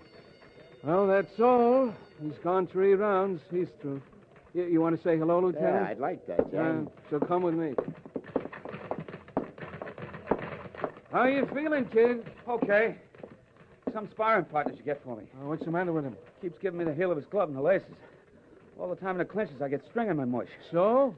What do you think Perini will be giving you Friday night? Hiya, Terry. This here's Lieutenant Danny Clover. Terry, shake hands. Hey, I remember you. Lieutenant Clover, Sure, the PAL fights 3-4 years ago. Sure. I remember you telling me how you was a fighter yourself years ago. Yeah, but You, that's a lot. Danny? This I never Well, knew. you could look it up. Right after the first war, I win 5 fights in a row, and then Yeah? I lose 5 fights in a row. Look it up. Hey, you better get your robe on, kid. Oh, yeah. You want to come back in the locker rooms, Lieutenant? Chew the fat? Yeah. So you're going at the Garden Friday night, huh? Yeah, that's right. Say, Lieutenant, remember that night in the PAL finals? I was just a kid then, Jack, fighting feather. Lieutenant here was in my corner. Hey, what about Friday? You going to take this Perini? Oh, who knows? They were quoting odds yesterday, Danny. Terry's 2-1 to take him. Yeah. You should have seen that PAL final, Jack. It was before I knew how to use my right. I win that final with just my left hand, right, Lieutenant? Oh, now, I'm more interested in talking about Friday night, kid. Jack tells me you win, you get a crack at the title. Yeah, that's right. That's great, kid. I know you'll win. I'll be betting on you. Now, you better grab yourself a shower. Oh, yeah. Lieutenant. Yeah? You never can tell about fights, you know, Lieutenant. What's the matter? Well, it's just that I wouldn't want you to lose any money betting. Hey, shut up. What kind of talk is that? You beat it to the shower. Tell Irv to give you a rub down before your legs tighten up. Well, I was on Now, cut it out. Do like I say. What makes you feel any better, kid? I never bet big on the fights. Okay, Lieutenant. Come on, Danny. Yeah. Your boy's not exactly looking forward to Friday, is he, Jack? For a 2-1 favorite. Let's get out of here. I'll walk you down 8th Avenue.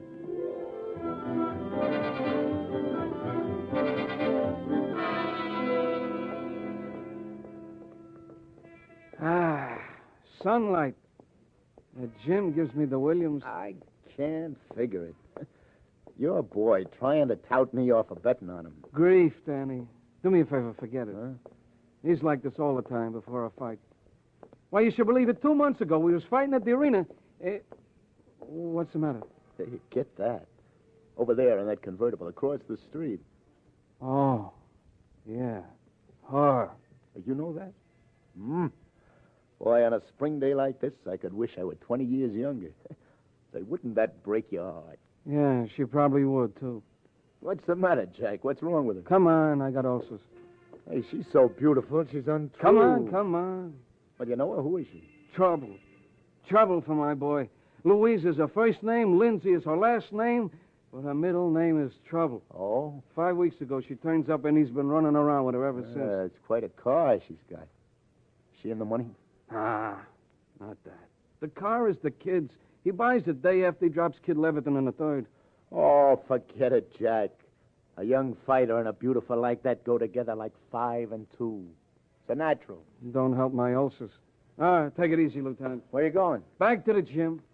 I get thinking. When I get thinking, I get worrying. When I get worrying, I got to get back and have a look at my boy. I'll see you around. Hi, Danny. What do you know for sure? Not much, Al. Where you been, Stillman's? Yeah, watching young Terry Rogan. He goes to the Garden Friday night. Oh, yeah, Rogan. What about him? Keep your money in your pocket, Danny. What? Big Sig Sherman's in town, you know. Huh? I'll see you around, Danny.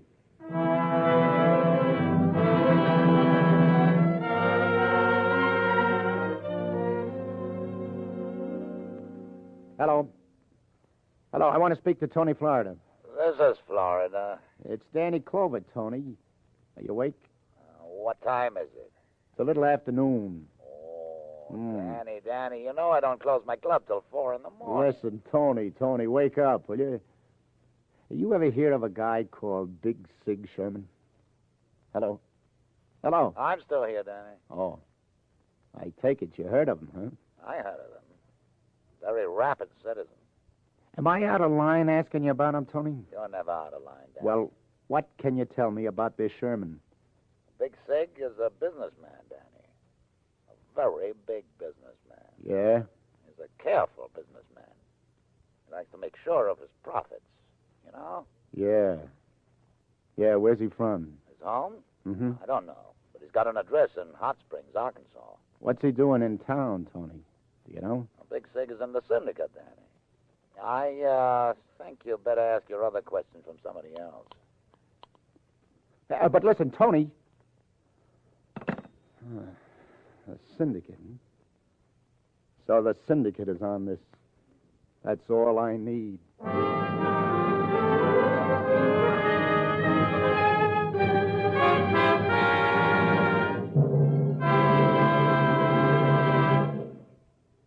We pause to say there'll be laughter on the old Erie Canal and in a modern high school classroom tonight as Helen Hayes stars in the famous comedy The Farmer Takes a Wife on CBS's Electric Theater, and as Eve Arden stars as America's favorite teacher, our Miss Brooks. In The Farmer Takes a Wife, Miss Hayes will be heard as a canal boat cook who has to choose between farm life and the rip-roaring, colorful life she is known on the canal. As our Miss Brooks, Eve Arden will be the object of a raiding party by a rival high school faculty, the bait for her services being a handsome male teacher. On a night known for its comedy on CBS, you'll delight in the expert comedy of these two great feminine stars as the Electric Theater and our Miss Brooks come your way tonight over most of these same CBS network stations.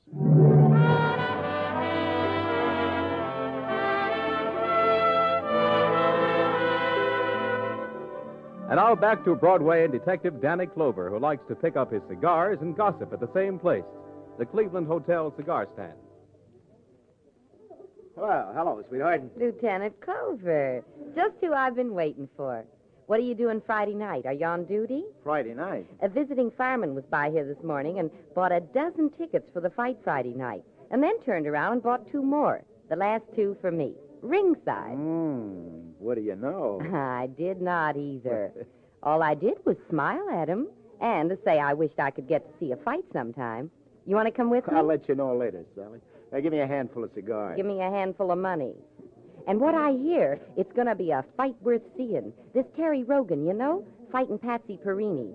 The odds are 2 to 1, this character was telling me. Yes, so I hear. Well, and from what he was saying, he couldn't understand why Perini was such a favorite. Perini's not the favorite. Well, this character said he was. He said the odds had changed overnight. You think maybe the fix is in, Danny? Did you ever hear of Big Sig Sherman, Sally? I heard of him. Big Sig, they call him. They should call him Sure Shot Sherman, the way he hates to take chances. Is he in town? Give me my change, sweetheart. Say, what's your hurry? I offer him a free-for-nothing pass ringside. I'll have to let you know about it later, Sally. I'm late to check in at the precinct.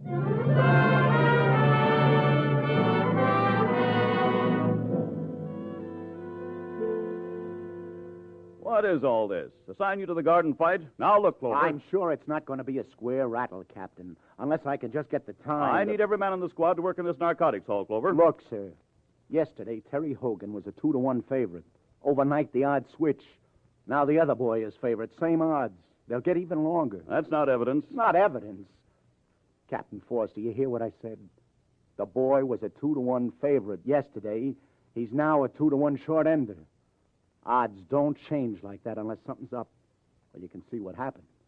Whoever put this fight in the tank got big money down here, Detroit, Los Angeles, New Orleans, all over the country. And then somebody talked. The word has gotten around. By fight time Friday night, the odds will be 10 to 1 in favor of Perini, who doesn't figure even to go the limit with Rogan, unless it's a tank job. If you really think there's something wrong, pull in some gamblers and ask them questions. You know enough gamblers. What about your friend, Tony Florida? I've asked enough questions already, sir, to make me feel this fight is in the tank. Now, I can keep it square if you'll just assign me to it till Friday night. Well, it's a waste of time. Oh, it's just 2 days, sir. Tom Donnelly and Donnelly's busy on the narcotics hall, and that's that. And you should be, too, and you will if you don't get out of my office in a hurry. Thank you, Captain.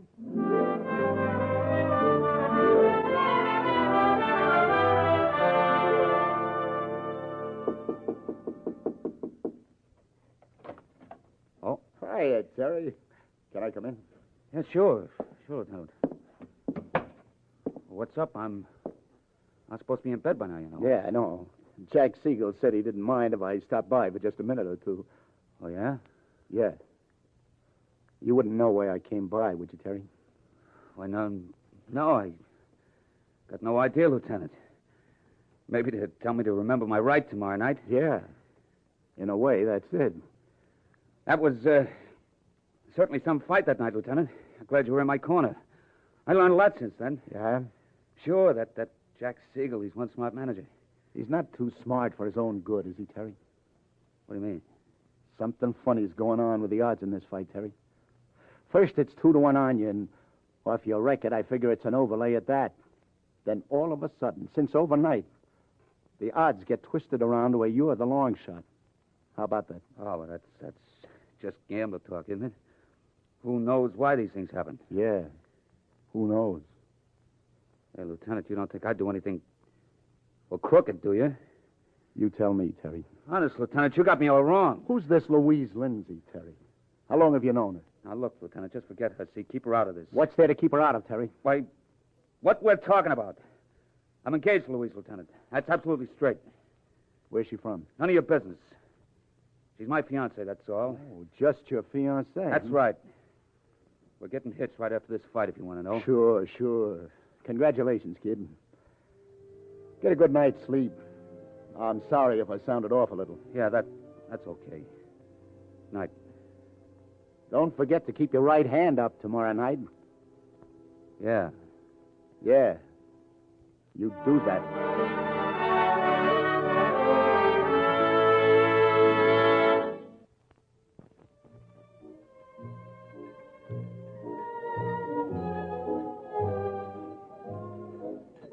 Evening, Danny. I saved the table for you. It'll be quiet over in the corner. Thanks, Tony. Did the girl show up yet? Yeah, she's here. You're doing very well for yourself these days. Something, isn't she? Black hair. I prefer hair like that. It's on the level. With a blonde, who knows? Oh, the hair, yes. You could be sure about the hair. And thanks, Tony.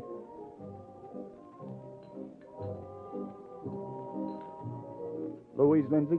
That's right. I'm sorry to be late. I'm Danny Clover. Sit down, Lieutenant. Thanks. What's so important you've got to meet me in a nightclub at 11 at night? I understand you're engaged to that fighter, Terry Rogan. Yeah, I called Terry to tell him you wanted to see me, and he got all upset. It's no good for him the night before he fights. Tells me you think there's something phony about the fight. I was getting that idea. And you think maybe I'm responsible, that is? You've heard of the syndicate. Syndicate? No, what's that? You ever hear of a guy called Sherman? Sherman? Mm-hmm. Sherman. Mm-hmm. Oh, I've heard of a lot of Shermans, but I don't know any. What's his business? Well, right now I got an idea his business is bothering your boyfriend. Look, suppose you stop talking in riddles and tell me what this is all about. You know you've got Terry all upset. Hey, that's a big rock you're wearing on your third finger. Mr. Clover, let me set you straight. I don't know what you're thinking. But Terry and I are in love. We're engaged to get married, and the day's been set. This diamond's no problem. Oh, I can see that. And I don't know anything about any fixed fights. The only thing I have to do with prize fighting is trying to see that Terry gets out of it. If he wins, he gets a crack at the title. Why should you want him to get out of it? Because I don't want our kids to have a father with a tin ear and a buzzing in his head and a pair of broken hands. He's still young and healthy. Well, he won't stay young, but I want him to stay healthy. You really like him, don't you? You're catching on. I'm beginning to think I had you taped all wrong, Miss Lindsay. But if your boyfriend is mixed up in a fixed fight, you'll help me then, won't you? I doubt it. How's that? That's his business, not mine. They boiled you about 10 minutes, didn't they, Miss Lindsay? You think I'm hard-boiled. I'll tell you something about me, Mr. Clover. I was born in the hard coal fields of Pennsylvania near Pittsburgh. My father was killed in a mine disaster down there. That was 19 years ago, and I was only 2. My mother had to bring up me and 3 others all by herself. If I sound hard-boiled, that's why. Now, all I'm interested in is getting married to Terry. We're going to buy a little business. Oh, yeah? What kind of a business is that? A dry cleaning business. Maybe you'll send us your trade. I'll do that, Miss Oh, Lindsay. there you are. I almost couldn't find out where you two were. Jack, how are you? You know Mr. Siegel, Miss Lindsay? We've met. Hey, sit down, Jack. What are you drinking? Milk. What'd you do to my boy? You got him all upset. Yeah, I'm sorry about that. He calls me, nothing will do, but I got to come over here and tell you not to bother Lindsay here. Makes me promise him. Oh, I wouldn't say I was bothering Miss Lindsay. I was just... you want me for something, Tony? Sorry to bother you, Danny. Oh, not at all. Excuse me, Miss Lindsay. What is it, Tony? The man you were asking me about? Oh, yeah? He just came in with a party. I told Victor to seat him at this table next to yours. He's the big man coming now. Right, Tony. Thanks. Couldn't be sweeter. Right this way, please. Oh, hey, pardon me. You're Mr. Sherman. That's right. Oh, my name's Clover. I've been hearing a lot about you. You come to town to the fight tomorrow night. You could get a reputation for being a pretty curious guy. Oh, no hard feelings. I heard you were in town to see Terry Rogan's fight. I thought maybe you'd like to shake hands with his manager. Here, right here. Jack Siegel. This is Mr. Sherman. Right. Yeah, and this here is the Rogan's fiancée, Miss Lindsay. Mr. Sherman. How do you do? This the man you were asking me about? That's right. Mr. Sherman, I understand you've been bothering Terry about something. I won't say crooked because I don't know about that, but just don't get him upset. You, Siegel, if you're Rogan's manager, why don't you see to it he don't get mixed up with pancakes like this one? Well, now that you mention it, I think it's a good idea. Now, let's all keep our temper. Then tell Big Sig to move his load along. You got some polite friends, mister. Ain't it the truth? Oh, please accept my apologies, Mr. Sherman. I'll see you around. There's always that chance. Whoever that was, Danny, he got my ulcers going again. Well, I don't know why he should do that to you, Jack. How about it, Miss Lindsay? You want me to give you a lift home? Yeah, I gotten pretty sick of this drum in the last couple of minutes. Oh, by the way, you're going to the fight tomorrow, aren't you? No. I don't like to watch them. Well, then maybe you and I could listen to it over the radio together. Now, wouldn't that be fun? Good night, Jack.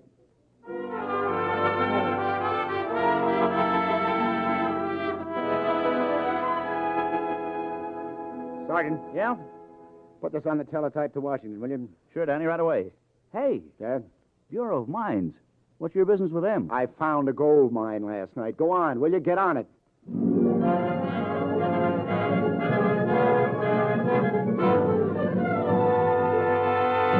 I talked to that guy in Hot Springs, Lieutenant. Yeah? So? So here's all the dope he had on Sigmund Sherman. Give. See. Picked up 3 times for vagrancy. Once on the Sullivan Act, once for... it's quite a guy. It's never an indictment, much less a conviction. Yeah, let's see.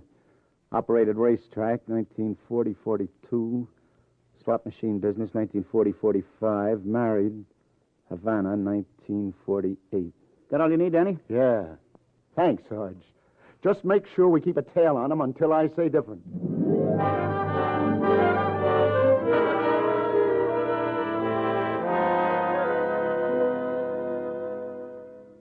Can you make it to the fights tonight with me, Danny? I'm sorry, baby. I got a date. A date, Lieutenant, at your age? At my age?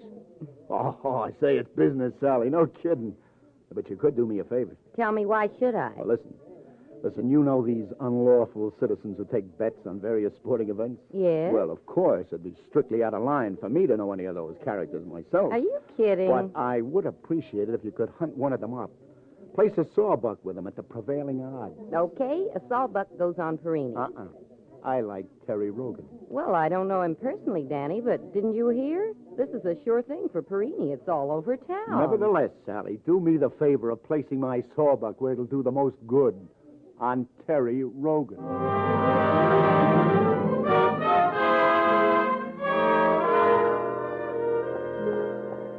Oh, no, please, Danny. The boy goes on in an hour, and he's nervous enough now. Not as nervous as you'll be later if I don't get to talk to him now. Which is his dressing room? Have one over there? You got a search warrant? Jokes. Danny, my insides are all churning around like a tornado, and now Which you is come his along... dressing room? Right here. Thanks, Jack. Look me up after the fight. Please. No. Hiya, Terry. Hey, sit down, kid. I got news for you. Would you mind, Jack? Look, give me a... Oh, why wasn't I an insurance salesman or a bricklayer?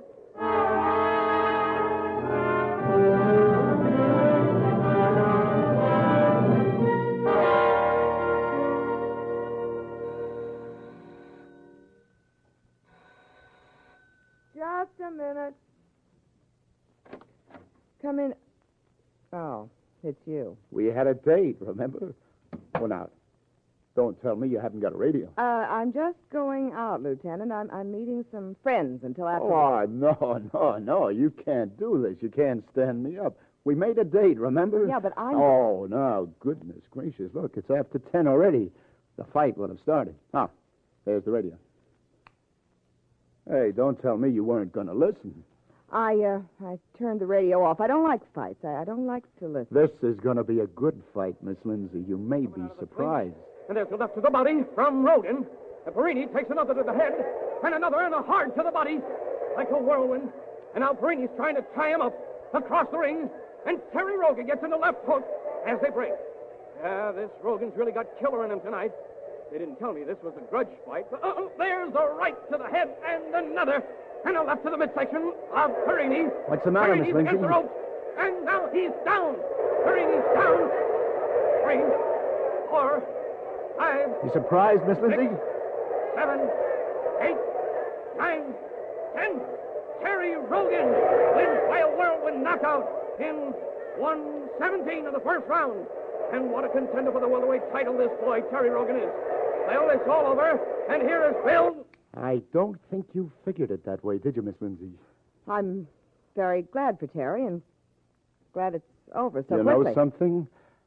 He probably never told you this, but I'm the guy that taught him how to use his right. In more ways than one. Mr. Clover, I've got to go to meet him. I promised to meet him after the fight. I know you did, Miss Lindsay. But you see, by now he knows that you're not going to meet him and never really meant to meet him.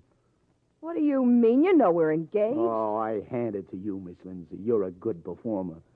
The trouble is your imagination is a little too rich for your blood. You got going on that hard luck story about the hard coal mines. But there's no hard coal near Pittsburgh, Miss Lindsay. The hard coal is up around Scranton. And about your old man dying in a mine cave-in, there were no fatalities from mine disasters near Pittsburgh 19 years ago, like you said. Oh, no, I know a lot about you. Well, I lied about my age. I figured that possibility, Miss Lindsay. Because you're such a good performer, I wanted to give you all the best of it. Then when Sherman showed up, you remember Sherman, Miss Lindsay? The guy you said you never heard of. Oh, you had to go call him by his nickname, Big Sig. And you never heard me call him that. You're just bluffing. You've got nothing to go now, on. Last night, if you'd said that, you couldn't have been smarter.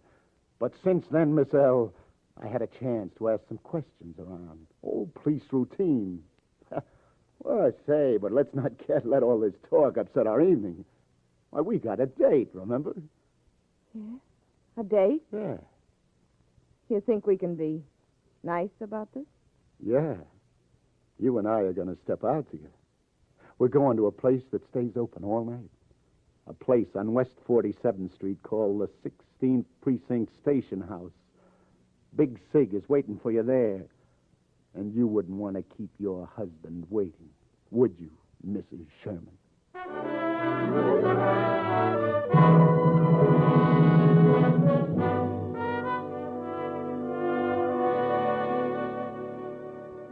Well, good work, Danny. You sure you got a case? Nothing on the kid that'll convict him, but the other two. Yeah, the file we got from Hot Springs ties the two of them up. They were married a year ago in Havana. Yeah, must have been rough on young Rogan. No rougher than it was on me. Had to be the one to tell him. First, he was just sitting there, bawling like a baby, you know? I've seen the girl. I know how he must have felt. Yeah, but that kid's a fighter. I could tell. The tears still wet on his face. He gets down off at the table, and I look at him. And then I begin to feel sorry for Perini, the boy he's going to fight. Well, I hope the commission won't have to lift his license. Say, how about the manager, Jack Siegel? Oh, he's in the clear. Never knew anything about it. Where are you going, Danny? I don't know. Out. Walk around somewhere. You know, it's a funny thing. Yeah? What's that? She told him after they were married they'd open a dry cleaning business. The only thing she wanted to take to the cleaners was him.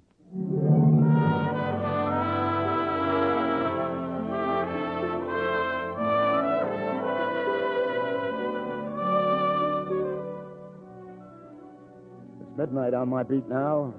The street's in full swing. If you want to get to the top quick, Broadway's the place to do it. But there are plenty of guys around. Angle guys. Weisenheimers.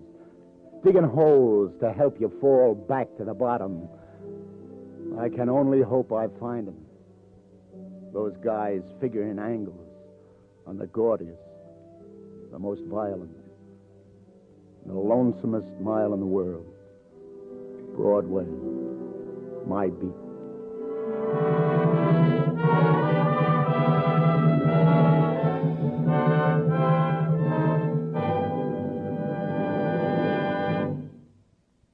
Columbia has just brought you Broadway's My Beat, with Anthony Ross as Detective Danny Clover. Gene Carson was Sally, Julie Stevens was Louise, Bill Quinn was Terry, Gilbert Mack was Terry's manager, and James Goss, Peter Capel, Paul Luther, and Ted Jewett were also members of today's cast. Today's broadcast was written by Peter Lyons and produced and directed by John Deeth. The musical score was composed and conducted by Robert Stringer. This is Bern Bennett speaking. By Robert Stringer. This is Bern Bennett speaking. By Robert Stringer. This is Bern Bennett speaking. By Robert Stringer. This is Bern.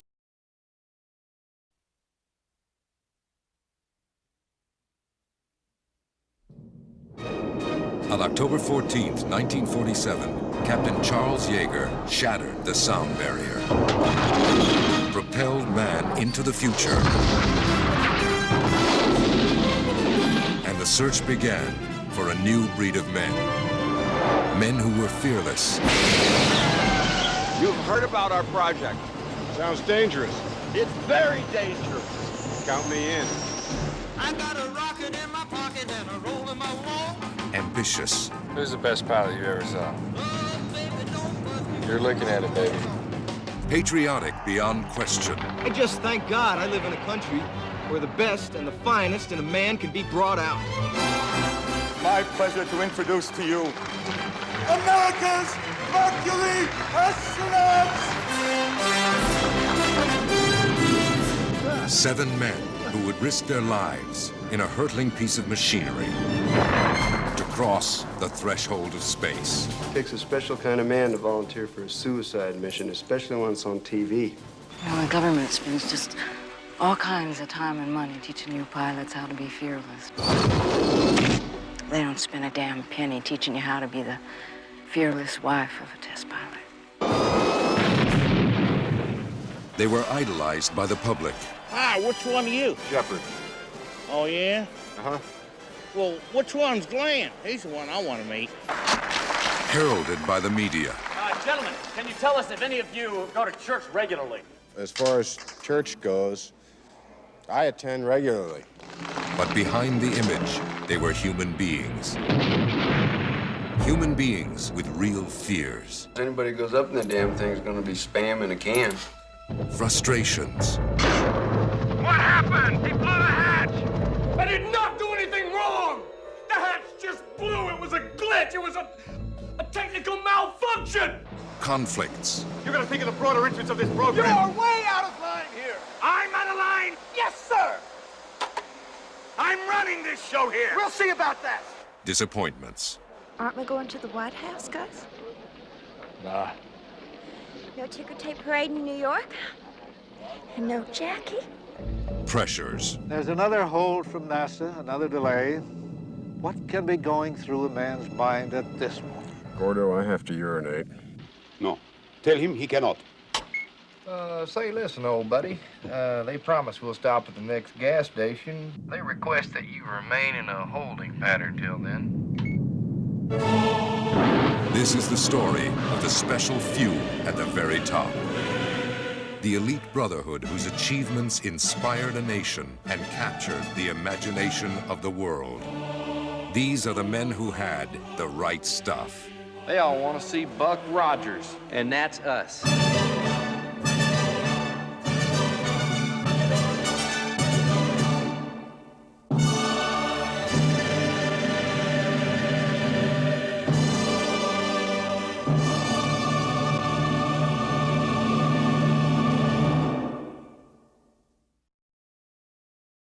Two of my personal favorites, George Burns and Gracie Allen, are up next in our lineup.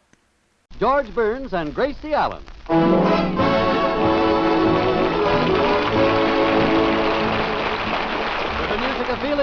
and yours truly, Harry Von Zell. And now meet the people who live in the Burns house, George and Gracie.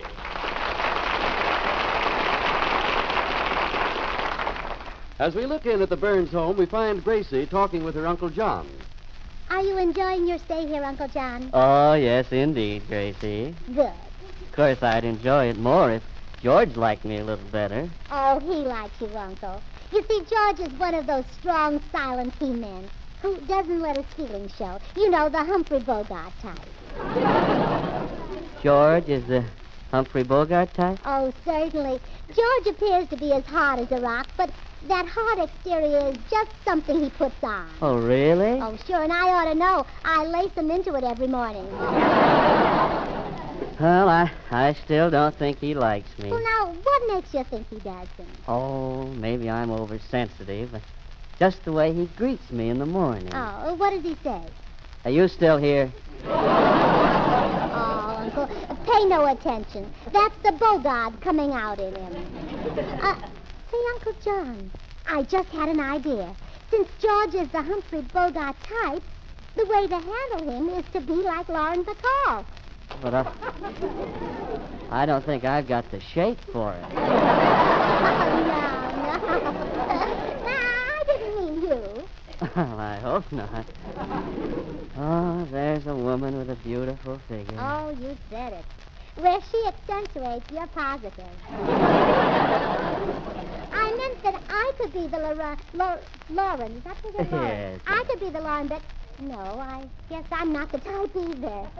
Oh, yes, you are, Gracie. Oh, no, I'm not either. Why, if you took that beautiful, exotic, gorgeous creature and stood her next to me, it wouldn't take you half an hour to tell us apart. Oh, Gracie, where'd you put my pipe? Oh, just a minute, dear. But, Uncle, it would be worth trying.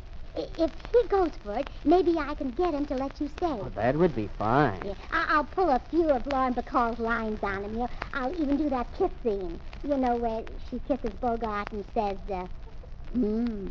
it's even better when you help.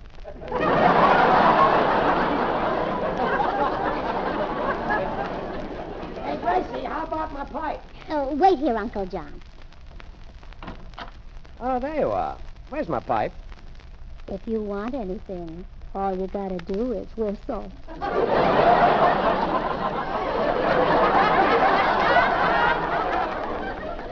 Whistle? And while you're puckered, I'll pour it on you. Huh? I'll palpitate your puss. Gracie, what's the matter with you? I'll slip you some lip drip. What are you talking about? A kiss. A kiss. Oh, all right. A kiss, and then you'll find my pipe. There. It'd be even better if you got some help.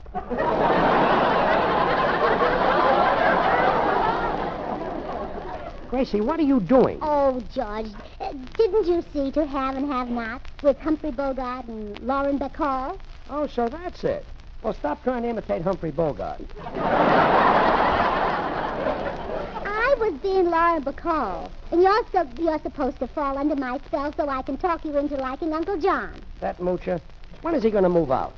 Oh, George, there's no place to move to. What people are offering scotch and nylons just for a place to live. Well, let's take one of them and get rid of Uncle John. But, George, Uncle John loves you. He always says the nicest things about you. No, wait, I'll show you. Uncle John! Gracie, I'm not interested in what Do you call me Gracie? Yes, Uncle. I was just telling George what nice things you always say about him. Oh, I do, George, I do. I always tell everyone that you're a fine man. Let them laugh at me. Look, Uncle. I always stand up for you, no matter how the family hates me for it. Look, Uncle. When you wanted to marry Gracie, her mother said, I won't let my daughter marry that good-for-nothing ring-tailed weasel. But I said, let her marry him. Look, Uncle, I like to say nice things about you. Of course, you're not a blood relation, but I like to imagine you have blood just like the rest of us. Look, Uncle. I like you, George. I'd go to the ends of the world for you. Well, here are my 8 coupons. Get going. Why, sure, George. Anything you say. You like me, I know, Uncle. You're crazy about me. Oh, come on. Don't try to act so rough and tough, Bogey. Bogey? Well, Uncle John and I think you're the Humphrey Bogart type. And you are, you magnificent brute. I'll go. Oh, I mean it. Women rave about how Bogart sets them on fire. Why, ever since I married you, I've been nothing but burns. Gracie, Come in. Good morning, Burnses. Oh, hello, Harry. Well, now, look, we'll leave it to Harry. Leave what, Gracie? Well, don't you think George could play Humphrey Bogart's part in To Have and Have Not? Sure. Of course, with George playing it, they'd have to change the title to Haven't Got and Can't Get.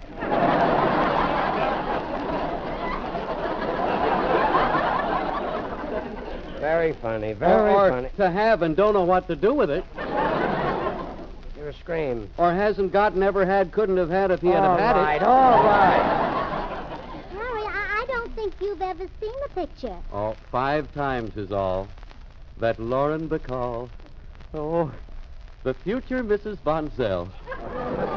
Stop. Lauren Bacall wouldn't look at you. Oh, it might interest you to know, George, that she has already said yes to me. What? Word of honor. I said, are you Lauren Bacall? And she said yes. Right. They're engaged now. Well, Harry, you can start blazing the trail for Uncle John. Goodbye, Harry. Goodbye. Well, Gracie, I've got to get to work. You run down and rent that house next door for Uncle John. No, wait, dear. First, I want you to name one good reason why he should move. He's a pest, a nuisance. He's lazy. He doesn't work. He eats like a horse and borrows money from us. I said name one. Gracie, how quickly can you get to the real estate office and rent that house? Oh, but, George, I know you'll be sorry.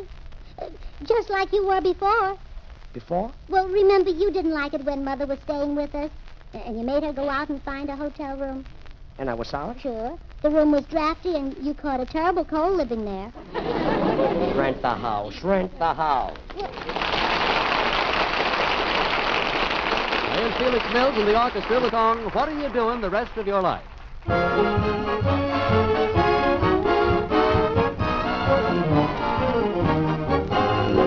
What are you doing the rest of your life? Have you any plans?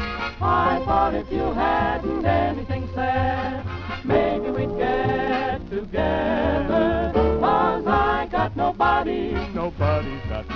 Oh, my heart's fancy free. So, if you're not busy the rest of your life, then I'll keep you company.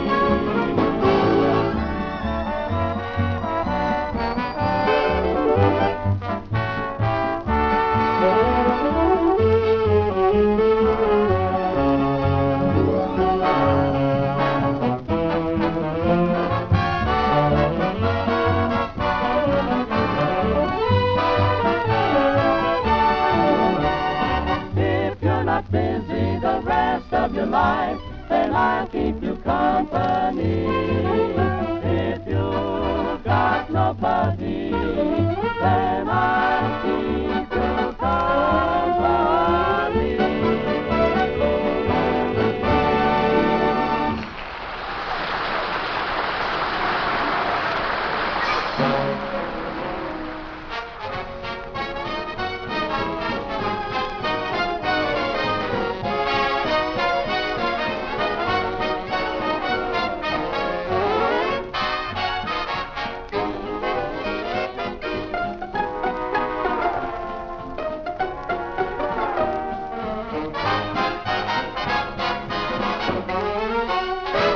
I'll be down to get you in a taxi, honey. You better be ready about 8:30.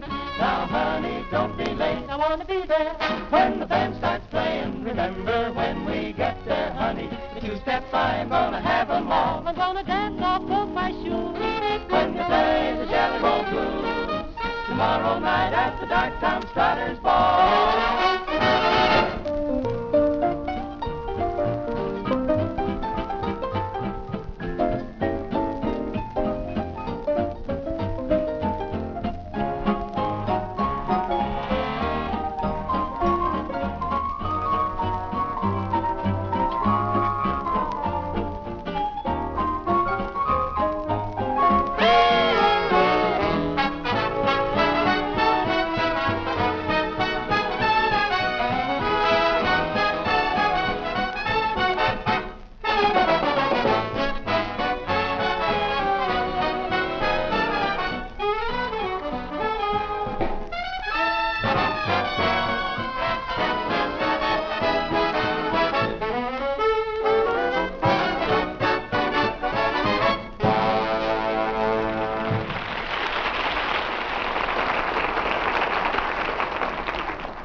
Gracie, haven't you gone to the real estate office yet? No, dear. Well, you better get started.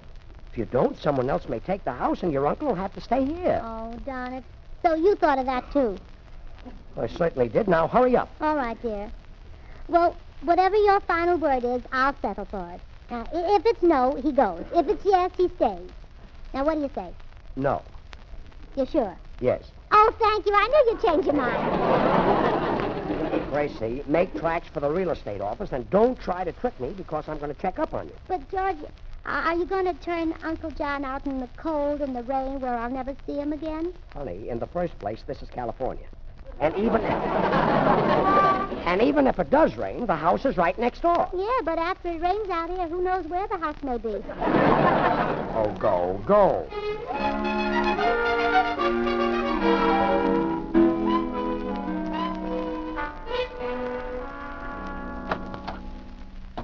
Oh, good afternoon. I'd like to... Oh, Gordon Case.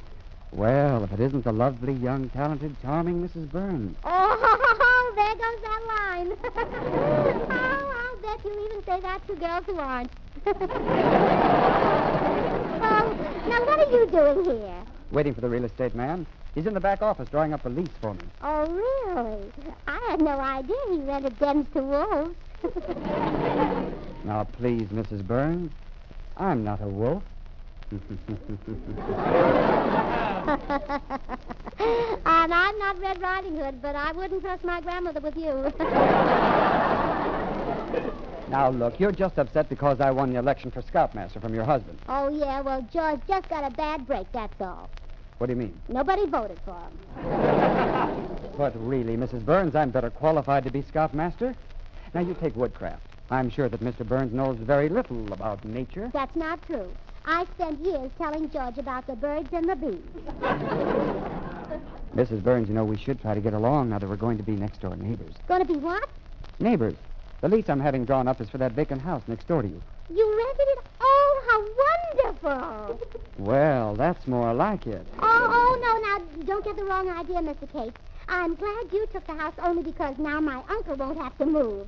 Oh, I see. Oh, you've given me quite a letdown. Well, don't you worry. You'll give yourself a build-up.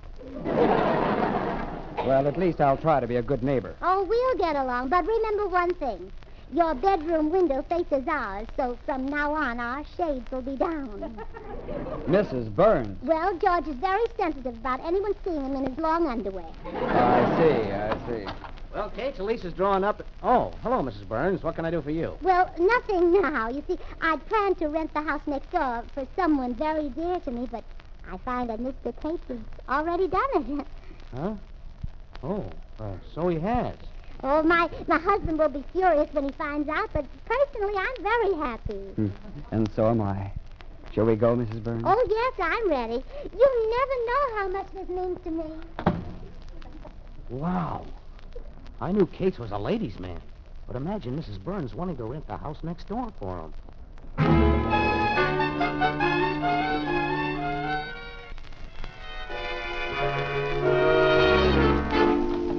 Hello, Mr. Perkins. Well, hello, Mr. Burns. Say, I want to do a little checking up on my wife. Did she come in here to rent a house next door to ours? Uh-oh. I was afraid you'd find out about that. Huh? Now, look, Mr. Burns, don't blame me. I rented the house to the guy before I knew, how your wife felt about him. Well, that's all right, Mr. Perkins. The whole thing was my idea. Your idea? Yeah. To have that guy next door? Sure. In fact, I want to pay a month's rent for him.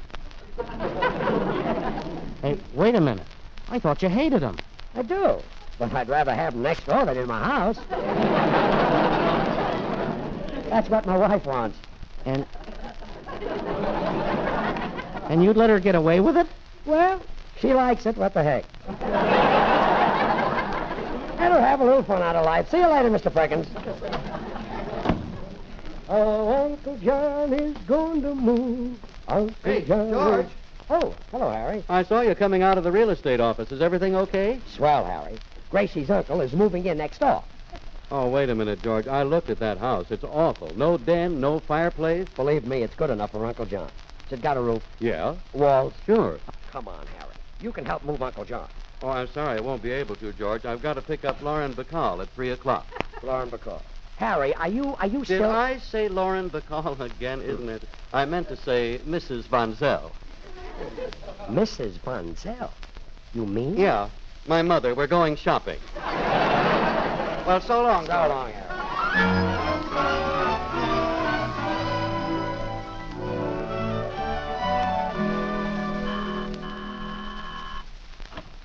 Good afternoon, Mrs. Burns.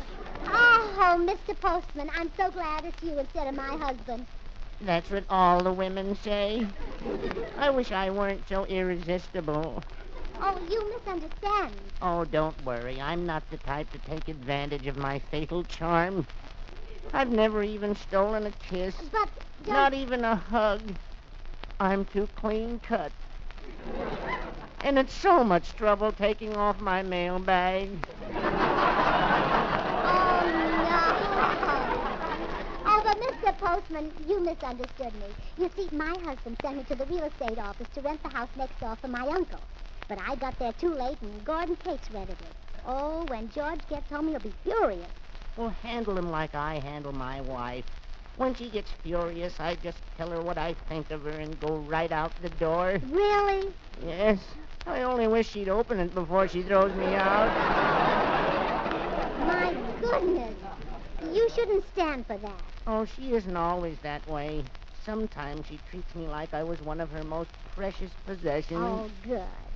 She locks me in the cedar chest with her nylon. Well, George has a terrible temper, too. When he finds out that Gordon Cates is moving in next door, he's liable to grab his brass knuckles and run over there and rap on the window to keep Mr. Cates awake. Oh, here comes the terrible-tempered Mr. Burns now. Oh, dear, now the storm will break. Hello, sweetheart. Hi, Mr. Postman. Have a cigar. No, thanks. The last time I smoked one of yours, people kept looking into my pouch to see if the leather was on fire. Okay, suit yourself. Well, I'd better be running. Goodbye, Mrs. Burns. Remember, keep smiling. He's a nice little guy. Say, George, you seem to be very happy. I guess you didn't go by the real estate office. Sure I did. And everything's perfect. George, have you been drinking? Don't be silly. I'm very happy to have that guy next door. Is he moving in today? Well, no, he can't move in until tomorrow because the house needs cleaning. Well, get me a mop. I'll go right over and clean it up for him. What? George Burns, you come right in the house and have some black coffee and tin cans. Tin cans? Yeah, you're as drunk as a goat. No, I'm not. Now get me a mop. I'm going over there and make things spick and span. Well, this I gotta see.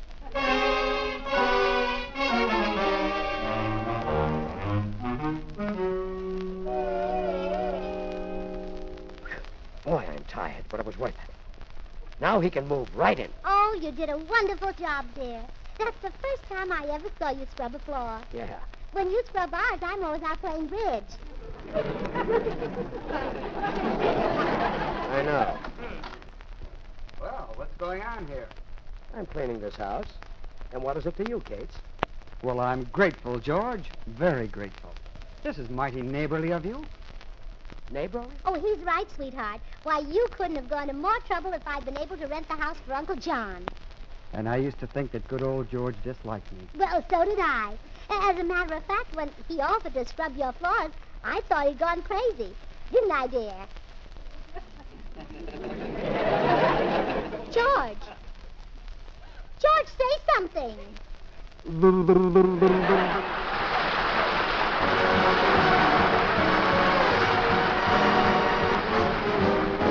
The very thought of you, and I forget to do the little ordinary things that everyone ought to do. I'm living in a kind of daydream. I'm happy as a king, and foolish though it may seem to me, that's everything. The mere idea of you, the longing here for you.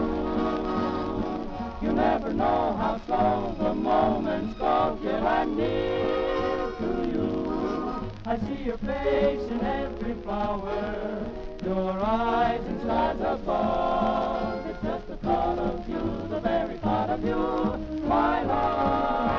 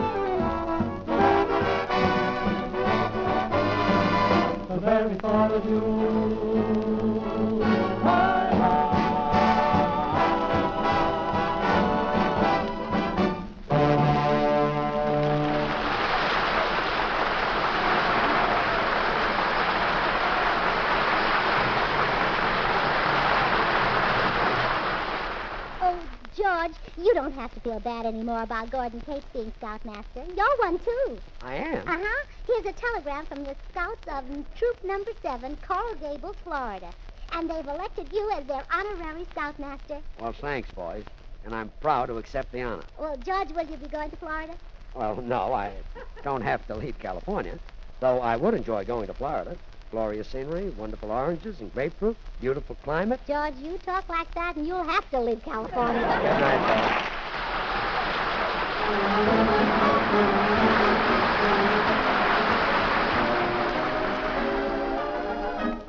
Oh, Tico, Tico, Tico, Tico, Tico, pop, this Tico, Tico, he's a cuckoo in my clock. And when he says cuckoo, he means it's time to woo. It's Tico time for all the lovers in the block. I've got a heavy date at 8 at 8, so Tico, Tico, tell me, is it getting late? If I'm on time, cuckoo, but if I'm late, woo-woo, the one my heart has gone to may not want to wait. For just a birdie and a birdie who goes nowhere, he knows of every lover's lane and how to go there. Or in affairs of the heart, my Tico's terribly smart. He tells me gently, sentimentally at the start. Oh, I hear my little Tico, Tico calling, because the time is right and shades of night are falling. I love that not so cuckoo, cuckoo in the clock. Tico, Tico, Tico, Tico, Tico,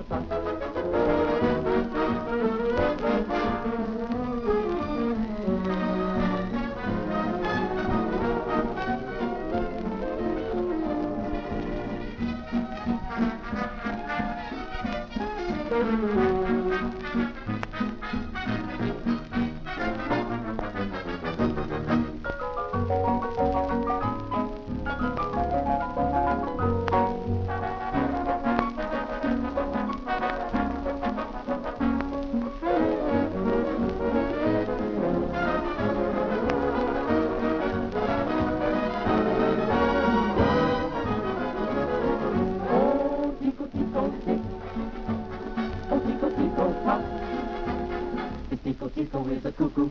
He is the cuckoo in my clock.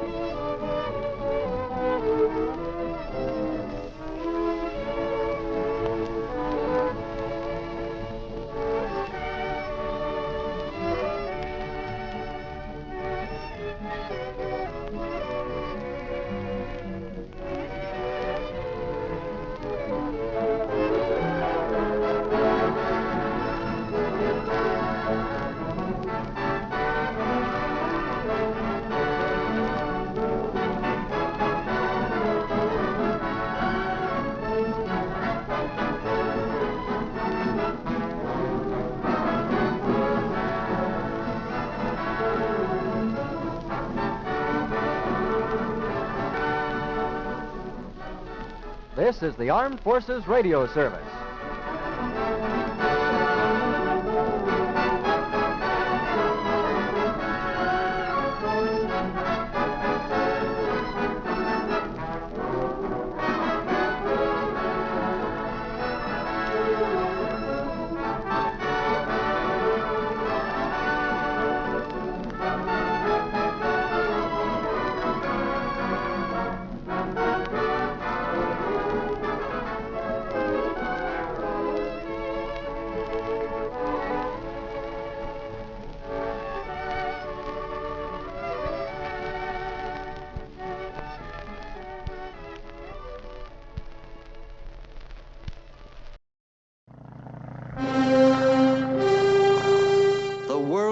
Its breath, and then these pages herald one of the most incredible feats in the annals of human endeavor. The dramatic triumph of mind, body, and spirit against all odds, of Charles Lindbergh and the Spirit of St. Louis.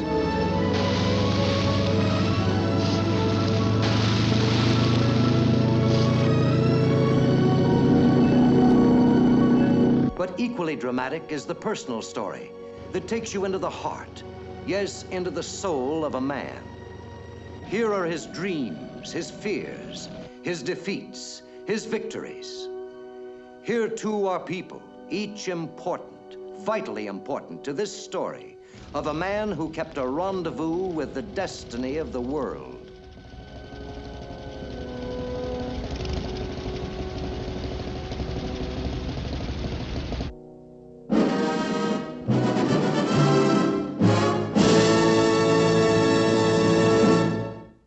I can make it across all right. What makes you so sure you can make it? Well, Mr. Bixby, when I was a kid and the smallest in my class, I made up my mind that I was going to be 6 feet 3 inches tall. And I made it with a half an inch to spare. My old man says flying is for the birds. Is that what he said? And that if God meant us to fly, he would have made our bones as hollow as our heads. Brittle, isn't she? These papers say you're assigned here. Okay, but I will not tolerate that filthy crate of yours at this here field. Well, she's really a very fine little machine, sir. She flies like a dream and never let me down. Get her out of here. Yes, sir.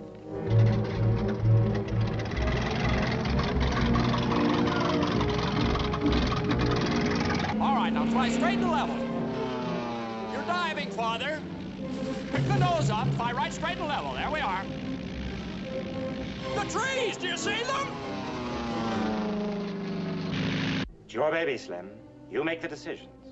All we're trying to do is... All you're trying to do is give me an easy out. Well, thank you just the same. It just doesn't look as if it can be done. Maybe planes aren't up to it. Not yet, anyway. In 10 years, perhaps, but not now. But it's got to be tried now, over and over again, until it is done. Can't you understand that?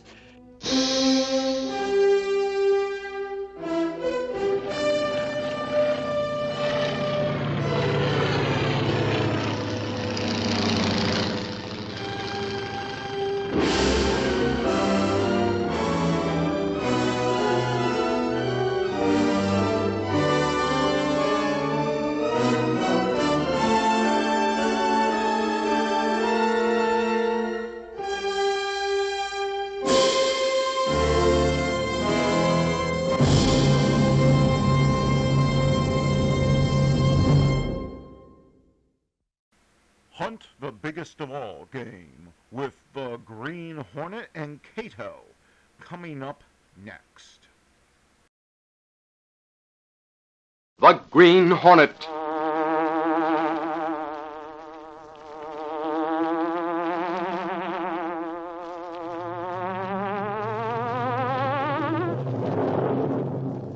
He hunts the biggest of all game, public enemies who try to destroy our America.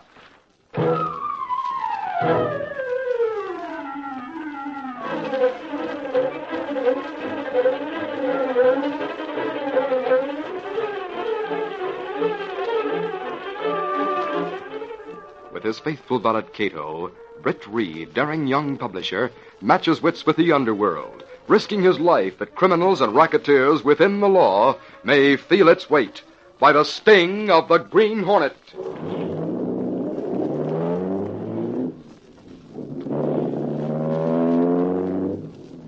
Ride with Britt Reed in the thrilling adventure, The Big Deal. The Green Hornet strikes again.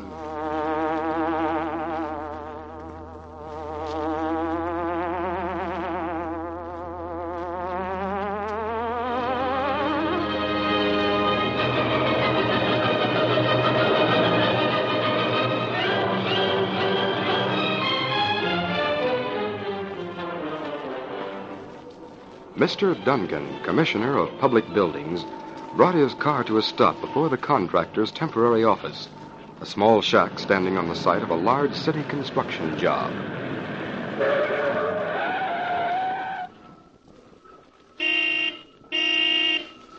Hi, Commissioner. Morning, Butler. How's the job coming along? Fine, Commissioner. I suppose you came by to pick up this envelope since it's the first of the month. Yes, that's right. Glad to see you have it ready for me. Thanks. By the way, there's a new building to go up on the west side as soon as the bids are all in. We'll have the specifications ready for release this afternoon. Good. I'll send to your office for that release. How soon do you expect to have all the bids in, Commissioner? Bids will have to be in by the 15th. The proper information will be given to you just before the deadline. That is, if... the same deal holds. You can count on that. Then that's settled. Of course, I've been wondering lately. About what? Well, I'm afraid someday some smart chap is going to question the fact that your company always puts in the lowest bid on these jobs. So what? This matter is entirely between you and me. There's absolutely no way anyone can prove that everything isn't as it should be. No, I suppose not. But it's best to be careful. Well, I'll see you again soon, Butler. Goodbye. I'll be waiting to hear from you.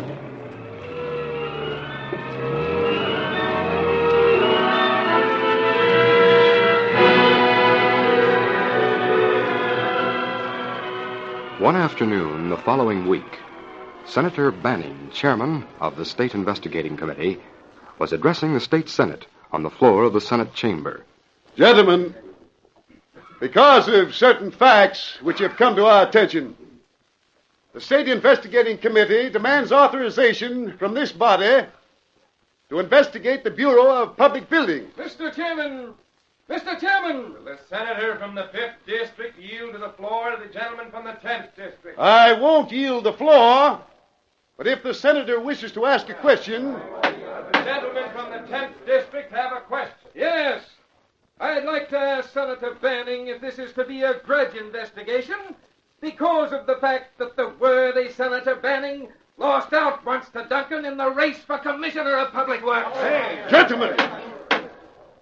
I ought to overlook that question and consider the source from which it came. Instead, I'll say just this. My committee is composed of 7 men. The others can decide why this bureau is being investigated. You all know the result of our investigations up to now. I stand on that record. And without divulging the facts that we of the committee feel warrant this investigation of the Bureau of Public Works, I now ask for a standing vote from this body as to whether or not we are to conduct this investigation.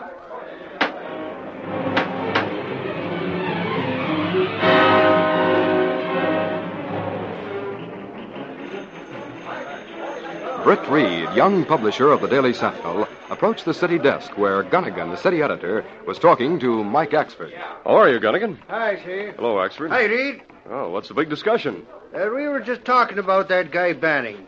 You know, the state senator who's head of that investigating committee? Yeah, Axford was over to the hearing this afternoon. He says things are popping. I understand Banning isn't pulling any punches in his investigating. You can say that again, Reed. Banning don't care who gets caught up in the investigation. And from the looks of things, he's liable to rope in a big fish or two before he's done. Really? What makes you think so? Well, Banning's demanded an investigation of Duncan's office. Duncan is the commissioner of public buildings for the state, you know. Yes, I know. I wonder why Banning's after Duncan. That's what I'd like to know, Chief. Duncan's been in office a long time. Did you send anyone to get Duncan's comments on Banning's demand for an investigation? Sure, Mike just got back. What did Duncan say, Axford? He wouldn't comment at all, Reed. Said when the proper time came, we'd know how he stood on the matter. That's all. Senator Banning must have something to go on, or he wouldn't start such an investigation. That's the way I look at it, Reed.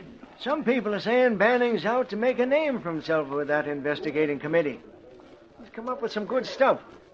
This time he might be shooting in the dark. Well, if Duncan comes out with a clean slate, he won't let the matter drop. He's vindictive. Yeah. There's nothing easy going about Banning either. He was up for Duncan's job once, but Duncan got it. That was before Banning ran for the state senate. Yes, that's so. I do remember that. Maybe he's just trying to embarrass Duncan. No, I don't think so, Ashford. The others on the committee won't go along with Banning if he didn't have something to go on. You might be right at that. There must be something back of it. You can bet on that. Well, Axford, keep your ears open and let me know what develops. Okay, Reed. I'd be on me toes and see what's going to happen. Maybe you'd better whip out an editorial, Chief. Okay. I'll have Miss Case do one and send it down to you. Well, I'll see you both later. If his old man knew how we shoved off so much work on Miss Case, he'd have a fit. Reed has to have some kind of playboy just to keep up his reputation, Gunnigan. It's a good thing he has us around to get out the sentinel, says I. Lot of help you are. I'll get out and find out more about what Banning's going to do. I got to get to work so that our playboy boss can have dough to play around with. Copy, boy! Copy, boy!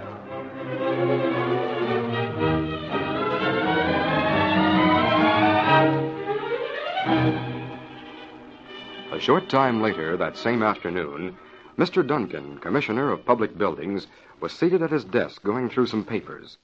He was a pompous, steely-nerved type of man, and always played his hand to win, regardless of the odds. The commissioner frowned slightly as the phone rang.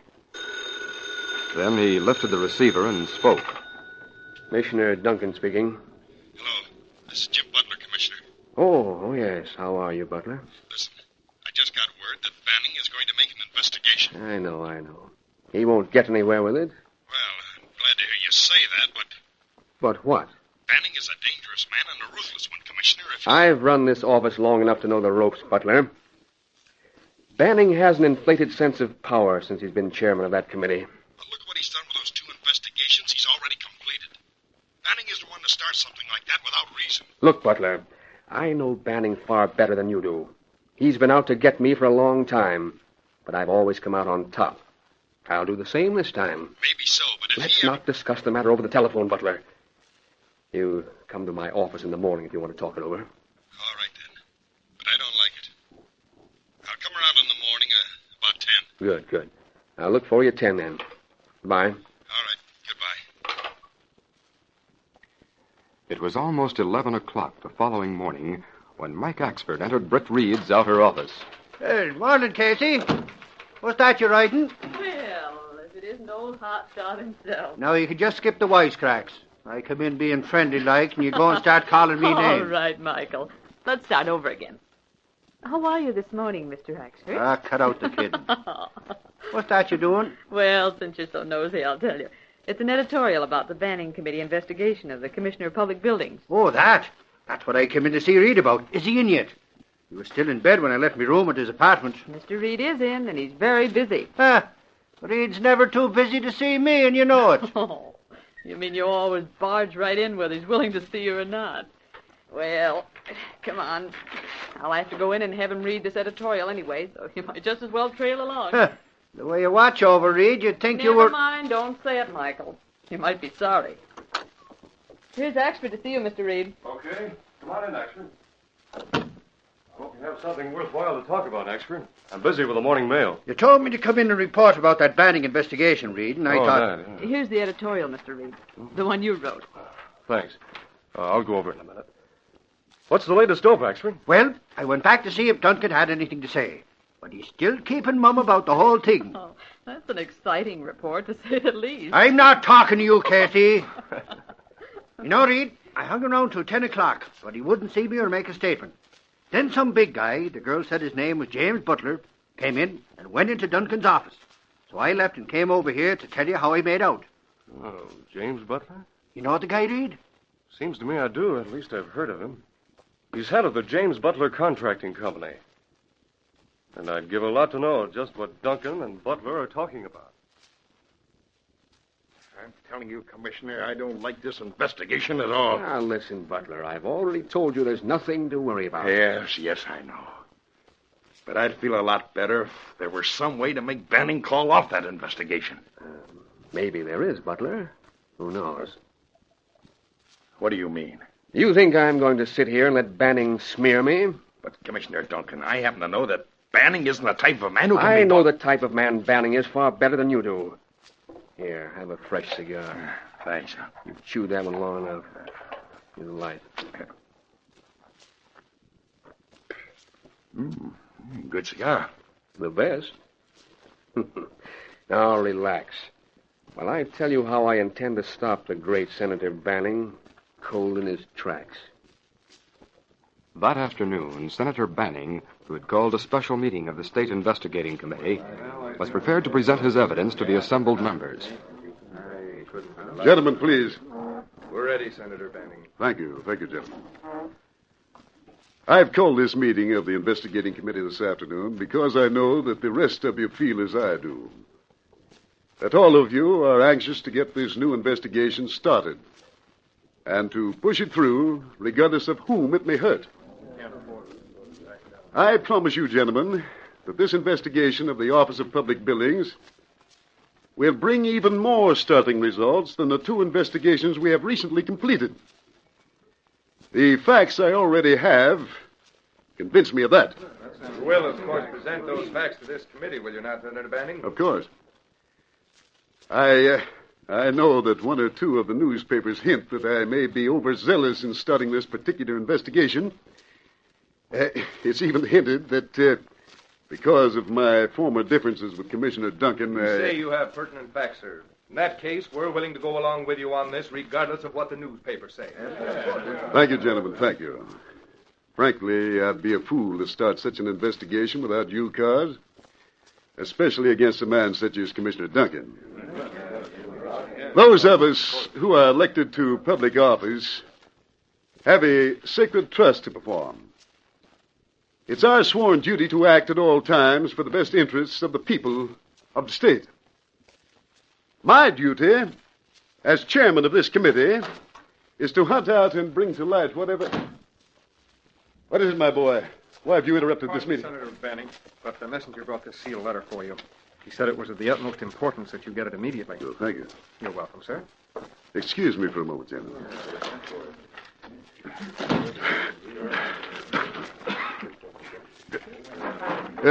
Gentlemen, I find it necessary to leave for my office at once. We'll meet here tomorrow morning at 11. This meeting is hereby adjourned until that time. All right, Senator.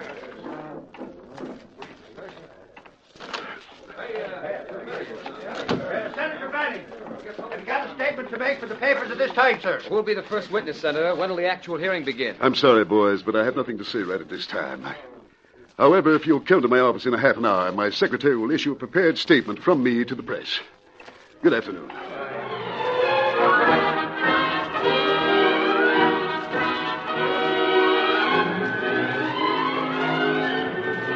Late that afternoon, Britt Reed, who had been talking to his city editor in the city room, looked at his watch. Well, Gunnigan, it's after 5:30. If you're all set, I'll go home. Oh, you might as well go on, Mr. Reed. I have a sneaking suspicion that if anything does pop, we could get out an extra edition without bothering you too much. Gunnigan, you were here with Dad so long you sound just like him at times. Seriously, Say there, though. Reed. Casey said I might catch in here. You look like you got something, actually. That's right. I have, Gunnigan. I phoned the rewrite desk on it a short while ago. You did? And why haven't they found it? What is it, Axford? What's that paper you have? This is a prepared release given to us newspaper guys by Banning's secretary. Take his foot of that, Reed. What's it all about, Chief? Listen to this, Gunnigan. After further consideration, Senator Banning has decided to drop the investigation of the Office of Public Buildings because the facts on hand do not warrant such a move, and the committee will be so informed. Well, what do you think of that? So he's backing out, eh? guess the hints the papers threw out late yesterday and this morning that it could be a spite move against Duncan had their effect on Banning. I don't think so, Gunnigan. No? What do you think, Axman? Reed, whilst we were waiting to get to Banning this afternoon, we hung close to the door of the committee room, hoping to hear what was going on inside. Well? I could hear Banning laying down the law to the committee, telling him he had convincing facts against the Bureau of Public Buildings, and saying that nothing would stop him from going through with the investigation. But something has stopped him. Yeah. While Banning was talking, a messenger came in with the note in an envelope. They took it into Banning right away. Well, what about the note? What's that got to do? I'm coming to that, Reed. As soon as Banning read that note, whatever it was, he excused himself from the committee, told them he'd meet them in the morning, then he left. I see. On the way out, he stopped to tell us that his office would hand out a prepared statement. That's what they handed to us. Well, Gunnigan, give the story a 4-column spread on the front page with pictures of Banning and Commissioner Duncan. Okay, Chief. I'll get together another editorial. There's something behind this, seems to me. But there's no way to get the truth from Banning. I'd like to know what really happened to make him back down on that investigation after it'd gone so far. That might turn out to be mighty big news, Chief. Yes, it might. Maybe it will come to light. And sooner than Banning or anyone else thinks.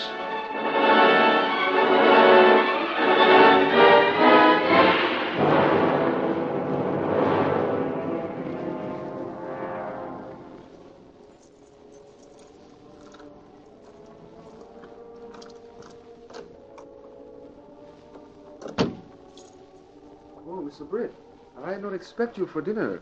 You say you're not come home tonight till late. I know, but I changed my mind, Cato. Since you're the only person who knows I'm the Hornet, you're the only one I can confide in. That's why I'm here. What happened? Just this, Cato. You've read about Banning's determination to investigate the Bureau of Public Buildings, haven't you? Oh, yes, sir. I read it all. Well, Banning issued a statement saying it would be dropped. You mean he not have investigation after all? That's right. He's calling the whole thing off. Well, that's not good. No, it isn't. And the public has the right to know why he wanted an investigation in the first place. And then, why did Banning get cold feet? Well, you think Green Hornet find out, perhaps? Yes, that's what I was thinking. Come on, let's get the Black Beauty. Stepping through a secret panel in the rear of a closet in the bedroom, Britt Reed and Cato went along a narrow passageway built within the walls of the apartment itself. This passage led to an adjoining building which fronted on a dark side street. Though supposedly abandoned, this building served as the hiding place for the sleek, superpowered Black Beauty, streamlined car of the Green Hornet. Where we go first, Mr. Britt? To see Banning. I know where he lives, so I'll drive. Yes, sir. Britt Reed pressed a button. The great car roared into life. A section of the wall in front raised automatically, then closed as the gleaming Black Beauty sped into the darkness.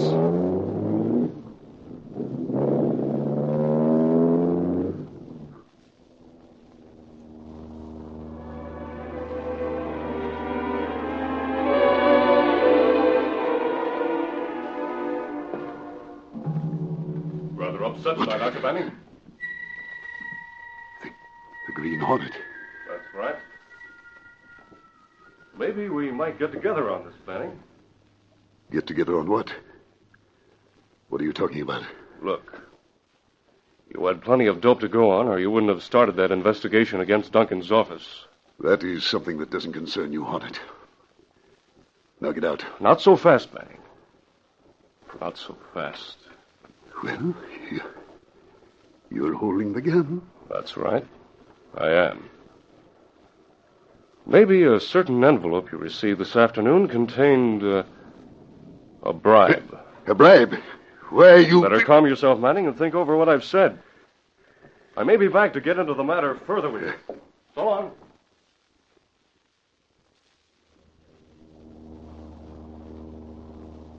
Will you find out anything, Mr. Britt? Nothing definite, Cato. I more or less accused Banning of taking a bribe. He got sore, but at the same time, he reddened a little. Well, then you think Banning really take bribe to stop investigation? He's about the last one I'd expect to do that.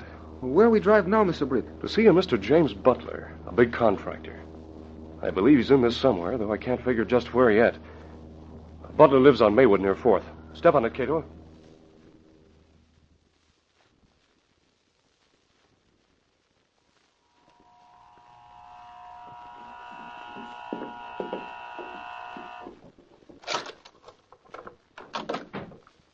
coming inside, Butler. Wait, you can't do that. But I did, you see. Close the door. What's the meaning of this? That mask, is it a holdup? Well, we might be making a deal for a little hush money, Butler. If you call that a holdup. Hush money? I don't know what you mean. Oh, just to keep me quiet about the deals you've been pulling with, Duncan. Deals, I bet. I don't know what you're talking about. No? Look here. I'm in a position to find out things.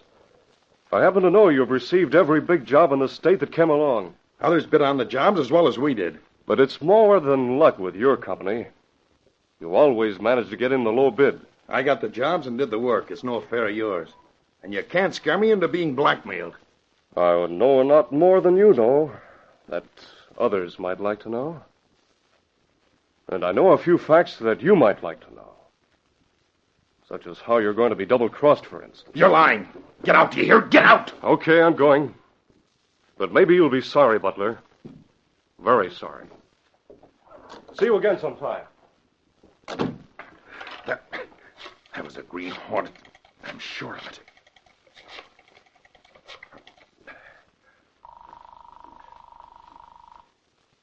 Hello? Commissioner Duncan. Yes. That you, Butler? Yes, it is. Listen, I just had a visit from the Green Hornet. From the Green Hornet? Yes, he seems to know something. In fact, he knows too much. If it got out about how those bids were fixed and about the checks, why, Now, we won't discuss the matter over the phone. I've told you that before. Maybe Banning hired the Green Hornet. You'd better destroy certain receipts you have before he comes back there. You mean the canceled checks? Yes. I'll call you later on. Goodbye. Goodbye. I better get those canceled checks right now and burn them. Let's see now. Here they are. Now to burn them. I'll take those. No, wait. Give me back those checks. You're a big guy, but not too big for this. Now to go bargain with Banning.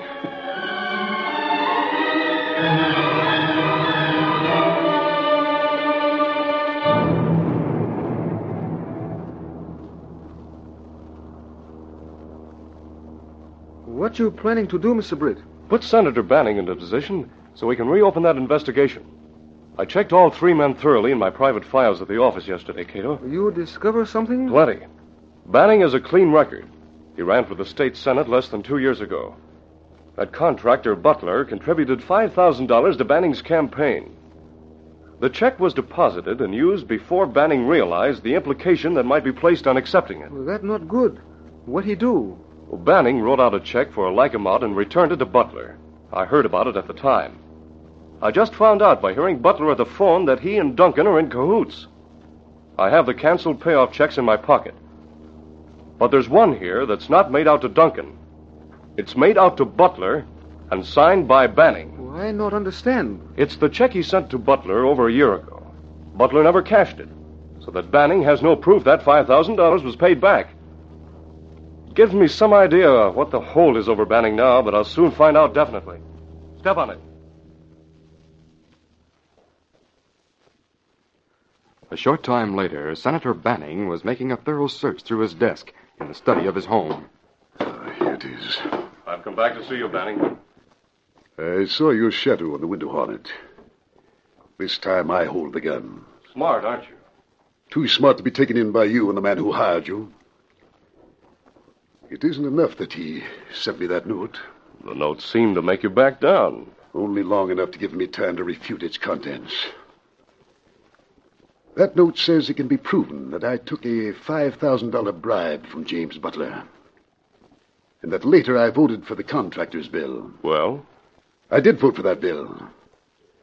But without any thought of helping Butler. I returned his so-called contribution. And as soon as I find the canceled check, it'll be proof. That check was never cashed, so you don't have it for proof. So that's how they played it. I know Butler and Duncan are playing crooked. I got a hold of some of those altered bids. But if they ruin me by... Do I tell you what you already know? Why did they send you here? Maybe to get those bids you have. That you'll never do. Someday, someone else can use them to start an investigation. Then you're backing out, eh? I'm resigning from the committee. Go tell your bosses that. Maybe you can be the boss. Maybe we can make a deal. That's the last straw. I'm turning you over to the police, Hornet.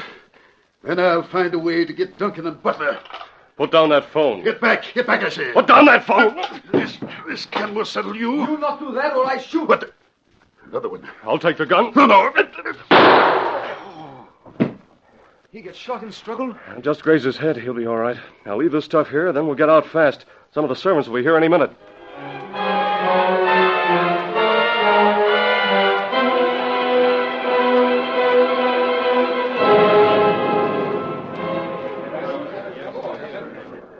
Gentlemen, please. I told you yesterday we'd start proceedings against Commissioner Duncan's office this morning. Since talking to you yesterday, additional evidence has come into my hands. Evidence that will prove that Butler, the contractor, and Duncan were in cahoots, with Butler paying off for getting the bids through. Glad you came along, Reed. That guy's really worth listening to. He's going ahead with the investigation after all. Yeah. I guess he put out that statement to throw Duncan off the track. I must admit, gentlemen, I ran a certain amount of risk getting this evidence, even to having a run-in with the Green Hornet, who was working with those two crooks. The harlot, he says. But the Hornet became frightened when I struggled with him. He's doing a bit of boasting now, to my way of thinking. I got a crease on the forehead, as you can see. But I also got the evidence. Now we'll open the investigation against Duncan and Butler, with thanks to the Green Hornet for his inadvertent help. Next time he may not be so fortunate as to get away if we should meet again. Thank you, gentlemen. I'll have a word with the senator, I think. Senator Banning. Oh, you're Mr. Britt Reed, aren't you, of the Daily Sentinel? That's right, Senator. I hope if you catch that Green Hornet, you'll tip us off first. If we ever meet again, I'll see that I hold on to him. Well, let's shake on that, Senator. That will really be the day.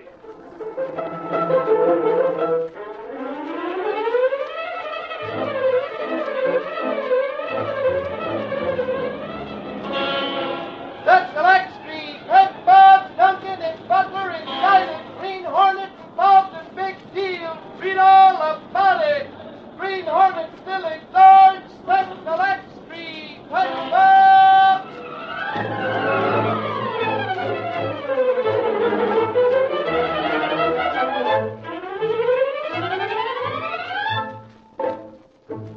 These copyrighted dramas originate in the studios of WXYZ Detroit, and all characters, names, places, and incidents used are fictitious. Hal Neal speaking. This is ABC, the American Broadcasting Company.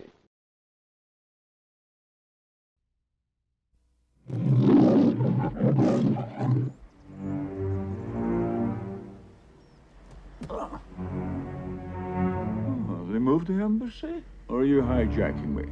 I'm from British intelligence. Come and meet the others. Let's do some good. Let's have some fun. Now, isn't that jolly? Perhaps you can tell us what this letter's all about. Katerina Oliver. Katya? I don't know what Katya. Never flirted with one, never proposed to one, never even married one. So, she wrote you a letter signed Your Loving Kay, and you tell me you don't know her. Oh, now you're getting it, old boy. Is that Scotch over there? The last thing Barley Blair wanted was to be a hero. Is that Katya? That's her. You remember her now? No such luck. She visited the British Council's audio fair in Moscow. If you love peace, take this to England to Mr. Scott Blair. The only thing Katyarlova wanted was to change the world. It is better that you smile. You can't think of any reason why a Russian book editor called Katya Oliver should risk her neck to send you a manuscript? Who said risk a neck. The Russia House.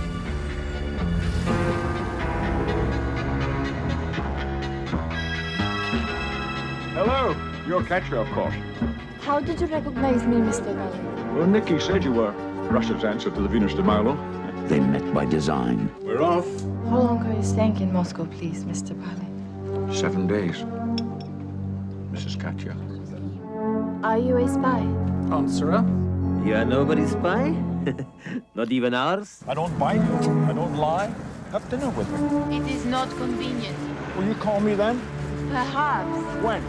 They risked their lives. If it's not safe for me, then it's not safe for you. And then they risked their hearts. So good, Valley. Really, it's so good to see you. I love you. All my failings were preparations for meeting you.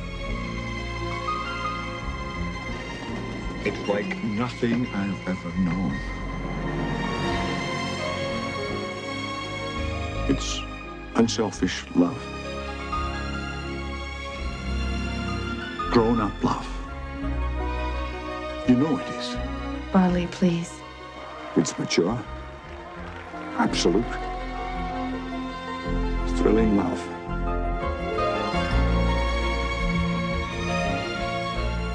Metro-Goldwyn-Mayer presents Sean Connery. I'm with you. Michelle Pfeiffer. My life now only has room for truth. Roy Scheider. You acted like a man who's going his own way. James Fox. Say you behaved like someone who didn't need to be careful. John Mahoney. It's come to Jesus time for both sides now. And Klaus Maria Brandauer. What is the matter? Are you afraid? Well, of course I'm bloody afraid. This Christmas, they're watching us. John le Carré's haunting love story comes to the screen. I love you. And I won't let you down.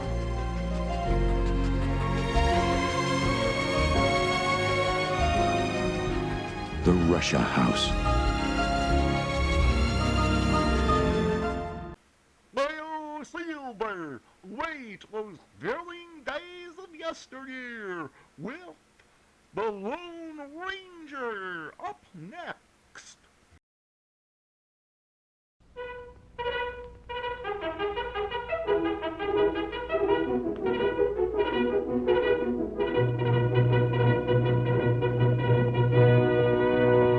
Hail, Silver! Away! A fiery horse with a speed of light, a cloud of dust, and a hearty hi-yo, Silver, the Lone Ranger.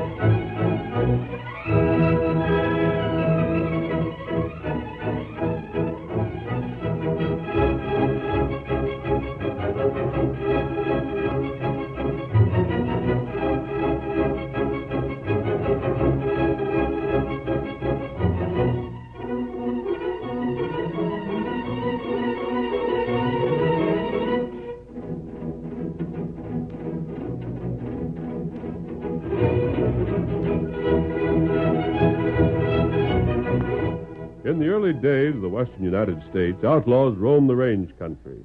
Along the border, many towns were ruled by criminals, and it was in this district that the masked rider of the plains did his best work. Nowhere in the pages of history can one find a greater champion of justice. It was he more than any other man who brought law and order to the lawless frontier. Return with us now to those thrilling days when the West was young. From out of the past come the thundering hoofbeats of the great horse Silver. The Lone Ranger rides again. Come on, Silver! We're heading for the mission! Hail, Silver!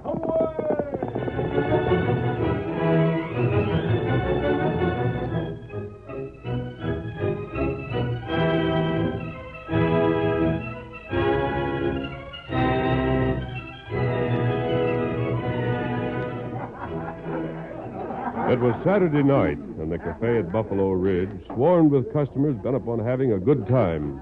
But suddenly from outside there came the sound of clattering hoofs, loud shouts, and reckless gunfire. The crowd inside fell silent for a moment. Then... There's the Bar W outfit. Crazy fool. Shooting up the town again. They'll tear Buffalo Ridge apart. Where's the sheriff? Hey, fellas, them local widgets are riding right in here. They're going to bring the horses inside.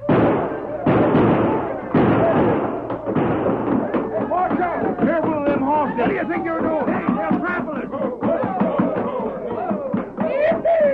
Boys, it's our night to howl. You're under arrest. Every doggone one of you is under arrest. Now get out off them horses, hand over your guns, and come along peaceable. You hear the sheriff, boys? The sheriff allows us how he's going to jail us. What do you say to that? Sheriff, let's see you go into your dance. Play him a tune, fellas. Watch out. Watch out. You almost hit me that time. Now stop it. Wait. Put down them guns. Keep on playing, boys. Sheriff, you sure can cut some capers. Lighter on your feet than I had any notion. Yippee! Gather around and watch the sheriff dance for us. Sam, Smokey, listen, fellas. You'll wreck my place. I just got it fixed up after the last time you fellas was in town. Sam, tell him to cut it out. Barkeep, we come to town to have our fun. And the first fella tries to stop us is sure going to wish he'd never. All right, boys. Toss the sheriff out in the street and line up at the bar. The night's just beginning.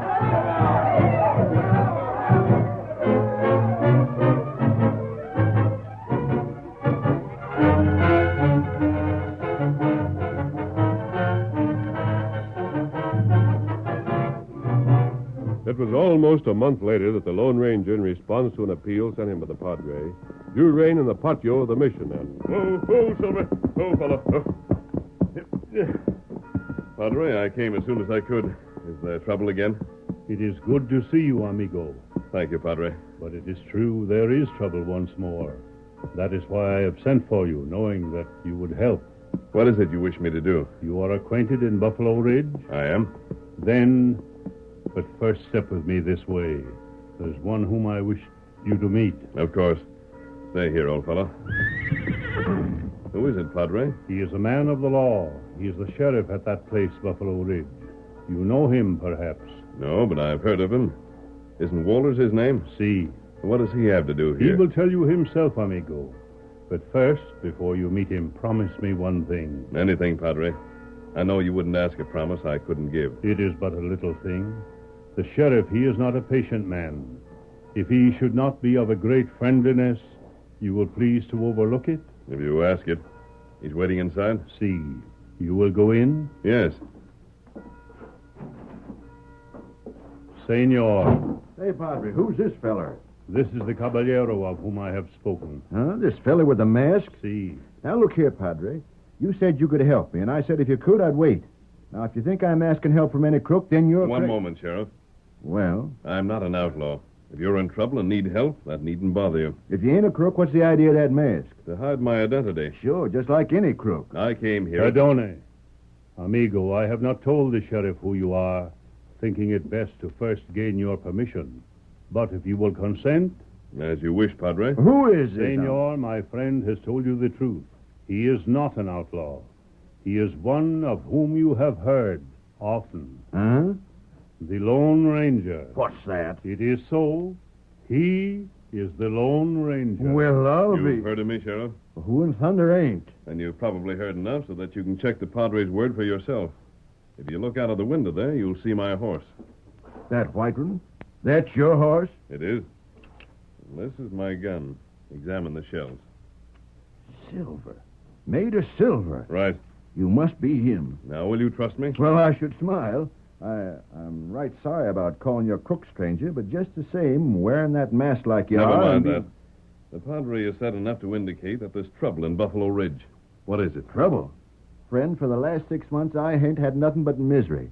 And if you're doubting my word, just you listen to all that's happened.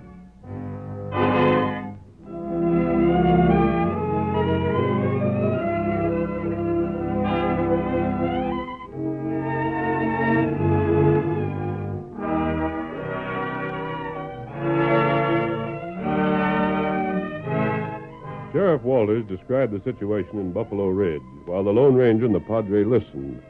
Later, so you decided to call in the Texas Rangers, huh? And would have, too, if the Padre hadn't asked me to wait till you got here. The Padre was right. It would have meant much trouble. But what else could I do? Sheriff, I've heard of the men who founded the Bar W outfit. If I recall correctly, there's a half a dozen of them. They were ex-soldiers who came west after the war. And built up the biggest spread in my county. Now, why in blazes couldn't they be satisfied with that, without raising Ned all the time? From what you told me, they never actually stepped outside the law, however. No, they ain't. But they've sure made me the laughingstock of everybody at home. Yes? I wonder if you savvy just how it is with a lawman. What do you mean? Well, any place you go, whether it's here or back east, there ain't many lawmen compared to all the rest of the folks. Naturally not. Well, that means lawmen by themselves couldn't do a whole heap if it weren't for something else. Yes? And that something else is the respect of the folks that elected them. Once folks gets the notion of law's no account, then things get pretty bad. It takes more than a badge and a gun to enforce law and order. You gotta have folks behind you. And the people of your county aren't? How could they be, with them Bar W hombres tearing Buffalo Ridge to pieces regular once a week? Now they just laugh at me. And knowing that folks laugh at the law, every crook for miles around is flocked to town like cows to water. And you can't run them out? Not without folks on my side. And I'll tell you something, Sheriff. You could do as you first planned, appeal to the Texas Rangers.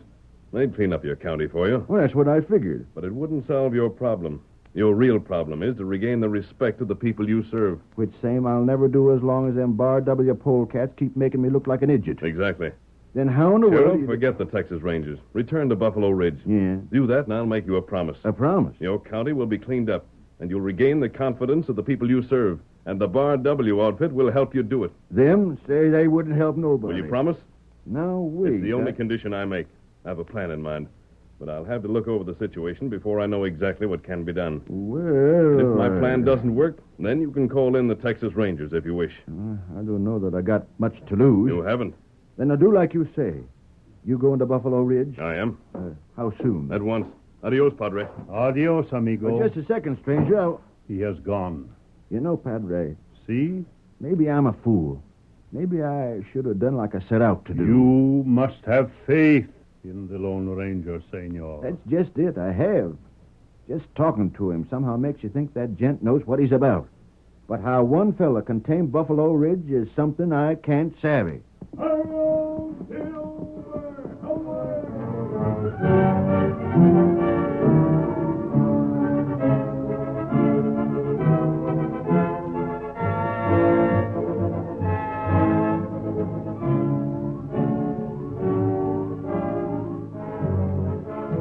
The Lone Ranger rode to Buffalo Ridge with Tonto and made camp in a well-hidden spot outside of town. Without his mask, but wearing a disguise, he gathered information throughout the district. On a Saturday night, 2 weeks later, he was present in the cafe when the Bar W crew arrived and... You fellas again. Now you get out of my place, you hear me? It costs every time you show up. Oh, barkeep. Yeah, and you're the worst of the lot, Sam. You and Smokey there can think of more ways to raise Cain than the whole rest of your bunch put together. Is that a fact? Look there. Look at the new mirror I had to buy. Cost me $100. Oh. Look at them tables you smashed up. And the bullet holes in the dance floor.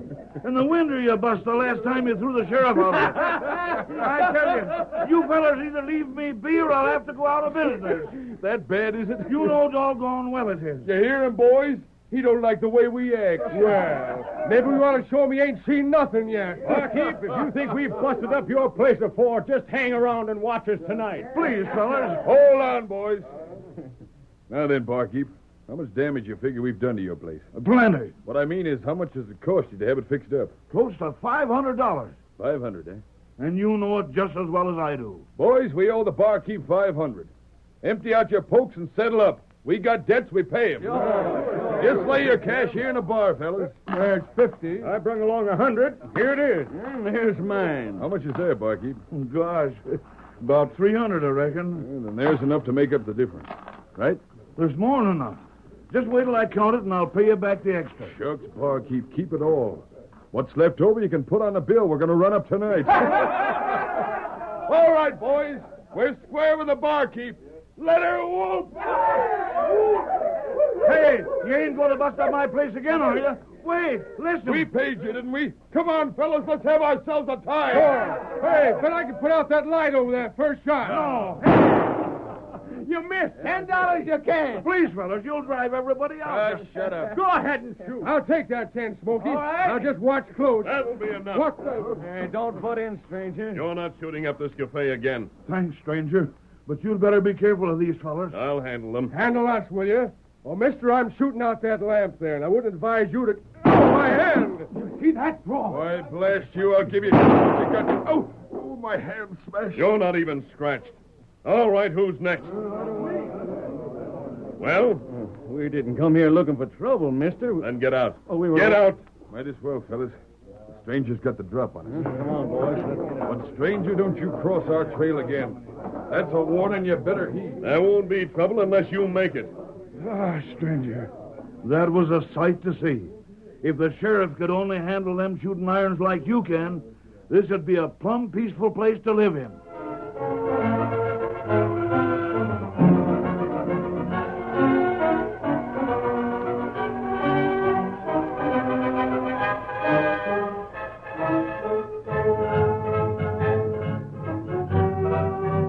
The Lone Ranger, returning to camp, told Tonto what had happened. Everything the sheriff told me was true, Tonto. I saw over a dozen known outlaws walking the streets of Buffalo Ridge. The place had become a hangout for the outlaws. And the fault lies with the Bar W outfit. Then what you do? The sheriff said he could bring in the Texas Rangers, Tonto. They tame these fellows in short order. But they aren't really criminals. They're men who demand action. They believe the fact their behavior has encouraged lawlessness does not concern them. That's right. It does, however. We're going to prove it. Call Scout, Tonto. Yes, Scout. Where we go? We're making a trip to town together. Ready? Get me ready. Come on, Silver. Get him up, Scout. Hail, Silver! Away! The curtain falls on the first act of our Lone Ranger drama. Before the next exciting scenes, please permit us to pause for just a few moments.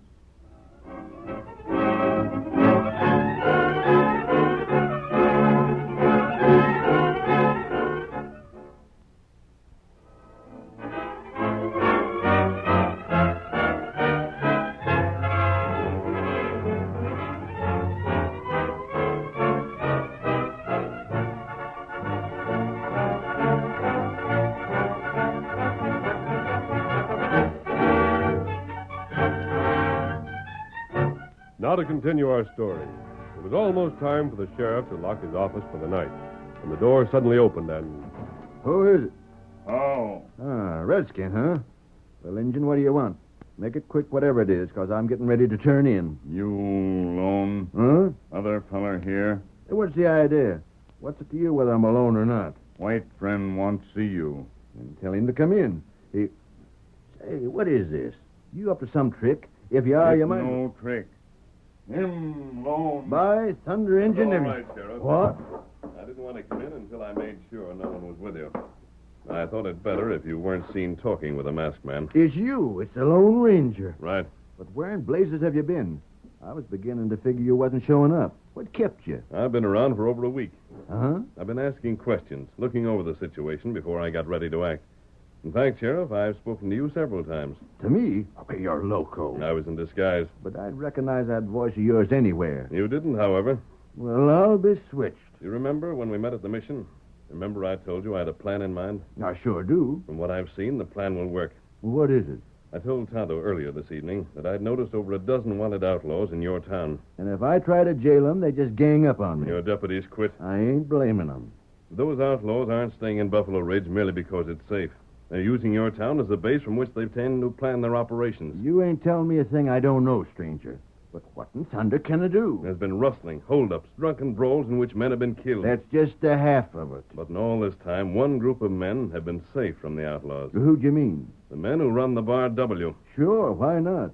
You think these hoodlums hanging around here ain't got no sense at all? They know when to leave well enough alone. It's that Bar W outfit, like I told you before, that made such a laughingstock of the law that it was safe for crooks to come here.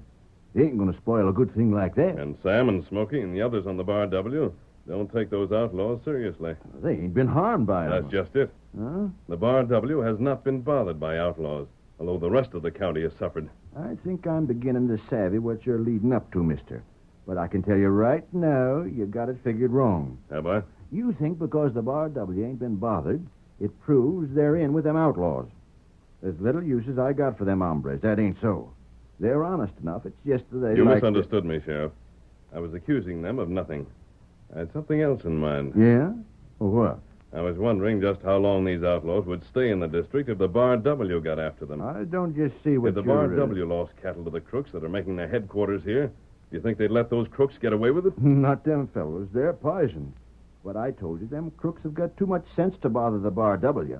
If you figured that just by letting them go along till they got enough rope to hang themselves... You think the outlaws won't bother the Bar W? I know they won't. You may be mistaken, Sheriff. And if you'll listen, I'll tell you why.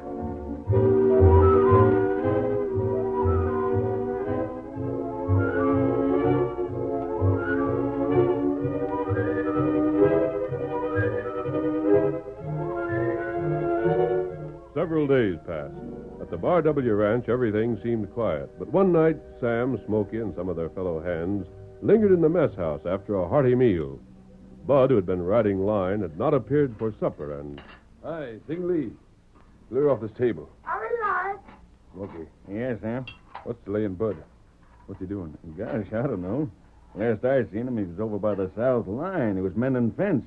He didn't say nothing about having extra work. Oh, don't worry about him. He'll be along when he gets hungry. And that's just it.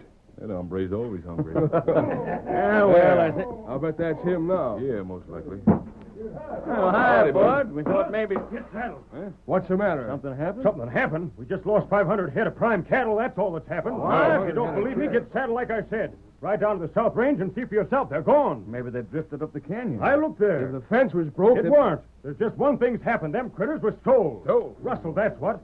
Couldn't be nothing else. And if they was rustled, them crooks that got 'em are heading for the border right this minute. Heading for the border, huh? Well, by thunder, they'll wish they hadn't. Fellas, come on. Yeah, we'll fix this skunk. Get the rest of the boys together. Saddle up, meet in front. We're getting on the trail while it's fresh. Come on.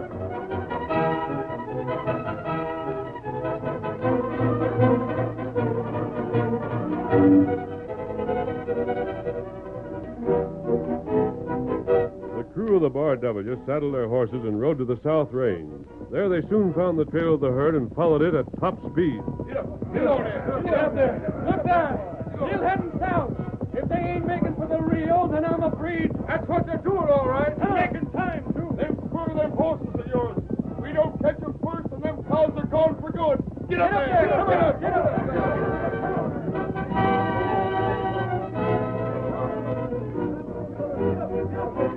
The country was flat and they could see for miles ahead of them, but still they caught no sight of the herd. Finally, the broad expanse of the river loomed before them. The boundary line had been reached, and the men drew rein on the northern bank. They beat us to it, huh? They got across sure enough. Sidewinders. Come on, what are we waiting for? Maybe the law can't cross the river to get them fellas, but we can. Ain't worth it. Huh? 500 head of cattle ain't worth following? That ain't what I meant. As soon as they get in them hills, there's breeds enough to join them to fight off a troop of soldiers. We wouldn't get nothing for our trouble but a hide full of lead. But what'll we do? We can't just sit by and let crooks get away with something like this. It'll just be a standing invite for them to try again. I know what to do. Yeah? There ain't no market for them critters south of the border. Sooner or later, to sell them, they'll have to be brought back again. Yeah, but how the we thing do- to do is to tell the law and have the law keep watch. I suppose. And there's something else the law can do. What? Clean out that nest of crooks that's been hanging around Buffalo Ridge. If they hadn't been allowed to stay, this would never have happened. Come on, fellas. Let's be getting back.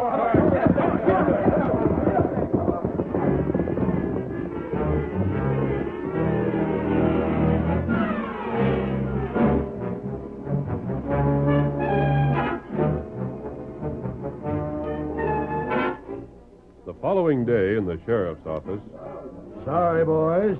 Sorry for what? I want to tell you fellas something. You lost cattle. Well, I ain't so sure I'm sorry about it. The fact is, it's your own fault and it serves you right. And there ain't nothing I can do about it. You can't go after crooks? The town's full of them. I'm all alone. How's one man to round up all them crooks at once? Get yourself some deputies. Yeah? Well, I had some till you fellas come along. I said this was your fault, and that's just what I meant. You made a joke of the law around here, and up till now you just thought it was funny. Sure. Nobody ever bothered you, so why should you worry? Well, what... Sure, I know just how you fellas figured things. Well, now you're finding out just what it means. You've lost your cattle, and I can't do nothing about it because you fixed it so as there ain't a man in town willing to fight on the law's side. You mean to say you can't hire no deputies? That's just what I mean to say. But if you had some, you'd clean up those crooks? I sure would. Then you got some. Where? Right here, me for one. Smokey then. Bud, climb every last one of us. You willing to swear us in? Willing. If you gents are serious, just signify it and watch my speed. You'll give us authority to jail them skunks? I sure will. Then, by gravy, we're with you. You swear us in.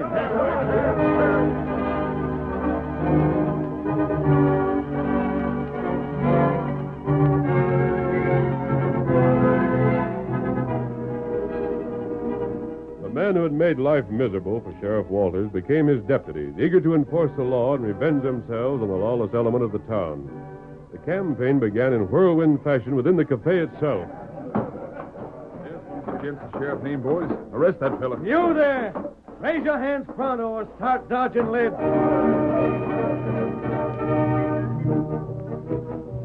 Wherever known outlaws hung out, the Bar W outfit struck. You're under arrest.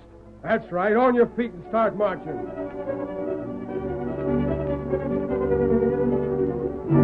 You can't tail me. Let go. Let go. You ain't lawman. We weren't an hour ago, but we are now. And if you want to question it, just draw.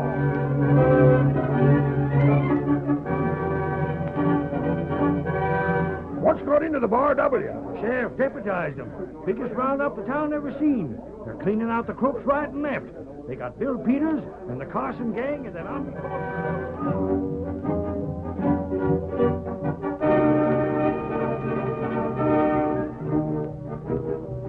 In the midst of the excitement, Smokey, standing in the center of Buffalo Ridge's main street, suddenly called to his friends. Sam, Bud, Hank, Ty, come here.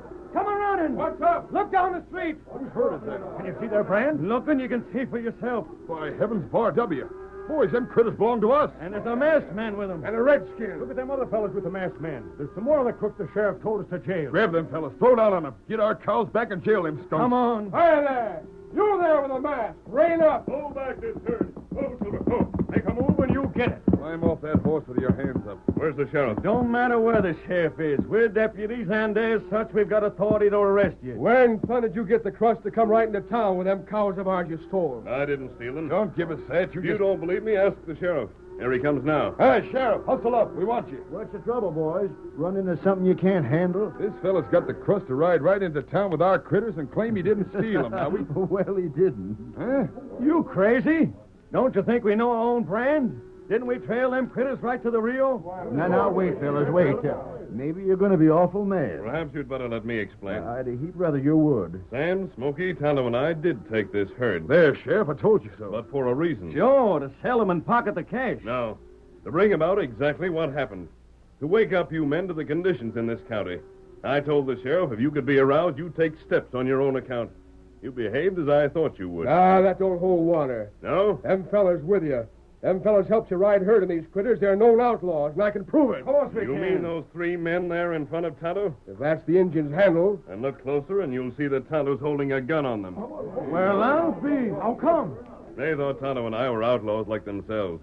It didn't take much persuasion to get them to help us borrow your herd. They found out later that we had no intention of stealing it. When they made the discovery, they put up a fight, but it was too late. Jail them, boys. You bet we will. You can handle them, Bud. Sure can. So all of this was just a put-up job to get us to help you, Sheriff. That's so. Well, doggone. It sure worked. We sure jailed a parcel of crooks. And that's the last of them. You men have done a pretty good job. Didn't do so bad as that, did we? That's the most fun I've had in a coon day. Well, gents, I'm thanking you. Now, I reckon as long as you've done what you set out to do, you'll be turning in your badges. Like blazes we will, Sheriff. But why not? Shucks, we just got started. We kind of like being lawmen. Ain't that so, fellas? You see, Sheriff, from now on, me and my pards are on your side. And the first crook to stick his head in this here county gets it blasted off of him. So the masked man was right. Right? You're doing just like he said you'd do. And blamed if I ain't glad of it. Hello, Silver! Away!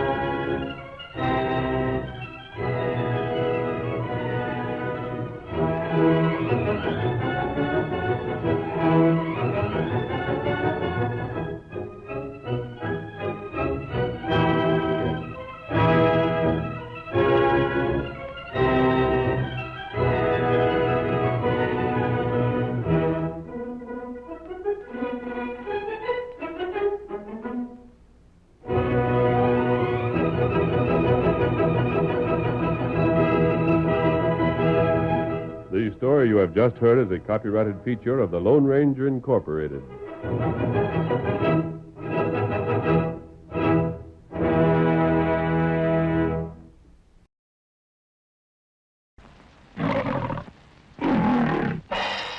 What happened if it isn't Philo Vance?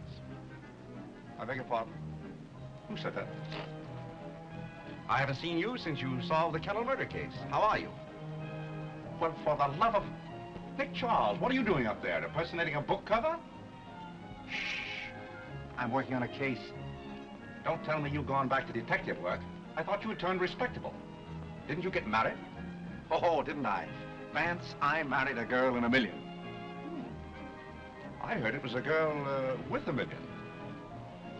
Well, same thing. I've become a California gentleman. I never heard of such a thing.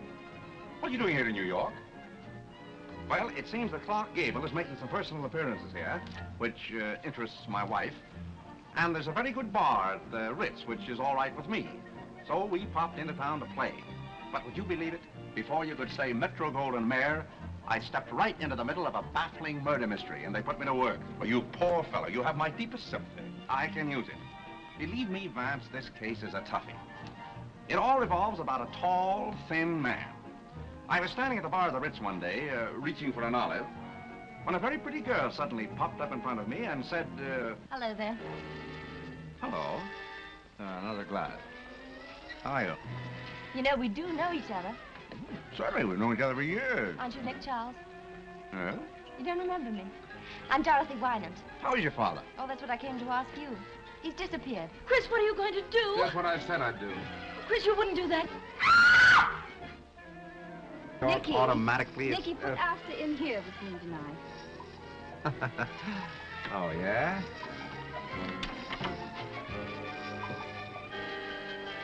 That knife's missing. I'll look for it in your back. It's about Julia Wolfe. Did you kill her? Gilbert. Well, why not? You had a perfectly good motive. How'd you like to have a couple of little murderers for your children? And maybe I haven't been on a merry-go-round since that day. Are you, anywhere near a solution? Between you and me, I think so. I got all the suspects together at a dinner party. And then I pulled a fast one. I told them, and the murderer is right here in this room tonight. He's sitting here at this table.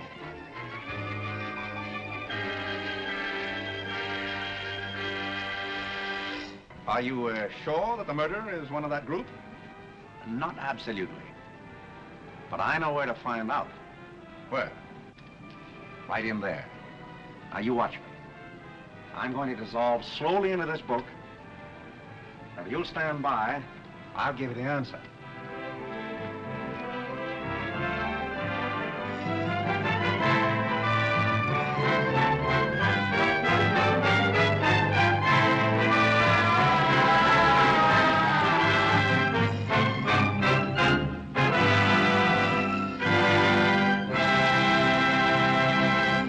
Check what's coming in the mail at Box 13 next.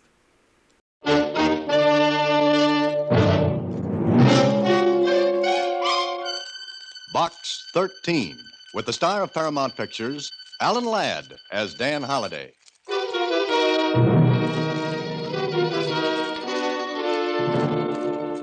You idiot, you fool, you let him get away. I did not, Worker. What could I do? He was in the post office. Did he have the envelopes? Of course he did. He sent them to someone. Sent them? And he's got away. Oh, Staley, you are an idiot. No, not quite. Look, I've got a blotter. Well, what good's that? Look, in the mirror. What he wrote on the envelope was on the blotter. Well, at least you use your head. I'll see if we can read it. Box 13, care of Star Times. Box 13, Star Times. There's no Star Times in this city. But there is in the city he sent his letter to. You're right. Well, we'll find him later. But first, I think I can get what we want from this Box 13.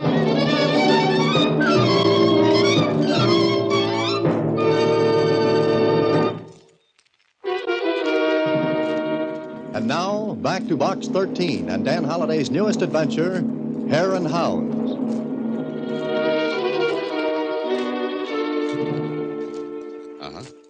Okay, I'll see you later then. So long.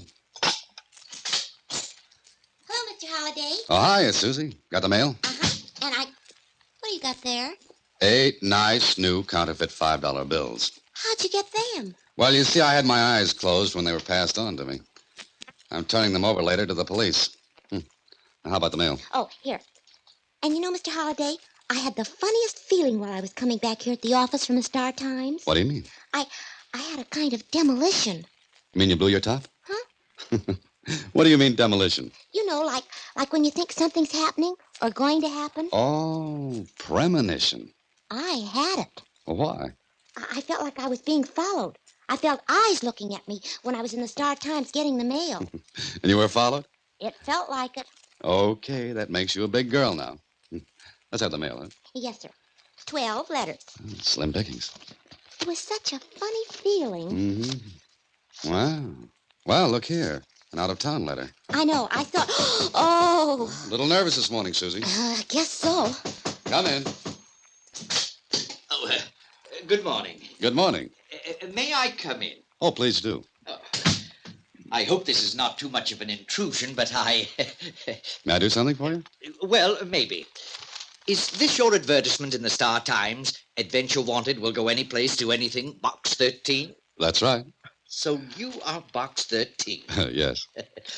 I had a different picture of you, Mr. Holliday. Dan Holliday. Oh, my name is Worker, Thomas Worker.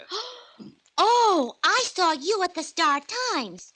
You were the one who was looking at me. Yes, I guess I was. You followed me. It was charming work. And you... Oh, thank you. May I ask why you followed my secretary, Mr. Worker? Curiosity. You see, I've been noticing your ad for weeks now. It runs day after day. But naturally, I wanted to see you, what you look like, and why you put the ad in the paper. Oh, is that all? Yes, that's all. Foolish? No. Tell me, Mr. Holliday, do you get the adventure you advertise for? Sometimes. Do you receive many replies to your ad? Usually, yes. But you cannot follow them all. Well, no. Do you have any particular reason for asking all these questions, Mr. Worker? No, but I lead such a prosaic life myself that your ad intrigued me. I finally got up enough courage to go to the Star Times and wait for someone to collect the mail from Box 13. I see. And now that you've found me... Well, perhaps you'd care to have dinner with me some evening and tell me some of your adventures. Oh, I'd like to hear them very much. I'm very lonely and... All right, Mr. Worker. I'd be glad to. Oh, thank you, thank you. Now I must be going. Sorry to have troubled you. And I hope I didn't frighten you, young lady. Oh, no. It was kind of fun.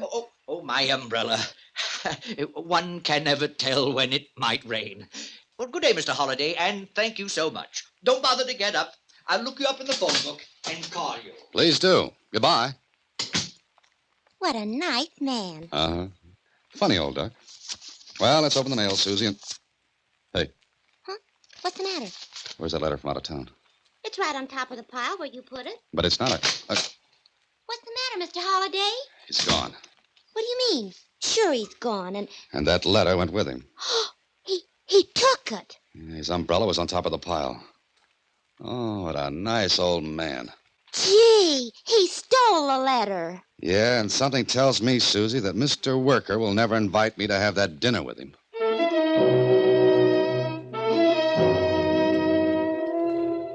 Sure, Worker took the letter.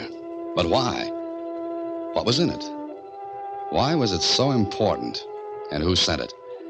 Well, I kept asking myself those questions, and then 3 days after that little visit from Worker, Susie came bursting into the office. Oh, Mr. Holliday, look. Here's another letter from the same place. I mean, it looks like the same handwriting. Yeah, it does. Hey, Susie. Huh? You weren't followed this time, were you? I made sure. Oh, good. What's it say, Mr. Holliday? Listen. 3 days ago, I sent you a letter containing a sealed envelope. It contained half of something which is very important to me. It was imperative that I get rid of it until I could get to safety. Gee. I'm all right now, so send the sealed envelope to 243 Marlowe Avenue, Bridgeport. Arthur Holmes. Now what are you going to do, Mr. Holliday? Do? Well, I can't send him the envelope because I haven't got it. And I can't find Mr. Worker because I've got a sneaking hunch that he'll be a little scarce. Maybe you better write to Mr. Holmes. Oh, no, Susie. This looks too good to be handled by a letter. I'm going to find out a few things by seeing Mr. Holmes in person. I went to Bridgeport, found 243 Marlowe Avenue. It was an apartment house. There was no clerk at the desk, but there was a tier of mailboxes. One of them belonged to Arthur Holmes in apartment 6B. So, a couple of minutes later...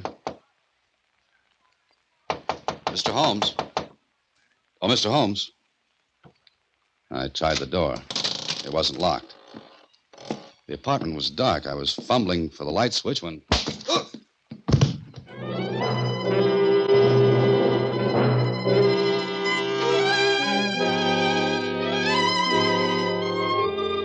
If I say I was fresh as a daisy after that thump on my head, I'd never get to be the father of my country. I was lying on the floor. The room was still dark except for a flashing light that came from a store sign across the street. I lay there for a minute to give the room a little time to stop spinning, then I realized I was holding something in my hand. And from where I lay, it felt like a gun. I was just crawling to my feet when... Mr. Holmes, I've come with the fresh towels. Mr. Holmes! I wanted to clear up a lot more before anyone found me. I ducked behind the door and waited. Mr. Holmes?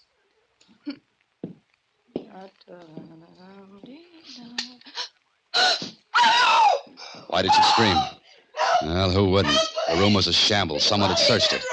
And lying on the bed in an alcove was a man who certainly would have no further interest in me. Or anything else. There was a hole in his forehead. And I was sure I held the gun that put it there. Sure, I was innocent. But I'd have a hard time proving that. Figure it out. I received the letter from Holmes. Instead of writing, I went to him. I didn't wait for the clerk in the building to call up first. I ducked behind the door when the cleaning woman came in. Maybe I should have gone to the police right away, but I was innocent. And I wanted to learn a bit more. Besides, the cleaning woman reported the murder. So a half hour later, I was drinking a cup of coffee in an all-night hamburger That stand. winds up the late news for tonight. The next edition of the new... Oh, just a moment, ladies and gentlemen. We have a last-minute flash. A murder was committed tonight in the Roxmore Apartments. Police are looking for a man who answers this description. Medium height, light hair, wearing dark gray flannel suit, blue and white striped necktie, black shoes, carrying light tan topcoat. The description of the wanted man was given to the police by the clerk, who remembers this man asking for the apartment of the murdered man, Arthur Holmes. And that's all for tonight. The next edition of the news... Another murder. Hear it, mister? Yeah, Getting so a person can't feel safe no more. you're so right. More coffee? No, no thanks, no thanks. Pie? Cake? Nothing, thank you. They ought to get that guy that done it pretty soon. You think so? Sure. He ain't gonna get far. Well, every cop in the city will be looking for a guy wearing a gray suit with blue and white. Yeah, you're right. Okay, here's your dime. Yeah, thanks. What's the matter? You... Don't say it. What are you gonna do? Walk out of here. Sure. You stay right where you are and you won't get hurt. Just keep talking to me. Mister, I ain't got nothing to say. And don't say it. Sure. If it makes you feel any better, I didn't kill that man. I ain't said you did. The police said it. They could be wrong. Sure, they could be wrong. Yeah, that's right. Now stay right where you are. Don't say a word to either of the other two in here until I'm out of sight. Understand? Sure. Good night, mister. Come again. Hey, that's him. That's the guy. Somebody call the police. Hey, taxi. Know where the park is? Yeah, sure. We'll drive to it fast. Yeah. Hey, stop that guy. Somebody let back into the cab. Stop it. What's all that noise about? I haven't the least idea. Park, huh? Okay. I'd sure like to know what all that noise was about. Well, they're playing a game. Huh? Mm-hmm, sure. Hare and Hounds. Ever hear of it? Oh, yeah. I played it when I was a kid. Huh. Then I've got news for you. It's no longer a kid's game.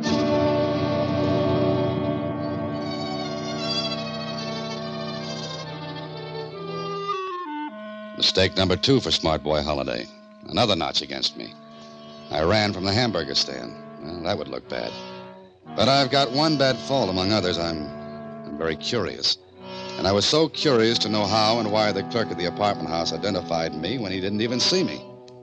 But if somebody paid him off to enlarge this beautiful frame around my neck, well, we'd see. Hey, mister, I've been thinking. Ain't that Hare and Hounds game a little young for grown-ups? I told you it wasn't a kid's game anymore. The whole world's gone nuts. We agree. Say, pull up here, will you? I thought you wanted to go to the park. It's dark there. Huh? Well, it's dark all over. It gets that way at night, mister. Maybe you've got something there. Oh, pull up here by the drugstore.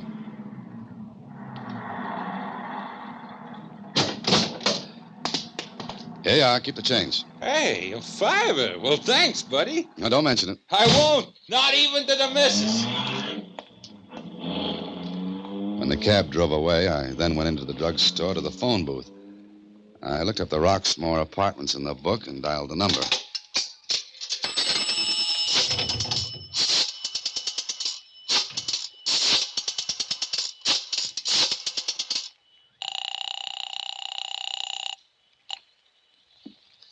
Hello. Roxmore Apartments? Is Eddie there? Eddie? He's the clerk there, isn't he? Who? Charlie. Charlie who? Madison? No, Eddie's the clerk there. Okay. Keep you, Charlie.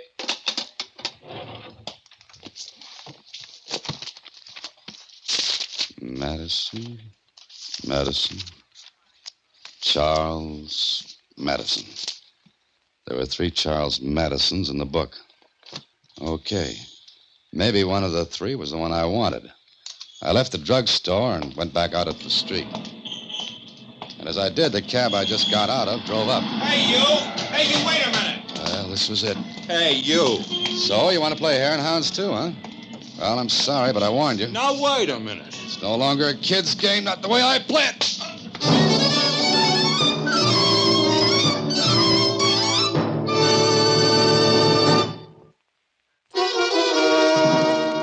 Back to Hare and Hounds, another Box 13 adventure with Alan Ladd as Dan Holliday. Well. I was adding black marks against my name faster than I could explain them away. And I knew the police would be listening in on the Roxmore switchboard. I hope my act had worked. Now, all I had to do was find the right Charlie Madison and get his story. An hour and a half and 2 Charlie Madisons later. I'm Charlie Madison. Clerk at the Roxmore? Yeah, why? I'm I'm a writer. I'd like to get your story. Oh, sure. Come on in. You're married, Mr. Madison? No. You live alone? Sure. Swell. Get your coat and hat, Charlie. Oh, what for? I'll feel safer out on the street, away from here. I don't get it. Don't you recognize me, Charlie? What are you giving me? I never saw you before in my life. For a guy who never saw me before in his life, you gave a pretty accurate description to the police. You're... Yeah, I am. Help! Now listen, Charlie. You're not going to get hurt if you play good boy. Don't try another yell. You're breaking my arm. Mm-hmm. One more peep out of you, and I'll work my way up to your neck. What do you want from me? Information. Now, come on. I want to be out of here when the police arrive. Let's go, Charlie. I'm right behind you, and I've got a gun. Sure. Is there back way out of here? Turn to the right.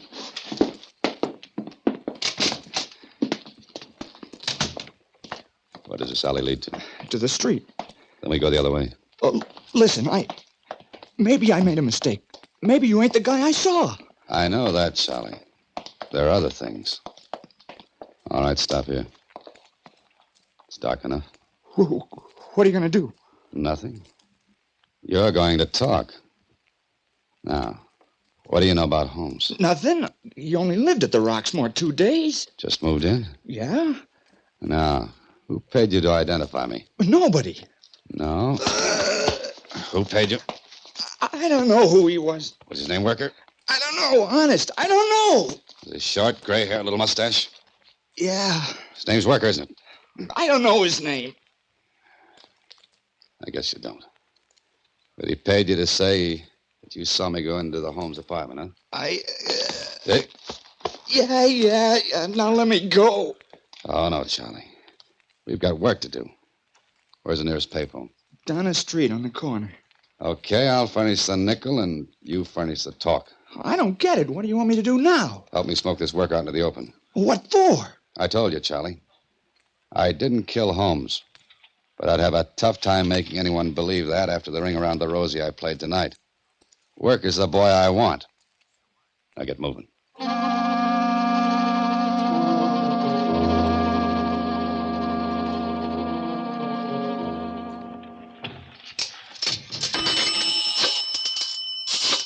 remember what you're going to say, Charlie. Yeah, sure. The police will trace this call. Don't let them make you repeat anything. It's a trick to hold you here until they can trace where this call comes from. Just say what Shh. Hello, police? This is Charles Madison. Listen, there's something else I didn't tell you. There's another man in the Holmes murder, and I said there's... Don't repeat. Keep talking. Look for a man below medium height. Gray hair. Little mustache. I don't know his name. But he carries an umbrella and he wears glasses. That's all. What? Hang up. Well, you didn't hear the last part. He heard it all right. Let's get out of here.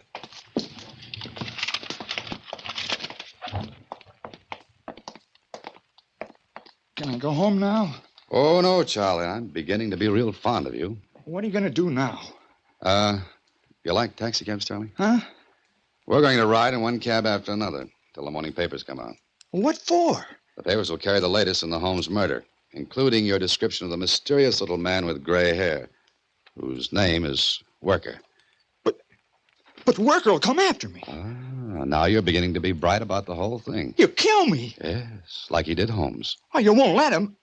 You gotta let me go. You know, Charlie, I can't seem to work up a flood of tears for you. You framed me for money. I wouldn't have had a chance if the cleaning woman had seen me in Holmes's apartment with this gun in my hand. Well, I'll say I lied. Think a minute, Charlie. If you do that, it'll make you an accessory after the fact. What's that mean? Simply that the police would hold you equally as guilty as Worker. Or me. Well, then what'll I do? You know, Charlie, I'm a very curious-minded person. I could go to the police, but I'd rather play it through my way. Smoke Worker out in the open and see what this is all about. But how? Well, as long as Worker knows you can identify him, he'll try to find you. Get you. But if you don't go to the police, he'll know you're around somewhere, Charlie. By the way, Charlie, how does it feel to be another hair in the game?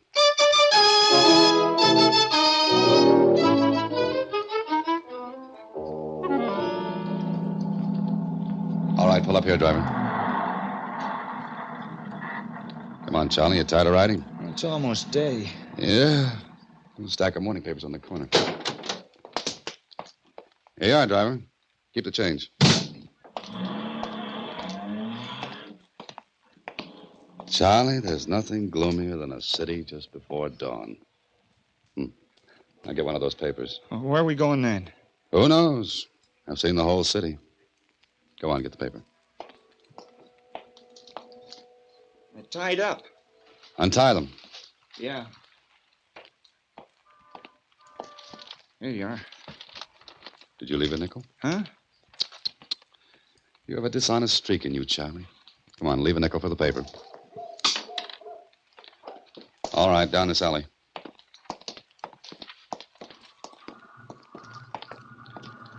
Okay, in this doorway. Now we'll see what the papers have to say.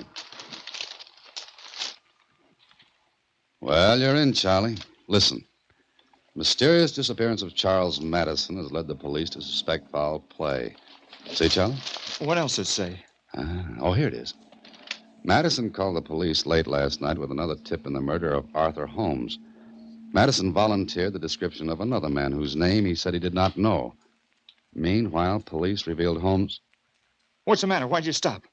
Meanwhile, police revealed Holmes' real name to be Albert Henning, former draftsman at the Bull Mill Aircraft Company. Henning disappeared over a week ago, and executives of the aircraft company stated that Henning was suspected of having taken micro photographs of plans for the Navy's new twin-jet fighter. He was a spy. Uh-huh. And that's what he sent to Box 13. He didn't want to be caught with the photographs on him, so he used me as a hideout until he could send for them. I don't know what you're talking about. All I know is we got to go to the police now. You're so right, Charlie. You're so right. Come on, I'm through playing games. This has grown a little bigger than Box 13. Both of you, stay where you are. It's him. It's Worker. Yeah. Don't try to use your gun, Mr. Holliday. It's not my gun. It's yours. The one you killed Henning or Holmes with. That's right. How'd you find us? Simple. You see, Mr. Holliday, when I heard over the radio that you had escaped from Holmes's apartment, I was a little worried. I knew you'd read or heard about this fool giving your description. I thought you might go to him and perhaps to the police. Yes, as I should have in the first place. That's right, but you didn't. I'm glad you like adventure. So, I watched Madison's place, and I've been following you all night to see what you were going to do. And now? Do you want to guess? No. You've made it perfect for me. As perfect as Henning did when he double-crossed us and tried to sell those photographs for a higher price. Perfect for you? Yes. Think of this. Here you are in an alleyway with the only man who identified you as the murderer of Mr. Holmes. Now, you still have the gun, and I'll take it. And be careful how you hand it to me. Please hurry. Thank you. Now, I shoot Mr. Madison first, and then you. And how does it look? Pretty smart, but it looks as though... It's my idea. Let me tell it. There was a struggle, shooting, and both of you are dead. Oh, it has flaws, but not glaring ones. Don't. I'll swear I lied to the police, Mr. Worker. I'll say Holliday killed Holmes. Honest, I will. Oh? Better still. I will give you this gun, Madison, and you will shoot Holliday while I stand in back of you. And then you will go to the police and say you got the gun away from him when he was going to kill you.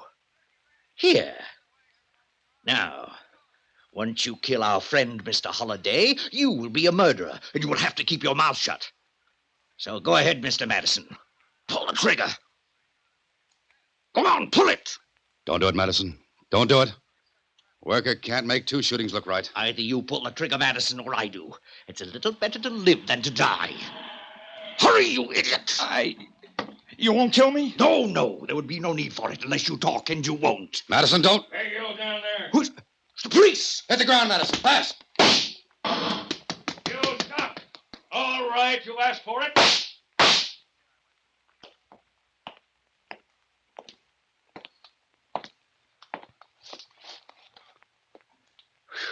Nice shooting, officer. Very nice. All right, you two, get up off the ground. And believe me, I'm very happy to be able to do just that. What's the matter with the other guy? Nothing. Things were a little too much for him. He passed out. Hey, that's the guy, officer. That's the guy. Okay, you guys stand back. All right. Officer, what kept you? Are you kidding? We've been tracing you all night. One taxi driver after another, one cab after another. You think you're going to get away with passing those phony fives all over town? That's right. No, I didn't. That's why I passed them out. What? You know, officer, you have a very efficient police force. Oh, thanks, boys. You mean you gave out them phony fins on purpose? Uh-huh. A very definite purpose. I don't get idea. You think it's funny, huh? Well, see how hard you can laugh at headquarters. Officer, I've never been so happy to be arrested. And boys, Yeah? I'll match every phony 5 with a good 10. Come on, let's go.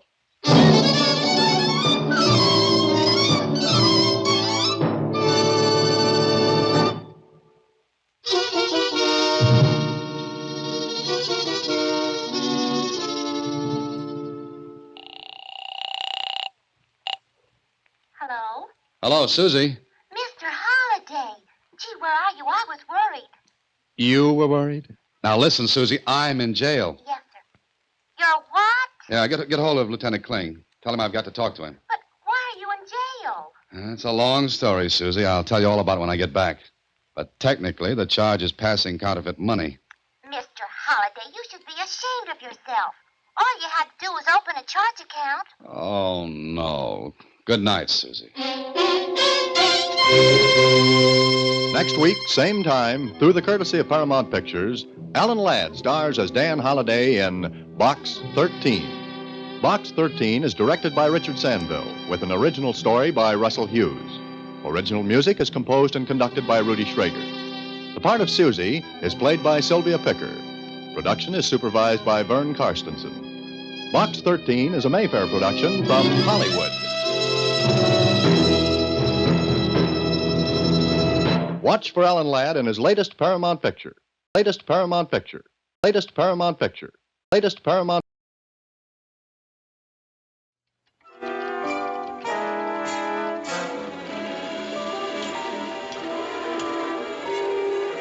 Such stories as H.G. Wells' War of the Worlds and Jules Verne's 20,000 Leagues Under the Sea have challenged mankind. So today, man is successfully probing deep into the mysteries of the universe. Can he penetrate the greatest mystery of all, time itself?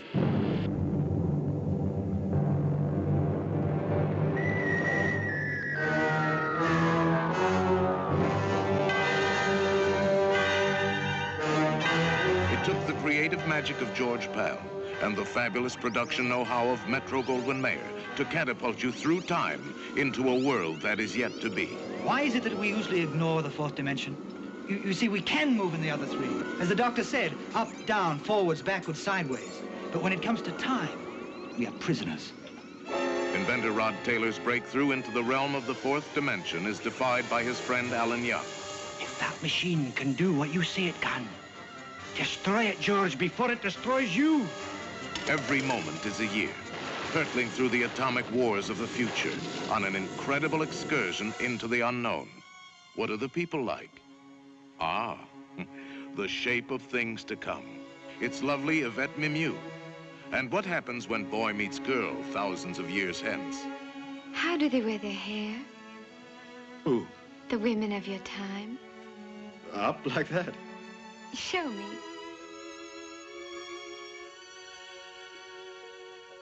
Is this the human race of the future? Or is this the Morlocks, fiendish creatures who live in a weird underground world? And the Eloi, the tranquil sunshine people, who the Morlocks dominate and maintain like cattle, luring them below with the hypnotic wail of the sirens, to feed upon them in cannibalistic horror.